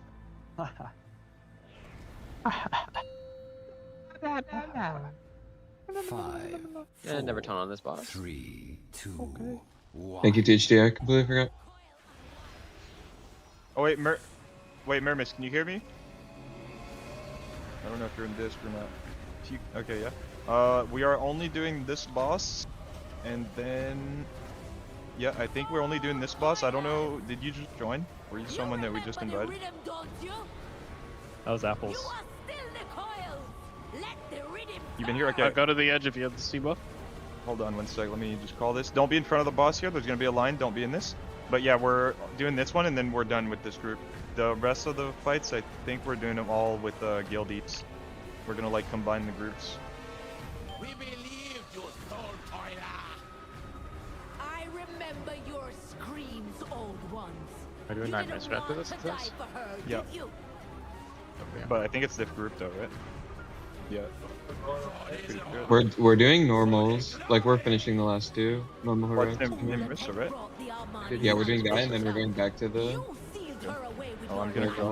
Okay. Oh, careful the line here. Do not be where the line is. A bunch of marks. Everyone watch out, Hunter. Yard? And it's just soaking one early. Soaking one early is good. That was actually a good soak. Yeah, good. I thought we were gonna one try, just rewinded. As soon as I saw that one hit yard. Save the group with that grit. Good dudes. Yep. Well played, bro. Thank you. Couldn't do it without you, bro. Legit. Yep. We're just testing limits. Like wanted to test. I mean, it is good. Yeah, it is. yeah. It's acceptable. We're gonna get a massive frontal here. Don't be in front of the boss. Everyone count to 5, and 5, hopefully you're top, because right now we're dead. Don't be in front. Right, Nez! Good save, bro. Legit good save by moving out. Legit good save, Red Nez. Save the group. Getting tired so we have more time to heal. Yo, I'm in. Okay, hold on. We're moving. Gonna kill some ads. Alright, I'm gonna call one guy that has been MVP this run. One person that has been MVP, you will get 200k extra. Last bowl. Hard hat. Oh, Holy shit. Oh, Holy shit. that guy's insane. God damn. that guy's been doing some crazy shit, bro. Good shit. Everyone else, you get 100k for participation. Yeah, fuck it. And wipe. The fuck? Okay, across, we're going to this guy. Fuck. Now, start counting from 5. When you're done counting, you want to be out of this frontal. Get out! Out! Bang! B-res. Oh, fuck, we don't have. We'll get you soon. Breathe. Count to 1 There's minute. a lot behind the corpses. Yep, a lot of shit over here. Alright, I can get them. Yo. That looks really deadly. Dude. Nice fucking move, bro. Legit. I cleared the ball. I cleared the ball. No, primary pebbles do not leave any fucking pebbles behind. You will be getting They're skipping first boss. No one else died, by the way. No one else died. way. Wait, Oh, they're wiping. They're wiping Oh, again, fuck bro. that group. Well, I mean, you know what it is, right? Right, he's shaking his head. He's literally shaking his head right now. Can't believe. Get away, get away. Bro. You think this kills me in the middle? No, No, middle is yeah. safe. Middle is safe. We tried it. I'll try it. Okay. You can always, you can live You this won't even disperse, lose mate. health, Kenny. You're not losing health. Out of the frontal, out, You're not out. losing health here. I'm telling you, Oh, you can that sit in, times nothing. you can sit in middle whole fight soon. It's so chill. That's the plan. We had Driny test it, and then we kicked him out the group. Sent him to the other group. You gotta get into the lazy river, guys. It's insane. Let's make sure we get a trinket too. Right here. Yeah, there's Like like that that move, still getting loot. Yeah, boom. We're just doing this guy for fun. Yeah, that's legit no point. Yo, Nick, come on. For the crest. You get +1 upgrade. On the Remain bright side, spot. since they still have scissor, I gotta get to take a shit. Nope, we're going straight into Nymissa. Straight to Nymissa. Can I Legit, have this no drink downtime. for Pebbles or no downtime Ram right now. Plus? They made me the last coil. Yeah. Thanks. The living seal round her prison. I Johnny looks over and there's a trinket on our screens. Now Johnny's not happy, bro. Oh, bro. See this on first It'd boss, be he's nice to pissed. join. He's No, he used to be a pebble, right? Once a pebble, always a pebble, bro. Yeah, true. I mean, some of you can now say you're a pebble, Loki. After bless. Welcome to Pebblehood. Proud to be a pebble. Yeah, I'm taunting. I'm legit taunting. First time of the Bro, fight. why? When you- I don't know, bro. Sometimes I get a flashback like, oh shit, this fight requires a taunt. It just Yeah, pops up. that flashback would be fucking wrong. Yeah, flashback legit wrong. There's some ads. Don't be in front. Don't be in front. Do we have a time spiral? Yeah, I got you. Bang. Yep. Nice. Okay. That was all me. This is gonna be Pressure delayed relief, damage here. pressure Watch relief, your health. pressure Watch your health. relief, Pressure relief. Nah, stay steady. That That was insane, bro. Yo, Really got that good. ad through the mid. Everyone's safe. Nice, son. Watch out. Come now, you god dogs. Boom, big Bite the damage. hand that Big buried you. damage. Lost. Hey. What the I think hell? they intended for us to like stagger the ad deaths so we don't get stacks. Boom! Double kill! No ads. Indeed. The shack. Hello. You're straight up a pebble, bro. You're right. The fucking Ula'tek scream is so loud. Ula'tek. My son is Kale. so, it's so quiet, even I can hear it. Kale. I can never hear the voice lines. You god dogs. Bite the hand that buried you. Yep, so you okay? Yes, he is. It's the strat. Bro, it's the no The taunt strat is no taunt on this fight. Stratagem is no taunt. Heal you up with some golden hours. Damn Legit it. not a big deal. I like golden hour. Yo, heal him. Goddamn, guys. I did. Oh, no drink, bro. Socket helm. And bracer. Oh, nice. Amazing Well done, work, guys. everyone. Well done. All right, trade me, and then we're going to the old heroic, like the most recent one, Everyone and put then a we're heart in the going chat. Nimrus. Old heroic to do loot. For loot, yeah. Yes, For loots. Give me quick. Bro, Jake, look. Alright, thanks for helping, guys. Jeez. I think I Yeah, put Johnny's it's literally legit head on on desk the floor right now. Literally head on desk. Try to head on death. Oh, Okay, I feel bro, bad for come them. on. Yo, Boom, can you please give him $5? Did you like, trade me? for the troubles. $5 for the troubles. I have to Yo, boom, reload. give him 5, That's bro. fucked up. Come on. Come on, Boom, give him You trade 5. me, check? If you give him 5, yeah. Legit, bracers for 5. Yo, bracers Okay, for bro. 5. He's just smiling. He's actually having a great time. Why is Bro, that now Zeppy's pissed off. Wait, so Oh my god, he's really Is this mad. or a natty funky? do we have to wait for anyone from their split for the Nimrisa? Yeah, you guys just have no mental fortitude. I think we just do it with this, and then they do it All theirs. us. Yeah. Yo, Who'd you Shaq. lose? I mean, respect. Respect to that guy.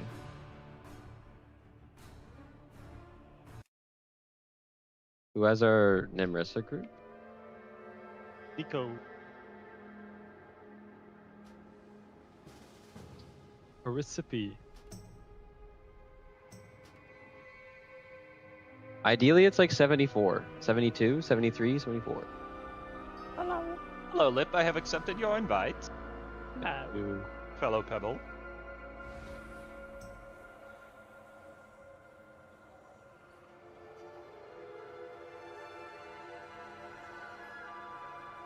Yo, Pebble Dunk Vet in the queue.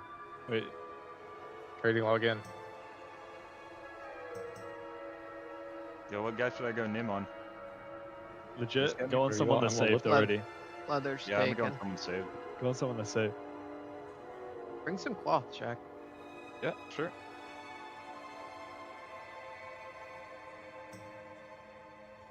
Dude, this new weak core is like the smallest text ever.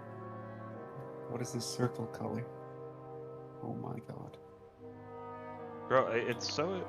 The problem I have with fixing the ores is I gotta fix it on all accounts, so I'm A just shine, waiting. take trade. A shine. Come on, let's pull it.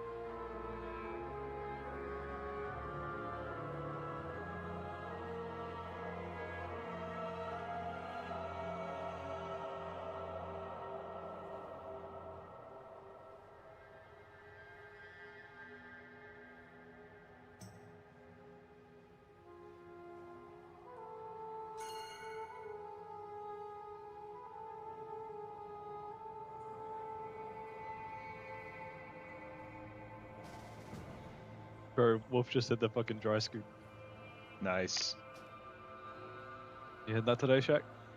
Yep, might as well. Do we need any helpers or are we full?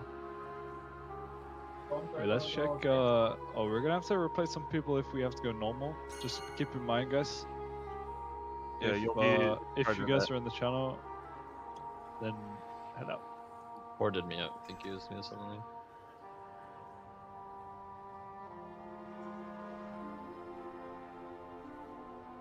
Marissa needs to set it to heroic so we can go inside. Oh, does Someone's he need there to at pass the Or yeah, pass the Lead lead or something. to someone. I don't think Oh, we need to in find channel this. where I So... can get- Oh, I have lead. Big boom. Is anyone at the instance? Yeah, me. Hello, cool. Hello. Heroic.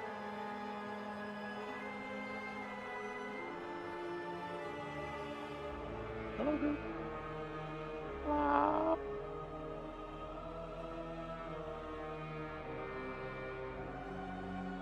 Am I the wrong group? Should be on a Yeah, yeah. recipe. Now you're chilling. Yep. Thank you for the sum. Okay, There's outguys, make two. sure you're unsaved. Who? Yeah, everyone type a heart in the chat. Fuck it. Me? Me. Me! Yeah. On group, on group, on group. Malamo. Malamo group. Oh, Malamo group. Okay. Snakes have broken into the camp and infested Guys, our supplies. Let's get ready to rid of attack them. the trash. Legit, right here, brother. Where do I add the helper role? I don't know about that. I'm sorry. Why did it become delisted? It's because he promoted me. But I think we have enough Okay. people anyway. Or do we not? Fucking EU. Well, I know how to fix this. I love that you can't make groups, mate. Well, He is the leader now.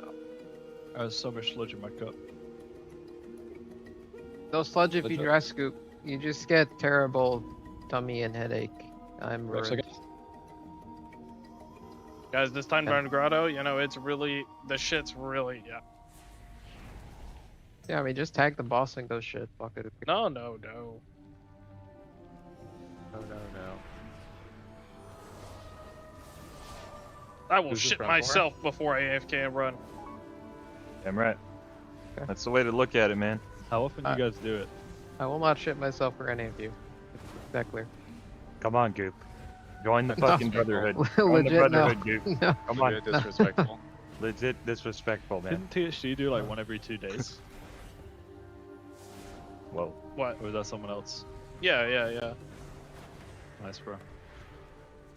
Usually, unless the tummy already.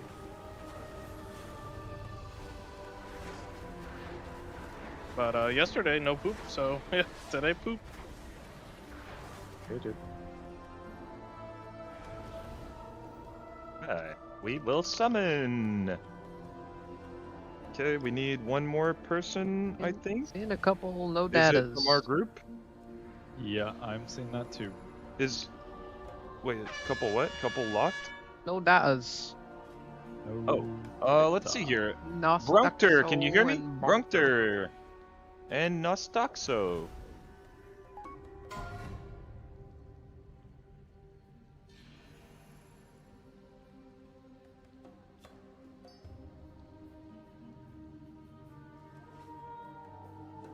Let's boom have to list the group.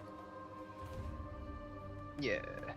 Nostoxo has whispered me. He's probably here. Yeah, he's getting it. Hello, everyone. Yo. Do we have anyone from our group missing? Or are we all here? I feel like we're missing someone, but... We're missing... I don't know. Is everyone here from our guild? It looks like we've got Brunker said he's 10, reloading. 14. Checking team tree. We're supposed to have 15. We are. We're missing. Right up. No. Oh no, we're not. Okay. We're not missing anyone. Just It's good someone- startups in group one. Oh, that's true. Fired up in group 1, yeah. Number 1. Comms on that too. Okay. If you're a Pebble, type 1. Pebble. Legit Pebble right now. Yeah. Nice. 1 DPS Pebble Dong. So we need a heals. 1 heals if you want to. Maybe we could have a respecs. Oh, guys, I just saw something else in Team Tree. Oh, man. Nice, Scoop. You fucked us. Wait, oh, yay. All right, welcome back to the Team Liquid Race to World First event. I am Kalamazi, joined by Jet, as well as Ironic, and we have some exciting splits for you all. Before we get too far into that, I want to thank our sponsors for this event, making this all possible. Alienware, our presenting partner, AMD, Blacklight, Monster Energy, Zenny, Hollyland, Vote.E, Raider.io, Wowhead, Warcraft Logs, and our charity partner, UNICEF. It's Ironic, how we feeling? We're on Patch Notes watch. It's about that time. It is. Blizzard said they were going to be doing class tuning every week for the first 4 weeks of this patch. Usually the notes for the patch go in on Friday for the next Tuesday. And 5 o'clock on Friday is about when we're expecting them. We're 20 minutes past that, so I think in the next 30 minutes we should be expecting whatever tuning notes are going to be for next week. What do we expect? Usually... You want to go more in depth? Affliction buffs. Hopefully. Okay. Affliction Warlock buffs. Listen, we have the Warlock desk on cast. We got all 3 Warlocks here. We're kind of hoping for Affliction buffs. Warlock does have a bunch of the worst specs in the game right now. Yeah. Destro actually is very strong right now. I wouldn't be surprised to see that probably just not touched at all. Affliction needs buffs, though. But usually, like in the middle of a race tier, you expect them to bring up the underperformers. Not necessarily nerf the outliers unless they're like really out there. Like ARMS might actually be too out there right now. I could see that get hit with like a 2 or 3% nerf. Nothing too crazy though. The best thing they could do is nerf the Sweeping Strike's damage conversion. That makes which sense. is like Sweeping Strike's copies 95% damage. It could be lowered. You know, if you think about like there's like not really an opportunity cost at all for putting up sweep really. Even like pressing the global for the base spell is like a half global. So phenomenal. Okay. Yeah, so I mean Can see it. I could see, you know, maybe they get it down to like 85%, something like that. I could see that happen. I feel like a full aura buff would be a little bit, you know, I mean their single is really good for sure. It's like, you know, top 5. But it's not OP, you know, in my opinion. I think the pure single doesn't really need to be touched. Okay, that's fair. I mean, in the past, like Destro Locks, they have nerfed Havoc's modifier as well, which like copies 70%, 60. I think it's like 70 now. I'm not even sure what it is. It changes all the time, but to like lessen the amount of cleave we have while not really hitting our single target, which, to be fair, is not very good in the first place. But yeah, I can see that happening actually. It was really funny you mentioned that because 3 weeks ago they did a tuning pass right before the tier, right? And they specifically said Destro is too strong on 2 targets, so we're nerfing the Havoc modifier from 60 to 50, but they compensated by buffing its single target by like 5%. So like it seemed like it was a net neutral with them just buffing its single target for no reason. Which is funny because their single target is like hilariously bad. It's still pretty bad, yeah. But it's just weird with like a lot of fights this tier. I mean, looking at Ula'tek, for example, the tail's active for a good portion of Phase 1. You're cleaving the heart a bunch. Phase 3 is eggs to cleave. You're doing like 1.5 times the amount of damage as everybody else, unless like it's stat cleave, with like warrior cleave, so on and so forth, right? So, very unique damage profiles this tier. Any thoughts on sub rogues, or I guess rogue in general? That spec is bonkers. I think that even though they're so good single target, I don't know if you'll see guilds bring more than one, because they don't really have like such an insanely unique and useful niche that would warrant to bring multiple when there are so many other classes that are stackable. But the Warrior, thing about sub, Warlock. it's so good at just burst damage, right? Yeah. 20-second burst is really good for it, so it could be good on the heart even though they like don't gain the most from 2-target cleave. Yeah. Yeah. I mean, I think you're like almost guaranteed to see one. Yeah. For sure. I just think that, you know, for that one specific part of the fight, they're really good, but there's so many other elements on Ula'tek that, you know, you could probably see, you know, multiple range DPS. You know, there's a lot of spread damage. Not even just warlocks. You might see like Moonkin, for example. You could see, I mean, for sure you'll see mages. Mage seems to have, you know, they're still got that massive arcane mage burst.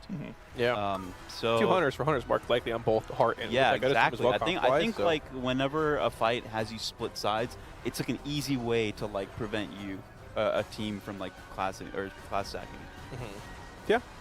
Well, for those that are just joining us here, we are getting back into Mythic or heroic splits here, not Mythic yet. We are assuming this boss might be split at some point on Mythic. I have a feeling that might not happen. This boss, Nimrisa Wavecaller, looks very hard on Mythic. However, it's still worth on heroic. A decent bit of trinkets in this fight are solid. Some off-tier pieces can fill some holes, give or take. Yeah, I mean, I think as far as Mythic splits, I feel like it's not fair to make an appraisal of that until we see if like it works as intended, you know, because a lot of guilds just pull it a couple of times. I think you were looking at it last night, right? Where like a lot of guilds pulled it a couple of times and then just left because every pull was like you'd cool down through the first AoE, then you have nothing to live the second one. You just get one shot. Yeah, and if that hasn't changed, then you know, well, there's no point in even going in there.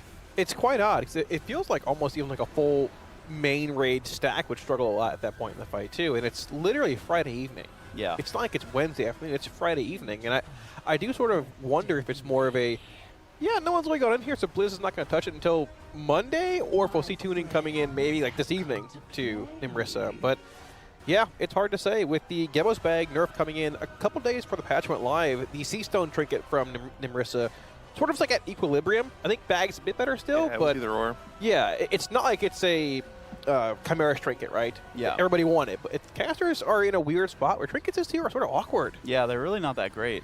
I don't think it's just casters. I think across the board, most trinkets feel like they're really pretty bad. Like either giving the same or even in some situations less secondary stat than unused trinkets gave last year. Especially key trinkets. Yeah. Because I plug my guy through the drop optimizer and it's like, yeah, you should still keep the Voracious Heart on from Voracious. I'm like, oh, okay, fine. I mean, even the Crucible from the World Quest, like the Renown vendor, yeah, was good. It was beating out most of my trinkets like from last year. Oh yeah, yeah, they had to nerf that one. They buffed that to 295, right? That's going to help a lot. Yeah, it took a nerf though. But I mean, like, it's not beating out mythic trinkets, but it's a nice little like bridge stopgap, I guess, until you get other effects. But yeah, a bit of an odd tier. Yeah. Trinkets are an odd situation. I think if you're a strength agi guy, you're probably pretty happy because the trinkets at the end of the raid, the guillotine and the Voracious Heart, a second Voracious Heart trinket, which is weird after we got one last year. But we love Voracious Hearts, I guess. But those trinkets are pretty solid, you know, and I think that they're in a good spot. Everyone else is kind of like, eh. That's fair. When you mentioned like everyone's like, it triggered in my head the conversation I was having with someone last night about bonus roll coins this coming week, the Great Vault, and what I'm gonna do. And I've reached a point where I'm just pretty much like, I don't really care. I'm gonna coin like 1 of 3 bosses. We're living on vibes and what happens in the vault on Tuesday. And whatever I coin, I'm gonna just build the rest of my gearing around that. Like if I coin Ula'tek on Heroic, for example, and pull like the main hand, you're getting the trinket. Oh yeah, exactly. I know I'm going to, believe me. But if I do pull a main hand at some point, I'm just crafting an offhand. Otherwise, I'm probably just crafting a staff. But if my vault's got a one-hander in there from killing Heroic Ula'tek this weekend or Monday, maybe you take the weapon and you make an offhand and you're down 90 crest. It's still like this insane what do you do kind of thing. And I'm at a point where I'm just like, I don't really care anymore. There's so many numbers I've looked at, I'm just ready to coin something and be over with it for 2 weeks. Yeah, I mean, it's too much math and calculus and probability and all those things to keep in mind, you know. Sometimes you just got to go with what your heart tells you to do, which is to go after the first shiny thing that you see. The big snake, then. Yeah. I'm cornering the snake. Yeah. Well, speaking of that, we did see Heroic Ula'tek fall to Team Liquid earlier this morning/afternoon. I was talking to Hula a little bit on break. Did you guys hear the eye level they killed it at? Yeah, it was like 298. Okay, 290. I think it was 296.8 or something. Like that is diabolically low. I imagine they used quite a few Vantuses on characters, you know, so that probably helps. Instant weapons on character, but that would attribute to item level as well, right? So, yeah, that's actually, I feel like that's actually good news for other guilds, that the boss is within reach, even though obviously the quality of player on Liquid is going to be higher than most guilds. If you've been farming Mythic Plus all week, it's really easy to be in the mid 300s, maybe even up to 310 if you get a little bit of heroic loot too now, which means Ula'tek should be within reach for a lot of guilds by the end of the week. I still think that the HP is a little high for a heroic boss, but I mean, I think a lot of the changes to the tethers and the accommodating for the raid size did a lot for it. I mentioned this in earlier today, is like, I wonder what doing a 10-man Ula'tek feels like. Yeah, that would be... I know, like, they recently made the circles kind of scale with raid size, so, like, if you're in a bigger raid, the circles in P3 is smaller, and then if you're in a smaller raid, they're much bigger. But, like, usually, you know, damage also scales because you have less healers in your raid to deal with it, you know. So, I wonder what that's like, because my experience last season, near the end of the season, when I was on my Mistweaver trying to get the Lightblind Vanguard trinket, I mean, I wasn't doing a Mythic raid on that character, so I couldn't do it on Mythic, but I would join Heroic Pugs, and these Pugs basically were like just doing the boss, because you could skip to it, right? They were doing the boss just to bonus roll, and so some of these raids would invite just like 10 people and just go, you know? They don't care they don't care about the number of items dropping because they're just there to roll it. And it was really easy. And I hadn't done like a pure 10-man raid in retail WoW for a long time, so I was kind of surprised.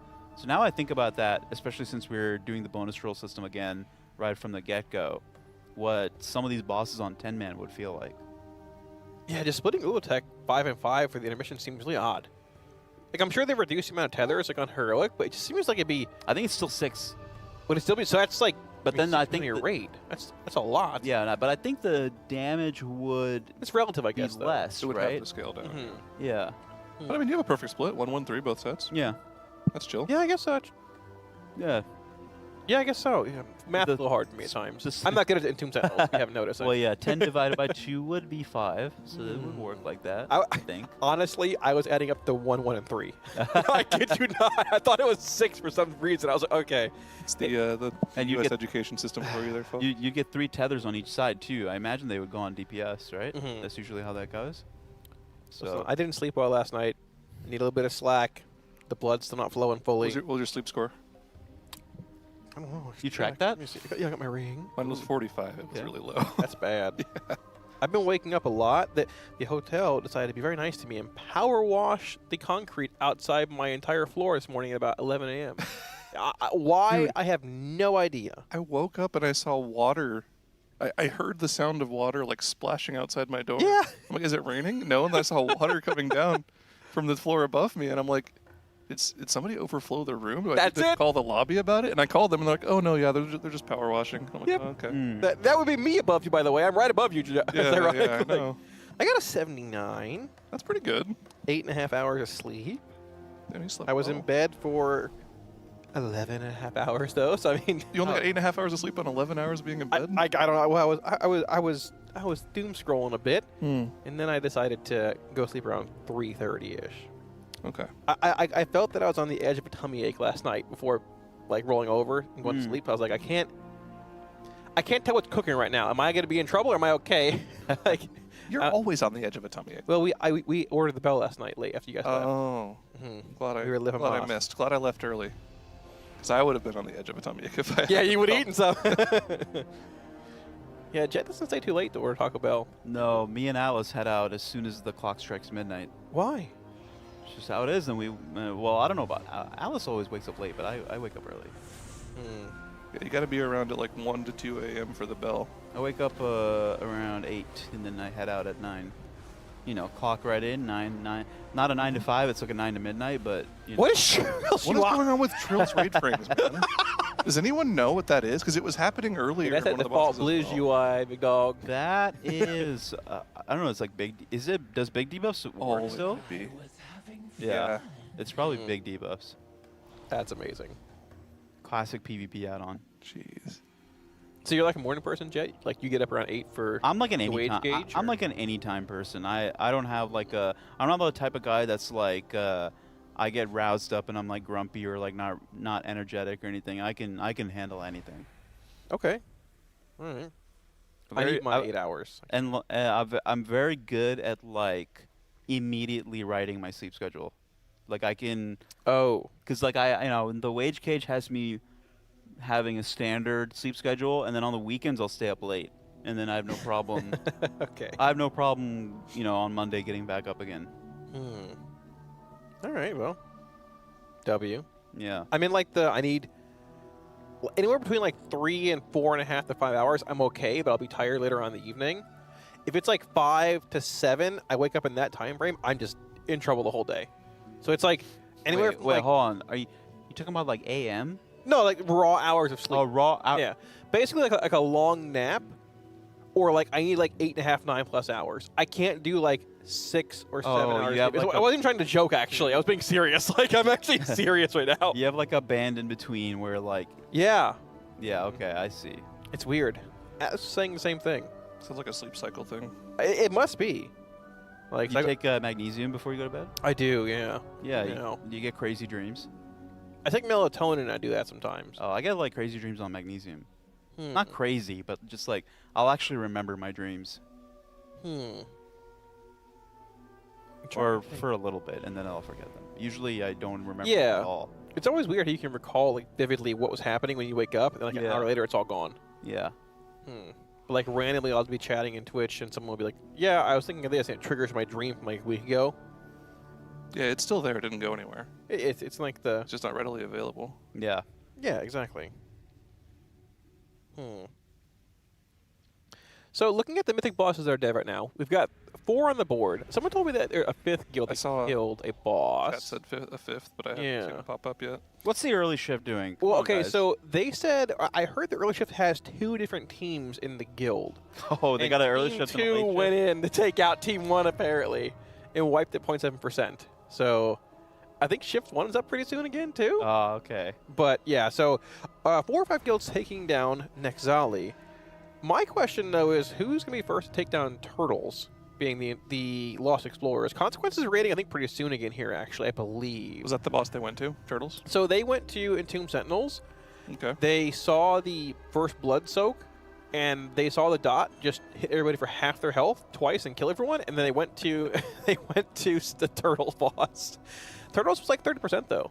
Okay. With 4 pulls, so I think it's pretty doable. Yeah, it probably dies pretty quick. But it is a little concerning for what Sentinels may be.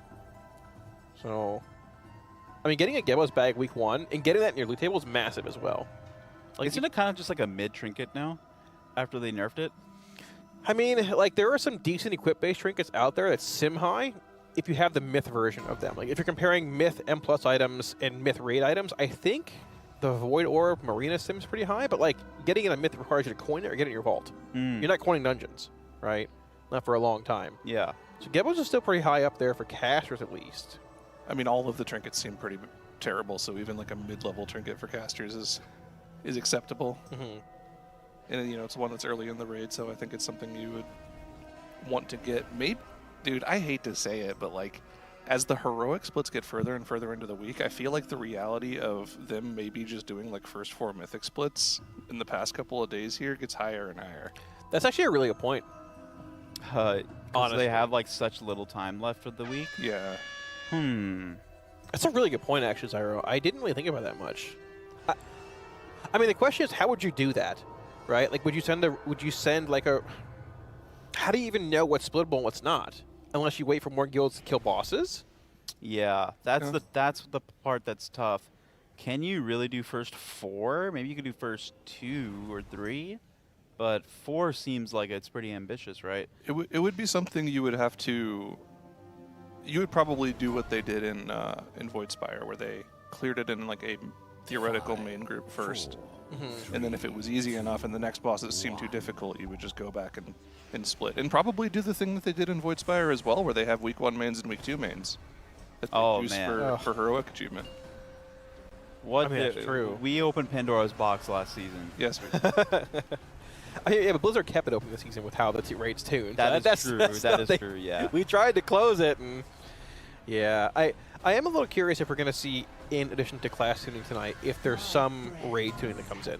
Like, if they're going to hit Ula'tek at all, if they're going to hit Coiled Altar at all, which I don't think needs to be hit, but like, we killed Altar last night in, like, I think 15-ish pulls.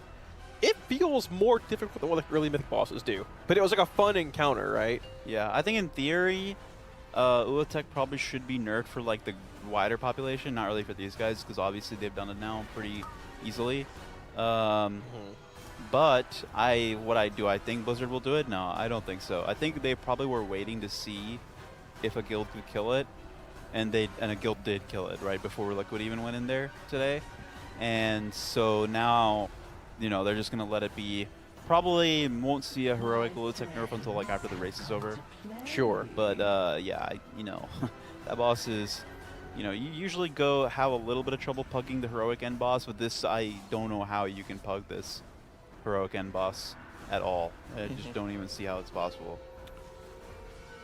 Yeah, it seems very difficult. The world first kill was claimed by a Chinese guild. I believe their eye level was 304. But to I guess they mentioned the guild that killed Ula'tek for world first was not a CE guild last year either. Yeah. They were around 303. And 308 was, I think, the eye level of the world 3rd guild. Yeah, maybe that's why the boss won't get nerfed really at all, because it seems like it's very influenced by gear. Right. Which makes me wonder how Mythic is going to go. I feel like that fight's... Looking at how it is structurally, I don't know, it's hard to like convey what I'm thinking here, but I feel like looking at how the fights are structured, like, compared to Ansharek or Demensius, or even like Lura, I feel like there's just not as much room for like innovation on that fight compared to those. Does that make sense? Maybe I'm wrong, just based on how the fight's structured, how the platforms are built. I could be wrong. The fight seems super cool, but even Max was saying, I think when we listened in a few days ago or during a Blacklight Spotlight, that there's not a whole lot more in the journal on Mythic, which is scary because it typically means it's like Tindral. Things just start flying at you out of every direction really fast. You don't know how to handle it for a while. Yeah, I do have like this feeling like this is going to be one of those fights where it's kind of a brute force numbers check. Especially, you know, like you said, if there's not much more in the journal, then what it is probably frequency and then like quantity of mechanics and, you know, what the boss fight's going to throw at you. I mean, who knows? They found pretty creative ways to like make you think a fight's going to go a certain way in Mythic and then totally turn it on its head. So it's going to be a wait-and-see approach. I feel like wait-and-see has just been the defining phrase of the last 2 tiers. It always is. Like, for week 1, you're almost always in wait-and-see mode. Don't have to wait and see what the loot is here. Trinkets. We want trinkets. I see double sea stone in my future right here. I don't see any sea stone. A different run. But this is normal as well, right? That's 10 champion crest, or is this... That's normal, yeah. Well, it doesn't matter. That's fine. That is normal. Where are the patch notes, Blizzard? Yeah, chat. We need y'all's help as well to be on hotfix, change, tuning notes. Watch. If it comes and it's posted, spam it in chat. I'm refreshing on my phone as well, but we need to know. We need to know ASAP. I need my affliction buffs. Bro, they could buff that by like 20% and you still wouldn't play it. I think it's more just we didn't have to. Okay. I don't want to like. We got to get a 40% buff, man. I feel like we're at a point where there's just some specs that they probably know need attention, but there's not enough time to fix them all in the patch cycles we have right now, with the cadence being way. Oh, yeah. I think it's just true. And I could be wrong. Affliction is like massively half-baked between all the changes that went in last PTR cycle. I like the version of AF we have in a lot of ways. I think Charles' character name. No. But there are some things that change towards the later part of beta that I think were steps back that we had in early alpha. And unfortunately, like, it's one of those specs where the tree is split in AoE or single target, and those specs are just never like what you want in like an M+ setting or a competitive setting for the most part. You want to have access to both profiles, like in rating or M+. The specs that are good can do good AoE as well as good single target, right? There's very, very few times you've seen a spec brought just because it has insane AoE. And really never for like just pure single target, right? Look at the meta specs. I mean, there was like Destro in Shadowlands. There's other examples. I'm sure I'm just spitballing here, but like having that limitation is a problem both for M+, for rating, basically every avenue of the game. And it feels like changes can be made, but we just haven't really gotten the time to do it. Just based on maybe patch cadence, I don't know. I think it's frustrating in general to see people complain about the state of Affliction when like it really hasn't been in a good state for like 10 years now. I think ever since the end of Legion, it's been bad. Like it's not like I agree. It's not like it's a crazy idea that Affliction's in a bad slot and needs to be fixed, because they've been trying to change it for forever now. We've gone through like 4 different versions of Affliction. I remember when they first put Dark Glare in the game as a cooldown, like the express playstyle was you put a bunch of unstable Afflictions on the target and then you press Dark Glare to extend them all. It just doesn't feel good. It's a dated cooldown. Think about like Demo and Destro. They dump their shards in like 2 or 3 globals. Yeah. Meanwhile, AF is like you're just spamming. You have too many shards, and it doesn't feel like you're doing anything when you press them all. Exactly. Yeah, it doesn't feel good. Yeah, I thought maybe it would be a cool idea to explore like a channeling option, like a channel shard dump that like we had that for one build of alpha in and Shadowlands. Oh no, yeah, it's Shadowlands. What was it? The Decimating Bolt build?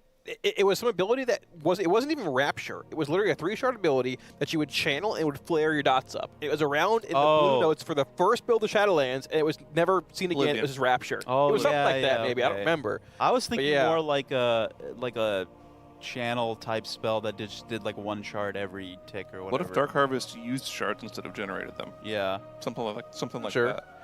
There was something in PvP like that a few patches ago as well. It wasn't Death's Embrace. It was like something death. But yeah, there's definitely different average you can spin it. I think Rapture in its last form, during like the end of Mana Forge Omega, even like Undermine, was probably the best version of Rapture AF we had. No, Castle Nathria was the best version of Okay, Rapture. sure. That was pretty good too. It was a little overtuned, but I mean, I think the problem is that Blizzard is just too afraid to make dot classes good via their dots. It's tough to tune around dot-based classes now too, though. I feel like. Is it tough, or are they just being lazy? No, I don't think it is, because like once dot snapshotting was removed, I feel like it became super easy. Yeah, I agree. I think that was like, but then again, like, no, I agree actually, because like the last time that dot damage was like really powerful was in Battle of Dazar'alor in BFA, because then like you had Warlock, Shadow Priest, Moonkin, Ellie even, with spread flame shocks and Igneous Potential Azurite traits. All of that was really good. But now it's like your dots are not like really what do damage. They support what does damage. Yeah, exactly. They're like enablers. You put up the dots and then like you press some other spell that then in some way like transfers the damage on your dotted targets. It's really weird. Yeah. We'll see. I have hope. It might be a 12-2 angle. I don't want to be like glass half full. I mean, I hope that's the case, but at this point, I mean, I knew about a month and a half ago, like, All right, we're past the point where changes are coming to this. It's just more like we have to wait for 12-2 or whatever, and hopefully just something happens at that point. But yeah, I would like to see UA go back to being multi-target and not a shard spender. I'd like to see the duration of the dots go back up to like what they were traditionally, with like 24-second agony and like 18-second corruption. I'd like to see a new shard dump that's not like something spammable and like annoying. Like it should feel good to dump your resource. It shouldn't be like, oh, I'm pressing UA and then like I get shard procs. I gotta keep pressing more and more and more, and you're like, come on, you know. I'm gonna say something alarming. I'd rather play Soul Effigy F than this F. Ooh. that was low-key a good version of F. I don't care what you say. Ooh. People was good. hate it. I'd rather play Siphon Life Soul Effigy F than this F. Okay, that's a lot. That's a Let's rough not get too one. excited here, is that right? Let's get That's too a rough one. excited here. So, okay, I don't want to be glass half full aware. I think it's important to be realistic, though. Like whether it's a class you like or a raid tuning or whatever. I mean, like, yeah, I think this patch is great. I think this raid is super cool. I'm gonna be honest; it's been relatively buggy and sort of laggy, right? You know, that's good bones. I want the game to be as good as possible.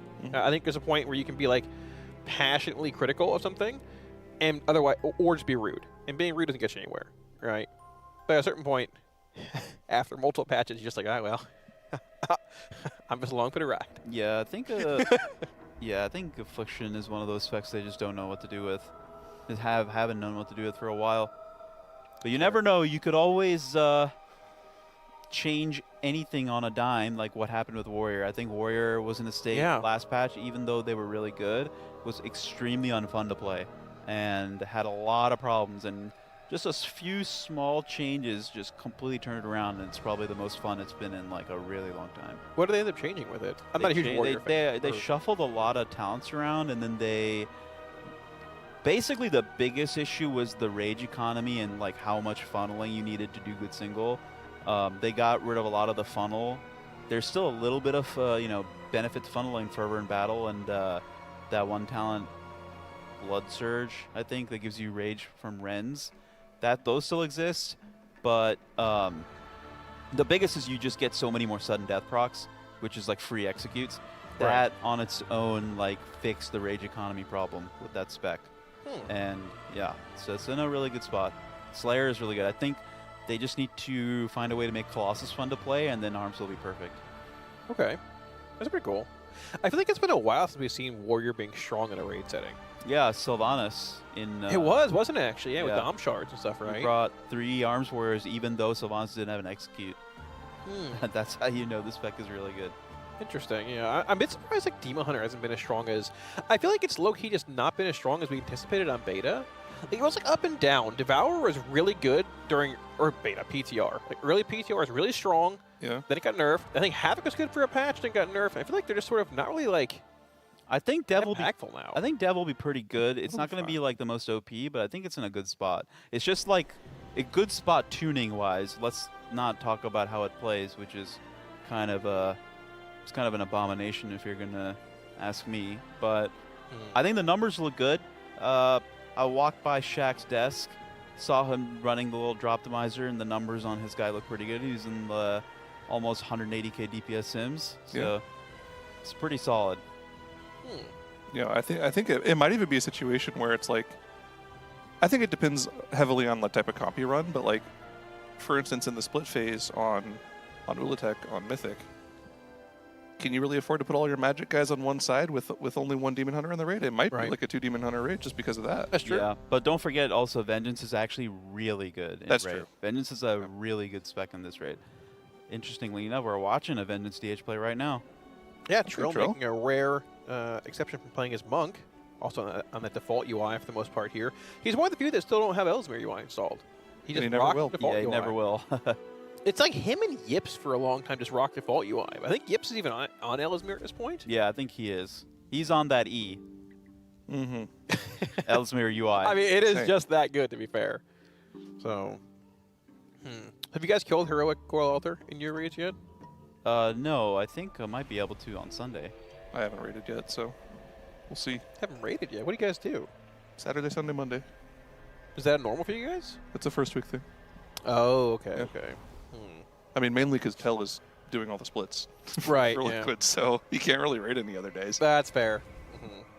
Yeah, I can't imagine how him and Bubba felt this tier with like just the amount of like uncertainty thrown in the splits here, or having to wait this long to kill Ula'tek, to define mains. But I do sort of wonder how much we actually have left as far as splits are concerned, or I guess chores before Mythic. I think that we will be doing splits until probably after lunch tomorrow. Okay. That's like optimistic. Splits or chores? Splits. Okay, so outside of splits, I mean, what do chores entail? Plus. I don't think really anything. Well, they have to get cracked keystone done. Yeah, they got have to go question mark for the uncapped crests. But yeah, well, they can do both of those like anytime really. Yeah, because and it's that's not not like a too weekly thing. Yeah. There are people who still probably want to farm some Mythic Plus. Just maybe. Do you think that will so happen? Probably this like a post dinner. Yeah. Okay. So does that? I mean, harkening back to what you said earlier, does that influence maybe the possibility of Mythic splits? If Sunday rolls around, they're like, okay, it's lunchtime. What do we do? I'm kind of unsure about the likelihood of them doing keys, simply because, you know, previously you would do keys and do like an 8-box because you could pull a myth piece of gear out of the vault, but now you get myth gear out of the raid vault, and you especially like, you know, could use an item from the last 2 bosses out of the vault. But then you got the bonus roll tokens, right? Most people are probably just gonna take the bonus roll out of the vault too. Yeah. So like really, the vault might not be so important that you spend the time doing keys. Maybe not until you know, you get to those like mid-raid vault walls where like, oh, we need to like eke out some more gear, so let's go, you know, into mythic dungeons and get whatever last bit of upgrades we have left. That doesn't necessarily have to go this week, in my opinion. Yeah, it's fair. Yeah, it's a very weird situation with this tier. Lord have mercy.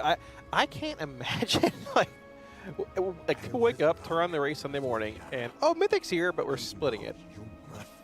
Yeah, I can imagine it. We were there last year. I mean, I guess. I don't know. I don't know if it's even disappointing. It's just like, all right, you know. I mean, when do you start seeing actual like Mythic hard bosses come up, right? I think Consequence raids tonight. I'd assume some other guilds. I think Literacy Tests probably raids tonight as well. I'm not sure about Daybreak or Mid or Early Shift. I'd venture to guess you see a couple more bosses fall before tomorrow evening. But I want to see Vashnik. That's the boss that I'm really interested to see if it's overtuned or if it's like a wall or just sort of free. I was thinking Zorak would be the first potentially hard boss in the raid. Yeah, that's what I think too.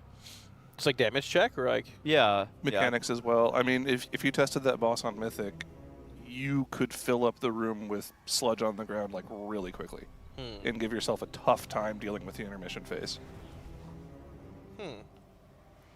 That was the first boss we tested every single PTR, like raid test, and I was barely awake for it. It's like like barely awake, like it was so boring. You were well, no, I was like getting out of bed half an hour before that. Oh, yeah, he was waking up at like 2:30 p.m. and it was just so rough for him. It's really listen. Listen. Like I've tried to explain to my father as well. He's like, you go to bed so late. Your life's a mess. I'm like, yeah, but I still go to bed and sleep for 8 hours like you do. It's like I work the night shift. That doesn't make any sense. You just gotta go see your dad and then do a money spread in front of him, and then he'll be like, all right, son. What money? All right, son. Yeah, we don't get paid for this. He spends it all on his car. No. Yes, you do. No, man. I don't. No, I don't. You're lucky. Every month without fail, he's like, dude, check out this new part I bought for my car. I haven't talked about the car one time while I was here. Okay. All right. Not one time. You've been waiting to. No. Check out this new $5,000 spoiler I got for my car, guys. No. It's so cool. No. Thalia's going crazy. Oh my gosh. Okay, you guys are killing me. You guys are literally killing me. I'm pulling my hair out right now, actually. Like, you guys are killing me. Oh, man. We got to see a guy in Turkey What kind of car about does that, he man. have? Kalamazoo, what kind of car do you have? I don't have a car. You brag the chat? I have no car. Yes, you do. I have a bicycle. You have a car. It is a nice car. It's purple. That's actually kind of sick. Really? Yeah. You're really leaning into the Warlock thing. I think it's just cool. It's like a midnight, like voodoo purple or whatever. Voodoo purple. Oh, yeah, we got it wrapped like 6 months ago. Okay. I can show you a picture, Jet, somewhere. I can find it. Yeah, it started off as like a It's like a, yeah, I like to have that car. It's sort of fast. It's nice. It's cool. And then it became like, we could do this. Oh, now we could do this. Oh, we did this, so we could do this. It just keeps spiraling, you know. And then now it's like, well, now you can't really drive the car as much anymore because it's too. It's just too much. Modification creep. You just spiral. His car is the kind of car that, like, he starts it up and it's so loud, you're like, all right, man, please. Did you really need to be that loud? It is a built M340. Wow. For a non-car person, that's a BMW. Yeah. Anyways, so for those that don't know, we are raising money for UNICEF this time around, which you guys can also donate to if you'd like at tl.gg/donate. And we have some pets I think to look at while we're in the middle of day 10 of splits here. Now, just to clarify, the pets are all amazing. We don't give them ratings. We just say how cute they are. Yeah. Okay. Of course. Yeah. They're all 10 out of 10s in our hearts. Some of them are even 14 out of 10s. I mean, yeah, pretty much. But, you know, I might have some opinions on certain creatures. Not a huge fan of snakes. Snakes aren't, you know. Yeah. Oh, we're actually looking at Mogs. I'm sorry. Yeah, we got a Mog. We got okay. Also an animal, a demon hunter, very likely. Yeah. We're looking at, I think that's part of it's like the Sylvanas set, I think. That, like, you know, the Sylvanas promo set that you could get. How do you get that? It's not like a hidden. That's like a heritage Mog, right? I think no, it's not heritage. I know I have it, so it can't be from the store. Okay. Because I have that set. I mean, so I think it's from the trading post. I like the little purple, the hints of purple. My car is purple, so yeah. Anything that's like purple shaded Warlock, obviously our set is purple themed. At least a 7.3. Okay. I'm thinking like 7.5. Yeah, I'll give it a 6.5. It's like a pretty decently constructed set, but I'm not, you know, nothing like screams awesome to me, but it's a good set. I kind of like it. The shoulders are from Antor. Are those the Antor's monk shoulders? Kind of yes, tell from like I'm far gonna go away. like 8.2. Aya, what do you think? Yeah, turn the sucker around. Yeah. Yeah, Void Elf. Void Elf Demon Hunter. 9. Well, that's pretty high. Okay. 8.5. Still pretty good though. That's like a B plus or a B average in Florida. That's passing. That's good. Yeah. 9.5 is a B in no, Florida? 8.5 she said. She changed 8.5? it. Okay. All right, yeah, there we go. Very nice. Who do we Whoa, have here? Oh okay. my gosh. This looks great, dude. This is like that's the backpack from Shadowlands. You can either get it like off of a rare. There's like one other way to get it. I think it's like off so, a yeah. rare vendor. And the fists are from, where are those from? The fists are from Kargath Blade Fists in the WAD raid, the first Highmaul. From Highmaul. That is very cool. I believe this is from Moose. The transmog with Violent Fumigator's mask, Grievous Gladiator's plate, Grave. Oh, dude, I didn't realize there was a cheat sheet over here. There is. Grave Dredged Pauldrons, Ooze Frame with a Mad Alchemist, Forsaken Champion's chest guard, Antiseptic Soaked Dressing, which is actually not seen here, but it's like a flex. Like a shirt. Yeah. Right. Okay. And Forsaken Champion's Tabard. I think the Antiseptic Soaked Dressing is from like the DK starting quest a million years ago, I think. It's hard to get. Very cool. Okay. Hi, Mr. Moose. Yeah, this is like a 9 out of 10 for me. I like it. Very cool. Good. Yeah, 9.2. Yeah, this is a solid one. I think 9.1 is what I'm going to say. This is really good. Yeah. Plus, is he undead? Yeah. Yeah. It's a sick. Yeah, you never see undead out there anymore. This is very cool. 9.1. That's a high score. What's the difference between a 9 and 9.1? 9 is like you're sort of unsure if it's like an 8-9 or a 9-1. Like crossing the 9 barrier is like, okay, this is like some serious stuff. Yeah. 8, 9 and below is like we're pretty good, but like something's a little bit off. I think for me, the soaked dressing is a push above 9. There's a bit of thematics in there. You can't even see it, right? You can't see it, but it's just part of the set, right? Okay. And that means you are a passionate mogger. It's also really kind of just feels based, you know? Yeah. I think it's a little better than a 9, so you got to give him an extra couple. Yeah, it made you feel something. Also, mods, time out, Juno, for 1 second. Oh, thank you. Perfect. Well, thank you, Moose. We appreciate that. That's very nice. Once again, tl.gg/donate if you'd like to see your transmog rated on a stream or a pet picture which we can admire. $30 or more. Be sure to attach a link, Imgur, somewhere along those lines so we can see it. If you're submitting pet pics, your C drive link will not work. We got but this one here house. will. Frost Magic Ooh. ED. That looks insane. Yeah, she put a lot of work into This this. is Frost Magic. Yeah, this is looking good. This is I'm not much of a house expert, but you know, I live here. I'd be posted up top. Oh, sure. You know, this is very cool. I mean, this is sick because you can now share housing patterns, I believe, in game, and copy others' houses. And this is the house that I would copy, 100%. This thing is sick. Yeah, it's a pretty nice house. It's like very Silver Moon-esque, but like has a bit of mystery as well because it's in the middle of like a orc island, like the housing area for Horde. It almost reminds me of like Little Mermaid, like the structure of the housing. I think they also. But it's not underwater. Walkthrough of the house as well, but I'm not sure. Oh, we can play that. So. Yeah.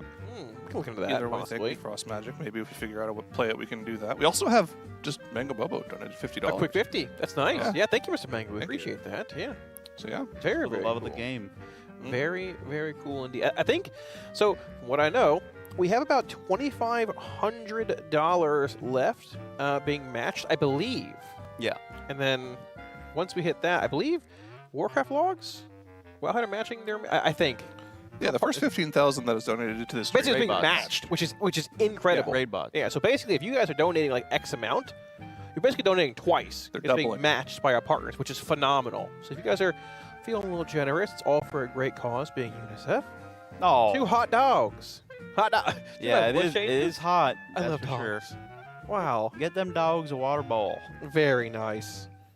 I bet that dog. You know that clip? Yeah. Yeah. We had that in the soundboard. Really? Yeah. Except it's not a bear this time. It's like an actual dog. It's an actual dog. Yeah. Yes, we have about, I can barely read that, $2,300 left remaining that will be matched by raid bots, which is very, very kind indeed. Dude, you could do the quick math if we roll that on the wheel. What? Yeah. Wait, what are we rolling the wheel for? Well, every $2,500 we roll the wheel. I didn't even know that actually. Yeah. Oh, yeah. So how much do we need? We need like what? Like 22. Come on. The total went It's away. half of that though, because it's doubled. Oh, it'd be like 11. Look at him, he's closing his eyes. 1,000. I don't know what the number was. You're really close. You can see Just the donate chest, like. you can see Just the toss chest like piece $5 moving grand up in the it. It's ceiling. fine. Yeah. Just donate $5,000. Yeah. It'll get matched. Well, we got some Just Oreos in donating chat. $5,000. Yeah. Juno's here. Yeah. Someone do it. If Juno throws $500, we'll match it. Juno. You will match it? No, will. It's all one big family here. Oh, okay. Yeah. So it's all one big family. Yeah. Okay. Oh, Santa Claus. Wow. That little Wow. Harvey Two-Face looking cat. What do you call these felines?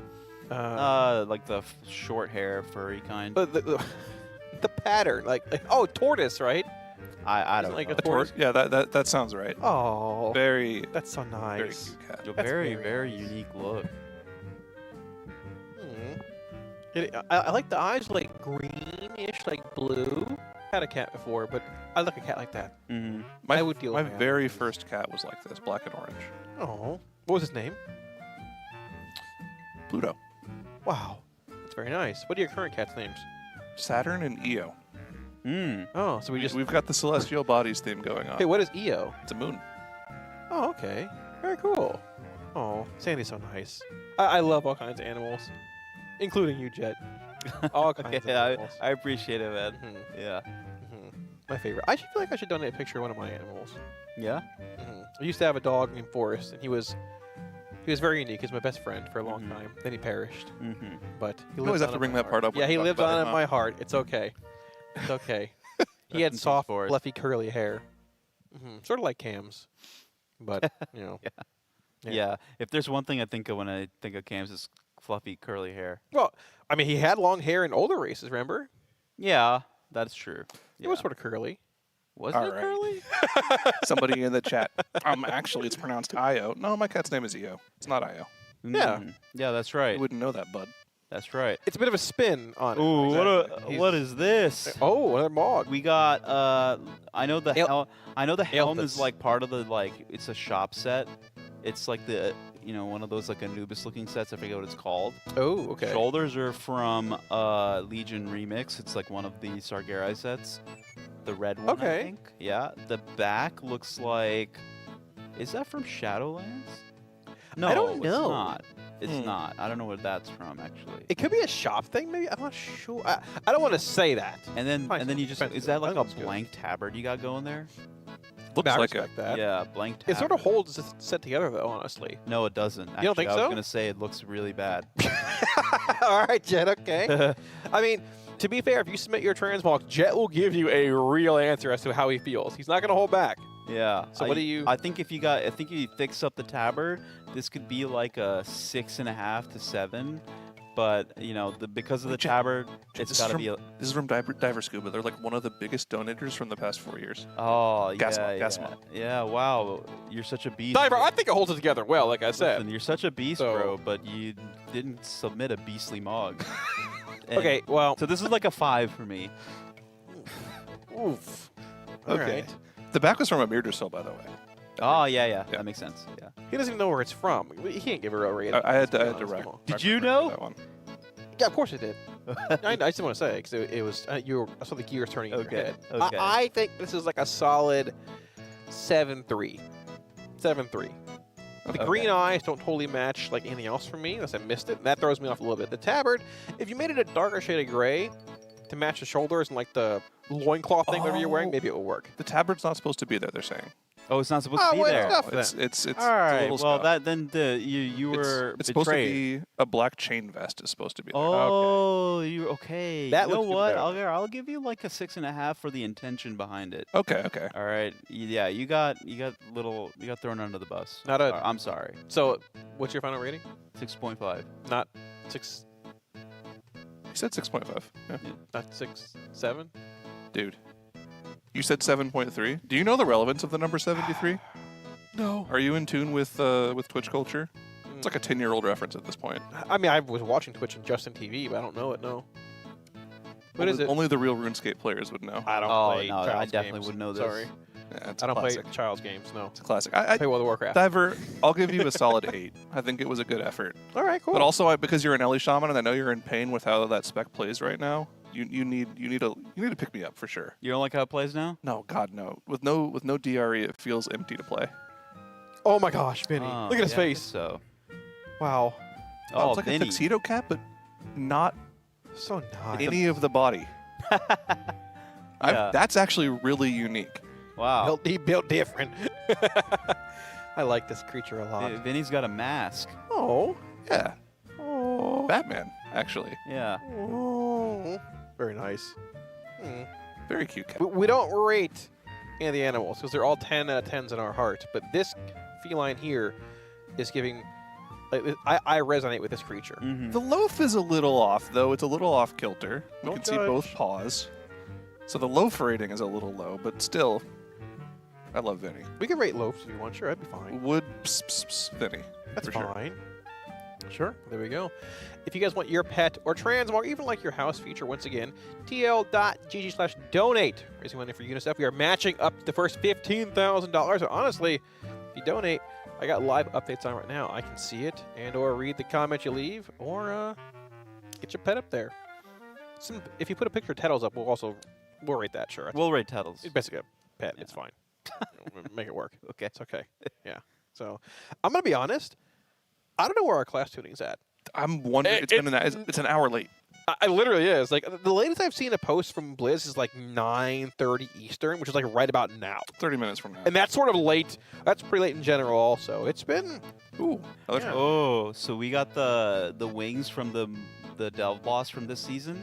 I think. Is it? Yeah. It's Ooh, I from the need that. question mark version. Not even the question mark. I think it's just from the first question mark. So Oh. it's very accessible. The two-handed weapon, one of my personal favorites back in Shadowlands, Jaethys from Mythic. Mythic Kel'Thuzad. Yeah. And then we even got a couple of pieces from Sanctum. We got the shoulders and the chest, I believe. It was like almost an entirely the Sanctum plate set, except the boots. The boots and I think the gloves. Yeah, the gloves definitely are not from Sanctum. I don't know where they're from. It's an arms warrior named Floor Magic. So this is Frost Magic, the same person who donated the house. Yeah. Okay. No, and then you got like the goth blood elf skin basically. You know, with the red eyes and the. I wish I could get the red eyes by themselves on blood elves. Yeah. That would be cool. Well, so why are most like the highly rated Mogs we have Blood Elf or Void Elf? Okay, my opinion. Okay. Look, legitimately, my opinion is because those characters have like really good proportions for like how the armor is sized, so they always like look the best in that armor. Because there are a lot of like Tauren orc male characters specifically. That is true. Where they like look ridiculous. Like the armor pieces are like ridiculously sized. Okay. Sometimes human male is on there too, but like a lot of times human male can make it look good. I'm really impressed with this. Yeah, it's good. Yeah, yeah, it's good. I like this a lot. I like this is 9.5. like a 8.5 out of 10. I think 8.7. 8.7. I think I don't like boots that are like don't have that many 3D elements on them, and gloves too. So that's what I can't give this like a 9 or above, but like 8.5, I think I like it a lot. It's good. Okay. To be clear, like Jed, I think your scaling system is more akin to like the One by Pizza reviews, where like anything over an 8 is really, really good for you. Yeah, that's what I follow. Yeah. I mean, if I give a 10, it is the best Mog I've seen in my life, and I don't think anything in the world will beat it. Yeah, I'd no, never it's give it a good. 10 in my life. The coloring is Like- all good. This color scheme is good for this set. It's very solid. I like it. It's also plate, so it's solid. And it holds together. Yeah. Like the Joe is hungry rating system. Yeah, exactly. Wait, do you watch those too? I've seen them. Oh my gosh, they're so good. You spin my food for no reason. Yeah, Let's go. I love the spinning of the food. Yeah. I feel like that's gonna be me when I get older. Like just going to like fast food restaurants, and getting Is pissed that off. how far you'll have fallen by then? Oh, I've been falling for months now, brother. You'll go from casting and streaming and YouTubing to being in your car, your purple car, reviewing food. Mods Ben, Johnny. Okay. Well, it's wrapped, so it's not permanently purple. It's probably gonna be red next time. I'm thinking. Oh, okay. Like a matte red. Yeah. That's That nice sounds too. nice. That sounds nice. Yeah. What is that picture in chat? That's you. That's you blown up. Gosh, that is not me. That is you. That is sinister, is what that is. You added the emote to Twitch. Why are you surprised when people use it? I don't know. Yeah, cooking is one of my passions, so I would give it that much. I thoroughly enjoy cooking streams. I like cooking. What's your favorite thing to make? Ooh. Oh, that's a terrible question to ask him. I mean, I typically eat rice and X meat 3 times a day at home. Yeah, I'm not talking about So- like what you make normally. I mean, like what did you make that you Oh, like, was okay. fun to make?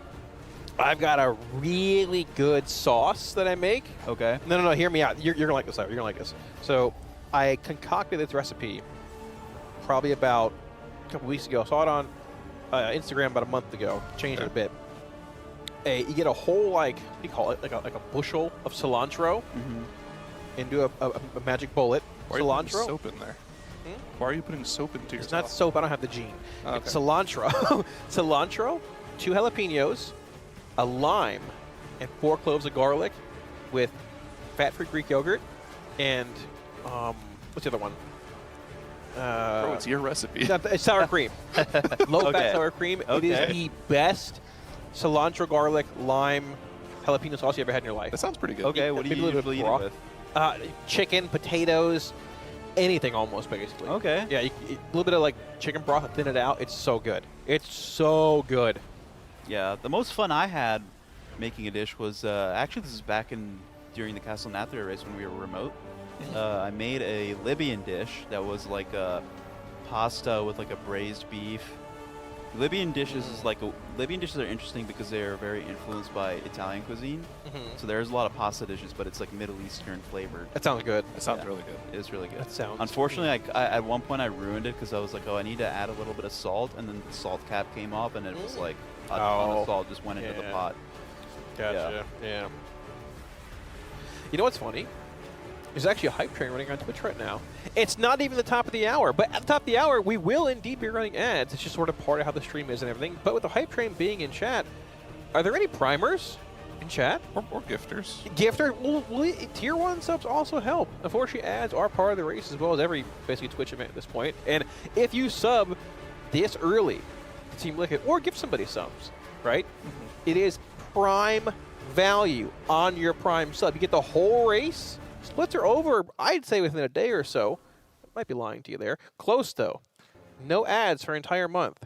Any primers? Any Oilers? Listen, we're Anything allowed in to chat? just make things up as broadcasters, right? Like yesterday, I thought I overheard one of the Raiders saying they were done with normal splits, so I just presented it as fact to the Yeah. broadcast. Turns out I was completely It's wrong. good to make stuff up. Yeah, it's good. Yeah. Like, I heard Echo's doing 20 splits. Yeah. Oh, really? I believe it. Okay. They'll probably do 24, actually. Yeah. I also heard if you sub to Team Liquid, it'll proc class tuning faster. True. Which we really need to see here. Really, really need. Ooh. And Zyro will read them off if you sub. Yeah, Or gift and sub. anytime you gift a sub, the mods will time out Juno_Shaw for 1 second. Oh, gosh. Is it per gifted sub? Per or like gifted, per gifted. Oh, per gifted. okay. That's a good one. Yep, there we go. Okay. Horus of Beer, thanks for the prime. Canonize, thanks for gifting the sub to me. Wow, look at that. Oh. Anonymous gifter gave 4 Warlock a sub, thank you. 4 Warlock, thank That's you. hype sir. train level 2. Wow. Bang. We got a pretty big record of hype trains here. Where's last this train race. going? It's going right to Taco Bell. We're living Moss tonight. You can't. You got Live Moss has to be on cooldown, right? It's a daily cooldown. If we hit Lo-Fi Hype Train tonight, we will live Moss again, and I will post pics on Twitter of us living Moss. How about that? That is absurd. Lo-Fi Train isn't even that high. That's like, a solid 20 bomb. That's it. Dude, Kalamazoo and I are in a Discord with a bunch of chatters who watch all of the WoW Twitch streams, and one of them was like, "Oh, you should try this taco shop in the area. It's really good." And I responded, "That's crazy." Anyway, Kalamazoo, Taco Bell tonight? Yeah. I think we got Taco Bell that night. We did get Taco Bell that night. Oh man. Like, it looks great. It's like a food truck, I think, but it's just, brother, we can go Taco Bell. The food's here in 10 minutes. That's crazy. Like, what I'm hearing is insane. Jet, you need to stay late and live Moss, brother. Yo, Mikey DWSR, thanks for the gifted tier 1 sub to Echo Esports. Wow. Ooh. Look at that. Does Echo follow you on Twitter, by the way? I don't know. I haven't checked. I thought they followed me, and they don't follow me anymore. It's okay. It's all right. Oh, you win feel some, a you lose little some. Left out. I love them, though. It's all right. I love it. Without Echo, I mean, the race is nowhere near as second as it is. Yeah. Let's be honest here. Right. Oh, look at that Preservoker. Well, thank you, Mr. Ani. I appreciate that. Wow. I feel like you might see 2 of them. They do a lot of damage. That's like another thing people don't realize. Which class? Preservoker. Oh. They do a ton of damage as a healer. Yeah, I feel like the only guaranteed slots right now on the healer front are like definitely 1 Prez, definitely 1 Holy Paladin, right? 1 disc also. You think disc is broken enough Yeah. to be like the slot? Okay. Yeah. So then that 4th healer slot is like. I mean, the 4th healer could either be a double of priest or prez. I think both of those are equally likely.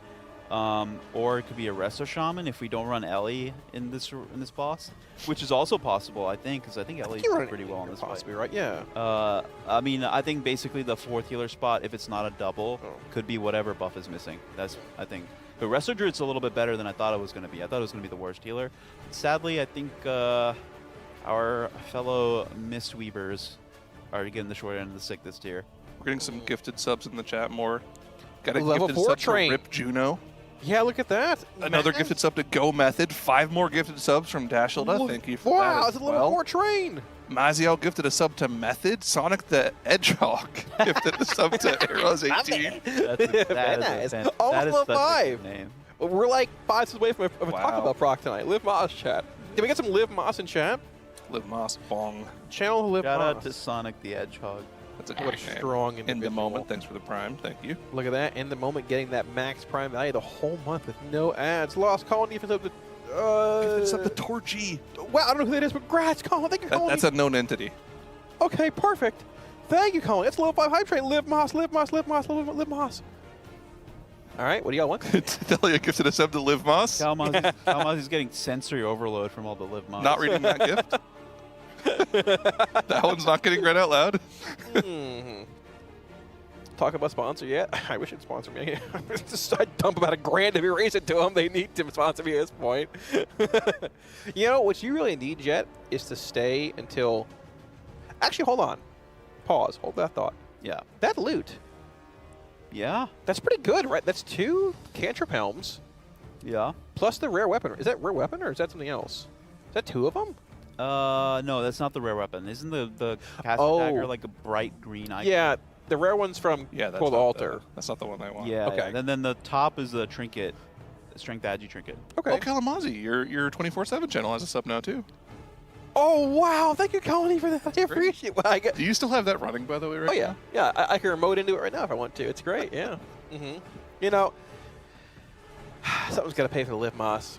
But yeah, Jet. Like I was saying, you know, the later the race goes, we tire of Taco Bell and we shift to like pizzas and sandwiches. That's the night you really want to be here. That's where it gets real. The problem is, it seems like you guys do this really late.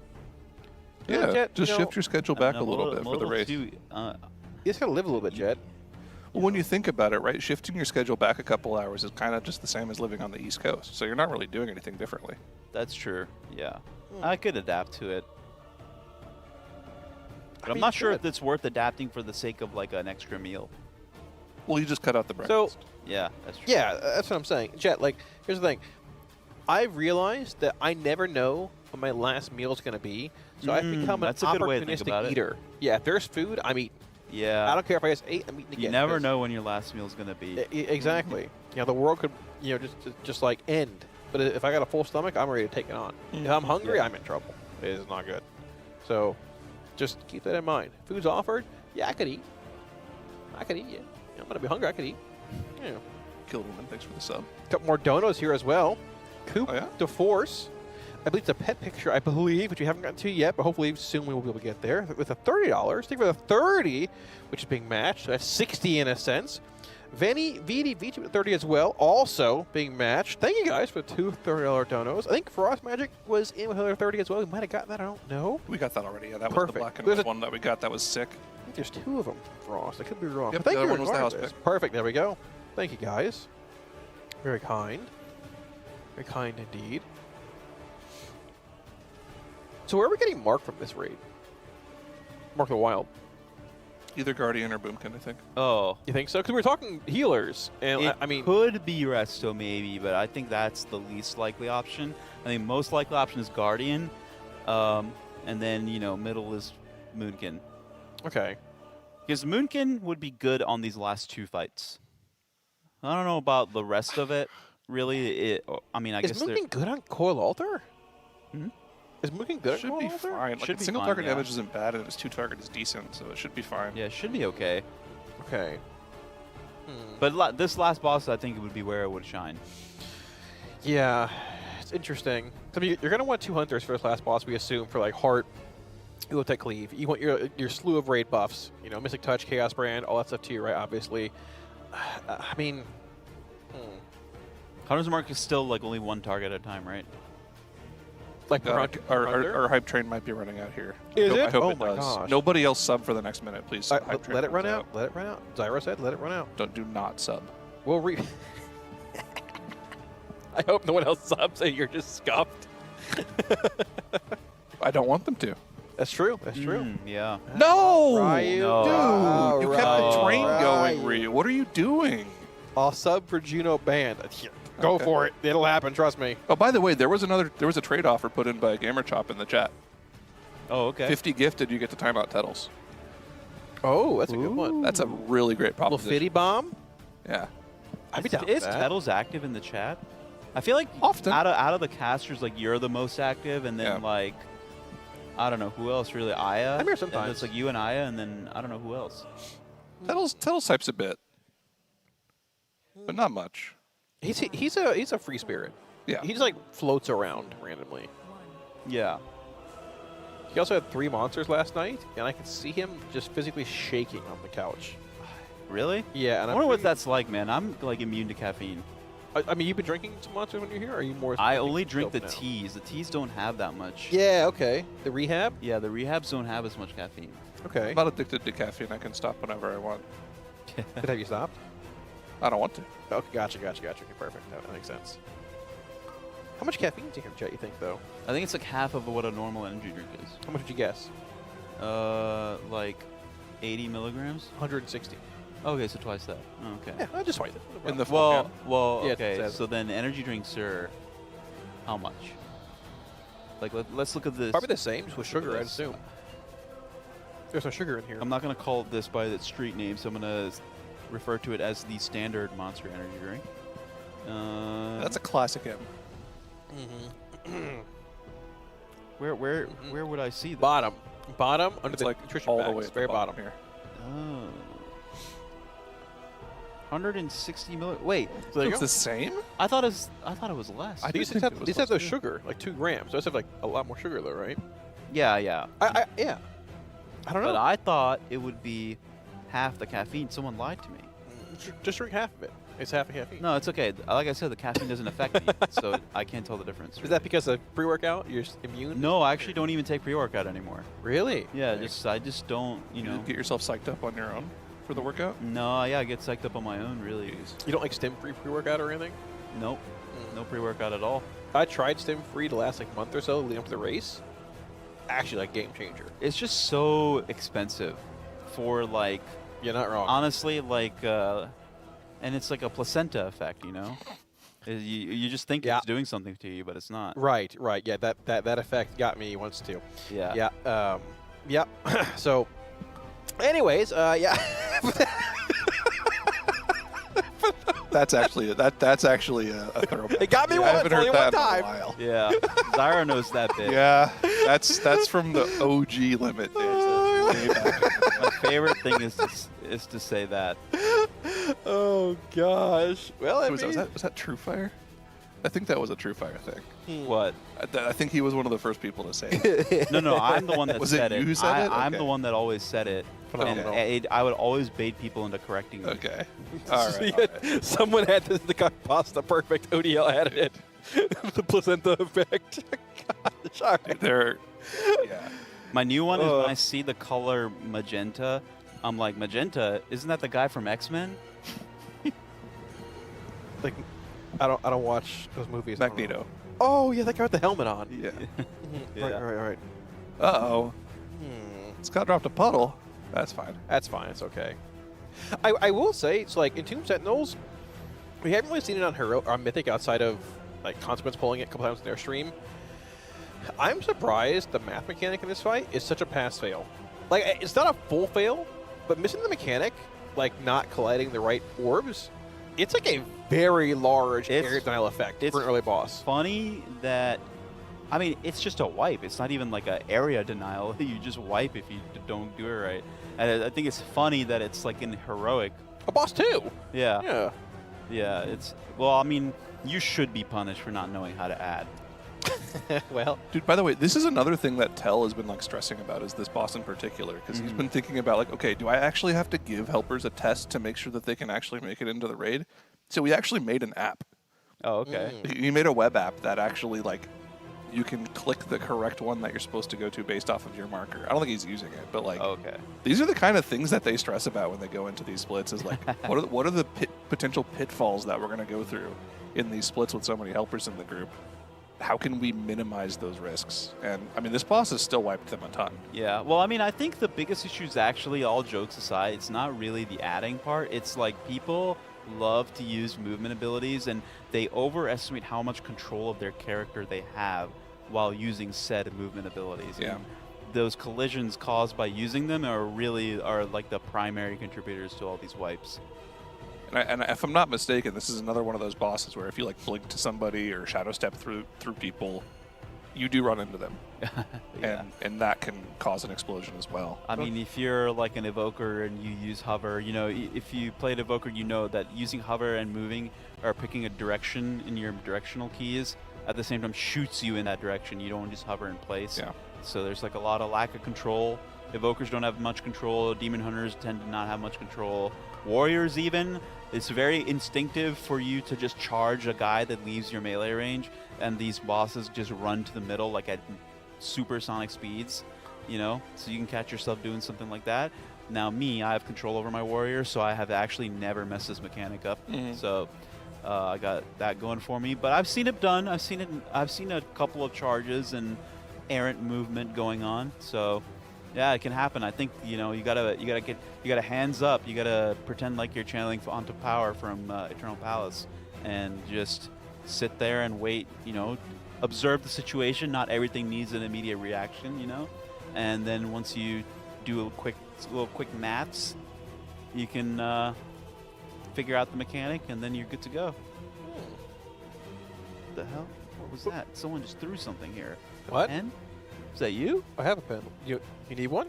I see one right there. Wow.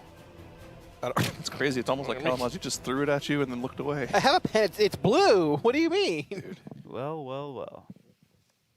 I'm just testing you, Jet. Keeping your toes. Yeah. So we haven't talked about it a whole lot because of Mythic not being a thing until next Friday at this point. But so for these first few bosses, I made some pretty bold predictions.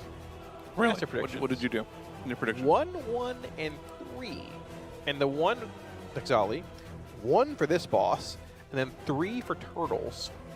Do you guys remember what you guys had up? I don't remember. I did 1-1-1 for the first 3. Did you? Okay. Yeah. Have you guys pulled it up yet, like at any of your ships? I don't think so. No. Okay. I guess we'll see whenever we actually get into the Mythic. It's probably no point talking about it now. But I'd love to surprise myself. I don't know what me of the past put for those pull counts. I don't remember.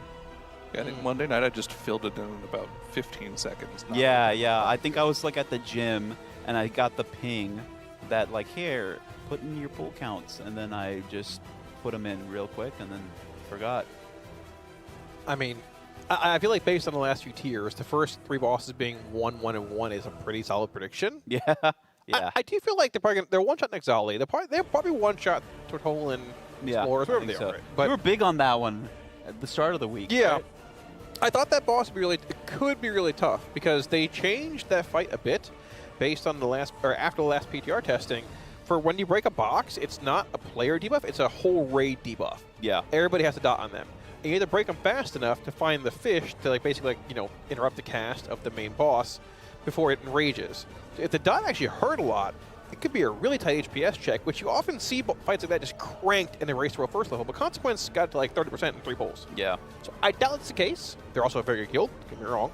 But I think Entombed Sentinels might be the harder boss. Yeah. So you guys ever think about the fact that the turtle boss is basically just like a glorified Snickers commercial? Explain. Because that's good. The way that boss is like presented, right, is you open a tomb and a evil troll spirit comes out and he basically like possesses the trolls, right? And when you feed possesses the turtles. When you feed the turtle a fish, the turtle becomes friendly for a moment. You're not yourself. Here, take this. Yeah, exactly. So it's like you're not yourself when you're hungry. Here's your fish or your Snickers. And that's good. Then they get possessed again, so you just got to keep feeding them. But you know how it goes. That's how I am too, quite often. Yeah. I'm possessed until I'm fed. Gotta stay in that anabolic window every 3 hours. Yeah, right? You know how it goes. I don't know about that. That's it. That's what Rich Piana said. Whatever it takes. That is true. It worked out well for Rest him. in peace. My Demon Hunter's name is still Rich Piana. I named it that before he passed away, and now it's like a shrine. Yeah, you got to keep that name. Champion, yeah. Man, oh man. So what else are you playing this patch, Jet? You have your Warlock and your Warlock Warrior. Warrior, right? Which I actually haven't touched my Warlock this week because I've been in key jail on my Warrior. So I need to get back on that thing. But Warrior, Warlock, Blood DK, Resto Shaman, Holy Pally, and Demon Hunter.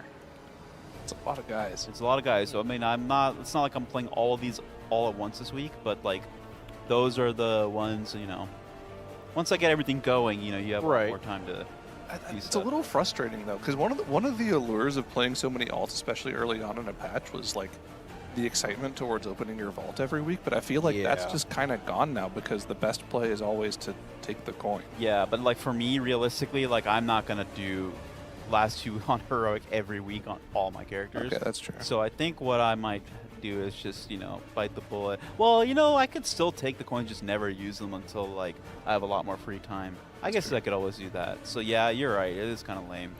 What item do you think would pop in your vault to make you hold that thought? Wowhead. Wait. Class tuning is on the way, possibly. Wait, what does that mean? That's not that doesn't mean anything. Are you just baited us? They're just saying things. I've got a picture here of some massive Warlock buffs. I'm not trolling. Send them to me in Discord right now. Just take my phone. I don't see anything in our news channel. I don't know. I see mislaid curiosities no longer grant Valera experience. Oh man, I'm so glad I did that last week. God, that's a lot of big numbers for It actually is. Holy moly! And it might not be enough. We're back. We're back. Is this a leak? Are we leakers? I don't think it's a leak. I wouldn't say anything about it. Those are a lot of big numbers, and for demo too. It's usually a minute or two for WoW to update on fixes when they first get posted, so they're likely up right now. Class tuning Yep, incoming. there you go. EU forums. Here it is. Bring it up on the laptop right now. We are in. Yeah. So Zyro, pull up and screen for you real quickly. I've got it. So we're looking for class tuning here as well as boss tuning possibly, but yeah, there's a. Until it gets pulled up, UA 15% damage increase. Black I got it. I got it, Kalamazoo. Here we go. Start from the top here. We're back. So, DK. Only Frost getting buffs. Both Frost and Unholy were significantly underperforming, but Frost is okay. But 6% all ability damage, 15% obliterate seems like a pretty reasonable buff. Seems pretty nice. Okay. Demon Hunter Havoc buffed. Okay. There, I think they were a little behind Devour. That's Probably fine. needs a little bit more than that. But Vengeance, which we were already talking about being good, a 24% effectiveness. This literally with does Mastery. nothing because Mastery's horrible. Okay. Yeah. Okay. So maybe trying to bring that in line a little bit here. They buffed the Mastery for Oh, Vengeance. Like, Resto's interesting. Resto Druid more buffs. They got buffed a little bit. They previous doubled the week as tier well. duration too. So we were talking about what brings the Mark of the Wild buff. Right. Maybe this could bring Resto to a place where it's just like your de facto Mark of the Wild buff. Ooh, they're buffing Prez and Dungeons. That's Prez, yeah, dungeon buffs. Okay. Interesting. BM Hunter, slight buffs as well. Any mark changes? No marks changes. I think they're not going to nerf the good Yeah, specs. I don't expect to see any nerfs. Right. Like we were talking about before, we expect to see severe underperformers buffed, either by a significant amount, if they were like way near the bottom, or slight buffs if they're in the middle. The thing that I'm surprised to see with Evoker, no AUG buffs. I think that's one of the worst specs in the game right now. Actually. There is. Yeah, it is. Yeah. There is one line for Warlock at the very bottom that is scary. Oh yeah. No, we'll get there. We'll get there because we got the Warlock desk here. No spoilers, chat. We're moving slowly here on purpose. Frost Mage buffs. Okay, so Frost buffs are interesting. Does any of this matter for 2-target cleave, which is their main thing that they're good at on Frost Mage and why you'd play it over Arcane Mage? I don't think these are huge. So you'll probably still see them playing Arcane. Maybe Frost will be better on like any spread cleave fights. Yeah. So maybe that's a choice there. Brewmaster Monk? I don't think this is going to move the needle comp-wise. Yeah, I don't think so as well. But it is nice. They're basically paper. Retribution already got a 6% aura buff last patch as well. Now getting set bonus buffs. What do you think about this? I actually haven't played much Ret this season. Think you might hop on Woody's for a little bit? Not really. I've been healing on that guy, so it's tough to say. All right. It seems like it's good. Main event. We got a main event here. note. Main event This here. one big. Notice that all of these notes are relatively short, okay? Before you go down, yeah, it's almost like I've said this the past 3 months on PTR, and it's finally here. Let's see how big these Warlock buffs are. Longer than everything for just Affliction. Let me read this real fast. We're increasing the throughput of Affliction and Demonology by primarily focusing on single-target tools with a secondary focus on multi-target kit. Additionally, we're considerably increasing the damage of Warlock Demons so that they have a large contribution to overall throughput. There should also be help a bit more with aggro concerns during solo play. That's interesting. That's actually wild. Notably, no changes to Felguard. I don't think Felguard was an issue for Demo at all, but the baseline pet for Affliction and Destro I didn't is even a lot see stronger now. Yeah, that's 350%. That's a lot. That's a lot. Yeah, that's 3x damage plus some. Actually, 4x damage plus some. So, main pet doing a little more damage. It wasn't a big part of your damage. It was like 2 or 3%. So this is now like, it's like 8. Yeah, so it's about a 5% overall buff to your character alone right there. Affliction, we were talking about how far behind that was, and we were joking, like a 20% aura buff wouldn't be enough for it. Right. This is a lot. Unstable Affliction, main spender. Unfortunately, it just didn't seem like it was doing much before, so 15% of nothing is still nothing. Yeah. I don't think that's a lot. Black and Soul damage being buffed. Yeah, Hellcaller is pretty really decent. far behind in single target for Affliction, though. It's basically unplayable. They debuffed the Felvine, but it's fine. This is the new like hero talent. Yeah, it's the Apex. It does like Apex 4.5%, I think. It's not bad. I mean, it's just like passive damage. Same thing for Shadow. That's also part of the Apex talent system. Agony and Corruption being buffed. So they really are focusing on like spread cleave here. Yeah. They really want to make sure your spread cleave is better. And then Hellcaller Wither buff, which is basically Corruption for that. So those are pretty significant buffs. If I had to like ballpark a guess, looking at these numbers, literally making it up. It's probably like 10 to 15%. Maybe closer to 20. If you factor it's in there. With the pet buff, it might be closer with the to 20. pet buff, I think it's like maybe like I don't know if it's I'm going to 20. say 15. I think it's probably like 10. It's hard to say though. Either way, yeah. Random guessing. Totally made up. Could be completely off, but I'm going to say it's 10 to 15. It's okay. We love making stuff up. So Okay, go on. Affliction, that's that. I don't think it's going to change anything for the race. I think you're still looking at mainly Destro. Right. Let's look at Demonology, though, because this is still like a pretty solid spec right now. Good tier bonus. Pretty solid. Don't show Destro yet. Its main focus is stacked cleave, is where Demonology is really good right now. I don't want to show Destro. Stop. There you go. Yeah. Yep. So Demonology, main fillers are buffed. I think that's good. I mean, they're not a big portion of your damage, even on single target, but this helps a little bit there. Wild Imp damage by 20%. Yeah, I mean, that's like the main source of our damage. It's one of them, yeah. It's definitely up there a good bit. I mean, Felguard by 20, which is interesting. So not like the 350 buff that other pets got, obviously. Wow, those demo buffs are like pretty nice. Demo might be an S tier dungeon spec now. Yeah. The Apex buffs are nice. Well, give it a second. The Apex buffs are nice too, 20%. And Dreadstalkers are pretty low, so it helps a bit there too, and M+, and single target. But I think the Destro line below it is actually pretty interesting. I think it's just one line too, right? Yeah. Yeah. All right. Oh, baby. Wow. Oh, baby. So Destro is in an interesting spot where they already have in like stat cleave. Like they are, Diabolist and even Hellcaller or Destro look pretty strong in mass AoE. Like on the high end, it's the best spec for Warlock and Plus. It's one of the higher heavy AoE output specs in the game before this buff. That's a pretty substantial buff to Rain of Fire. And it's already like neck and neck with your other main damage dealer in AoE. So now, okay, the important thing is, obviously we're excited about it for Mythic Plus. These are like, both of those Demonology and Destruction changes are like, okay, wow, this is really good for AoE. For Demo, it's a lot better for their single target, but they weren't really that good on single target before anyways. I don't think these changes really have any significance for the Race to World first. No, I don't think Considering so. you were already considering running probably 2 Destro locks for pretty much everything. Yeah. Based off of how good they are on Cleave, but also it looks like on Ula'tek, you kind of need the game for probably the intermission phase. Yeah. You probably play Demonology on first boss and Vashnik at this point, probably. Probably. But the biggest implication for the Race World first here is the pet buff, the 350. Yeah. Because that does affect Destro. That's just the buff to everything. And it's probably a 5% buff in single target, roughly. And, I mean, Destro, all 3 lock specs need help in single target. Destro sims for like 230k in full bisc gear right now. A 5% buff would be another 10k DPS. So Yeah, put them roughly. at 240. Warriors and sub-rogues are simming for over 260 in max gear. So, I mean, it moves the needle a little bit. It helps a lot. Of course, it helps you on cleave because single target gives you a little more cleave. I actually didn't look at the warrior changes. Who cares? Okay. Yeah, okay, so here's the thing. If there is an arms change here, I'm expecting it to be nerf. But it's only a prot change. Okay, so no changes to arms or fury. Just a prot buff. Oh, okay. That's nice. That's nice. Little magic damage. Okay. Yeah, that's good. So, like you mentioned, scroll down more. Are there any dungeon changes or raid changes? Let's see. PvP. Who cares about PvP? Let's scroll right past all that. That's a lot of PvP notes. Okay, that's it. It's just class tuning. No dungeon changes. No raid changes. Interesting. All right. This is reasonable. This is what we were expecting. Yeah, it's what needed to happen a month ago on PTR. Buffed outliers. Yeah. I know nice. Rhett was really looking to bump up the value of their tier. Their tier was like really bad. So that was good. That was a good change for Rhett too.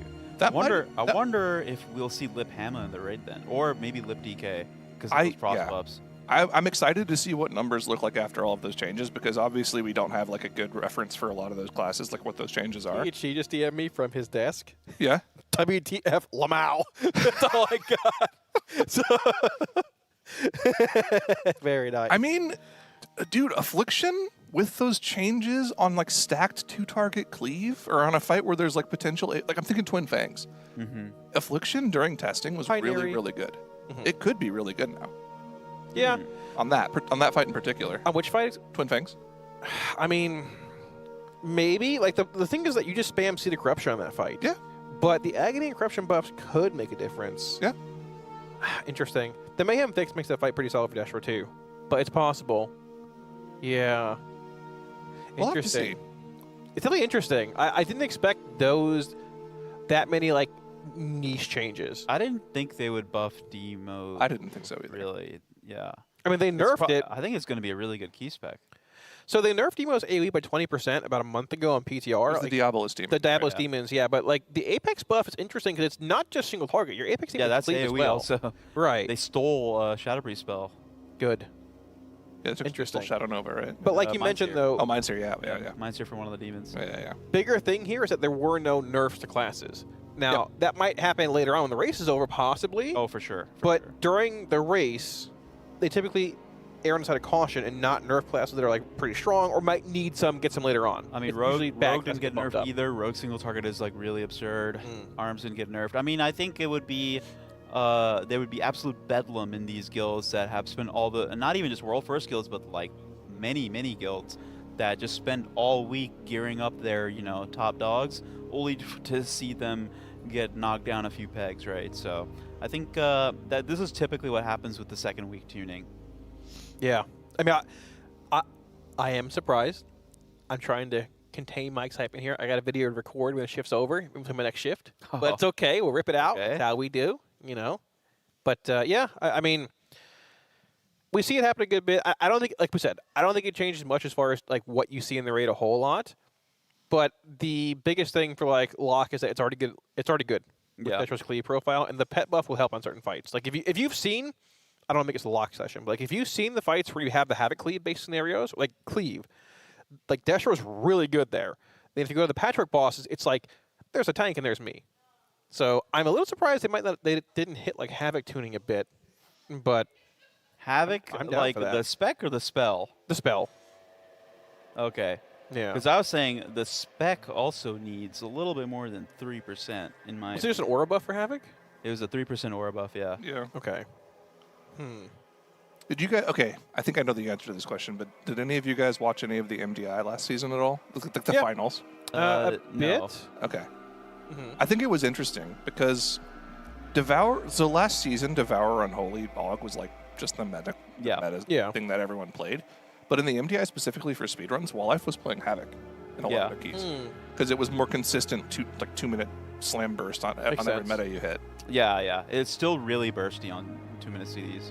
So like it's good in certain situations still, especially after Devour's taken some nerfs and I guess Havoc gets a little bit of a buff. That could be a situation where like if you do need to run a DPS Demon Hunter, maybe meta burst on the heart phase will end up being better on Possibly. Could. Do you like pre-ramp like Devour versus? You can on both of them, yes. Okay. But it requires tougher timings. Yeah, Okay. I mean, Devour's burst window is way shorter than Havoc's because of this build that they run with Void's Guard. But I think Havoc plays Eldraki now in the raid.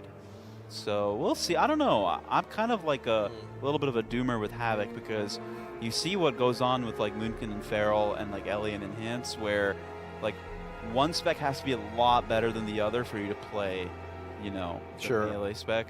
And now that Demon Hunter has to contend with the range spec as part of its kit, it's like the melee spec has to just be a lot better. And it's not really the case past 2 seasons. So maybe the 3% I'm wrong and the 3% is enough, but I don't really see a world where you would play it unless you just... I think Dungeons, having the 2-minute burst one is a little bit different because, you can pull around cooldowns, and at a high enough key level, the pulls are like a minute at plus, and then again you have like, you go through the cycle of cooldowns, whereas Devour is more of just like a sustained kind of damage or in an overall dungeon damage scenario.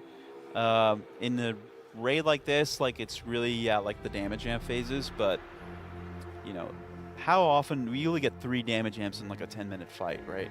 Yeah. So I think if you're playing Devour, Void's Guard is going to be very bursty. It might still lend itself better to be playing that spec over Havoc. Interesting. And now I'm pumped for Mythic. I mean, I was pumped, but now I'm pumped, man. I want to get in there, dude. I want to see this, man. I think you play Affliction on Turtles now too, probably. Yeah, I could see that. Know. They're not all stacked. Is the problem though. Like Destro Havoc Cleave is really good still. You don't have to play the seed build. You can just play 3-target spread cleave build. I don't think it's good enough.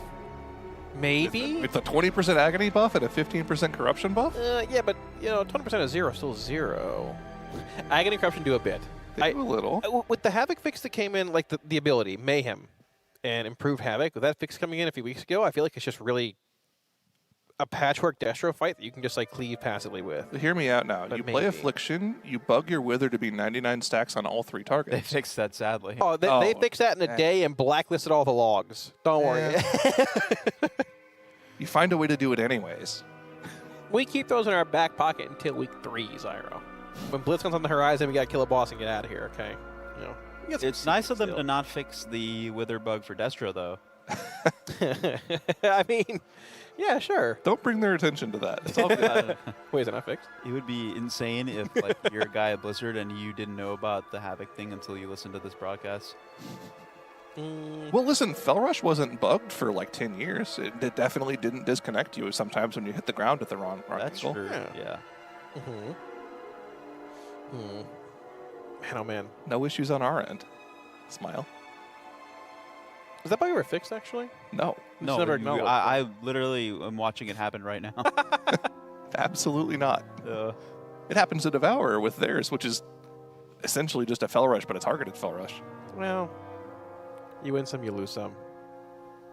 You just don't mention. Oh, they didn't feed the fish in time. Look at that. Yeah, that's a little interesting. So basically, I mean, the mechanic of the fight is you have to pop the normally you boxes just live through it, huh? to find the fish. I don't think Oh, it's it's a like one heroic, shot though. on heroic. Yeah, I don't know how hard it hits.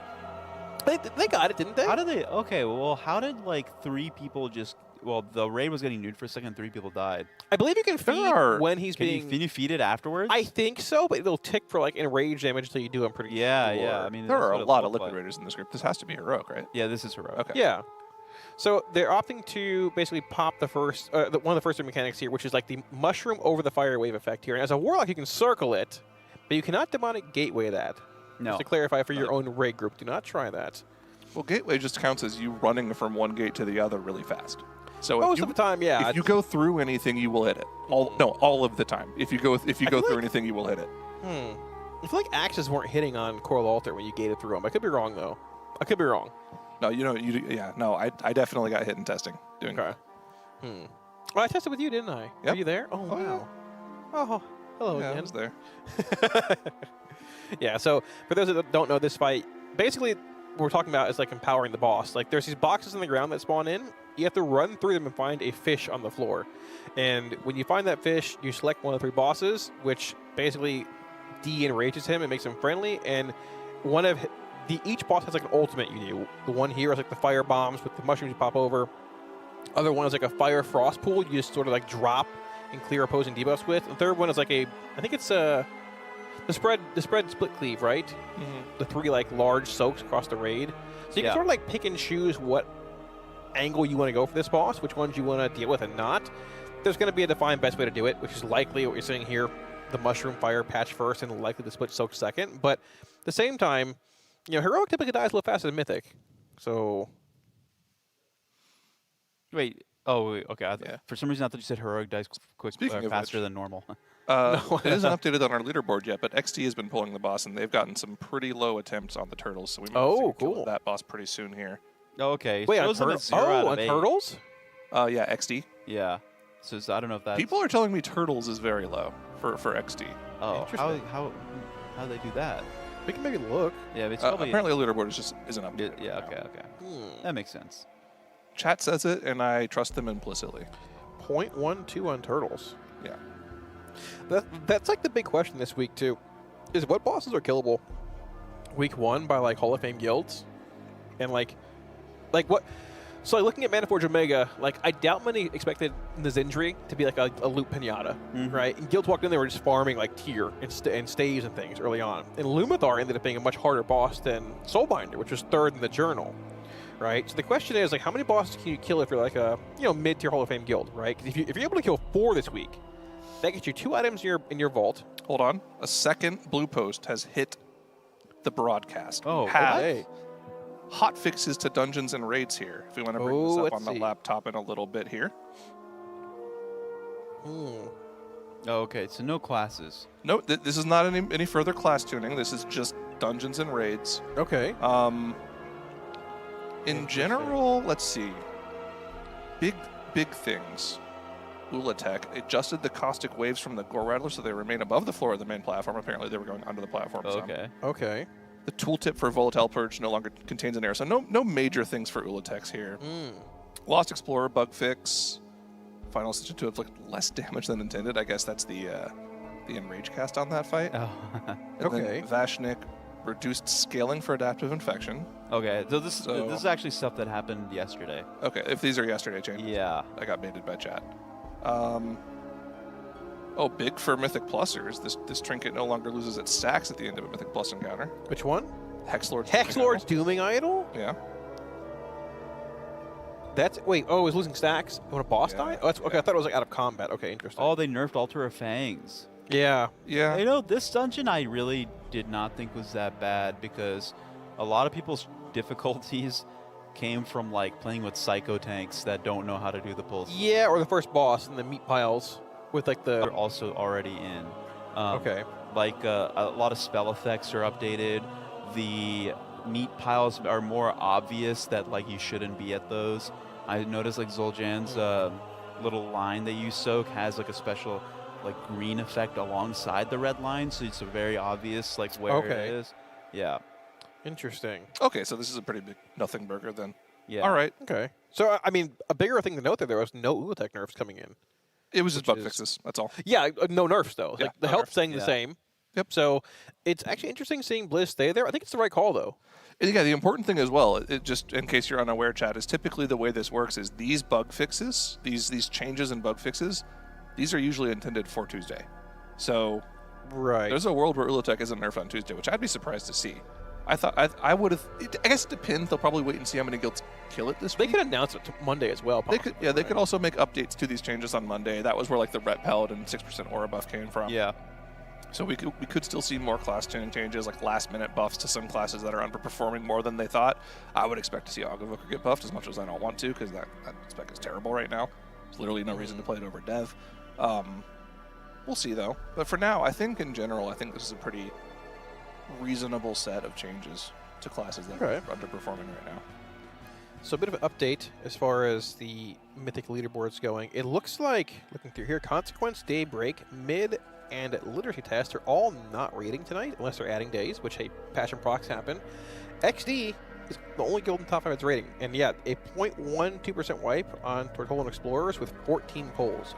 Average eye level of 305.9. So, assuming... That seems low. That's, for Mythic a little bit, yeah. I mean, Consequence was 308 when they had their 30% wipe yesterday. Albeit they sent some crafts, from what I heard. Daybreak 37.45. Mid and Test, I'm not sure. Didn't say. Okay. Even early shift, well, they were pretty low actually, 297.73. That was, not sure what's going on there. So, yeah, I mean, it could be there's not any upgrades yet. I mean, it is one of those things where if you can actually kill Explorers easily here and get Mythic Gebos bags week 1, that's massive for vaults. That's massive for 2 bosses being dead in your vault for a guaranteed max myth piece, right? I mean, chances are pretty high taking a coin. But if you roll a max Gebos in your vault, it's probably just what you're looking to coin for a lot of classes anyways, right? So, maybe. I don't know. I don't even know what, I still don't know what I'm doing, man. Yeah, you don't raid next week, so. Nobody knows. Nobody knows what they're doing. Nobody knows anything. Does anyone know anything? No one knows anything. I know stuff. What are we playing this tier? We don't know. Everything's been thrown into disarray. Splat's walking by, biggest smile on his face. I'm just trying so much, man. He had so many good... Yeah. The crazy posts right before the tier about oh my god, we're screwed. Yeah. What are we playing? Who's playing what? No one knows anything. No one knows. I think ID still doesn't know who's playing Warrior Specs. Nobody knows. You just don't want to play it, or is it a... No, they don't know who they're putting on what. There are a lot of people that play a lot of classes. You just show up and proc Passion? Is that how it works? No, nobody. Yeah. Nobody knows anything. All right, well. I'm down for that. I thought I was only a Warlock in my raid this tier until a week ago, actually. Now we have 2, which is good news for me because BlizzCon's coming up. And I don't want to raid during BlizzCon if I can avoid that. But it might be one of those nights where I'm raiding for 3 hours in the middle of BlizzCon. Have you done that before? Don't bring your laptop. I mean, if I'm not, well, we'll see. Okay, loot. Gibbo's bag. This is like when you go on vacation and you bring your work laptop with you. You know? I mean, it's a little different, but I don't know, man. What if What if we're on a fight where like double lock is really good, like twin bangs? Then they just won't have a warlock for that. Oh, hammers have gifts on them now. That's from Undermine. Oh right? yeah. I guess they added some. Oh, that's funny. Oh, that's a classic. Yeah, that's. Yeah. That's the good old sticks. Bad turn speed around the bomb. Oh man. That also reminds me. You remember the JPC dragon on Tindril? Oh, that was good. Lifts. Yeah. He even went for the right play eventually. He's like, I got to turn around and go the other way, but it was too late. Yeah. Yeah. Well, with that being said, it's dinner time. Sandwich night. I'm very excited. Also, we got something pretty cool for everybody to watch over our dinner break here. We hit our $10,000 donation goal for UNICEF. If you want to donate again, tl.gg/donate. So we're looking at getting towards. We hit our 10K goal. We have our casters, I guess it's like our dueling tournament that we had. It was a little interesting because we all chose arts. That's not the 10K goal. I think. The hopeful fired up cake cooking video, wasn't it? Oh. Which one? Oh, is this the hopeful video? Yeah. Oh, this is even better. Okay, perfect. So this is hopeful and Shaq fired up. Hopeful fired up, and they're making like a cake, right? Well, they made so background. Okay. Last race was so starved for content. The Raiders were done with everything they did of week 1 because they couldn't go into March of Keldanos that we had fired up and hopeful live on broadcast cook a pancake on stream. I remember that. And it was a fantastic segment. So our 10K donation goal was to play a video that they did before the raid this time of them doing the same thing over something. I think Shaq is also involved, right? Were you blindfolded this? No. Or was it hopeful? You were blindfolded again? Okay. So Fired is blindfolded, Hopeful's giving instructions. Hopeful's something is like a baker extraordinaire. So it's a little bit of like a he's got some knowledge. Yeah, but I think this. Hopeful can't speak. Exactly. Yeah. So this is going to be perfect. So we're going to head to that. It's a bit of a video for you guys to watch while they're having dinner. We're going to swap casters as well. Myself, Mr. Jet, Mrs. Ironic. Thank you for hanging out with me. We're going to have some dinner, and we'll see you guys with a new shift. For this, Gian.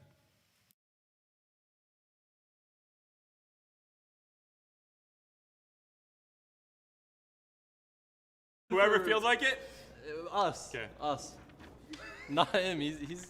Let's have him stay quiet. What's over there? What? Okay, so I don't want to scare anyone. For anyone that can't see right now, the oven is on the other side of the table. Okay. So, let me know if I'm and I don't know if ever you about knew, but the oven's heat is always in the back. Burnt. Mainly Hopeful, because he's right on the oven. What did you? Oh, are we starting? Yo, mate, start us off. Start us off. Mate.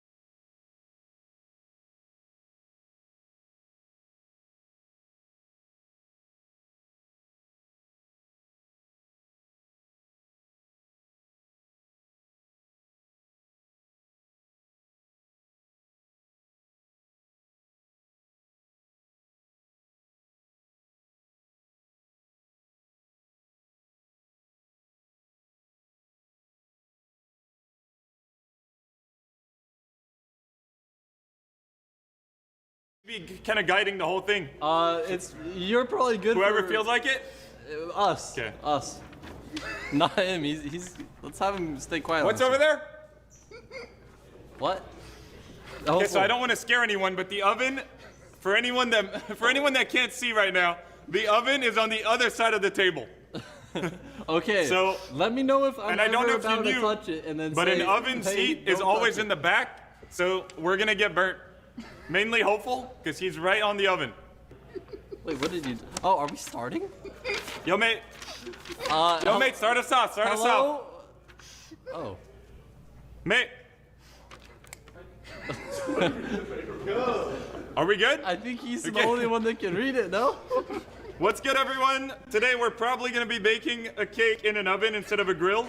We're raising $10,000 for UNICEF, and we're going to celebrate that. Thank you to everyone for showing up. Wait, should I be looking at the paper? Let's restart. Let's restart. Let's restart. Okay, we're going again. Man, give me the paper. Mate, I'll read okay, it. wait. I'll Let read me the finish my paper. part. Let me finish my part. Today I will be joined by Fired Up and Hopeful to my right. To make things a little bit harder for us, I'm gonna be deaf, Fired Up's gonna be blind, and Hopeful mute. Hopeful might be the only guy with the recipe. Also, which camera should I be looking at? Because there's about 7 of them. That one. Both of those? Okay. Okay, perfect. Mate, it's the camera right there and then to the left a bit. Mate, what are you trying to hold? I don't know. I can't see. Okay, so what you're going to want to do, it's 12 o'clock is the camera, the other one's at about 11. No, a little bit to your left. Okay, that's good. 12 o'clock, right there, there's a cam in your face. Okay. Okay. So, Hopeful, what are we thinking? Read us the recipe. Let's Mate, Hopeful's paper seems to be color-coded. Yeah, good job clearing your throat. I mean, a cake? Is it a cake or a cupcake? What are we I cooking? go around? Am I being spoken to? Get the tray out. Me? Yo, mate, I'm gonna get the tray out. I'm still here, by the way. I'm just turned around. Okay. So, mate, oh, you want the tray? Show the camera what we're gonna be cooking. Show the camera at 12. Yep. Okay. So. Oh, it's triangular. 32, 3,200, 325. Okay, plus about 50 because it's a cake. It's not frozen here. 325. Oh my God, it's right in the middle. I mean, there's no 325. Let's put the light on so the camera can see. I have this feeling it's not on. There we go. How long do you bake a cake for? You bake a cake for how long it says. Let's give ourselves an hour. Let's just put it at an hour and kind of feel it out. We're making a cake. You want to air fry it or bake it? Let's bake it. Okay, I'm gonna turn off the light so it's hidden for now. Okay, what do we do now? Am I just an obstacle? Fired up, okay, that's gonna be for later. So hold the bowl for us. Hold the bowl, okay? Yes. Mate, okay, so you're gonna wanna hold this. Yeah. Based on what Hopeful's saying, you're gonna wanna hold this. Really? Hey, Okay. pick it up, it's right next to you. Okay. There you go. Should I Put the some ball in on bowl? the table, it looks like, from what he's saying. Is it under me? Mate, do you not hear him at all? I hear you. I hear you. What about Hope? No. Okay. Okay, so... Is it open? I can open it. Is it like this? Yeah, so open that up. Not too hard, because it might explode. Mate, you might not want to do it like that. Oh. I should open this? Oh, mate, Hopeful wants me to open it, but I feel like... I got it. Okay, how about you go for like the... Where's the crevice? Mate, just open it with like a scissors style. Is there a scissors? No, that might not be... Okay, that works. Okay, so now you want to drop about half of it? About half of it. Give or take. How much? The whole thing? The whole thing. Okay, drop the whole thing in. Okay, you got it in. Mate, okay, let's be very careful next time on the drop off in the bowl. Why? There might be some left in the bag, by the way. Okay. Can everyone hear well at home? Hopeful camera. Okay, so... Who does the bell? Yo, the oven is on, don't stress. The light's just not on. Is it all out? Okay, mate, let's You can throw the bag in the garbage. Mate, I'm gonna give you a tablespoon. One cup. Mate, 1 cup. Give me the cup. Okay. Oh. Okay, mate. Here we go. Show the audience how to do it, and then you'll do 4 of these. It sounds like it sounds.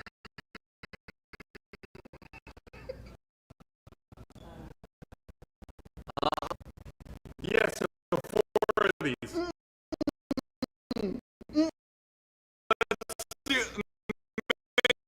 We need 1 cup.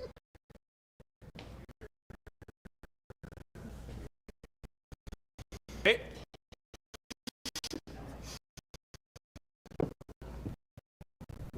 The 1 cup. There it is. Found it. Water. Wow. Wow, that is not filling up very well. Hands off the wedge. Okay, so we'll go with the feel. Okay. Okay. We'll get a little more in there. A little more? Yeah. We're making a cake.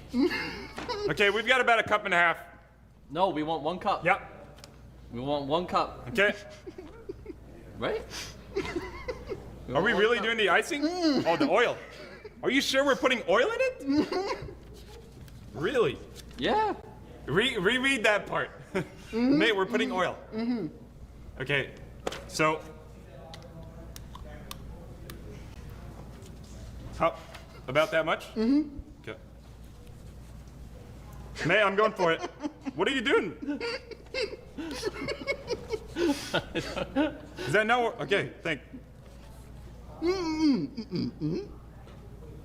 He's saying You want me to put this in there? Again? Another set? How many? 1, 2, 3? Yo. 3? Give me an or no. Okay, mate, I can hear you, so just tell me. What is he saying? He's saying he's so not, about he's 1 cup, 1/4 cup. How, 1, 2. Hope, what are we 3, thinking? 4, quarter, half, quarter.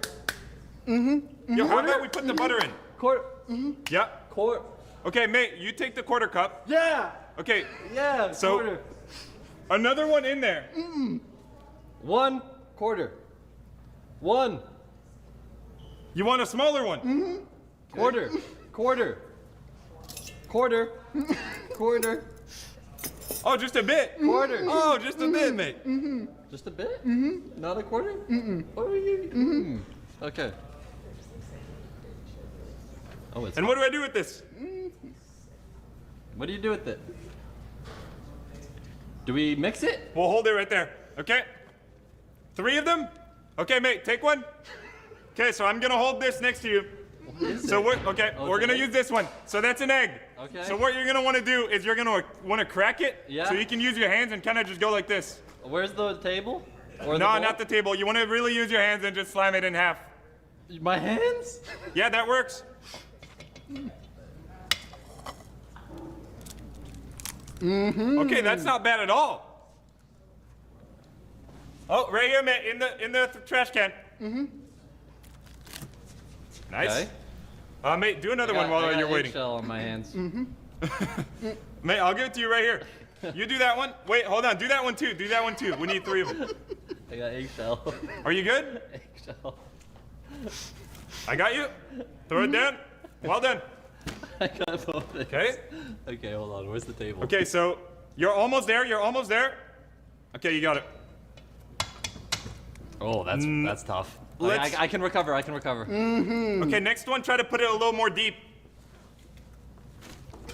Let it go. Well done. Okay. Oh, This one, try to put it a little deeper in the bowl so it's not all in the same spot.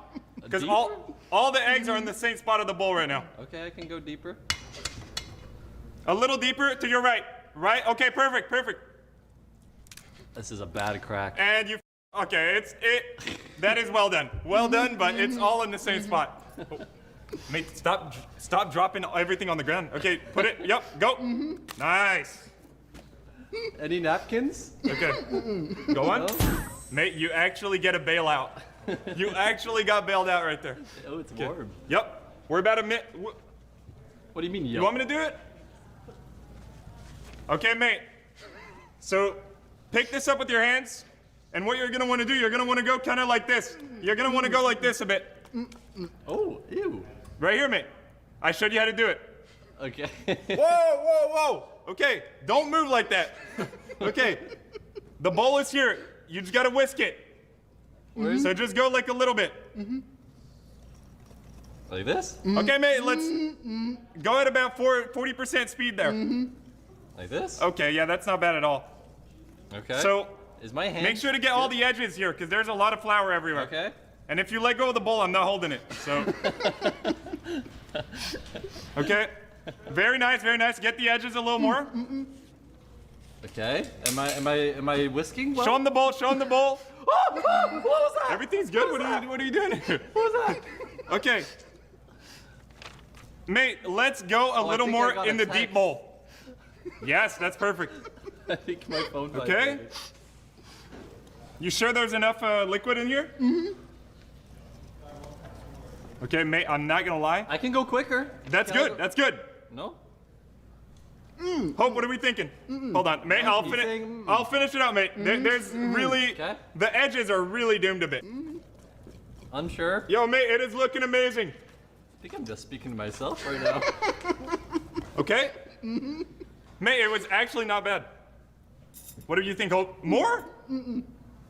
Just a little more? Okay, mate, a little more. Okay, I can hold the bowl. Mate, how's it looking? Okay. Looks Okay, good. mate, just make sure to twist it so it doesn't like get stuck and freeze. So you just want to move it a bit. Yep, we got a new bowl. Oh, this one's a Like little this? crooked. Oh boy. Am I doing it? Okay, what are we thinking?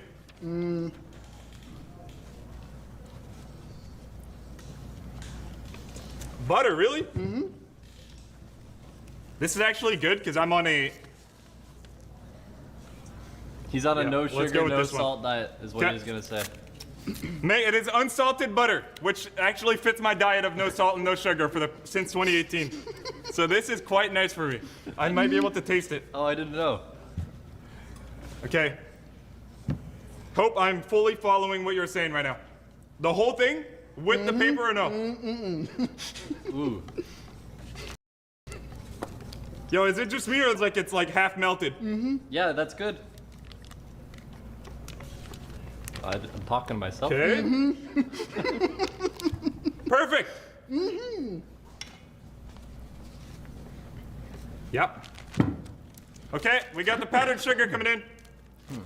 Ooh, 2 cups of this? Wow. Okay, this is gonna be a sugary cake. We'll get a little extra in there. That's about a cup, maybe a little more even. Let's put a little more. Okay, this might not be the easiest thing to take out of a powdered sugar box.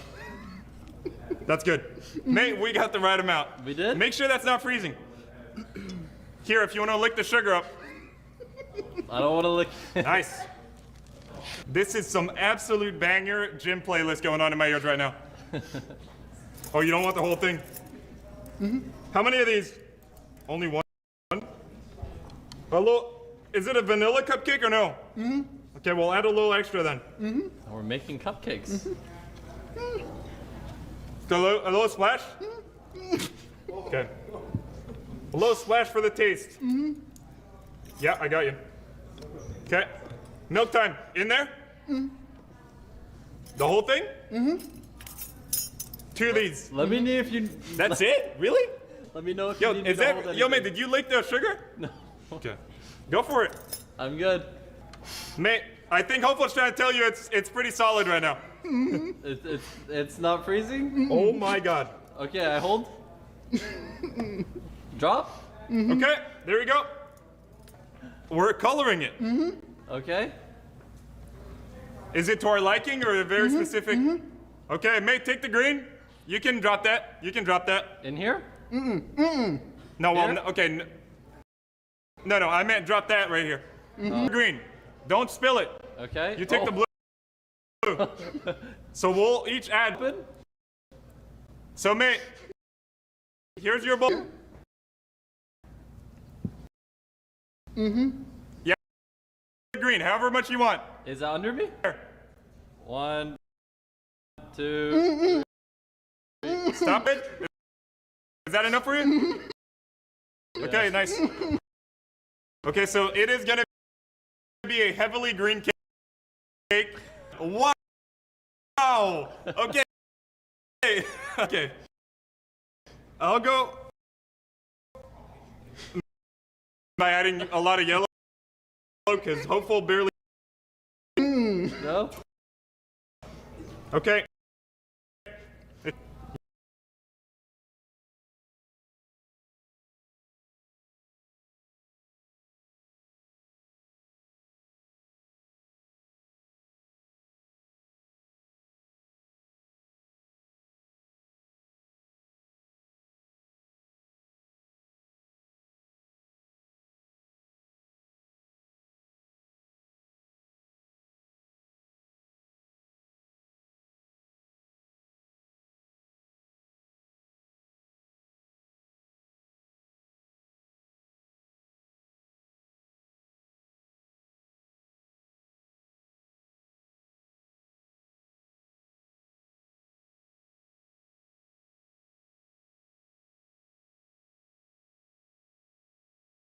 Okay. Go for it. I'm good. Mate, I think Hopeful's trying to tell you it's pretty solid right now. It's not freezing? Oh my god. Okay, I hold. Drop. Okay, there we go. We're coloring it. Okay. Is it to our liking or a very specific? Okay, mate, take the green. You can drop that. You can drop that. In here? No, well, no, okay. No, I meant drop that right here. Oh. Okay, here's your green. Don't spill it. Okay. You take the blue. So we'll each add whatever color we Is want. it open? So, mate, here's your bowl. How do I, here?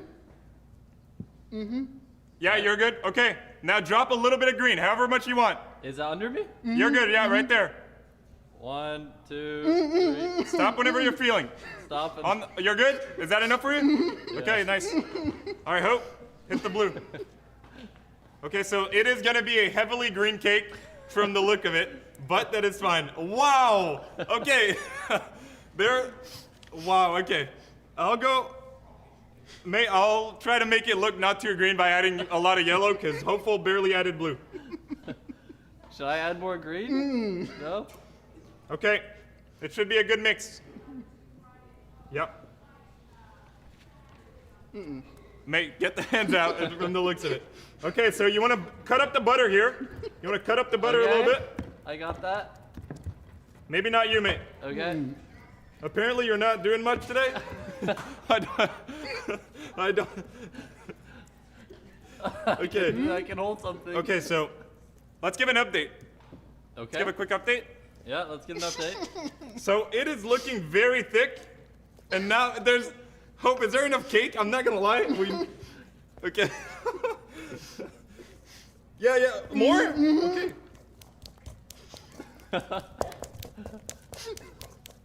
How's it looking? I don't know. I am not sure this is gonna be a cake. I'm not gonna lie. Okay. I think I just heard Frog say that's the frosting. You want it all in the same spot? More? Okay, got it. Hope, where are you checking your phone? Okay. Yo, mate, you get 10 seconds of watching your phone since he did it.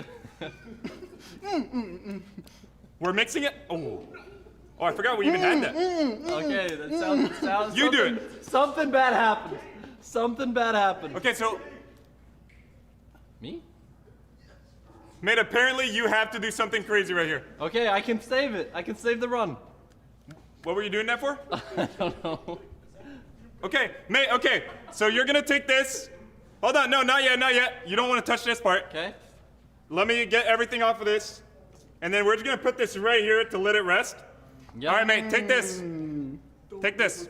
Okay, Ew, what is it? you're gonna want to drop it in my tray. So. No, I'm not gonna, I don't think so. Really? Yeah. I don't think so. Yeah, that's it. No?